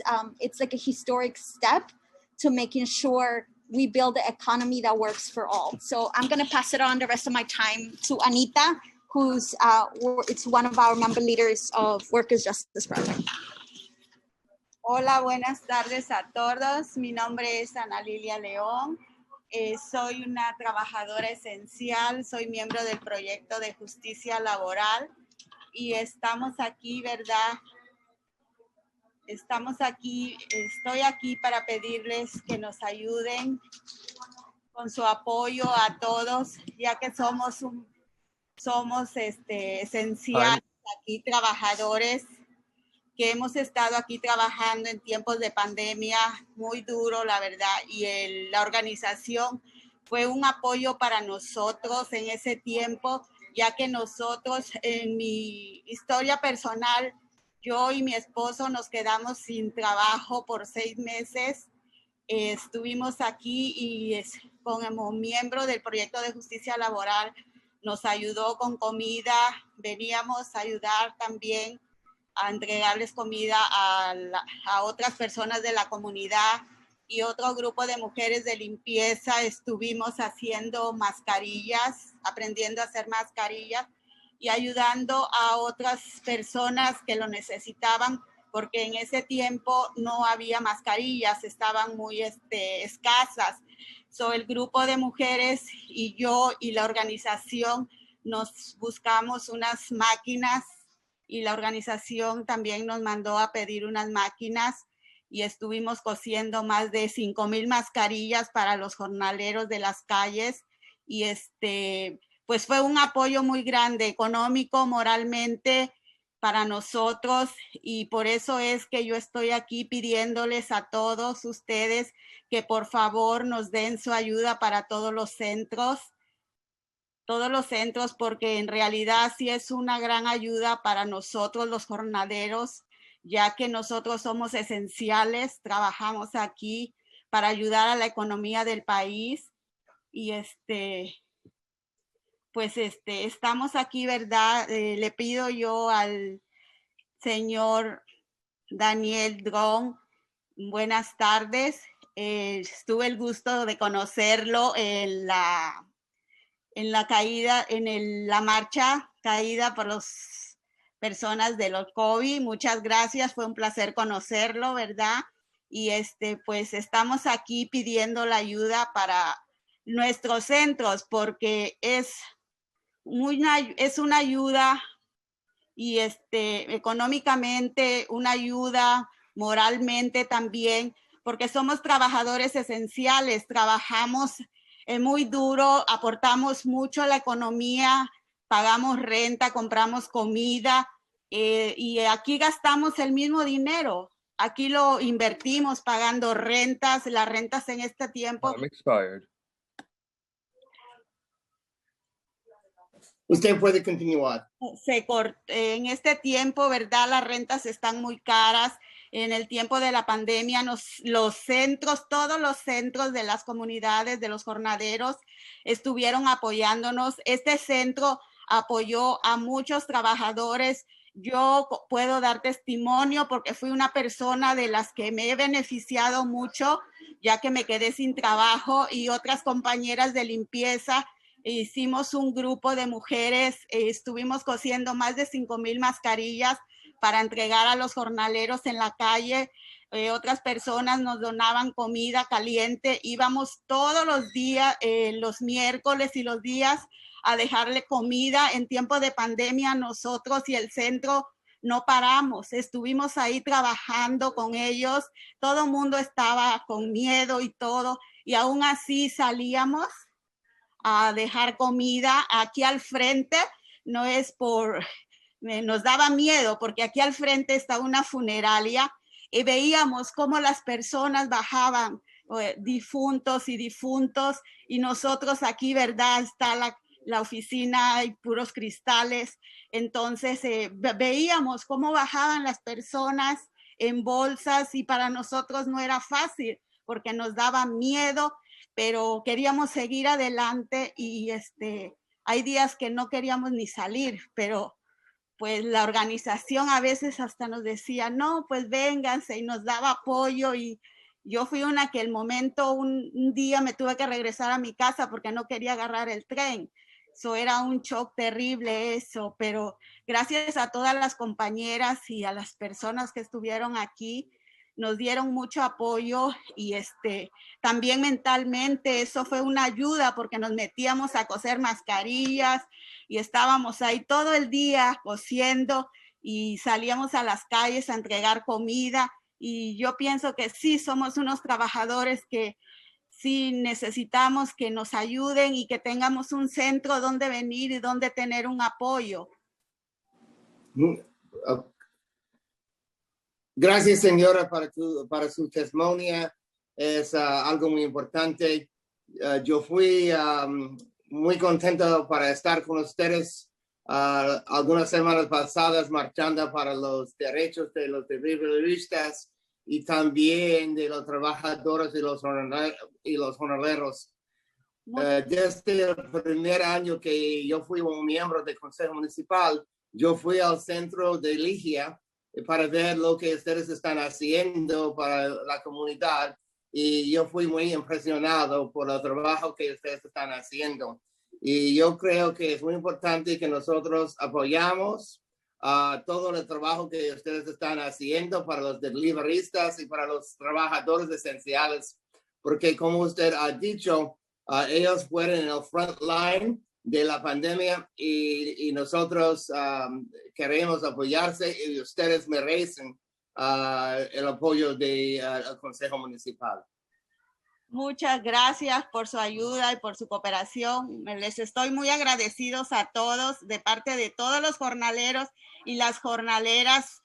Yo estoy dando voz por ellas, ¿verdad? Porque pues no podemos estar todos juntos aquí, pero a través de mí les dan las gracias todos por su apoyo y pues es una ayuda y una lucha que tenemos que seguir y espero que nos sigan apoyando a todos porque la verdad, pues no es fácil ser jornalero, son muchas horas de trabajo y cuando no sabemos hasta que pasamos las cosas, porque no es fácil trabajar duro más de 12, 14 horas y a veces pues no tenemos ni horas de comida y estamos ahí duro trabajando.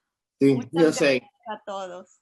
Yo voy a traducir un poquito. What she was saying is that the day laborers and the deliverers, the delivery people that we relied on so heavily in the pandemic were vital service workers to all of us, and they don't have their rights.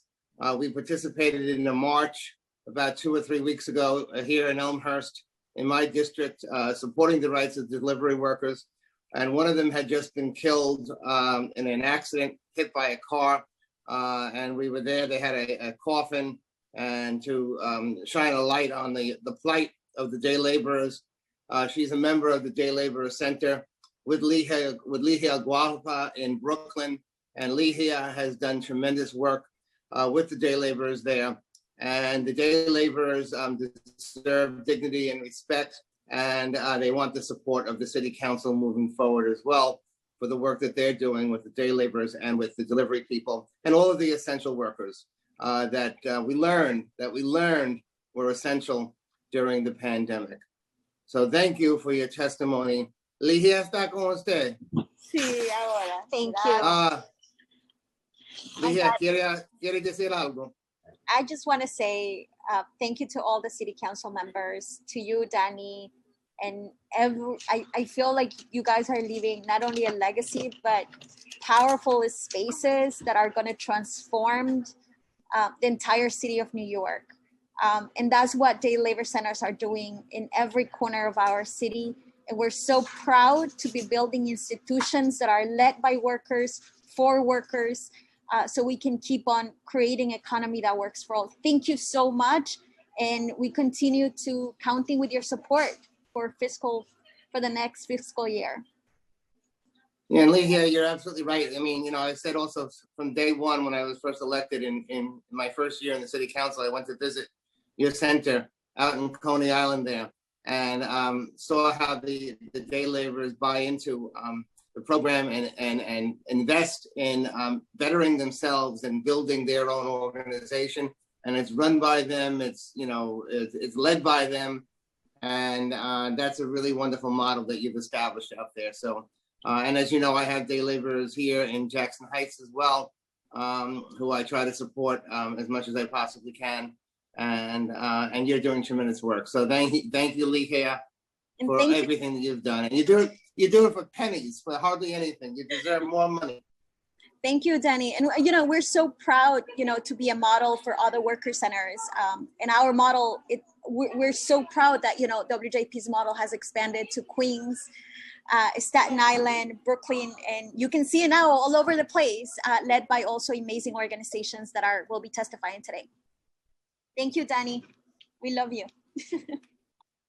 Thank you, Caro. Cualquier cosa.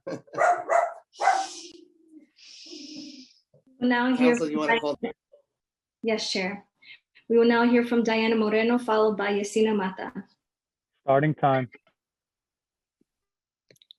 Hi, everyone. Good evening, Councilman Drum. Good evening, everybody. Thank you so much for having us. My name is Diana Moreno. I am the Chief of Staff of New Immigrant Community Empowerment, right there in Danny Drum's district in the heart of Jackson Heights. We're here to testify about the work that NICE has done over the past year and to really ask for your continued support to invest in our immigrant workers who are the heart of the city. And I think this past year, I don't have to tell you, being a few blocks from Elmhurst Hospital, the impact that the pandemic has had on our community. It has been a tremendous challenge for day labor and worker centers throughout the city to not only be the center for safe and dignified jobs for our community, but also for emergency relief, for food, for basic information about the pandemic. And it has truly been through the investment of the City Council in our centers that we have been able to dispatch over 1,200 safe and better paying jobs for day laborers over the past year. We have also been able to disperse nearly $3 million in cash assistance to a community that has been largely left out of state and federal benefits. We have also been able to distribute hundreds of meals and hundreds of pounds of groceries to our food insecure New Yorkers who were deeply impacted by this pandemic economically. And more than that, in recent months, we have been able to connect over 1,000 workers to the COVID vaccine. We are so thankful for the support of Councilman Drum and the council members here that have made this possible. It is through our existence that immigrant workers who in other circumstances would have had no one to turn to during this past year, that we have been able to provide emergency cash assistance, emergency food relief, and of course, continue to connect them to safe and dignified work. It is our immigrant workers who want to work, want to continue moving the city. And we know more than at any other time that the past year has proven the way that they are a basis for our economy and how they keep us moving as essential workers. Now the challenges we face are getting them back to work and getting a long-term economic recovery plan on the ground for our immigrant workers. We want to train them in health and safety and to prevent injuries and death, which are unfortunately way too common in the construction industry. 2 workers died just in the past week in construction. We must stop this pandemic of health and safety inadequacies in the construction industry. Finally, we also have to help day laborers connect workers to the Excluded Workers Fund that was recently created. That is something that we're working on, and we need to have the resources to be able to connect our members to this funds. Finally, I just want to share that yesterday we went up to Albany to advocate at the state level. And on our way back on the bus, I remember hearing from one of our members, Monica, whenever we were debriefing on that trip. She said, you know, I used to really back away from being part of this advocacy actions because I was afraid of being deported. I was afraid of being watched. I was afraid of speaking up about my rights, but I am no longer afraid. I am here because I am no longer afraid to speak up. That is invaluable. That is the kind of connection, not just to safe and better and dignified paying jobs, but the kind of connection to a civically engaged life that we give to immigrant workers. This investment, your continued support, your increased support will allow us to continue engaging immigrant workers in this beautiful city. And we thank you so much for your support. The next person. You know, Diana, thank you so much. And thank you to Manny also for everything that you've done in this community for the last 15 months. You know, you have sustained people and gotten us through this. And you work with the most vulnerable people who work for the most vulnerable people. You know, it's just amazing to watch what you've done. I've seen the videos. I saw the food distribution myself personally along Roosevelt Avenue. Thank you so much. And, you know, if we fight for anything, and if the city council is worth anything, it's making sure that folks like you and the people that you work with get the funding that you need. So thank you for coming in and giving testimony. We so appreciate your continued support, Danny. It has really been an honor. Thank you so much. Thanks, Diana. We'll now hear from Yesina Mata, followed by Lucy Sexton. Starting time. My name is Yesenia Mata.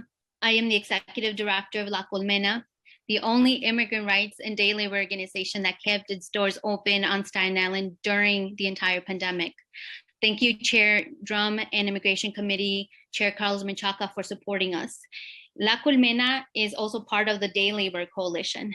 And since the beginning of the COVID-19 pandemic, immigrant workers and day labor organizations were in the front lines, keeping our city running.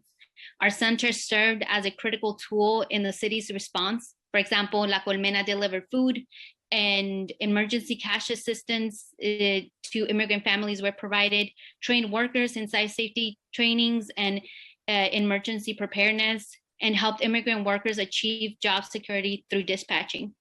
Our centers also provided legal services as it relates to wage theft and provided COVID-19 testing and vaccination in partnership with health and hospitals. We actually had the first, here on Staten Island, the first vaccination bus arrived here on Staten Island. It arrived at La Colmena. And here as well in Staten Island, La Colmena, instead of falling, it didn't, it grew. This is why last week we opened up our second center and we came back stronger than ever. We will be now able to serve more workers throughout Staten Island, and we knew how to handle this pandemic and we have a lot more to offer. Therefore, we can't have an equitable recovery if we do not support immigrant workers on Staten Island, Queens, Brooklyn, Manhattan, and the Bronx. So I urge you to fully fund the Day Labor Initiative. Thank you. Thank you. We'll now hear from Lucy Sexton, followed by Madaha Kinsey-Lamb. Starting time. Thank you, Chair Drum and members of the City Council. My name is Lucy Sexton, and I lead the Cultural Advocacy Coalition, New Yorkers for Culture and Arts. In recent months, we have heard the governor, the mayor, many elected officials rightly state that arts and culture are the hardest hit sector and that our city and state depends on culture to revitalize and recover. Culture drives local economies, bringing people to the street and into restaurants and small businesses. We're the main driver of tourism, critical to bringing visitors from across the country and the world to our city. And yet, relief to culture in New York City has been lagging. I implore you to act now. Save culture so we can save our city and help the economy rebound, so we won't be facing another budget crisis when the federal relief runs out. I have testified at council hearings all year, reminding you that the most fragile parts of our sector are having the hardest time. And I have repeatedly said that we cannot emerge from this crisis with a more centralized and more white cultural ecosystem. Now the time has arrived when we can take action to ensure the city comes back is led by arts and culture, supported in every community, helping every neighborhood and our entire city recover economically and emotionally.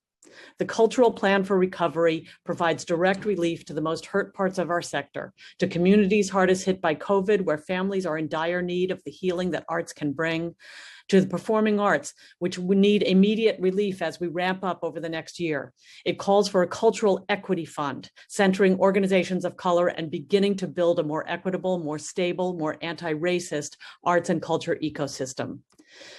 CPR asks the City Council for $30 million for the DCLA, supporting both CIGs and program groups to get us back where we were pre-COVID.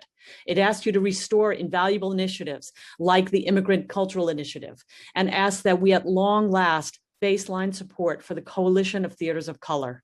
The details of the Cultural Plan for Recovery are attached. Time expired.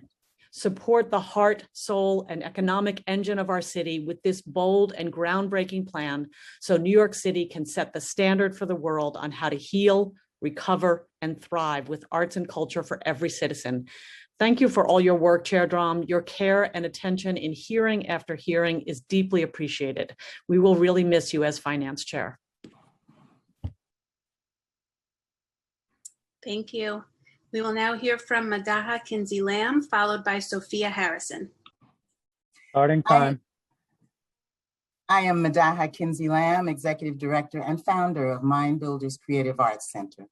Thank you all, you dedicated public officials, for your service and for this opportunity to share the work of Mind Builders and other community-based organizations who are continuing to train the next generation of New York City civic leaders and cultural contributors, and on behalf of the incredible youth, families, and neighborhoods we are so honored to serve.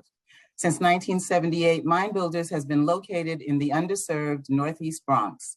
There were weeks and months over the past year when our community has had the highest infection rate in all of New York City.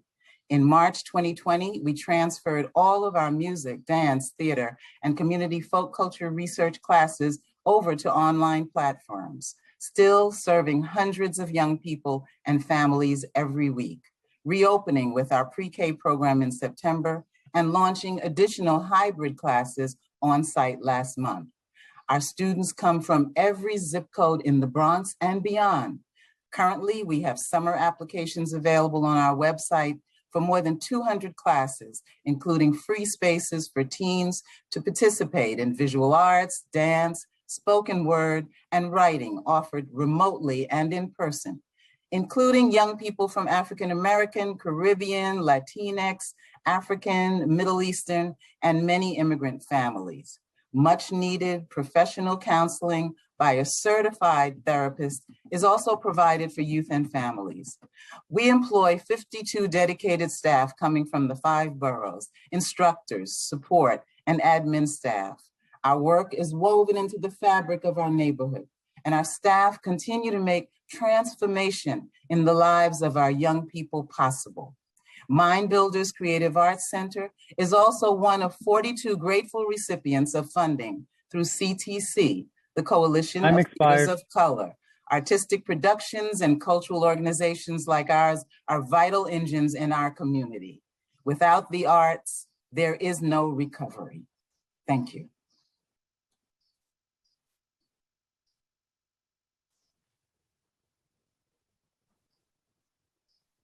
We'll now hear from Sophia Harrison, followed by Taryn Sacramone. Starting time. Good day, Chair and Council. I am Sophia Harrison, a resident of the 47th District in Coney Island, Brooklyn. I am the founder and executive director of Arts House Schools of Music, Dance, and Fine Art in Coney Island, serving children aged 3 to 17 and senior citizens. I am also the president of Arts House, Inc., a WMBE company that provides art services to private and public schools throughout New York City. And I am a teacher in the DOE. As the only non-for-profit cultural institution in Coney Island that serves children year-round, we boast that the last 3 graduating classes have entered college. Students before them have gone to college and come back to our communities as nurses, educators, social workers, and one is currently working on her law degree. While they decided to pursue careers outside the arts, it was the arts that insisted and assisted in strengthening their self-confidence, motivating them to effectively communicate skills and discipline. Council, please remember that arts are more than the theaters on Broadway and the museums on Fifth Avenue. Arts and culture is the child receiving flowers at their first performance. It is the teenager that plays the piano to help clear their mind. It is the pride of having your artwork exhibited at the age of 10. I speak to the council today as citizens of New York City, from whom I have one request. Put substantial support behind arts and culture and arts education. Arts House Schools, like so many non-for-profit cultural institutions, is severely devastated by the pandemic. However, we have committed ourselves to continue to serve our communities by operating on prayers and hope. Today, it is my hope that the council will decide to continue to strengthen the self-confidence, self-esteem of New York City's children, especially in culturally underserved and traditionally underfunded neighborhoods, by passing a budget that includes $70 million or more in funding for the Department of Cultural Affairs, as detailed in the Cultural Plan for Recovery. These funds will help line the path to the future of the city. Confident, well-rounded, tolerant, and talented children become awesome adults. I am expired. $70 million for DCLA. I would also like to show some of my kids that we're actually in class right now working. Thank you for your time. Have a good day.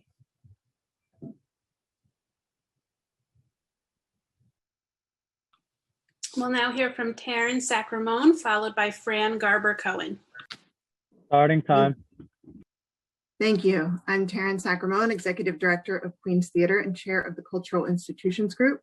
We are grateful for the Council's vital support, especially in this past year. Regardless of where we were in the COVID-19 crisis, culture never closed. Despite staggering losses, the CIG alone collectively lost $410 million in earned income. We worked to advance our missions and serve New Yorkers, even while many of our doors remained closed or our capacity was restricted. While shut down, 10 million New Yorkers were able to continue to access quality education and arts programming online or find sanctuary in a garden or zoo. CIG members transformed stations for food distribution, COVID testing, blood drives, census outreach, COVID vaccination sites, and are now offering free tickets to incentivize vaccination. With your support, the CIG will have a major role in galvanizing the full recovery of New York, as it did in 2008 and after 9/11. Investments are critical not only for New York to reemerge as the cultural and financial capital of the world, but for the cultural community to lead the way in reflecting and creating a more equitable city. The CIG leverages its significant reach to advance the strength and growth of the larger cultural sector. Last year, we were honored to welcome our colleague institution, Weeksville Heritage Center, as the newest member of the CIG, following incredible efforts of the Brooklyn City Council members and a broad coalition of cultural organizations. Unfortunately, there currently is no formal process for a cultural organization to be added to the CIG. We would like to work with the council and administration to establish a transparent and inclusive process to ensure that the CIG continues to evolve and reflect the broad diversity of New York City. I also join my colleagues across the cultural sector in respectfully asking your support of the cultural plan for recovery and add $70 million to the cultural budget in fiscal 22, including with just the details real quick. Included is a request that the council restore the $20.2 million for culture that was added in fiscal 21, with an addition of $9.8 million for a total request of $30 million divided equally between the CIGs and program groups. Restore all cultural council initiatives to fiscal 20 levels and baseline the Coalition of Theaters of Color. The health and strength of the cultural sector is foundational to the health and strength of New York City, and it calls for equity to be structurally incorporated as outlined in the Cultural Plan for Recovery. Thank you.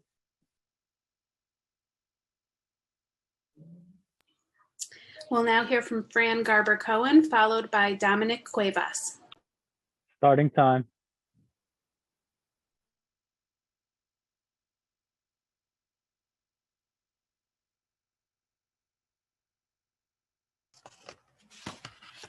I'm Fran Garber-Cohen, president of Regina Opera.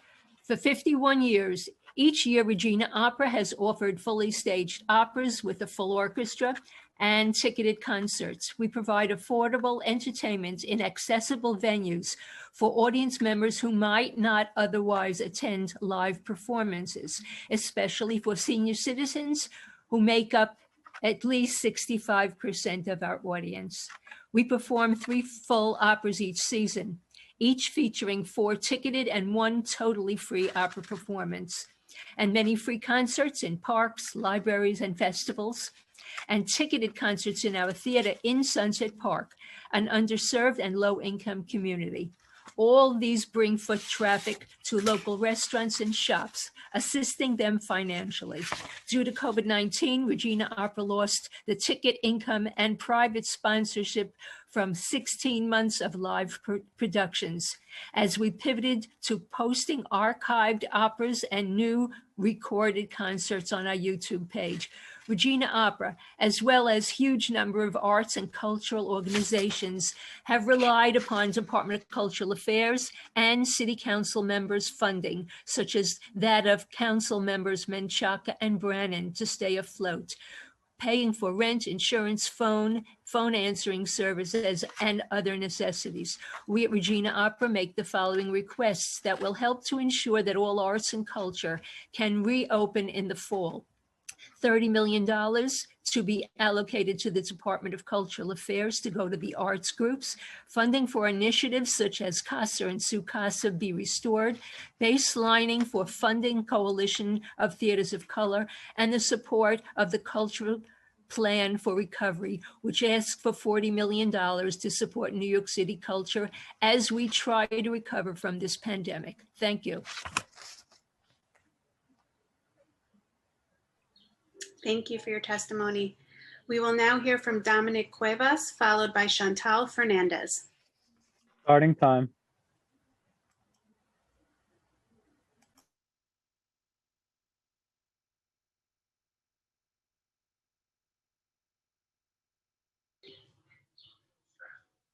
Dominic Cuevas, are you able to accept the unmute request?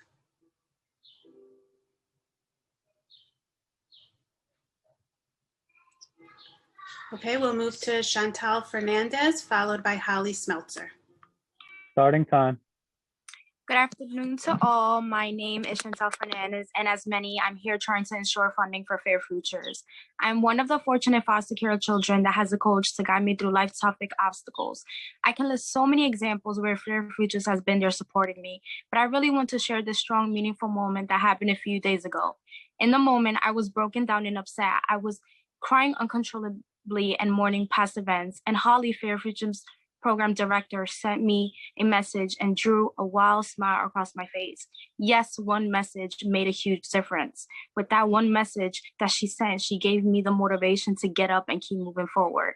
I need her support and Kathleen's, the young adult success specialist, to keep moving forward with me. I don't have parent figures to help me and guide me through life topic obstacles, but I do have them, and their support is fundamental. Please fulfill your promise to young people in care and baseline funding for Fair Futures to ensure no young person will lose their coach, Fair Futures coach, tutor, or specialist. Thank you. Thank you so much. We'll now hear from Holly Smeltzer, followed by Caitlin Chavez. Starting time. A mentor once reminded me that any one person can be a change maker in any other person's life. The more positive role models a young person has in their corner, the greater the opportunity the young person has to meet a change maker. Fair Futures coaches, tutors, and specialists have been these change makers for young people in foster care in New York City. They have helped youth stay on track with academic and career goals, secure safe housing, and much more. Good evening. My name is Holly Smeltzer. I am a New York City foster parent. I am also the Fair Futures Program Director at the Coalition for Hispanic Family Services, and I work with Chantel. Just over a year ago, we launched our coaching program. Throughout the year, we have witnessed young people making enormous strides towards accomplishing their goals. Our young people have invested in themselves, their communities, and our city. Fair Futures staff have celebrated our young people as they have received college acceptances, academic and athletic scholarships, taken on leadership roles, amplified their voices to advocate for themselves and their peers, and much more. Let us show our young people we are here to support them and getting not only to a better place, but a great and self-sustaining and independent place. We are calling on the mayor to stand behind his words that New York must do more to support kids in foster care by working collaboratively with the City Council to baseline $20 million to save Fair Futures so we can continue to provide foster youth with the supports they need and deserve to be successful adults. As a member of the Fair Futures community and as a foster parent, I have witnessed firsthand the impact of Fair Futures programming on young people. We must invest in our youth now to ensure they have a fair shot at success later.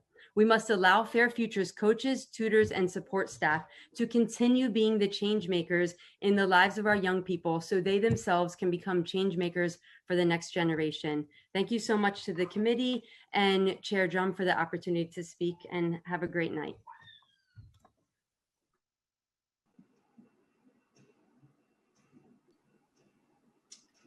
We will now hear from Caitlin Chavez, followed by Xenia Sinclair. Starting time. Good evening. Thank you to the committee and chair for listening today. Thomas Edison once said, "Many of life's failures are people who did not realize how close they were to success when they gave up." In only 2 years of serving, Fair Futures has helped pave the way and uncover a bright future that is often lost in the experience of being in foster care. Our kids have come such a long way. With success finally at reach, we cannot give up now. My name is Caitlin Chavez. I am a young adult success specialist at Coalition for Hispanic Family Services and just one of many advocates fighting to give our youth a fair chance at having a fair future. Besides providing basic supports and resources, Fair Futures has allowed youth to identify with and become comfortable in a system that so often feels negligent. The harsh reality is that there's an abundance of youth who see ACS as the enemy, hate their agencies, and roll their eyes at the mention of help, support, or social worker. These kids have been through it all already, but they've never been through it all with Fair Futures by their side. As they begin letting their guards down and welcoming help, a sense of pride eventually develops, which inspires them to join youth advisory boards and understand how crucial this program and funding for it is. Not guaranteeing this funding would be taking away their sense of stability, almost like putting them back in the system for the first time. No check-ins for Chantel when she's fighting with depression and has no will to respond. No tutoring for Steph when she's been an A+ student, but the stressors of a global pandemic have made keeping up unbearable. No job placement support for Michelle when she already has to debunk the stereotypes attached to her by having a learning disability. Our youth are not defined by their current situations, but their futures are dependent on whether or not they receive the supports they need from Fair Futures to even visualize the success that lies ahead of them, which myself and all of my colleagues already see in our youth before we've even begun the work. From re-engaging disconnected youth to providing a safe space for them to have a voice, Fair Futures is an absolute necessity in the foster care system, and not baselining the funding for basic needs will be a disservice not only to our youth, but New York City as a whole. Thank you for this opportunity to speak.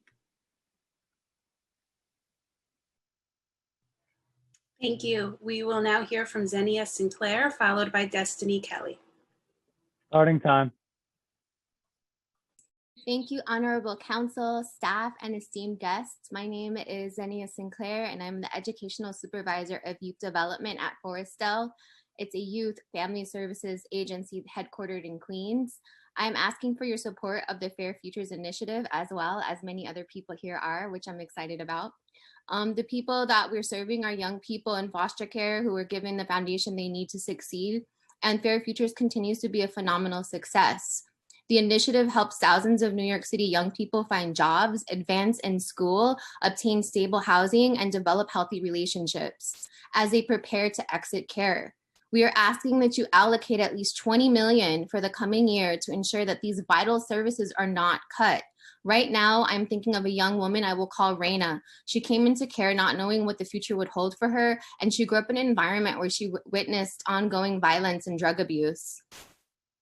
With all the support that Fair Futures has, she was able to create a new life for herself with a life coach, and she worked with her on truly envisioning her future, setting goals, getting a driver's license so that she could access jobs and services, and to also recommit to her education. We also provided her with tutoring through the Fair Futures funding, and we advocated with her for her through her first year of college to help her pass all her classes. And this, I just want to say, this is all during the pandemic, which many of you have said. So many of our youth have been resilient in that way, and Fair Futures helps us to provide them the services to do that. So facing the pandemic alone in her dorm could have derailed her, but with the Fair Futures staff and all the funding provided through that, she was successful and she was able to complete her first year of college, and she is planning a career in social work. We want to make sure that every young person exiting foster care across New York City has the same opportunity as Raina. Why? Because the national statistics for these youth are frightening. Only about 50% of older foster youth will have been employed by the age of 24. Time expired. Okay, just a few more minutes, I promise, guys. I know we're at the end here. Still, there is good news. There are only about 8,000 New York City young people ages 15 through 26 who've been in care. And we can make sure that they get the supports through their coach, through academic help and career services. And this is what Fair Futures is about. With the intense academic support that Fair Futures provides, such as middle school tutoring, coaching, all the wonderful things that help these young people have great futures. We cannot give up on them. We must baseline the $20 million. This is what we're asking for the New York City Council to do for us. And the New York City Council has taken the lead on this, and we are grateful. We are extremely thrilled that you're understanding how important this is. And most important, thank you so much for all the efforts again, because our youth are thriving because of this program. And I'm a former foster youth myself. So when I was around, we didn't have Fair Futures and it was a tough road. So again, I'm just bringing to the table what we're asking for. Please baseline the $20 million. Thank you so much, all of you, for your time and support.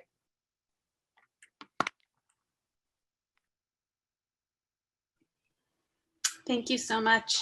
I will now hear from Destiny Kelly, and then I will try Dominic Cuevas one more time. Clock is ready. Good evening. Thank you to the council for holding this important hearing and for allowing me to speak. My name is Destiny Kelly and I'm a junior in high school. I have been in foster care for 3 years and I have came into care because my mom had caught a DUI. I'm here today to share my story and ask for your support in saving Fair Futures. Fair Futures staff have helped me to providing me with resources, connecting me with others and giving me their time among others. When I need assistance in any type of situation, I know that I can count on my team AgNat to help me at any time. For example, Shalanthia, my education specialist, has not only provided me with academic support, such as getting tutoring for SAT prep through the New York Foundling and helping me prepare for college, but also with career development support by helping me apply to summer youth employment. She has also provided me with support that I wouldn't have been able to get without Fair Futures. And she is also available anytime I need her. And for that alone, I am very grateful to have someone like Shalanthia that I can count on. I joined NAC's team group hosted by Kamal, my Fair Futures coach, and Shalanthia October. What I like about team group is the welcoming community feeling I gain from it. Although it is virtual, I still gain the in-person feeling when participating. Kamal and Shalanthia are very helpful in building this type of community because not only is it fun, but informational. So we learn about things and get the chance to hear others' opinions on important issues, such as social justice and mental health. And also I like that Kamal and Shalanthia are basically like mentors because they let us take the lead on things. And I'm very grateful for the support that Fair Futures has provided me in order to achieve my academic and career development goals. All foster youth deserve this support in order to be successful adults, and which is why Fair Future needs 20 million baseline. Thank you for the opportunity to speak today. Thank you for your testimony. We will now hear from Dominic Cuevas, followed by Tamika Mapp. Clock is ready.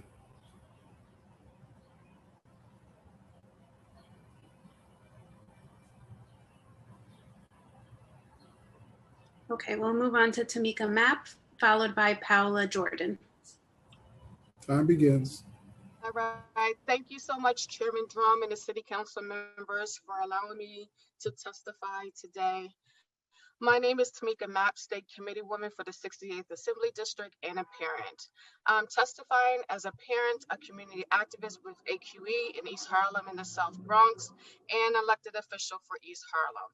Our city government has a responsibility to invest in our children and seniors by allocating funds for oversaturated organizations such as the NYPD. Please consider reallocating the following funds to help ensure our Black and Brown students and seniors do not get the short end of the stick. We need to invest $705 million to ensure each school has a nurse early screening for dyslexia. Invest in $445 million in infrastructure and tech, universal broadband and access to technology, ensuring we have a library and a librarian in each school so our students can understand how to thoroughly research fact from fiction and reduce class size. Invest in $1 billion for real investment in culture responsive school programming and give teachers the opportunity to adapt the curriculum to help each child. Invest in $1 million to support students who are differently able, support our students in foster care and the shelter system, and to ensure our, English language learners and immigrant families have access to translation to ensure they can advocate for their children as well. Invest $1 million for universal childcare and bring the current subsidy for our family childcare providers up to a living wage. Invest $2 million for our seniors to open our seniors and to ensure we have staff that will not abuse our seniors. Increase funding for older New Yorkers and direct home care service. The last point I will make today is we must end the school to prison pipeline by removing police officers in our schools and ensuring we have trauma-related mental health providers for each school, STEAM opportunities and civic engagement throughout the schools. I will be submitting a written testimony and I thank you for your time, and I will leave you with this quote from Nelson Mandela. Our children are the rock on which our future will be built, our greatest asset as a nation. They will be the leaders of our country and the creators of our national wealth who will care for and protect our people, and let's do right by our children.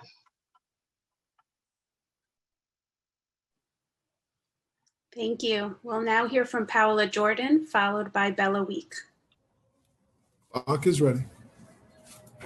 Thank you very much for the opportunity for being here today. My name is Paola Jordan, and I'm the co-director of the Metropolitan Parent Center at Synergia, one of the 3 federal funded parent training and information centers in our city. We provide training and information to families of children with disabilities, as well as the professionals that work with them. Our parent center is also a proud member of the Arise Coalition. I am also the parent of 13-year-old twins. Both are in 7th grade and are attending a community school in District 3. My daughter is autistic and my son has a learning disability. However, I am here speaking on behalf of the Parent Center and the families it serves.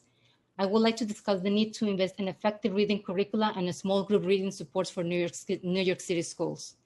Our public schools struggle to meet the academic needs of our students long before the coronavirus pandemic, where less than 50% of the students were reading proficiently.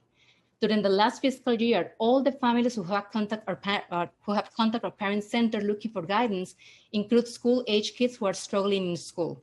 We observed that the students are on average at least 2 grades behind academically, and their IEPs do not have clear language about evidence-based reading curriculum, and there is no additional support offered to the families.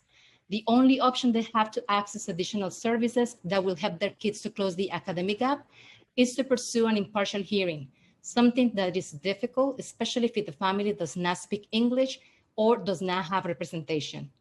We would like to thank City Council for recommending $50 million for the new reading curricula in your response to the budget. The mayor's budget proposal has $500 million for academic recovery and student support, but has no information about how this money will be used.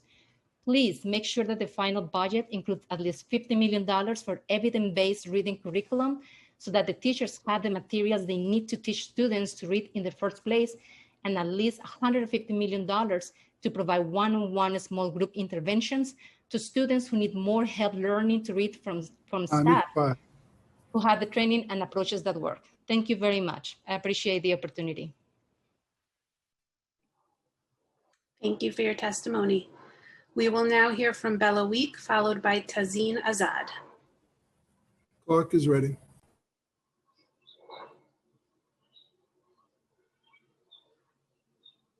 Ms. Week, are you able to accept the unmute request?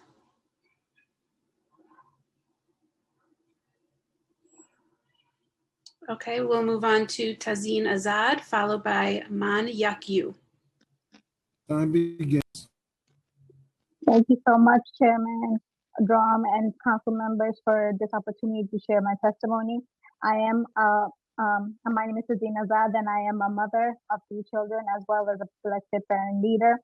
I'm not going to waste your time, but I want to reiterate and reemphasize the importance of the budgetary lines and suggestions that equity-centered advocacy groups such as CEJ, AQE, CACF, RJPS, and many other organizations have uplifted. Everything that they have said is vetted and uplifted and sort of advised by parents and students, and so that I am fully in support of those recommendations. We know that the budgets are moral documents, and so we should also consider what it should, as we consider what it should include, we should also consider what it should not. We have heard from our students as they explained how they do not want schools to include police.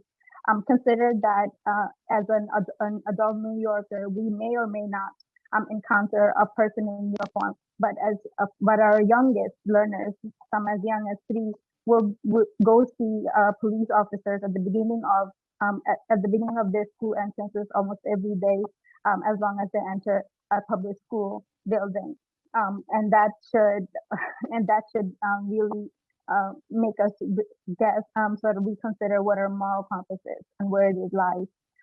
In addition, for folks like me, who is visibly Muslim, or folks who are undocumented, or folks who do not feel comfortable in presence of uniform, we should also consider where they, how we consider them as part of our school system if we continue to uphold policing in school. Furthermore, I'm also offended by the Time tokenization. expired. Thank you.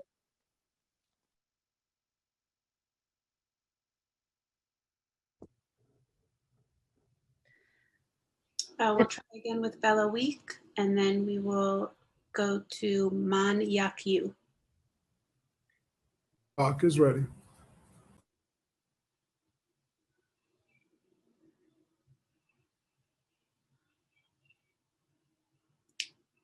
Okay, we will hear from Man Yak Yu, followed by Robin Vital. Time begins.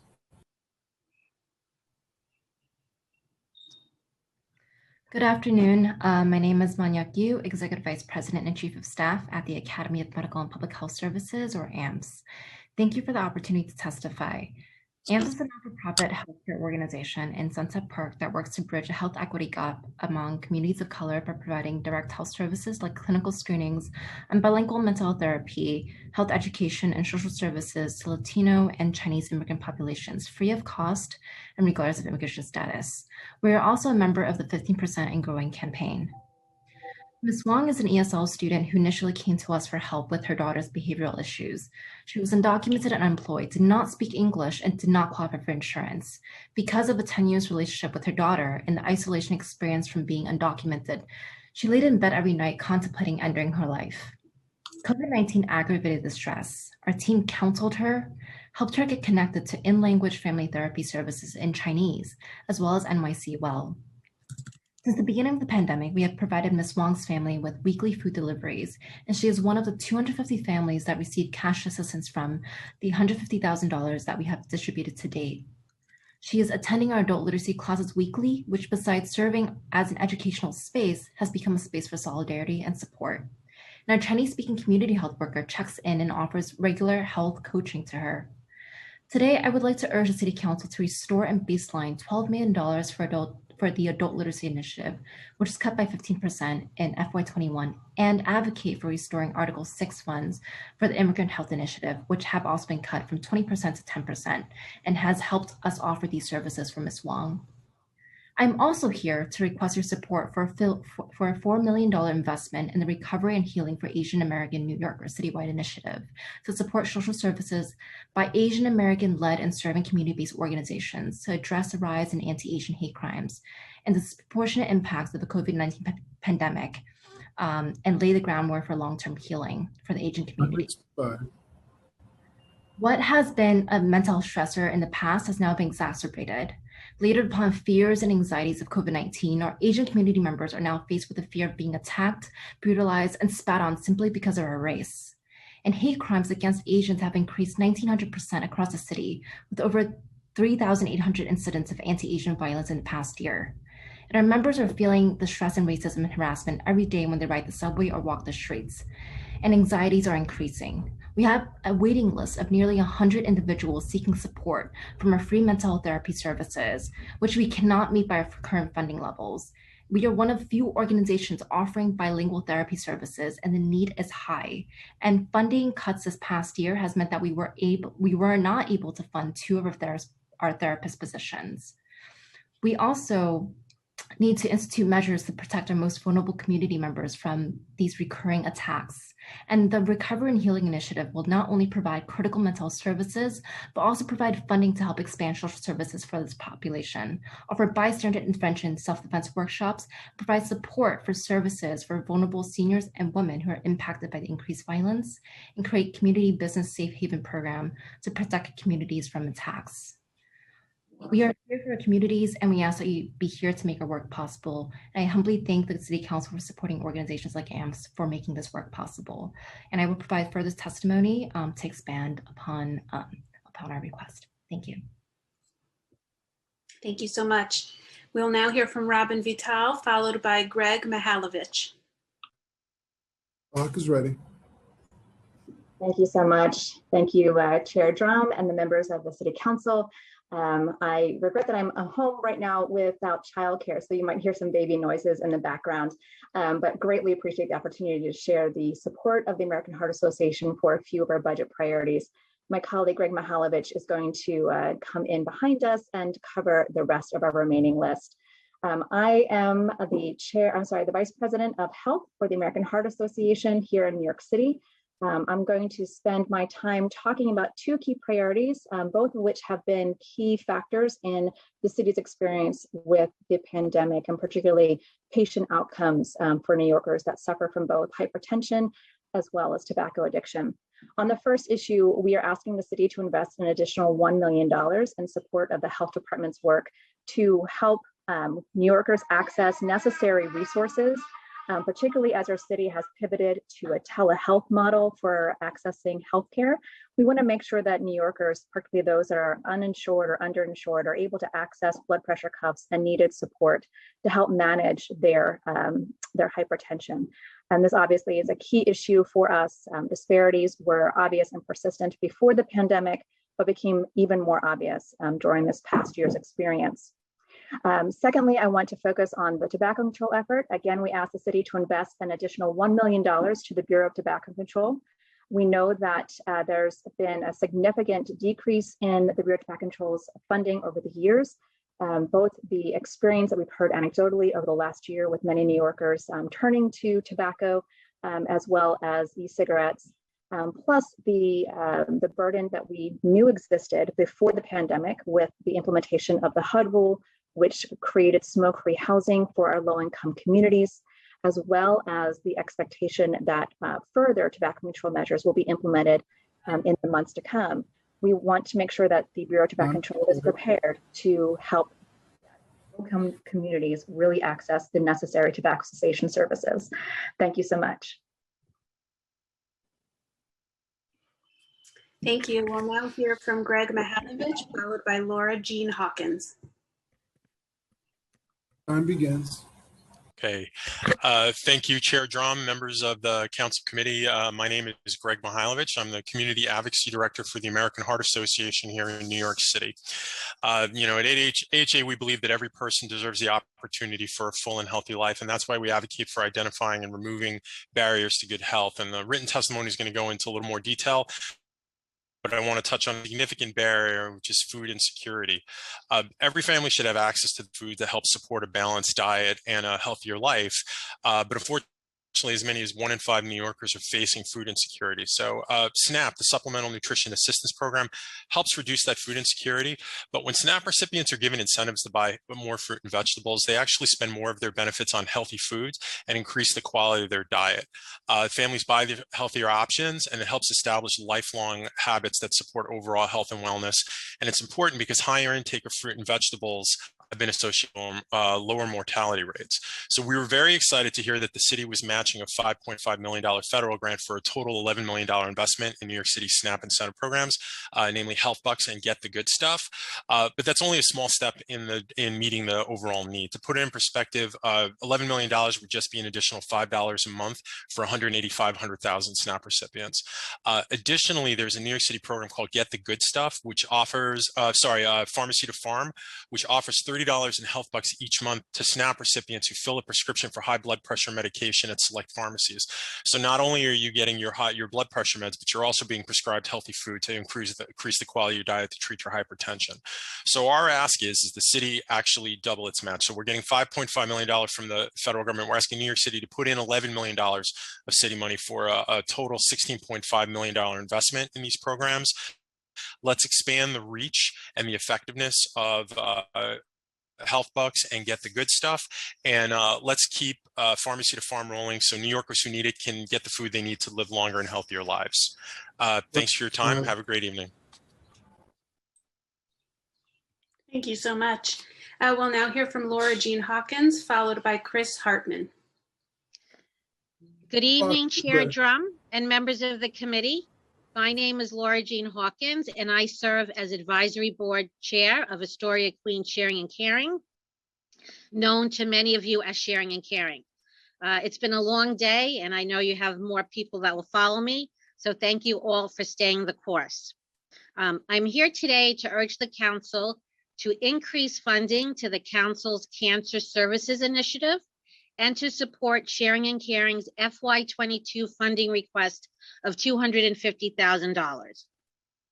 Last year, the world changed, especially for our city's most vulnerable populations, including cancer survivors.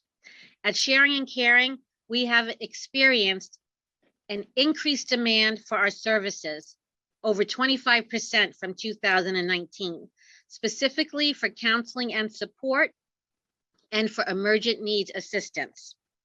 People who pre-COVID would have been considered housing, employment, and food secure are now reaching out to us for assistance with medical bills, transportation costs to and from treatment, rent, utilities, and food.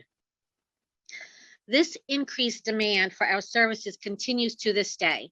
In fact, yesterday I participated in a support group meeting and I heard firsthand the continuing fears and concerns by cancer survivors and the needs that they still need us to help them address.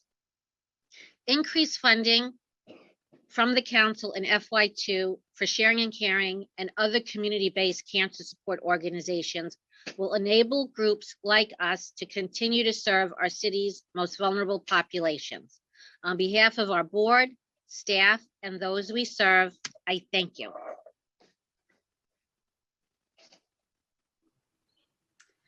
We will now hear from Chris Hartman, followed by Rhonda Kaiser. Clock is ready.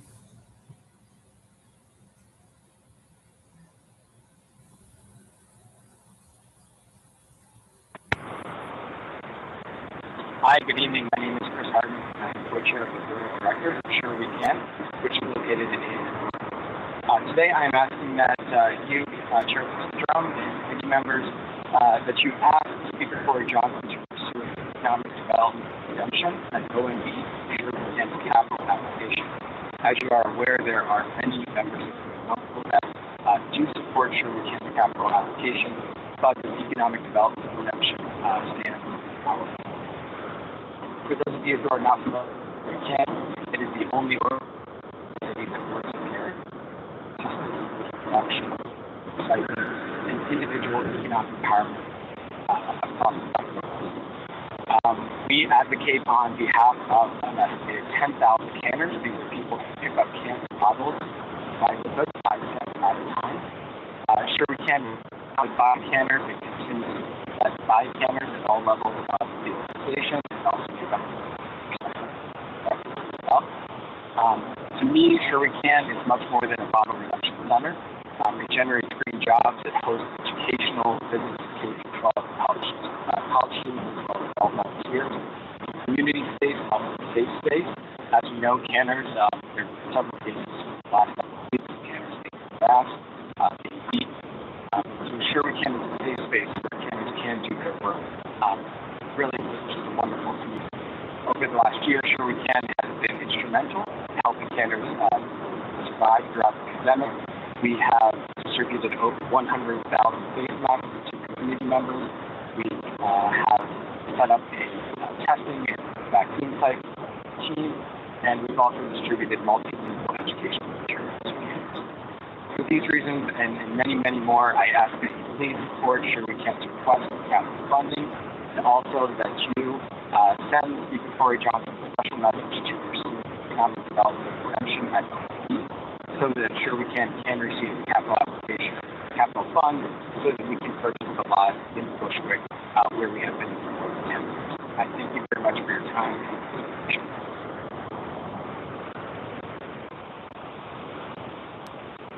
Thank you very much.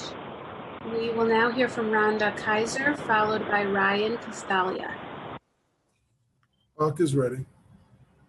Hi, I want to thank the City Council and Chair Drum for the opportunity to speak today. My name is Rhonda Kaiser, and I proudly sit on the board of Sure We Can. And as Chris said, it's New York's only nonprofit redemption center.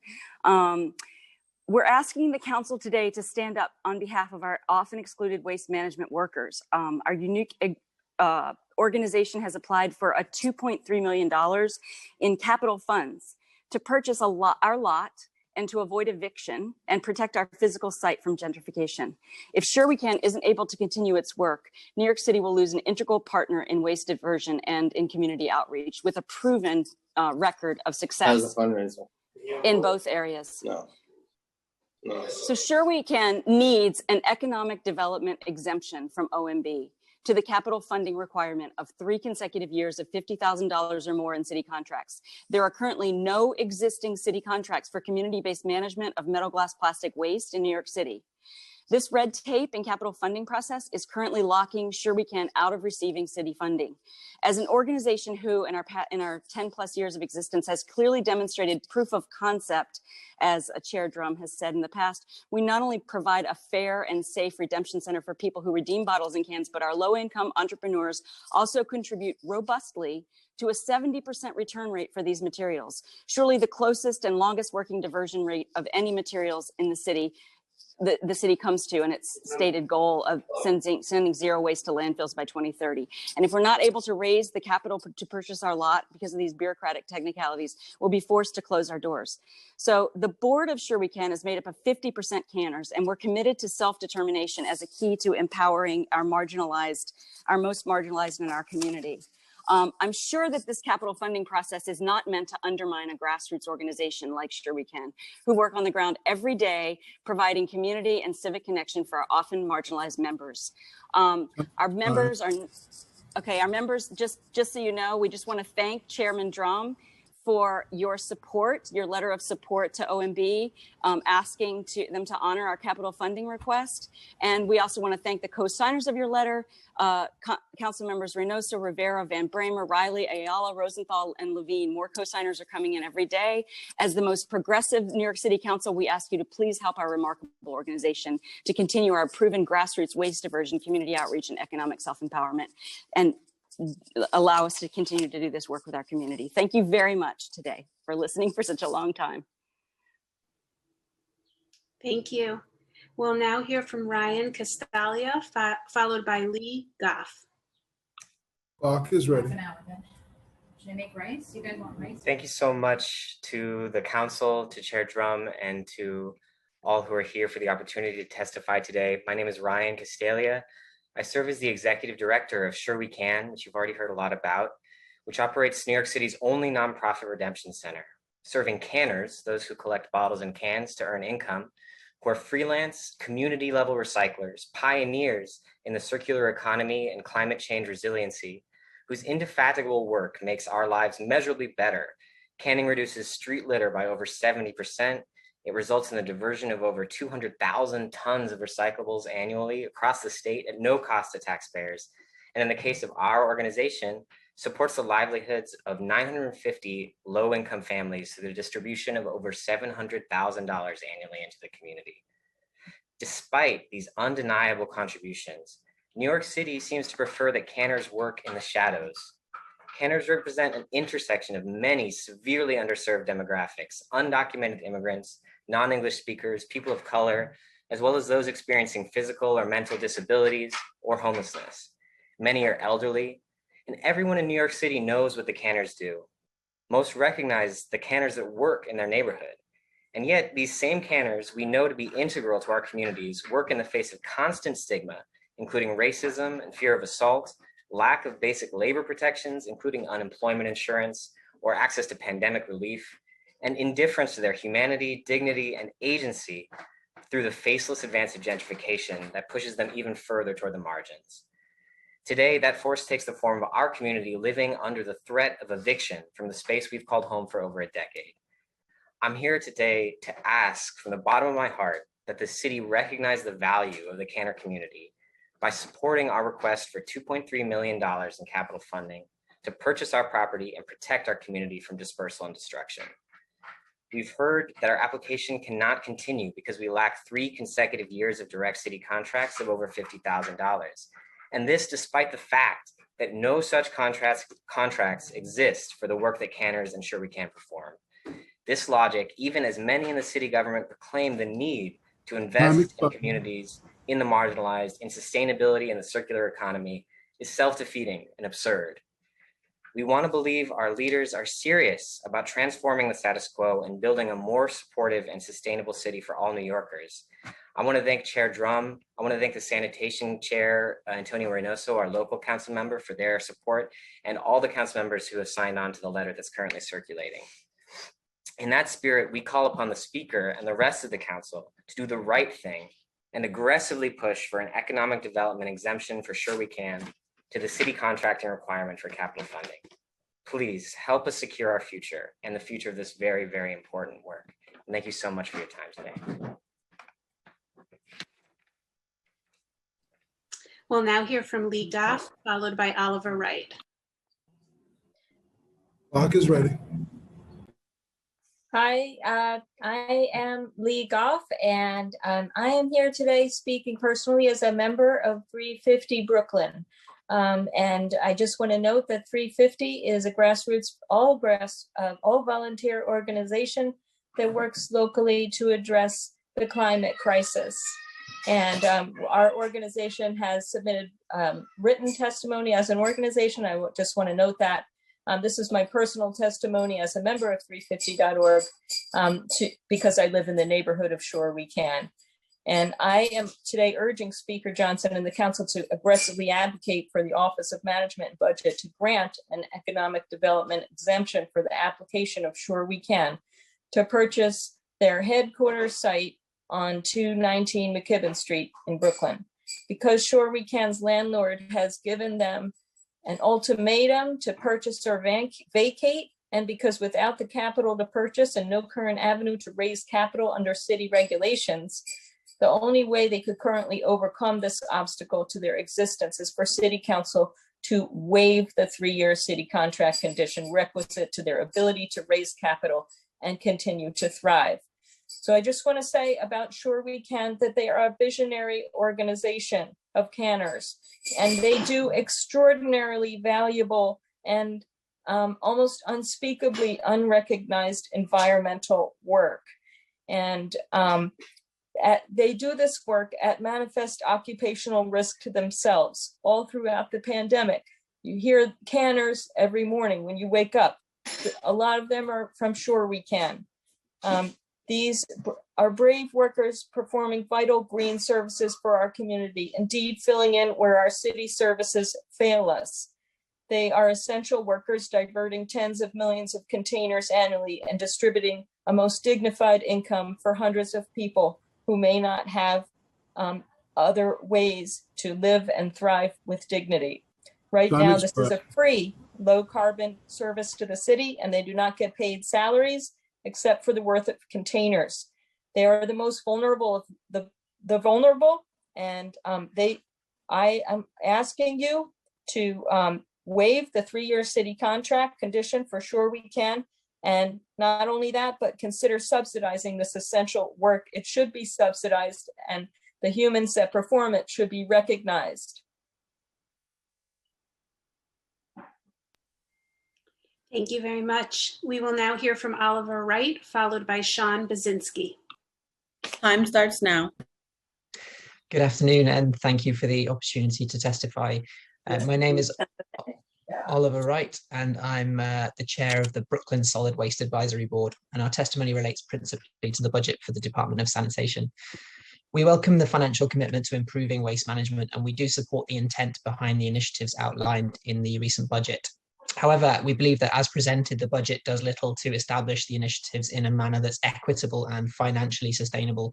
And it also does not seek to promote the reduction of waste as the primary means of bringing cost and environmental benefits to the city. We have 4 key points to make around this. The first relates to the proposed reintroduction of curbside organic waste collections. The brown bin program previously struggled with participation, which made it a cost burden to the city, while its deployment only in selected neighborhoods led to issues of equity and access. Its proposed reintroduction will see the brown bins return in exactly the same neighborhoods on an opt-in basis, and therefore will leave the program vulnerable to failure on exactly the same terms as before. Secondly, the additional $33 million for waste export is a reflection of the increasing quantities of domestic waste as a result of COVID-19. And while this is understandable, there's an opportunity to offset this through initiatives around waste reduction and increasing recycling. There should be a budget for a concerted effort to make progress on both these fronts, instead of sending valuable resources through environmental justice corridors by truck to landfill or incineration. Thirdly, the commitment to employ 10,000 staff for the Precision Street Cleaning Initiative offers a clear opportunity to work directly with redemption centres, such as Sure We Can, who we just heard from at length, who already employ a network of street teams throughout the city. In this way, the work of the informal economy can be recognised and compensated. And finally, the 4 million provision to implement commercial waste zones also offers the potential to embed equity by ensuring the inclusion and engagement of local family-run haulers and micro-haulers. This will ensure revenues from this programme are not funneled exclusively to a few large companies, and will thereby retain money and jobs within the city and bolster the resilience of the programme. In summary, we believe the initiatives outlined in this budget should be supported by appropriate resourcing of planning to ensure equity and financial sustainability in their implementation. Thank you very much.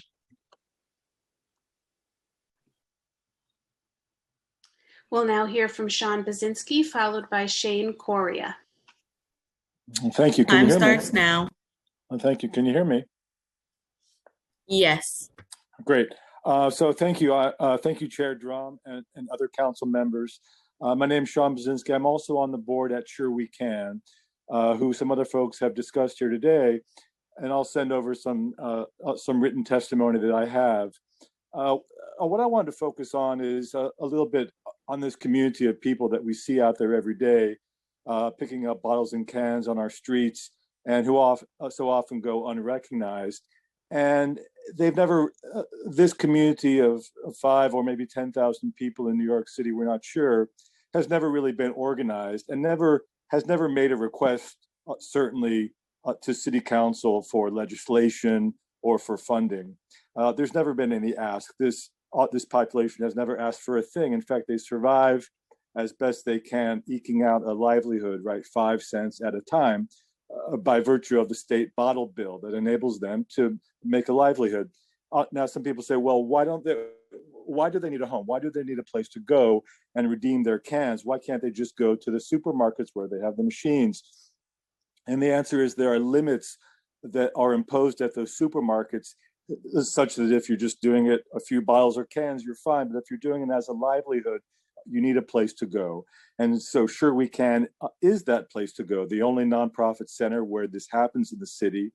And we have a lot in Brooklyn, a big space where every day canners go and sort and pick up their 5 cents per can or bottle. And you can see them every day going there if you want to. I've been there many times, and it's an active place of work, of organizing, where services are also done, where education, environmental education is also done. And so we're asking simply, in this case, it was said 2.3 million. We've raised most of that. It's really a $1.2 million ask of City Council, a capital ask. Time expired. We've raised most of the money for the lot already, and we would greatly, this one time, I think this will be the only time that canners have asked or will ask for council funding, and we'd greatly appreciate it to save this space and to save this community. Thank you.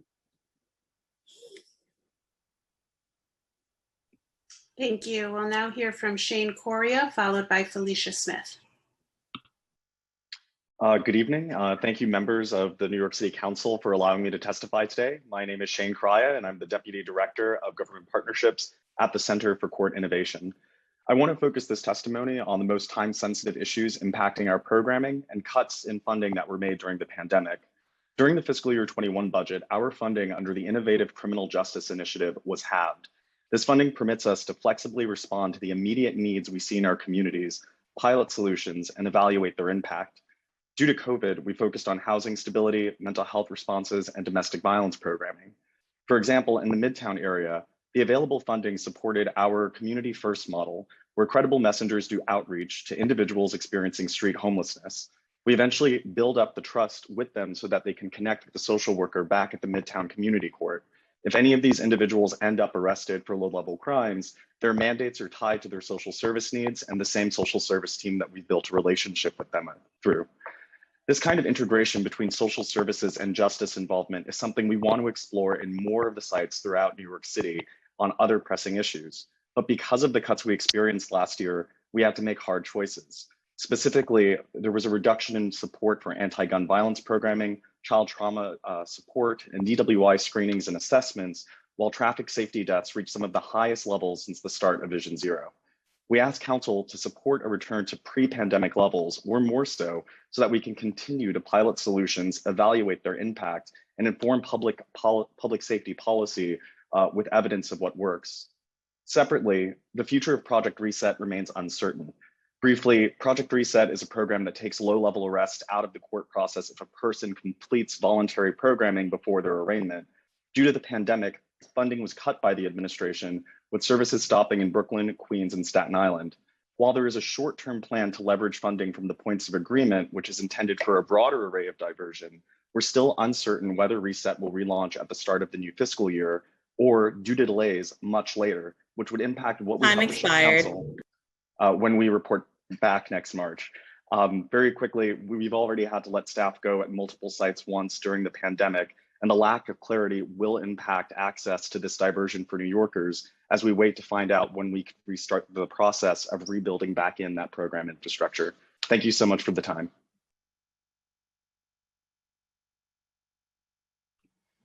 We'll now hear from Felicia Smith, followed by Kathy Park Price. Time starts now. Thank you. On behalf of Youth Justice Network, I thank the Committee on Finance for the opportunity to speak. My name is Felicia Mosley Smith, and I am the Associate Executive Director at Youth Justice Network. We were founded over 30 years ago as Friends of Island Academy at the Alternative High School on Rikers Island. We recently changed our name to Youth Justice Network to better reflect who we are and to dissociate from the legacy of Rikers Island. I came to our organization 4 years ago to help lead our Youth Reentry Network, an innovative 4-year New York City pilot demonstration, which became a model for transitional and neighborhood-based post-release services. In partnership with over 30 youth-based organizations, Youth Justice Network engaged 3,600 young people in jail upon their admission, of whom 2,900 were discharged to neighborhoods across New York City, and supported by our small army of neighborhood-based youth advocates. The power of those lifelines is clear. Nearly 60% of our youth voluntarily connected with their advocates after their release from custody. The Nunez Monitor's 11th report points to DOC's structural inability to keep young people safe while in custody at Rikers. Hiring more correction officers won't make young people or communities safer, or provide them the services and tools they need to be successful once they leave jail, nor will it reduce the likelihood of recidivism. The way to make people and communities safer is to start shifting the balance of the financial investment away from custody and into community. As just one example, the average annual cost of the youth reentry pilot represents 1/3 of 1% of the DOC's proposed 2022 budget. Today, there are fewer than 50 18-year-olds held on Rikers Island. It is a group small enough and young enough to create alternative settings to long-term detention, not to advance further violence and indignity. We ask City Council to redirect and commit intentional investment to support young people involved in the correctional system in ways that allow them to grow, learn, and thrive. This is how to ensure public safety. Thank you for the opportunity to address this committee.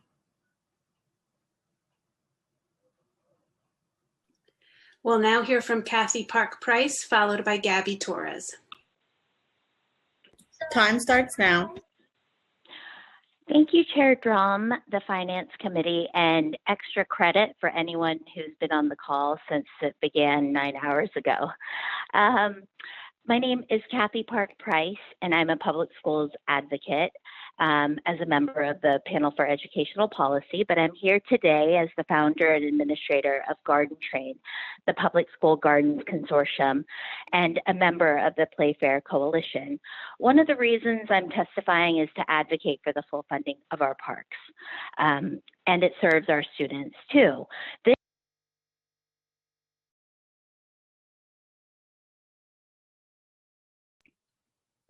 I think we lost We Ms. lost her. Park Price, so we'll move on to Gabby Torres, followed by Josefa Marin.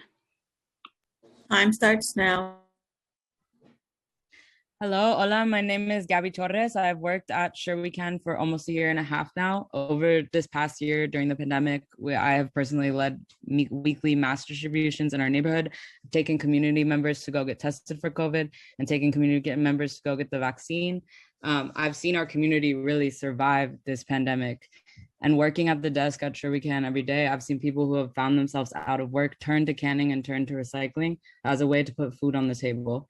But even before the pandemic, Sure We Can has been facing a crisis. For the past few years, we have been trying to evade eviction by acquiring capital funding in order to purchase our lot. This constant fear of moving has really kept us in a state of limbo, which prevents us from doing our important work to the greatest capacity. We need an economic development exception to the capital funding requirement for 3 consecutive years. Come here.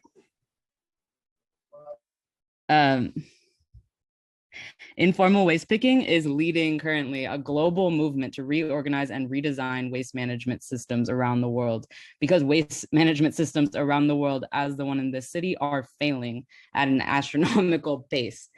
And canners play a huge role in keeping informal waste pickers in general, and canners in New York City play a huge role in keeping single-use plastics and aluminum within our waste system.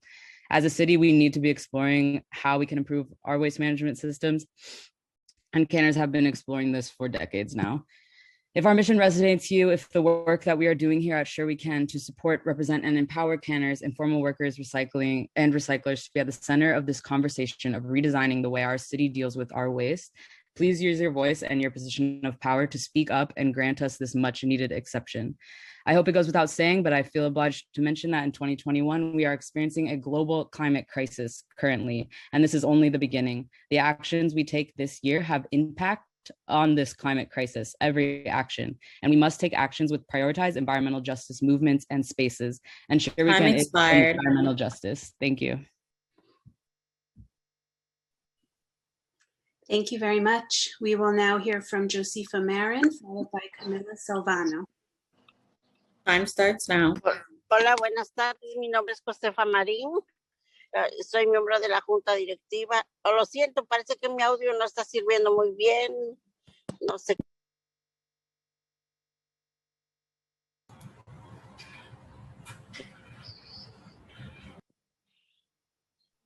Please continue, Ms. Marin. Continúa, por favor, si puede. Hola, buenas tardes. Mi nombre es Josefa Marín. Soy miembro de la Junta Directiva de Sure We Can y soy una recicladora también. Y me dirijo a ustedes, el portavoz Johnson y el concejal municipal, quienes pueden darnos un apoyo que necesitamos para el lote de Sure We Can.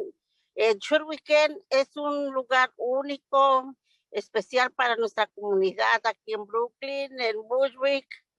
Es como una segunda casa para todos nosotros, para la comunidad, y pues es un lugar especial, lo hace especial para nuestra gente de la tercera edad, y quisiéramos conservarlo, quisiéramos tenerlo, porque pues para todos es un lugar muy especial para nuestra gente de la tercera edad mayormente, que se reúnen ahí, estamos ahí, los hacemos pasar unos momentos agradables. Y si ese lugar se desaparece, pues, ¿qué haríamos? ¿Qué haría nuestra gente de la tercera edad sin ese espacio? Ese espacio para nosotros es muy valioso, es un lugar donde todos nos sentimos como que en casa, compartimos todos ese espacio, y ojalá y que nos escuchen y que nos apoyen para ese espacio. Muchas gracias y por su atención.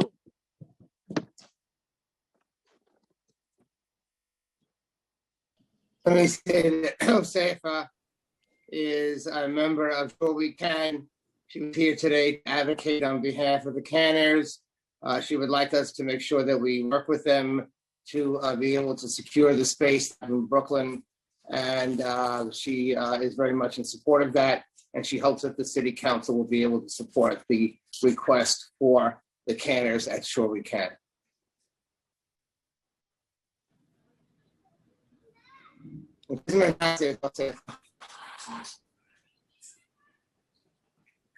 Let's go to our next person. Yes, Chair. We will now hear from Camila Salvano, followed by Renee Del Carmen. Hello, Time everyone. starts now. Hello, everyone, and thank you for the opportunity to testify today. My name is Camila Salvano. I am the Community Development Program Coordinator at Sure We Can. We are, like my colleagues have said, we are a not-for-profit redemption center, a place where folks who collect bottles and cans are able to exchange these recyclable materials for money. We serve a large population of majority full-time, independent, expert recyclers known as canners, and also folks doing this work part-time that have discovered a spontaneous source of income in New York City. Sure We Can offers two vital services. First, we provide canners with an economic possibility of life in a city where so many are excluded from secure work. Second, our canners provide a service to the city by reducing litter, contributing to current sustainability efforts, and ultimately beautifying the cityscape. Sure We Can provides to all the possibility of survival. If you were to step foot onto our lot, you would see an efficient and highly productive recycling operation built and run by canners without any assistance from the city's legislation. You would feel a tight-knit community that operates under the ethos of acceptance and protection, and you would witness the outcome of over a decade's worth of irreplaceable community outreach that is threatened to be displaced due to the circumstances we are here to discuss. Today, over 900 canners bring their recyclable materials to Sure We Can annually. Thanks to their hard work, over 10 million bottles and cans are redeemed annually that otherwise could have ended up in the landfill or in our water. Canners spend their days on foot. We all see them navigating the bumpy terrain of the city with their carts full of containers. I personally feel a great sense of relief knowing that after a long day of this hard work, canners can arrive at Sure We Can and be met with a welcoming environment. I'm expired. Can I finish, please? Yes, please. I'm glad, I feel comfortable. I feel a great sense of relief knowing that after a long day of this hard work, canners can arrive at Sure We Can and be met with a welcoming environment, space to comfortably sort their materials and access donations of food, clothing, and PPE. We are asking for the New York City Council to support us to keep Sure We Can intact. We need an economic development exemption to the city contract requirement in order to continue our pursuits of capital funding. The ability to purchase our lot would quell the anxiety of our community. It is time that New York City recognize the canner community by protecting Sure We Can from destruction. Thank you very much. Thank you. We're going to go back to Kathy Park Price, who was cut off mid-testimony before, and then move on to Alan LaForest. Time starts now. Hi there. Hi there. Can you hear me? Hello? Yes. Hi.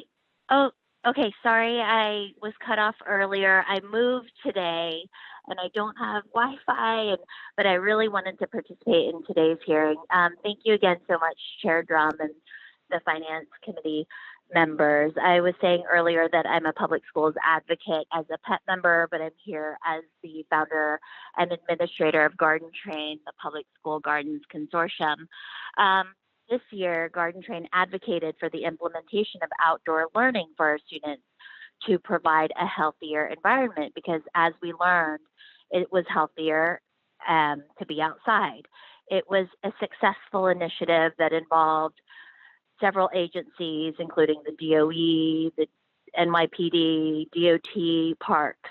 The chancellor has said recently that she would commit to continuing to explore outdoor learning and to keep it as part of the school's reopening plan. So when we look at the largest school district in the country with its 1.1 million students, that's one example of how we are expecting more from our parks. And I respectfully request that the funding is restored to our parks, because as we have learned during COVID, parks are critical infrastructure, not only for our students, but for all New Yorkers. And the other reason I'm here today is to advocate for the funding of the allocation of funding to reduce class sizes. As Chair Drum said much earlier in today's hearing, one thing that we know that works is that the DOE hasn't tried is the reduction of class sizes.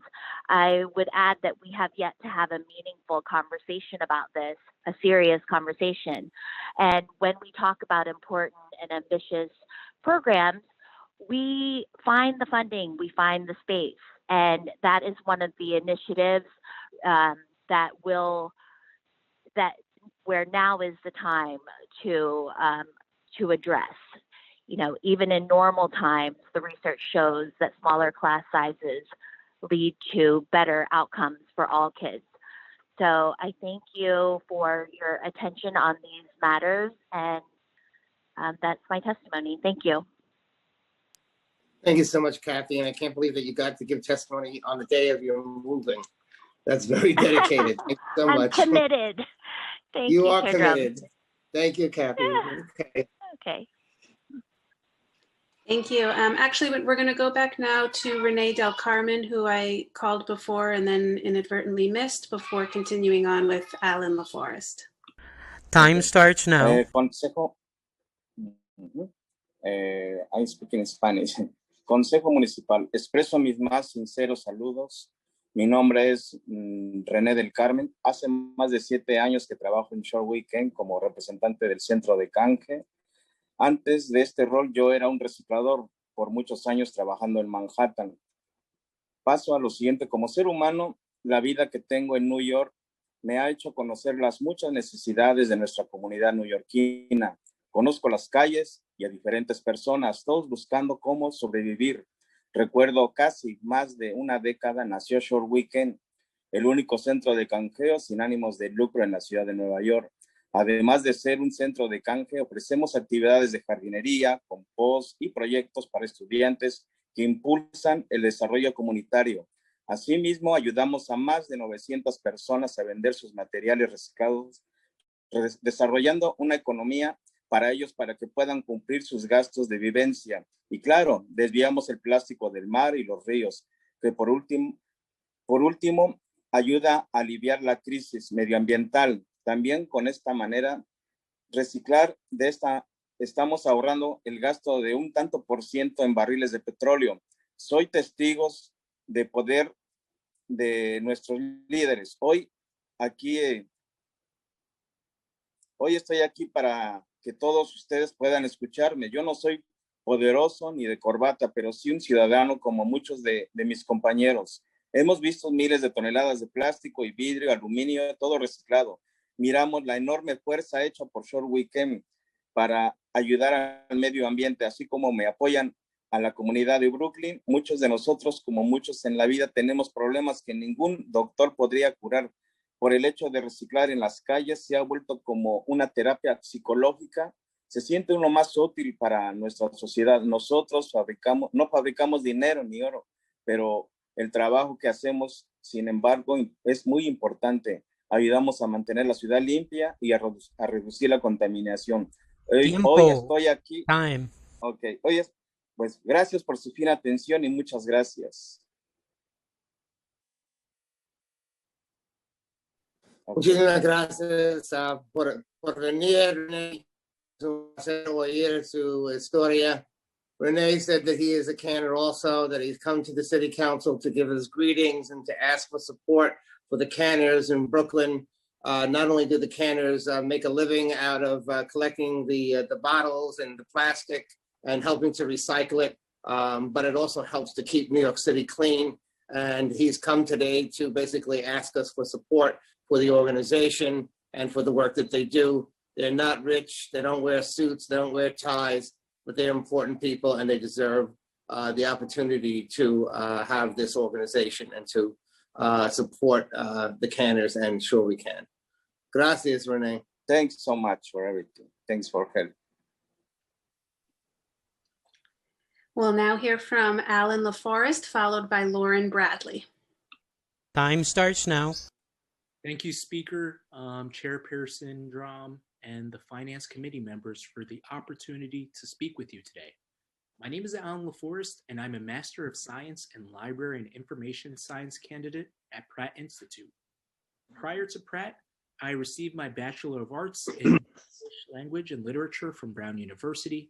I was awarded as a Social Innovation Fellow for founding the Science Bowl Pilot Program, a summer program to promote a STEM-based academic tournament for Rhode Island high school students. More recently, I volunteered as an individualized literacy tutor and mentor with the Read 718 program in Bedford-Stuyvesant, a nonprofit that serves students in grades 3 through 8. The experience reminded me of going to the library on weekends with my father. My father is a clerk with the New York Public Library who'd take me to work with him. This ultimately led to me pursuing a career as a librarian. As a librarian, I'm passionate about developing young adult services through collection and program development that holistically serves the needs of all teens in the community. Librarians are essential workers who supplement the efforts of educators throughout the city. Funding for libraries is important to maintaining the pipeline of talented individuals who wish to enter the profession. Many of my fellow upperclassmen have been furloughed from positions in the New York, Brooklyn, and Queens public libraries. Without funding, many talented librarians who hope to serve the city are seeking opportunities elsewhere. On behalf of Urban Librarians Unite, I ask that you commit to funding our city's libraries. Thank you so much, Speaker, Chairperson Drum, and the Finance Committee members for both your time and consideration. Thank you so much, Alan. We will now hear from Lauren Bradley, followed by Lauren Comito. Time starts now. Hello, my name is Lauren Bradley, and I'm testifying today with Urban Librarians Unite. I want to thank the committee chair, committee members, and Speaker Johnson for the opportunity to testify today. Unlike my library colleagues who will also testify, I personally do not work in a public library. I am an academic librarian working at a small private college in Manhattan. I'm very proud of this college library, but I'm equally proud to be an unofficial New York City Public Libraries ambassador for my college community. As a college library, we only provide services that directly support our curriculum. However, our students, faculty, and staff are dynamic, holistic people with interests and needs that go beyond our scope. The public libraries are key for providing the services and materials that we as a college library cannot possibly cover. I constantly make referrals to the public libraries, which is why I am here tonight to lend my support to them. A few examples of these referrals from the past month: I helped an adjunct instructor sign up for NYPL's interlibrary loan service so she could continue working on a book project in her quest for full-time employment. I introduced a new graduate and budding entrepreneur to the extensive resources available through the Thomas Yoseloff Business Center at the brand new Mid-Manhattan location. I also emailed a student instructions on how to download and use the public library's e-reader app, Simply E, so she could continue reading her way through the tedious boredom of staying home, the responsible thing to do during a global pandemic.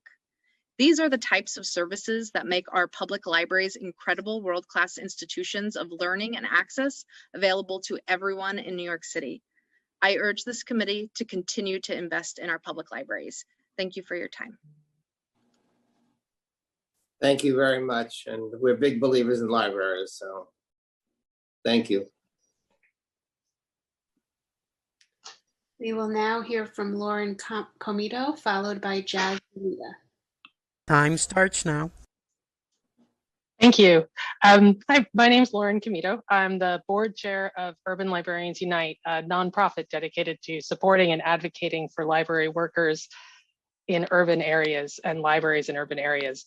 I want to thank the committee chair, members, and Speaker Johnson for the opportunity to testify today, but also thank you for your vital support in past years. It's been deeply appreciated. libraries are a space and a service that works to amplify the potential of our neighbors. And library workers in our city have worked tirelessly during this pandemic to maintain connections in our neighborhoods through virtual programs like story times, employment help, and grab-and-go book lending. That support goes both ways, though, and sometimes the community comes out to reciprocate and help build connections with the library. Just a few weeks ago, over 25 neighbors came out to volunteer to clean up and beautify the backyard at the Leonard Library in Williamsburg and turn it into an outdoor reading room. Because of the work of these neighbors, the mutual aid, the Friends group, and all these volunteers, we're now able to provide a space for patrons to safely use Wi-Fi and plug in their laptops, for parents to sit with their kids and read, and for us to start to do story times and outdoor ukulele meetups. This green sort of bird-filled, and God, the birds are so loud, oasis in the middle of Williamsburg wouldn't be available without their help. And libraries won't be as available to the public without your help.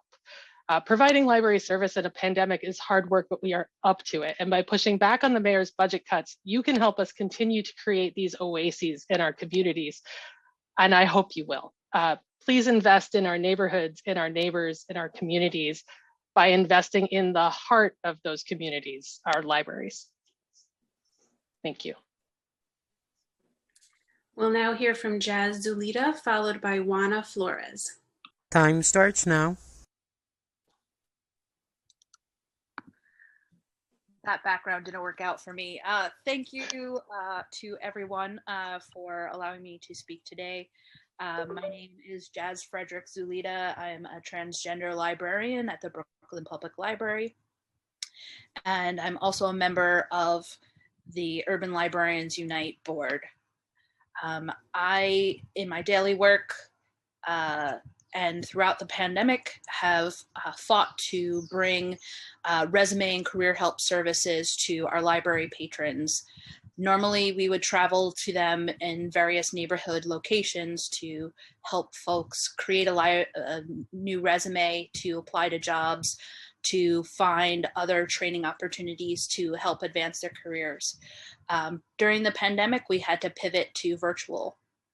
Although it's not the same and our capacity is much reduced and there are technical barriers, we still have reached over 500 people during the pandemic to help them with resume revisions, cover letters, and to really help them target their career search during a really difficult time.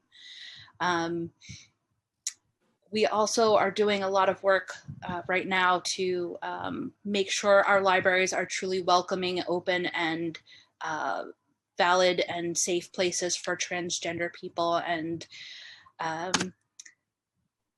we need library funding in order to be able to help career seekers, to help queer members of the community, and to support the librarians who are doing this work. Thank you so much for your time, and I'm done. Oh, I just want to say I love transgender librarians. So thank you for being here. I'm waiting for the musical performance. I see some ukuleles and some people waiting all day, and I'm waiting. Council, can you call up the next witnesses? Yes, we will now hear from Juana Flores, followed by Kat Savage. Time starts now. So good evening, everyone. My name is Juana Flores, and I'm a children librarian, as well as a ukester, a ukulele player for the Brooklyn Public Library and other public library in New York City. I testify today with the Urban Librarian Unite. I want to thank the committee's chair, committee members, and Speaker Johnson for the opportunity to testify today. After viewing a man get lynched a year ago to this day, actually it happened May 25th, many of us children librarians felt the need to combat systemic racism in every aspect of our librarianship. We developed and created the anti-racism story time and stream it to our patron via Facebook and Zoom. Many may not be aware, but children see race as early as 6 months. Therefore, we believe that we need to overturn the implicit biases we adults instill in our children by our own behavior.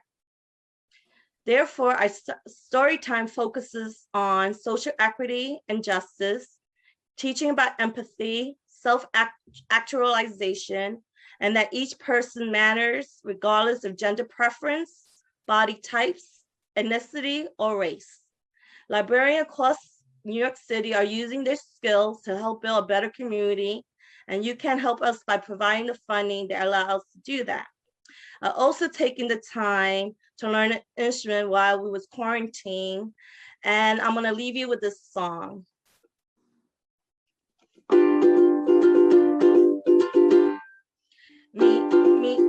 Best in our libraries, you'll be happy, you'll see.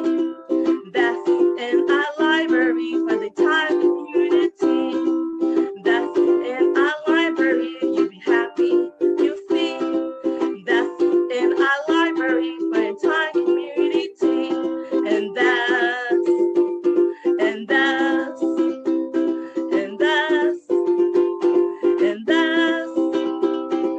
that's in our libraries, you'll be happy, you'll see. Invest in our libraries. Thank you. Thank you so much. We will now hear from Kat Savage, followed by Lisa Marie Vargas. Time starts. Hi, good evening, everyone. My name is Kat, and I'm testifying with the Urban Librarians Unite. I want to thank Committee Chair Drum and the committee members for the opportunity to testify today. I'm a children's librarian at a public library in New York City, and in 2020, I learned how to do my job all over again, quickly learning digital tools and ways to present my story times to children and their families, whether on Facebook Live or Zoom. Story times are a cornerstone of early learning, and we are grateful also for the support of the City Council's City's First Readers initiatives, which supports New York City families. That said, broad support for libraries, including operating funds and capital budgeting, is necessary for us to provide consistent and high-quality services to all kinds of New Yorkers. Children introduced to reading and books early on do better in school than their peers who have less access. We know that by doing 5 simple things every day, reading, talking, singing, writing, and playing, will enable parents and caregivers to prepare their children to get ready to read. I spent over a year sharing my story time from home as well as the library. I saw a patron recently who was so grateful to have the consistency when we took it first on Zoom, and it was really nice to hear that from somebody. I wanted to take 30 seconds and also share with you a favorite song of the kids, and one that you might know too. So here we go.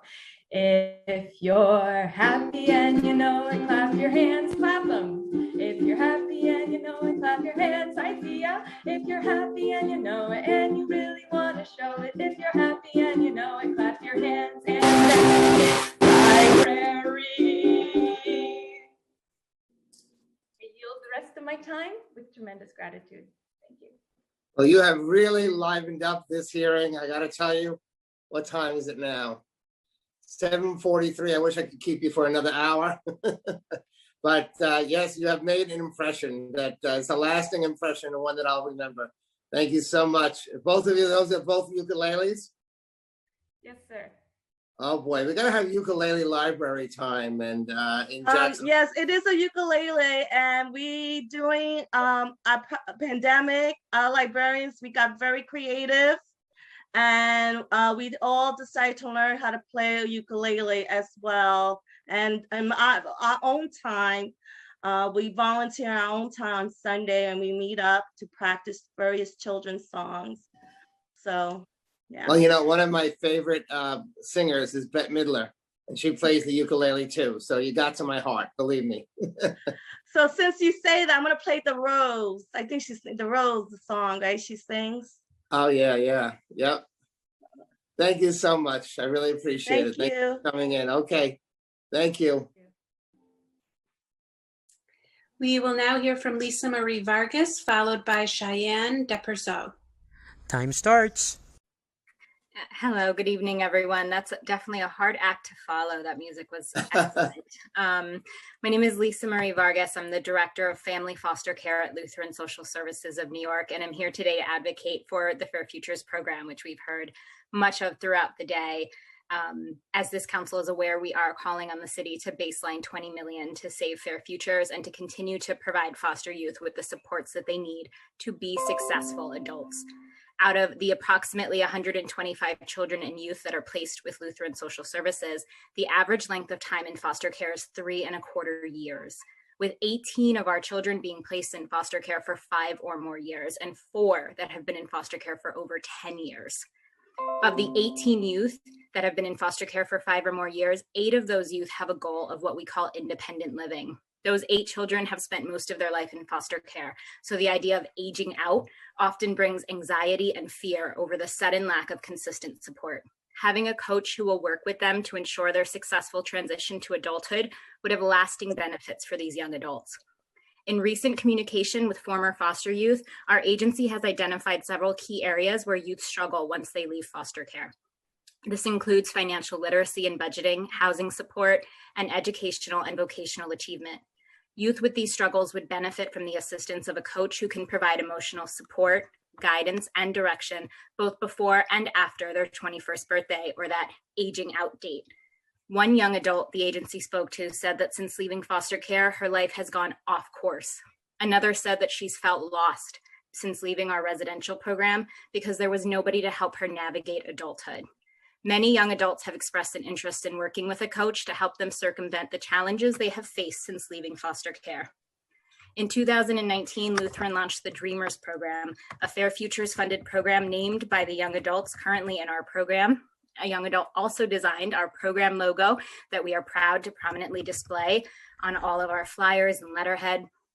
The funding provided in the New York City budget allowed the Time agency expired. to hire, just a little bit longer, 2 full-time coaches. One of them was spoken about earlier, Egypt, who has done amazing things with our young adults. Just last week, 3 of them were escorted to the DMV to test for their permit after just a little bit of study time, and all 3 passed, which is a valuable tool for future growth. In conclusion, Lutheran is dedicated to the continued building of the Dreamers program, but this building will not be possible without appropriate funding through the annual budget.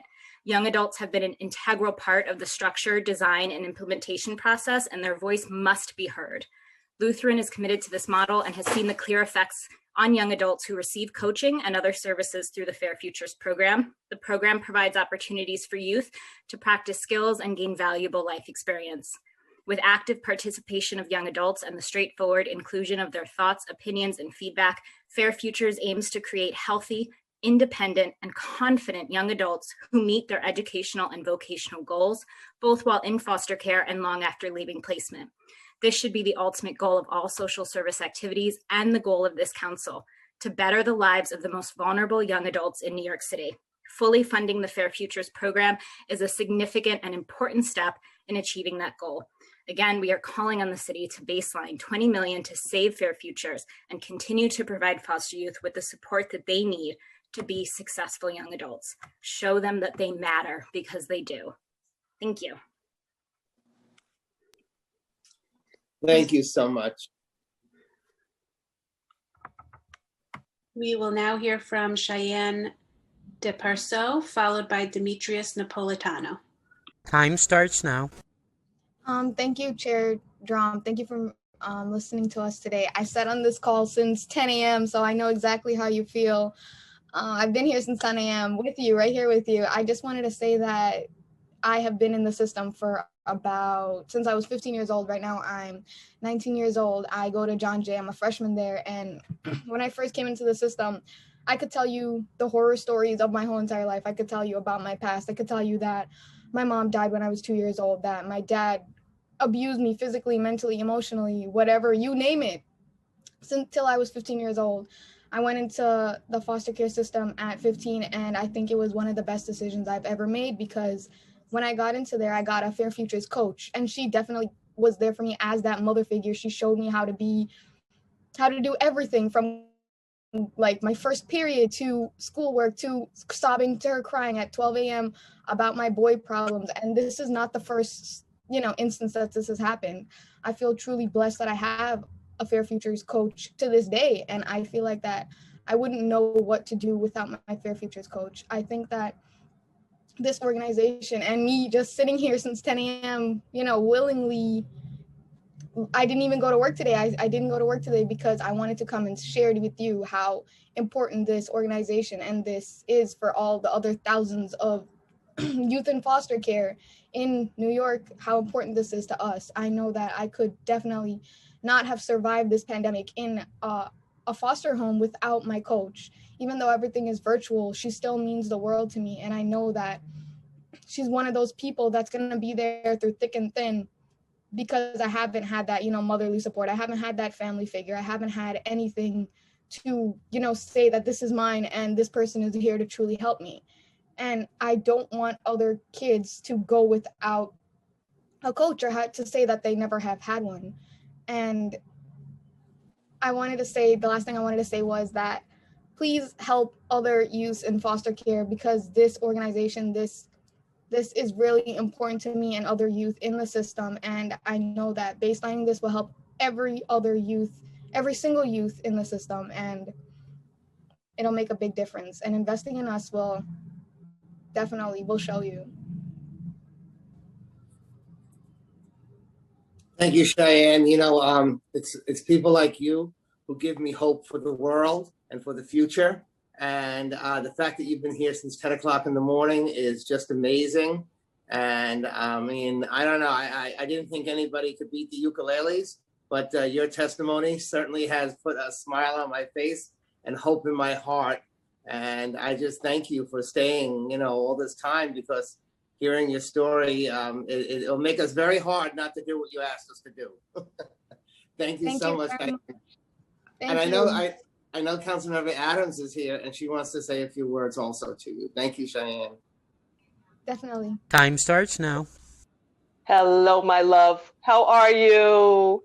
Doing so well. Doing what I do best.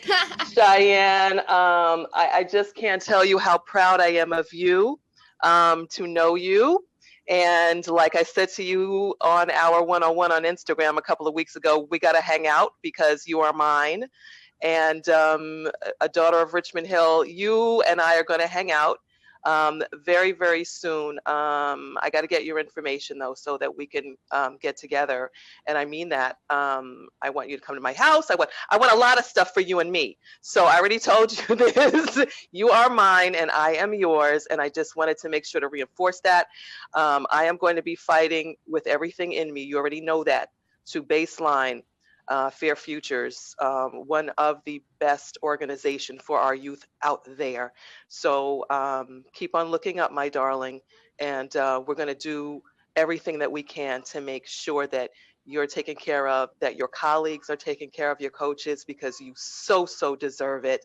And we're so proud of you, Cheyenne, so proud of you for hanging out and hanging on all day long. I'm on 3 different devices. I saw you pop up and I said, there's my baby. Let me get on here and let me just let her know how much I appreciate you, and you're doing such a great job. All right. Thank you so much. That means the world to me. I just hope that we can get this baselined. Me too. We're going to do everything that we can to do that. Take care. Thank you guys so much. Thank you so much. Thank you. Thank you. We'll now hear from Demetrius Napolitano, followed by Catherine DeLeon. Time starts now.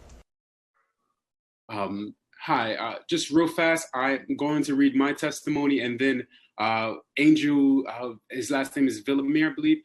He's in a hospital after he attempted suicide, so he's not here. If that's okay, Speaker, it'll just be an extra 30 seconds. So my name is Demetrius Napolitano, and I am testifying today to ask the mayor and the city to baseline $20 million in support of Fair Futures so young people in foster care can have the one-on-one supports they need to thrive.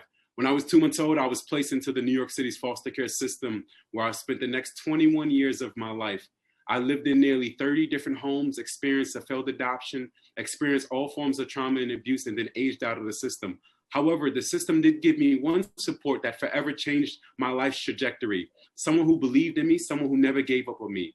At the time, we didn't have Fair Futures funding for coaches, but this one agency staff embodied exactly what a Fair Futures coach does today. She met me on my level, provided me with the emotional support, and was the first person to believe in me and my goals and dreams and help me see them through.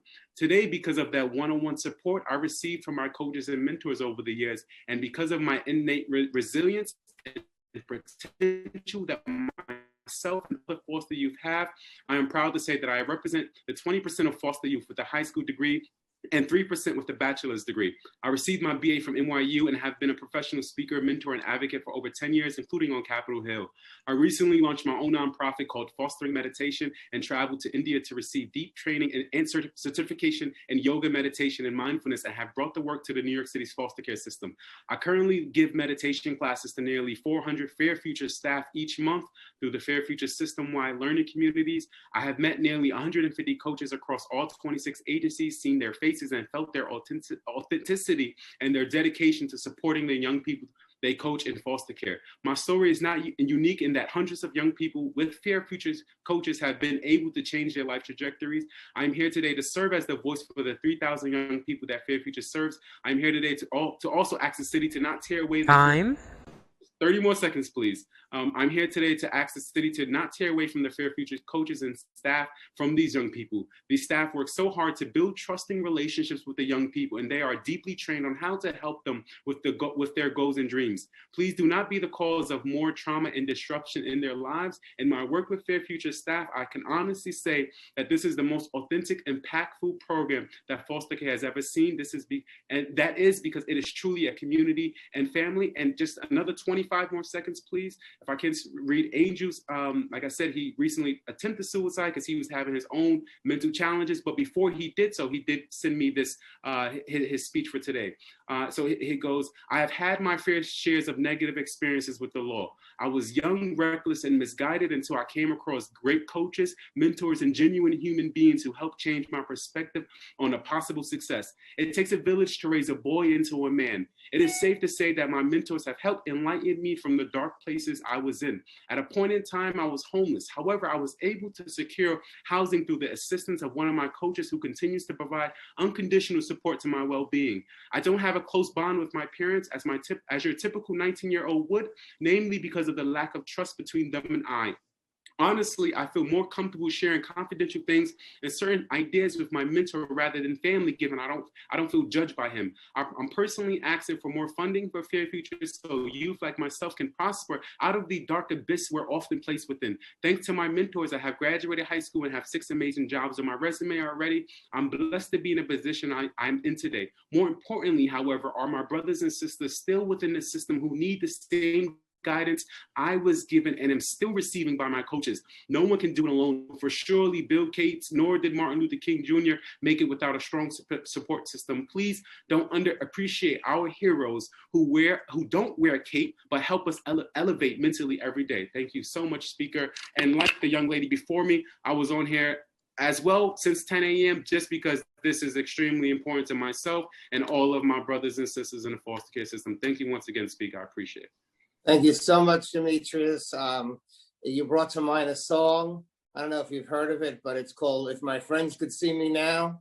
Look at you. Look how sharp you look. You got dressed. You've been on this call, since 10 o'clock in the morning, and you're representing and supporting your friend Angel. Stick by him. He needs help.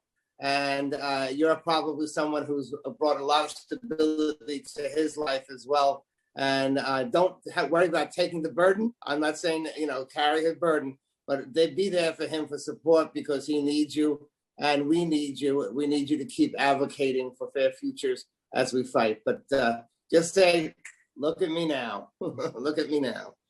Thank you. Thank you, Demetrius.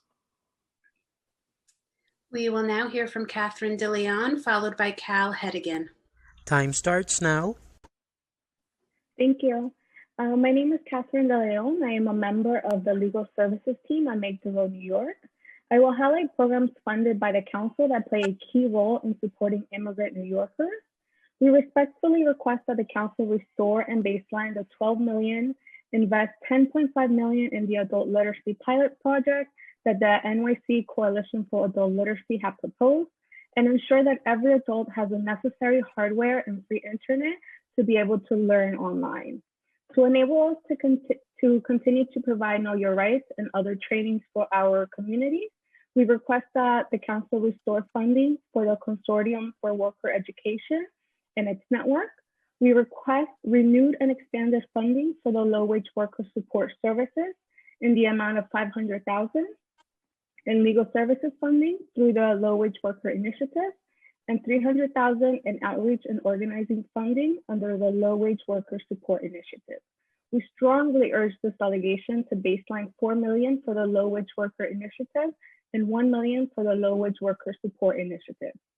We request continued funding in the amount of $1 million for the Rapid Response Legal Collaborative and an additional $250,000 in discretionary funding for Make the Road New York Deportation Defense Project so we can support immigrants who are detained or at risk for being deported. We ask that the City Council allocate $150,000 in funding under the Legal Services for the Working For Initiative to support our legal department in handling over 10,000 cases annually. We ask the Brooklyn delegation to support our recent initiative for community health workers and increase funding for the $22 million for the Emergency Food Assistance Program to support more than 500 pantries and soup kitchens in the city. To support youth and hate violence and increase the safety of our communities, we request the following: restore the Hate Violence Prevention Initiative, defund the NYPD by reallocating public funds for policing and redirecting those funds to expand services in marginalized communities, and put $53 million towards expanding restorative practices in citywide. Thank you. Thank you, Catherine. Appreciate you coming in. Thank you. We'll now hear from Cal Hedigan, followed by Joyce Ma. Time starts now. Thank you, Chair Drum and members of the Finance Committee for your sustained attention today. I'm Cal Hedigan, CEO of Community Access, an organization that has been supporting the self-determination of people living with mental health concerns since 1974. Our 350 staff work daily to support thousands of New Yorkers through supportive housing, training, advocacy, and other healing-focused services. I direct your attention to my written testimony, which goes into greater detail on a number of budget issues. I will focus on just a few. Community Access is a founding member of the Correct Crisis Intervention Today in New York City Coalition, or CCIT NYC. While the mayor's proposal to invest $112 million in a rollout of mental health response teams for people experiencing mental health crises is a step in the right direction, CCIT NYC has a number of concerns with the proposed plan, two of which I highlight here. The city estimates that more than 30% of calls will still be answered by law enforcement. This could lead to more people in crisis being killed in police encounters, adding to the 18 New Yorkers who have been killed since 2015. We must completely eliminate the police as responders. And secondly, response teams must consist of a trained peer, someone with lived mental health experience, and an independent EMT, critical to transforming the current coercive system into a compassionate and person-centered approach. CCIT NYC urges the City Council to dig into the details of the mayor's proposed plans and push for changes such as those I have highlighted. Failing to do so places the city at risk of replacing one flawed system with another. I would also like to thank the City Council for its budget advocacy on behalf of the nonprofit sector, securing the restitution of ICR funding. There is much more to be done. City contracts for human service organizations are structured in such a way that nonprofits cannot pay our workforce, 80% of whom are women of color, a living wage. Last year, the city allowed the COLA for human services workers to expire. A 3% COLA must be restored. In addition, city funding levels must increase to address the inequitable salary structure in this sector. And lastly, we need to reimagine public safety in our city, increasing investment in community services that address people's real needs, access to affordable housing, equitable educational opportunities, quality healthcare for all, living wage jobs. These are all elements of public safety. A militarized police force and bloated carceral system are not the answer. We spend over $400,000 per year to imprison one person in a city jail. With equivalent funds, we could house 60 New Yorkers in supportive housing. Our budget priorities must shift to reflect our values. We must make it a priority to stand for racial justice and a just recovery, one that strengthens communities and furthers equity, rather than pouring money into broken and racist structures. Thank you for the opportunity to speak today. And thank you to the librarians and the canners and the Fair Future people for inspiring me this evening. Thanks, Cal. And as someone who had a father who had mental health issues, I appreciate you coming in and giving testimony very much. Thank you. Thank you. So it looks like Joyce has hopped off, so we'll move on to Dr. Cynthia Moorer, followed by Bei Chen. Time starts now. Hello, I want to thank you for allowing me to speak on behalf of a population that is often overlooked and certainly amongst the hardest hit during this pandemic, the elderly, and mostly the oldest old, 85 plus. Visiting Neighbors is the agency that I work with, and they were open and active throughout the entire pandemic, coming into the office and basically being there to be able to meet new people who wanted to volunteer, but we needed to make sure their IDs matched who they said they were, and coordinating activities. We did contactless shopping because getting access to food and supplies was utmost of importance to us. Once medical procedures started to happen again, we got our seniors to their doctors, helped them communicate with their medical professionals, got them the shot, helped them go voting, and telephone reassurance, which was a small program, exploded in the course of since the point of the beginning of the pandemic. We literally made 13,000 hours of phone calling to people just to be supportive. This pandemic made people feel very scared, frightened. We all felt it, but our volunteers were just as upset as our seniors were. We had people who survived, we had people who didn't, but we needed to be here for all of our clients. I know the council gets it. They support us. Thank God for you. You kept our doors open.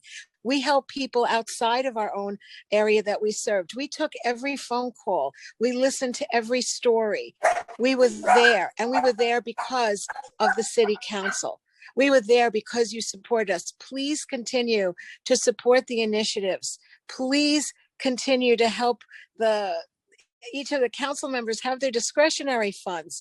We need that money to keep doing what we do. We all want to be treated with compassion and dignity as we grow old. We have 16 soon who will be turning 100 years old, and may we all get there. Our eldest, 107, died in December, but not of COVID, of natural causes, and surrounded by visiting neighbors, people who are there to let her know she is not alone. Together, we will make sure our seniors know that they are not alone. Please continue to support programs that are not senior center programs. These are the small but mighty groups that are hanging in there like the little engine that could, getting up those hills and helping our people. Thank you so much for all of your support, because we love our council. Our city council you guys are our angels. The chair of our aging committee, Margaret Chin, we love you. She's been amazing in support of us, because if we're all lucky, we'll become one day, surrounded by loved ones. And if we don't have loved ones, hopefully we'll have a visiting neighbors. Thank you very much. Thank you, and I want to recognize our beloved Councilmember Margaret Chin. Thank you, Chair Drum. I just wanted to thank Cynthia from Visiting Neighbors for testifying. She comes every year And like, I don't know why the Department for the Aging don't fund you guys. I mean, it's like they have these friendly visit programs, but they don't really do what the visiting neighbors do. And definitely you serve the most vulnerable, the frail elderly, the 85 and above. I mean, we got to take care of these seniors who's been around for so long. We want to make sure they stay healthy and strong. And we will continue to support the work that you do because it's amazing. And a lot of my colleagues, a lot of the council member also, support, and you can count on us for that. And thank you to all the volunteers and the staff for like staying strong during the pandemic. And I we just really want to say one appreciate- thing, that our volunteers represent the absolute best of New York City, a city that cares, that really does care, and seniors who are very appreciative. Some a little more than others, but nevertheless, they all were able to get toilet paper and PPE, sorry, stuck with that, PPE and the supplies they needed and food, and volunteers stood for hours on food lines and negotiated with restaurants who weren't using food and managed to get smoothies and yogurts. And I mean, the most creative group of people I have ever met that really just care. And thank you from the bottom of our heart, because we intend, this is going to be our 49th year. You are part of our 50th soon to be coming history, and we're still here. And that's what we tell our seniors. And that's the theme of our 50th anniversary. And we expect our council to be right alongside us to say, we're still here. Thank you. Thank you so much. And thank you, Chair Drum. He's also our strong advocate for our elderly. Thank you. We need you all. Thank you. We need you all. Thank you. Thank you very much. All right, let's go to our next witness. We will now hear from Bei Chen, followed by Fatima Shama. Time starts now. Hi, my name is Bei Chen. I live in Brooklyn with my husband and my 3-year-old son, Aaron. I'm so nervous in front of you, but I'm doing it because this is really important. When Aaron turned 3, I learned that he has autism. Aaron's doctor told me to ask the DOE for preschool special education services. At a meeting, the DOE said that Aaron needs a small special education class and the services like speech therapy to help him speak. I tried right away to get Aaron the things that he needs.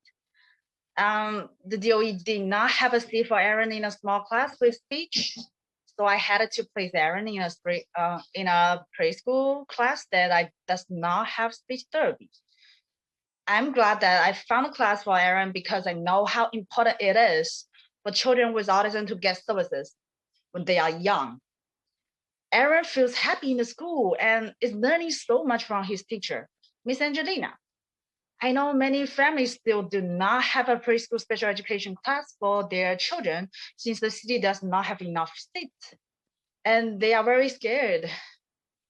Thank you to the city council for saying that the city should have preschool special education classes for all children who need them and should pay teachers in these classes the same as pre-K teachers. And Miss Angelina does a great job with Aaron. She should be paid the same as other teachers so she can keep working with the students like my son, Aaron, who needs more help. Please put $85 million in the budget for preschool special education this year and pay preschool special education teachers the same as other preschool teachers. Thank you. Thank you for your testimony. And we will now hear from Fatima Shama, followed by Matthew Shapiro. Time starts now. Thank you so much. Thank you, Chair Drum, and to all of you that have been here all day long. It's great to see you. It's been a really long time. To all the distinguished members of the City Council, thank you for the opportunity to testify during this virtual hearing. I want to applaud you, the Council, and the city at large for prioritizing summer programming for youth. My name is Fatima Shama, and I have the privilege of being the Executive Director of the Fresh Air Fund. For 145 years, the Fresh Air Fund has provided the city's children with summer experiences that help them thrive and succeed emotionally, academically, and socially. The realities of last summer, as you know, and a global health pandemic plaguing our communities, the Fresh Air Fund suspended our traditional summer programming. However, our team was determined to provide New York City children with the summer experiences we know and we knew that they needed and deserved, in particular in the communities most hard hit by the pandemic. Recognizing and knowing the needs of the children and their families, we created 4 programs to engage and support New York City's youth. My testimony outlines the 4 programs, but what I'm here to talk to you today about was actually a program called Fresh Air Summer Spaces, which basically turned the 10 open streets across 4 boroughs into safe places for children to play. We serve children ages 5 to 13. The Department of Transportation was a critical partner last year in helping us identify open streets for the Fresh Air Fund programming. I'm delighted to say that we were in several of your neighborhoods. Chairman Drum, we were right in Jackson Heights. You might have seen us on 34th Avenue on the open street serving children. It was an extraordinary opportunity last summer in particular. I want to thank many of you because your assistance and support in working with the city agencies was what made the program a great success last year. We recognize and continue to work towards elevating the safety and wellness for the children that we're serving. We are aiming to do it again this summer, and we want to be in the very neighborhoods that are most affected. We are asking for your support of only $50,000 from the council to subsidize, in particular, the summer youth employment model that we employ. The program is free to all the children in the neighborhood. We think it's a community development strategy, in particular because we employ young people from the community, where young people can see perhaps their siblings playing, and where parents can walk by and see their children enjoying fun activities that are enriching and engaging. We're excited we have great partners like the American Ballet Theater and the Queens Public Library and BioBus, all returning to partner with us again so that we can introduce dance, music, and books and literacy to all our children, in particular during a year where learning loss has been critical and where we need to sort of we need to focus on enriching and providing opportunities. We hope to serve over, to provide 19,000 slots for children over 27 days. Thank you for listening, and thank you for being so extraordinary in being here all day. And I just want to say, listening to all of the amazing work happening across the city, as I know, given my chapters, I was really moved by Cheyenne and her colleagues from the Fair Futures New York program. So I will be doing my own research to support them as well. Great to see you, Councilmember Drum. Great to see you, Commissioner, if I may call you Commissioner. That's very kind, thank you. As my days of chair of the Immigration Committee and some of the great work that we did together, it's wonderful to know that you're at the Fresh Air Fund. And I do appreciate the work that you did on 34th Avenue last summer. It was very successful and really important, and contributed, not only to the kids who got the programming, but also to the vitality of our open street, and that was important. You were one of the first programming pieces that we actually had on 34th Avenue. So thank you, Commissioner Sharma, and continued good luck in your career. It's always good to see you. Stay in touch, don't go far. I won't. I do, and I will be in touch. And I can't wait to see you and other members of the council visiting us again on streets across New York City, where like on 34th Avenue, it really is an opportunity to bring the community together, and we're honored to be a part of it. It's really community leadership, and they invited us back as many other community partners. And so it's about our young people, it's about our communities, and it's about seeding that brilliance that happens so richly. So thank you. Okay, looking forward to seeing you. Okay, will do. Be well. Thanks, Thank everyone. you. Thank you. Bye-bye. We will now hear from Matthew Shapiro, followed by Prakash Churaman. Time starts now.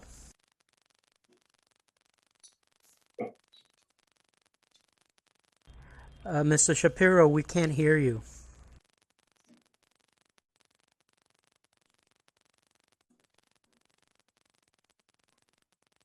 Nope, we still can't hear you. It seems you're having issues with your audio.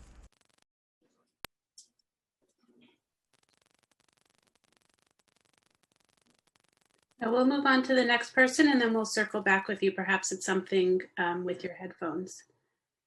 So we will hear next from Prakash Churaman. Time starts now. Hello, thank you for this opportunity. My name is Prakash Churaman. I was arrested at the age of 15 in Queens, New York, and coerced into falsely confessing to a crime I did not commit.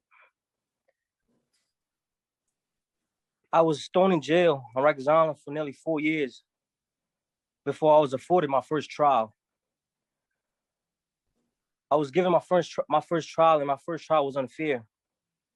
I was wrongfully convicted and sentenced to a term of 9 years to life in prison. My conviction was overturned in June of last year. I was recently released from Rikers Island in January of this year on bail with the conditions of electronic monitoring. I am now at home, confined to my home, awaiting a new trial. And I'm here today to demand that City Council please defund NYPD by at least $1 billion. And for those funds to go towards resources such as mental health, substance abuse, permanent affordable housing, and endless equal employment opportunity.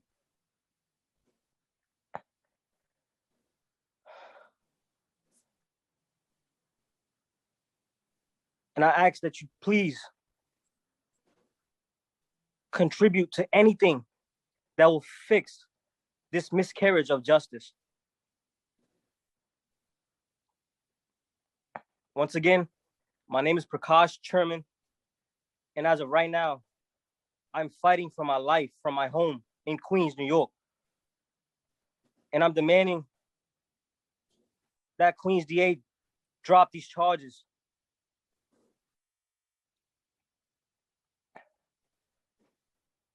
I spent the last 6 years incarcerated for a crime I did not commit. Time. Thank you. I really appreciate it. Thank you, Prakash. I've been a strong advocate of criminal justice reform. I hear the emotion in your voice. I don't know your case in particular, but you have given a very strong testimony. And you can always reach out to my office and we'll see a little bit more, get a little more information from you. And I just wish you the best of luck moving forward with your case. And thank you for being here and for speaking out. It's very important to hear. And, you know, you must have suffered on Rikers Island a lot. So my heart goes out to you, and I wish the best for you. Thank you. I appreciate it. I will now go back to Matthew Shapiro, followed by Maya Williams. Time starts now. Hi, can you hear me? We can hear you now. Great. Good evening. My name is Matthew Shapiro, and I'm the legal director of the Street Vendor Project at the Urban Justice Center and also a resident of Jackson Heights. With a staff of 8, SVP is the only organization that works solely with street vendors in New York City through direct legal representation, small business development and training, organizing support, leadership development, and strategic legislative advocacy. We have connected nearly 3,000 street vendors to resources and information about housing, food access, and loan and grant opportunities in the past year alone. With the New York City Council's support, we hope to continue providing critical COVID-19 relief resources to our members across the 5 boroughs. We need your support to help us expand our organizational capacity to meet the increased demand for our services during the COVID-19 pandemic and subsequent recovery. Throughout this year, SVP's staff and leadership board have pivoted to meet the needs of the members, some of the most vulnerable workers in New York City, while engaging in deep community and base building efforts. Our pandemic response has directly supported excluded and underserved workers and small business owners by connecting them to the resources that meet their immediate needs. As part of our emergency response, we supported over 1,000 families with cash assistance, ranging from $300 to $1,000, distributed over 28,000 culturally relevant meals made by 80 street vendors at 51 individual distribution sites. We connected 2,000 vendors to housing, food, and mental health resources, and created and distributed multilingual COVID-safe business operating guidelines, as well as 7,000 masks to our vendors, and consulted with over 400 street vendors on legal services, small business grants and loans, as well as making almost 1,000 calls to check in on our members. Beginning in May, our team launched food distribution programs that both supplied income to street vendors and supported food insecure communities in Sunset Park in Brooklyn, in Corona, Queens, and across the Bronx in Highbridge, Morrisania, Melrose, and Mott Haven. Through the program, street vendors were employed for the first time since the outset of the pandemic, allowing them the opportunity to return to the work of feeding their neighbors. Time. Additionally, in coordination with the New York City's Office on Immigrant Affairs, we have been assisting vendors by providing multicultural and linguistic outreach to educate them about vaccination appointments. Our work during the pandemic has been critical in providing health and financial resources to vendors across the city. Thank you for your consideration of our proposal to continue this vital programming.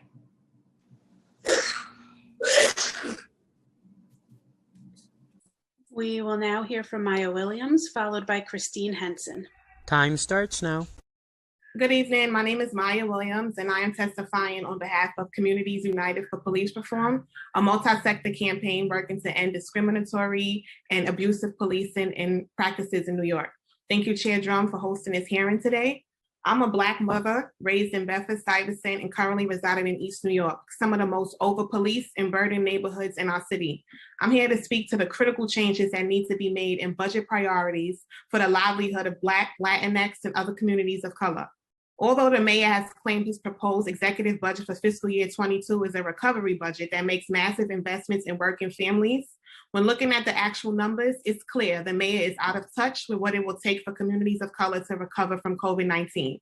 For example, he's proposing an ill-conceived plan to deploy alternative mental health response teams across the city at a cost of $112 million, even though the pilot program hasn't even begun.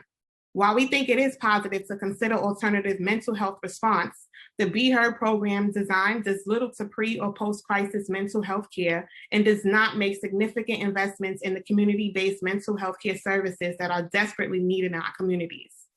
Our communities need more than a Band-Aid. We need quality, accessible mental health care from culturally competent providers in community-based settings. We don't need more trips to the hospital, more wait lists, and more clinicians that are out of touch with our communities. We're calling on the council to make this happen. We're calling on the council to end NYPD's youth initiative, which pays over 300 officers to interact with young people in the neighborhood. We're calling on the council to stop investing more money in the NYPD under the guise of reinvention and reforms. It's unacceptable that the NYPD is potentially going to receive an additional $14 million to hire community assistants and ambassadors to do things like fix basketball hoops. If neighborhoods do need these kinds of services, non-NYPD jobs should be created to fill this need, and community-based organizations should be receiving these funds. Time. A few more seconds, please. We don't need more police officers. We need more counselors, teachers, nurses, and youth workers. These are the kind of jobs that we needed this past year and didn't have enough of. But we had plenty of officers in our streets on an exceeding overtime budget. Black, Latinx, and other communities of color deserve a real recovery budget. We deserve quality public services. We deserve to be invested in, and children's future deserves to be invested in. We need a council who will stop increasing the NYPD's budget year after year, who will take a bold new approach to city budgeting and invest in services that actually keep our communities safe. Thank you for your time. Thank you. We will now hear from Christine Henson, followed by Scott Daly. Time starts now. Good evening, Chair Drum and members of the Committee on Finance. It's been a pleasure. I've been here since this morning. I wish I could have met you sooner, Chair Drum. Thank you for the opportunity to testify. My name is Christine Henson, and I'm a member of the Justice Committee. I'm here to ask the council to make cuts that were promised last year in order to defund NYPD. I personally know what it's like to be victimized and wrongfully accused of an act. And I also witnessed my son that is affected by autism, and he is severe. And he also is a District 75 student, you know, be victimized by police officers. And NYPD could have killed my son right before my eyes. And I still don't know why. You know, our intentions were to receive a speech evaluation. However, he was brutalized. And to this day, I haven't been told why. Based on that experience, I extremely don't feel safe. I'm frightened for him because his speech is extremely limited. And I gave up my career and my education, which I put on hold, but I will continue what I started in order to just follow my process.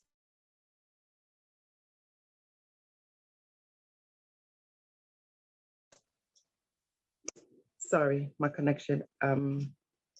You know, he's severe, he's regressed a lot. And unfortunately, I look at the changes and with limited speech, he's just always been a victim for discrimination because someone doesn't like him, because he doesn't speak, even staff members at the school. So, you know, that he experienced that brutal incident, that he exhibits fear when we see officers on television. You know, he cries and he frowns and, you know, he does other things that exhibit fear. I live in fear and I'm uncomfortable. My dreams and passions were put on hold. So I ask that the budget for NYPD can be decreased and put into areas for better mental health services, especially for people that aren't able to vocalize their needs or wants or feelings, better jobs and affordable housing, and especially resources for education, public education. And a lot of people need to be educated on treating people with respect and honor that, you know, because they deserve to be respected. The city didn't move forward with firing any police officers that killed many loved ones and either brutalized people. You know, those officers are still on the force, while loved ones and people such as myself are left to gather pieces or gather strength in order to live in a city that is supposed to be the greatest city with peace and opportunities. I'm a native of the city. I've done everything I was supposed to do. I don't know why it happened to me, why we were selected from young, summer youth. I enjoy every experience that I was presented or obtained on my own. So I asked the city council to please think of what it feels like if you don't have a voice, you don't have speech ability to vocalize anything, how you feel, or just to say hello. So I ask that you please definitely make the cuts from NYPD and provide funds so there can be mental health services that are phenomenal to better assist people and keep them safe and preserve lives. I'd ask you again, please make the cuts that were promised last year in order to defund the NYPD. And I ask on behalf of my son that isn't able to say much. Please, thank you for this opportunity. I hope you can help. I've been asking for help since Betsy Gotbaum has been in office, since Mayor de Blasio was a public advocate. I just want my son to be able to thrive and excel and even smile again, or even enjoy the parks, everything that was discussed in this meeting today, the parks and just nature and just safety. Thank you. Thank you, Ms. Henson. We will now hear from Scott Daly, followed by Annie Garniva. Time starts now. Good evening, everyone. Chair Drum, I don't know how you've done it this long. Other members of the council who are here and part of this committee. I applaud all who are still here, who like me got on at 10 o'clock this morning, got up and down and did some things, and actually ran away for about an hour to go visit one of my locations.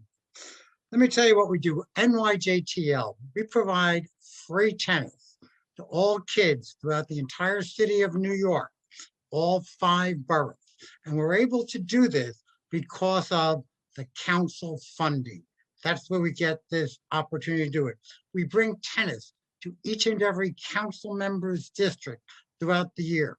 We operate all 4 seasons, 3 outdoors in the spring, summer, fall. We have a 20-week indoor program, the cost of which gets astronomical. We are asking, we are seeking, we need the $1.2 million that we have applied for this year to continue our programming. Everything is free. In addition to the tennis, during the summer, we bring in, if it's not a COVID year like last year, but every summer before that, just D75 schools come to our program. Over 1,000 each year come to it. Provide teacher training. We teach gym teachers to bring tennis into the school to provide an opportunity for these kids who would never have a tennis racket in their hand. We give them rackets, we give them balls, we give them support staff. The ethnicity that we serve, boy, you speak about a melting pot. Throughout the year, 9,000 kids will participate. We almost have an even breakdown between Asian, Hispanic, African Americans, 25% each. And the other 25% is a potpourri made up of everything else. The ages, the 10 and under group, the youngest group, 2 out of every 3 kids that participate. We're open from 5 to 18 years of age. 2 out of every 3 are 10 years old and younger. There are health benefits, the character development through sport. I just can't say enough. Now that we're coming out of COVID, our registration numbers this spring are up over the past years where we've run spring programming, over 100%. The attendance is likewise. I just want to say thank you so very much to the council who's always provided this opportunity. And I want to particularly thank Chair Drum, Councilmember Grodenchik, and others who are leaving. It's been my pleasure, my honor to be part and to be able to serve your districts and this council. Thank you very much. Thanks so much, Scott, for coming in. I know you've been here since early this morning. I really appreciate it. Really love New York Junior Tennis League. You've done so much with the kids, particularly in my district and throughout everybody's district in the city council. We look forward to continuing to work with you and to support your organization. I know that Councilmember Grodenchik has his hand up as well, and he may want to say a word. Time starts. And I just want to out Scott because he was with me this afternoon at PS 205 on Bell Boulevard in the heart of my district. And that's where he was. And there's an overflow crowd there every day. There were over 50 young people there today, very young children, but there's no better program than the New York Junior Tennis League. So I want to thank the chair for his support, and I want to thank Scott and everybody at the New York Junior Tennis League for the work that they do with our young people. Thank you Margaret very Chin's much. been here a long time, but she's shaking her head. She knows. So thank you, Scott. And Councilmember Chin, absolutely, to your district also. Thank you. Thank you, Chair. Thank you. I think every council member knows about New York Junior Tennis League. So thanks a lot, Scott. Anytime. Thank you, everybody. Bye now. Bye-bye. We will now hear from Annie Garniva, followed by Liliana Polo McKenna. Time starts now.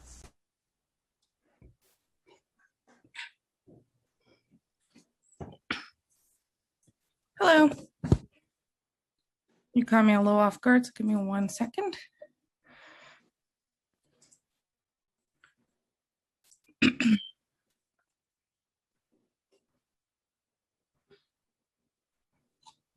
Thank you. My name is Annie Garniva. I am the Vice President of Policy and Special Initiatives at the New York City Employment and Training Coalition, which supports the workforce development community and our 180 member organizations. Workforce development programs are the critical beginning of a cycle that connects New Yorkers who have been historically marginalized and now hardest hit by the pandemic to economic opportunities that exist within all of the industries that call New York home.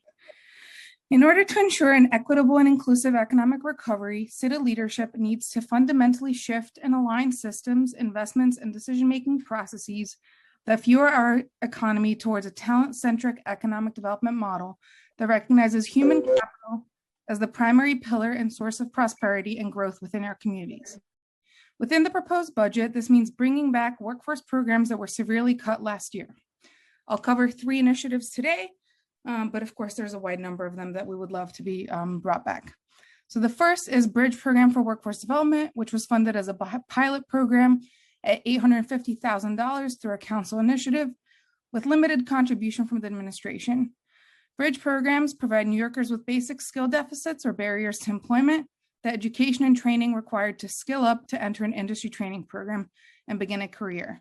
Within the FY22 budget, we urge administration to make good on the 2014 Career Pathways Blueprint, which promised a $60 million per year for bridge programs allocation by 2020. So this year, we are asking for at least $20 million in investment. The Digital Inclusion and Literacy Initiative is the second one we'd like to highlight, which should be brought back to FY20 numbers of $3 million and expanded past that to respond to the urgent digital poverty gaps highlighted by the pandemic, which have exacerbated many New Yorkers' ability to look for and participate in work. And last, the Job Training and Placement Initiative, which faced over 2 million cuts last year, must be brought back to the 7.9 million level at minimum and expanded to provide the over 1 million unemployed and underemployed New Yorkers with industry training and upskilling. Time. Those are the initiatives we want to highlight. And overall, we just want to comment on the fact that returning these council initiatives to the FY20 levels is the bare minimum. The city must develop and invest in a serious workforce and economic recovery plan to tackle the scale of unemployment and business loss that New York City is facing. With resources allocated for workforce development on their way from the American Jobs Plan, now is the time for this administration and the council to seriously expand investments and collaborations in education, job training, employment services, and economic development to best position us to re-enter the workforce. We need a Marshall Plan for training and jobs aligned to industries projected to have significant growth over the next 10 years and shovel-ready infrastructure projects that grow the economy and provide career pathways rather than low-wage jobs. We need to map the workforce system to provide a skills bank and database for workers, training providers, and employers to increase effectiveness and access to programming. And the current budget does not reflect the scale of workforce needs that millions of New Yorkers have and does not provide us with an adequate and visionary jobs plan that would help propel us out of the recession that we're in. So I thank you for the very long hearing. I thank you for being so arduously on top of things and really listening to every element of the community has come before you today. And we want to make sure that we're working together, particularly on the jobs and skills needs of New Yorkers. Thank you. And I look forward to hearing from some of our members, such as OBT. Thank you very much. We'll now hear from Liliana Polo McKenna, followed by Carolyn Ioso. Time starts now. Good evening. My name is Liliana Polo McKenna, and I'm the Chief Executive Officer of Opportunities for a Better Tomorrow, one of the member organizations of the New York City Employment and Training Coalition. Thank you to the members of the council for the opportunity to speak today and for sticking through in this marathon session. I'm here to really talk about the crisis facing New York City's young adults and the opportunities we must act on now to support them, and just underscore the sense of urgency that Annie Garniva was expressing in her testimony. Founded in 1983, OBT is one of New York City's largest providers of workforce development and education services for opportunity youth, ages 17 to 24, and adults who are disconnected from education or employment. We exist to break the cycle of poverty and inequity through education, job training, and employment. We know that COVID-19 and this ensuing economic hardship have really had a disproportionate impact on low-income Black and Brown communities.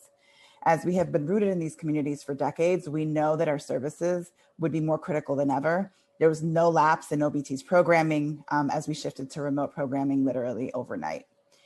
And despite the resilience and hard work of organizations like OBT, New York City's young people are in crisis. Since the pandemic started, the number of out of school and out of work young adults has more than doubled.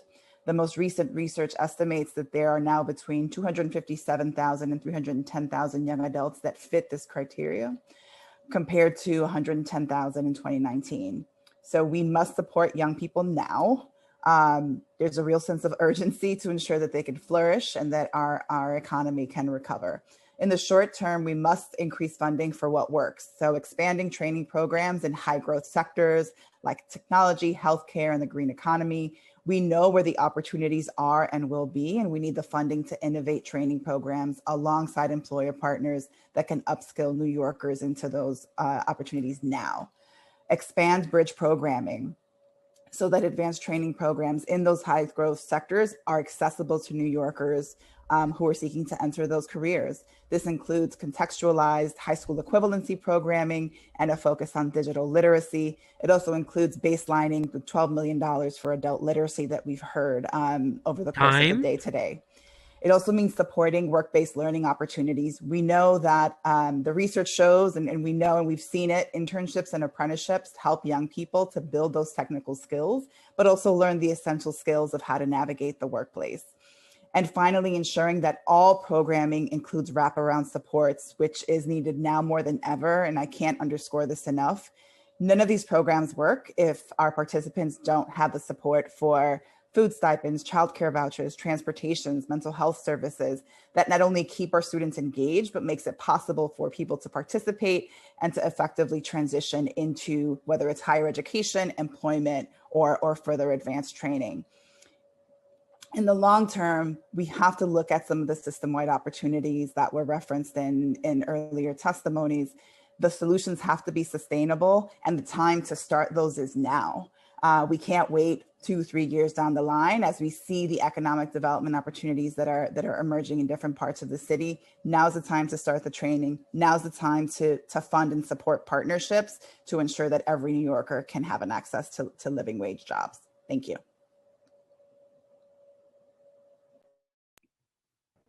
Thank you very much.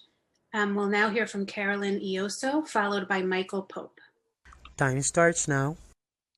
Good evening. My name is Caroline Ioso. I am the Director of Advocacy and Strategic Communication at OBT. Thank you for the opportunity to speak. As Liliana laid out, young adults have borne the brunt of the economic fallout and are now facing a steep uphill battle towards economic stability. With tens of thousands more young people now disconnected from employment and education, with increased competition for jobs and new requirements for jobs, building pathways to living wage employment is even more important. And if this city cares about equity, we have an obligation to support young people out of this crisis. At OBT, we're focused on 3 different solutions. First, expanding training programs in high growth sectors. We offer advanced programs in healthcare and technology where well-paying job opportunities continue to grow. These programs offer a critical next step for those who earn their high school diploma to build experience in paid internships, network with employers, and hone their skills. OBT's Medical Administrative Assistant program had a 200% increase in applications, and we are hoping to meet this need. We're also seeking support for OBT's Cloud Support Engineering program, which now, we're very excited, has a pathway in through a bridge program and a pathway out. Graduates now earn a semester of college credits at CUNY SPS for free. This program is making tech jobs more accessible for New Yorkers. Number 2, supporting students with work-based learning and wraparound supports as they work towards high school equivalency. A high school diploma remains the gatekeeper to living wage and stable employment. OBT's programs provide professional certifications, paid internship experiences, and individual case management. In addition to adding seats for young adults, we want to support more New Yorkers in achieving their HSEs through an adult Spanish language high school equivalency program. And finally, building digital literacy into all educational and workforce programming.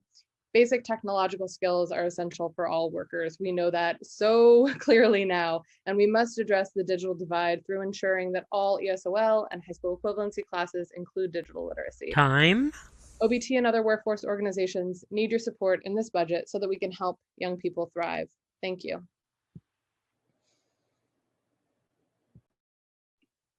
Thank you. We will now hear from Michael Pope. Time starts now.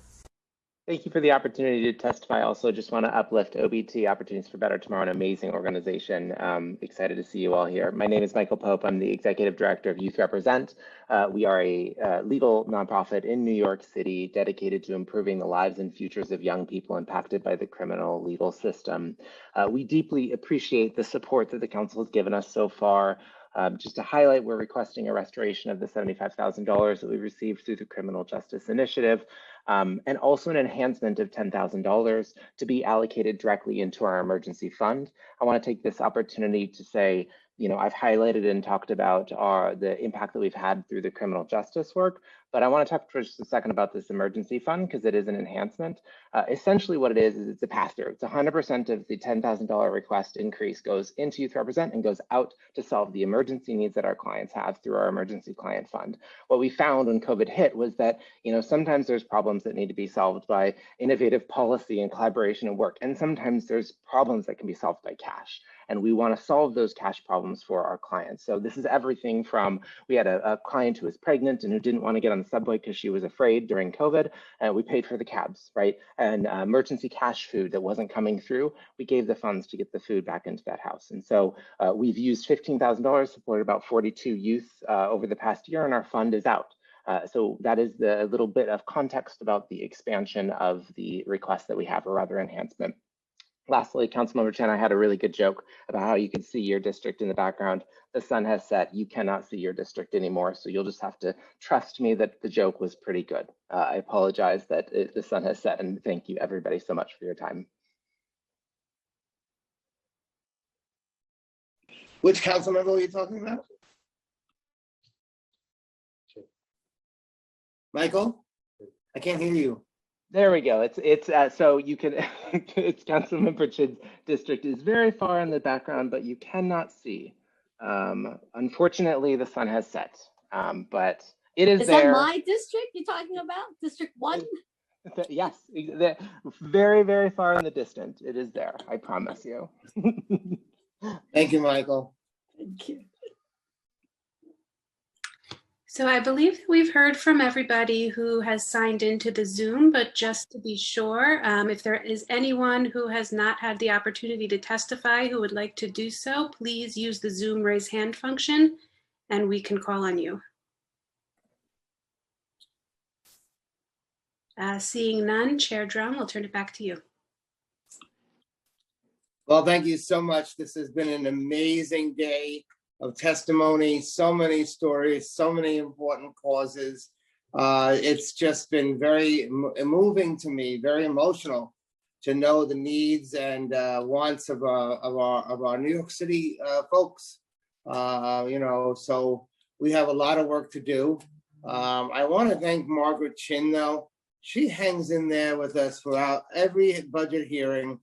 She's just so wonderful, and I just feel so lucky to know her and to have shared these last 12 years in the council with her. She's a dedicated person. And I don't know, you've made a difference in my life, and I know that you've probably made a difference in a lot of your constituents' lives. So I want to turn it over to Councilmember Chin, who wants to say a few words as well. Yes. Okay. Thank you. Thank you, Danny. I mean, it's been a pleasure serving with you this past 12 years. This is our 12th budget. So I really wanted to make it the great one.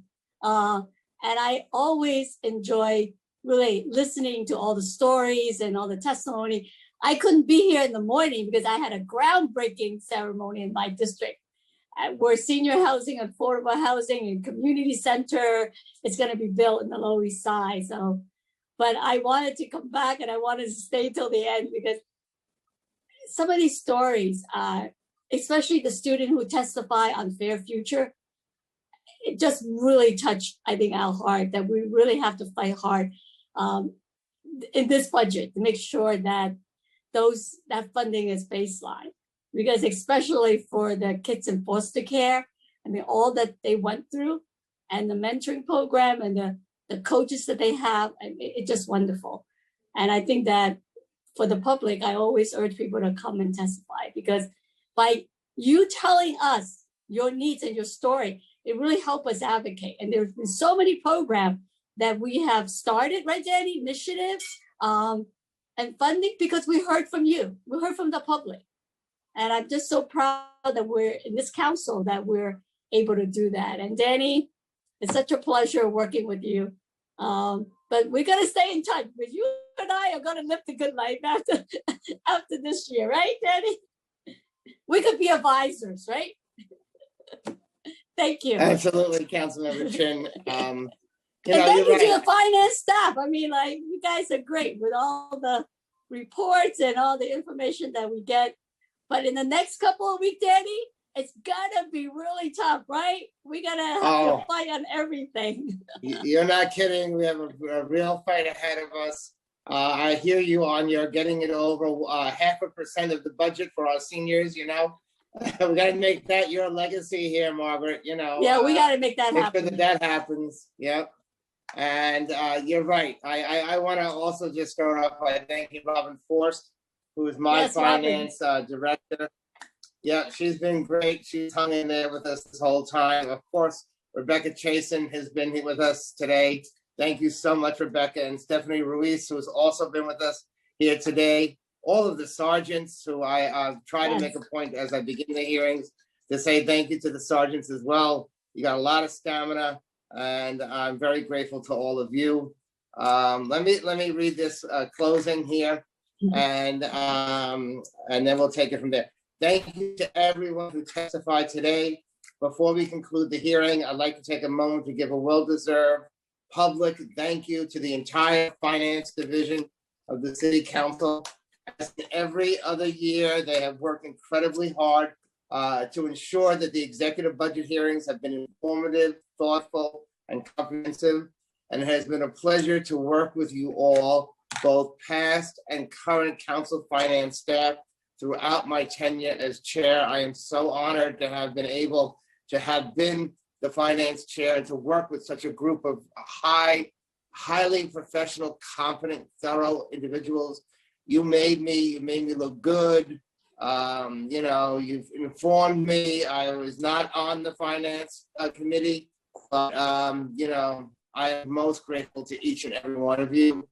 Let me start with the director, Latanya McKinney, for her work, to all of the deputy directors, the assistant director, Regina, to the councils, the youth heads, the financial analysts, the economists, and support staff.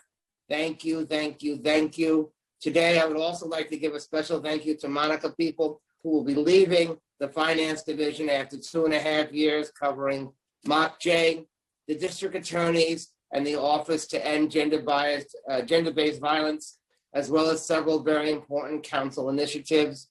We wish you the best of luck with your wedding and with your next professional endeavor. Congrats. Getting married. Wait. Do you have a ring? And I'd like to thank all those. Oh, there you go. Let me see. You gotta show us. All right, there you go. I'd also like to thank all the sergeant at arms, the IT staff who kept these virtual hearings running smoothly. And finally, thank you to my entire staff, Nick Rollison, who's my chief of staff, Keevan Yee, who's my deputy chief of staff, Jacqueline Sanchez, Jacqueline Cosme, Kelly Wu, Sebastian McGuire. I hope I got everybody, Robin. Did I? I think I did. And Robin Forst, of course, who I said before. They sustain me and they keep me going. We had our big Pride celebration last night after a whole day of hearings, today. And we're going to go right into budget negotiations starting tomorrow and very soon and almost every day thereafter. So thank you. With that, I guess the fiscal 2022 executive budget hearings are now concluded. Good night, everybody, and thank you.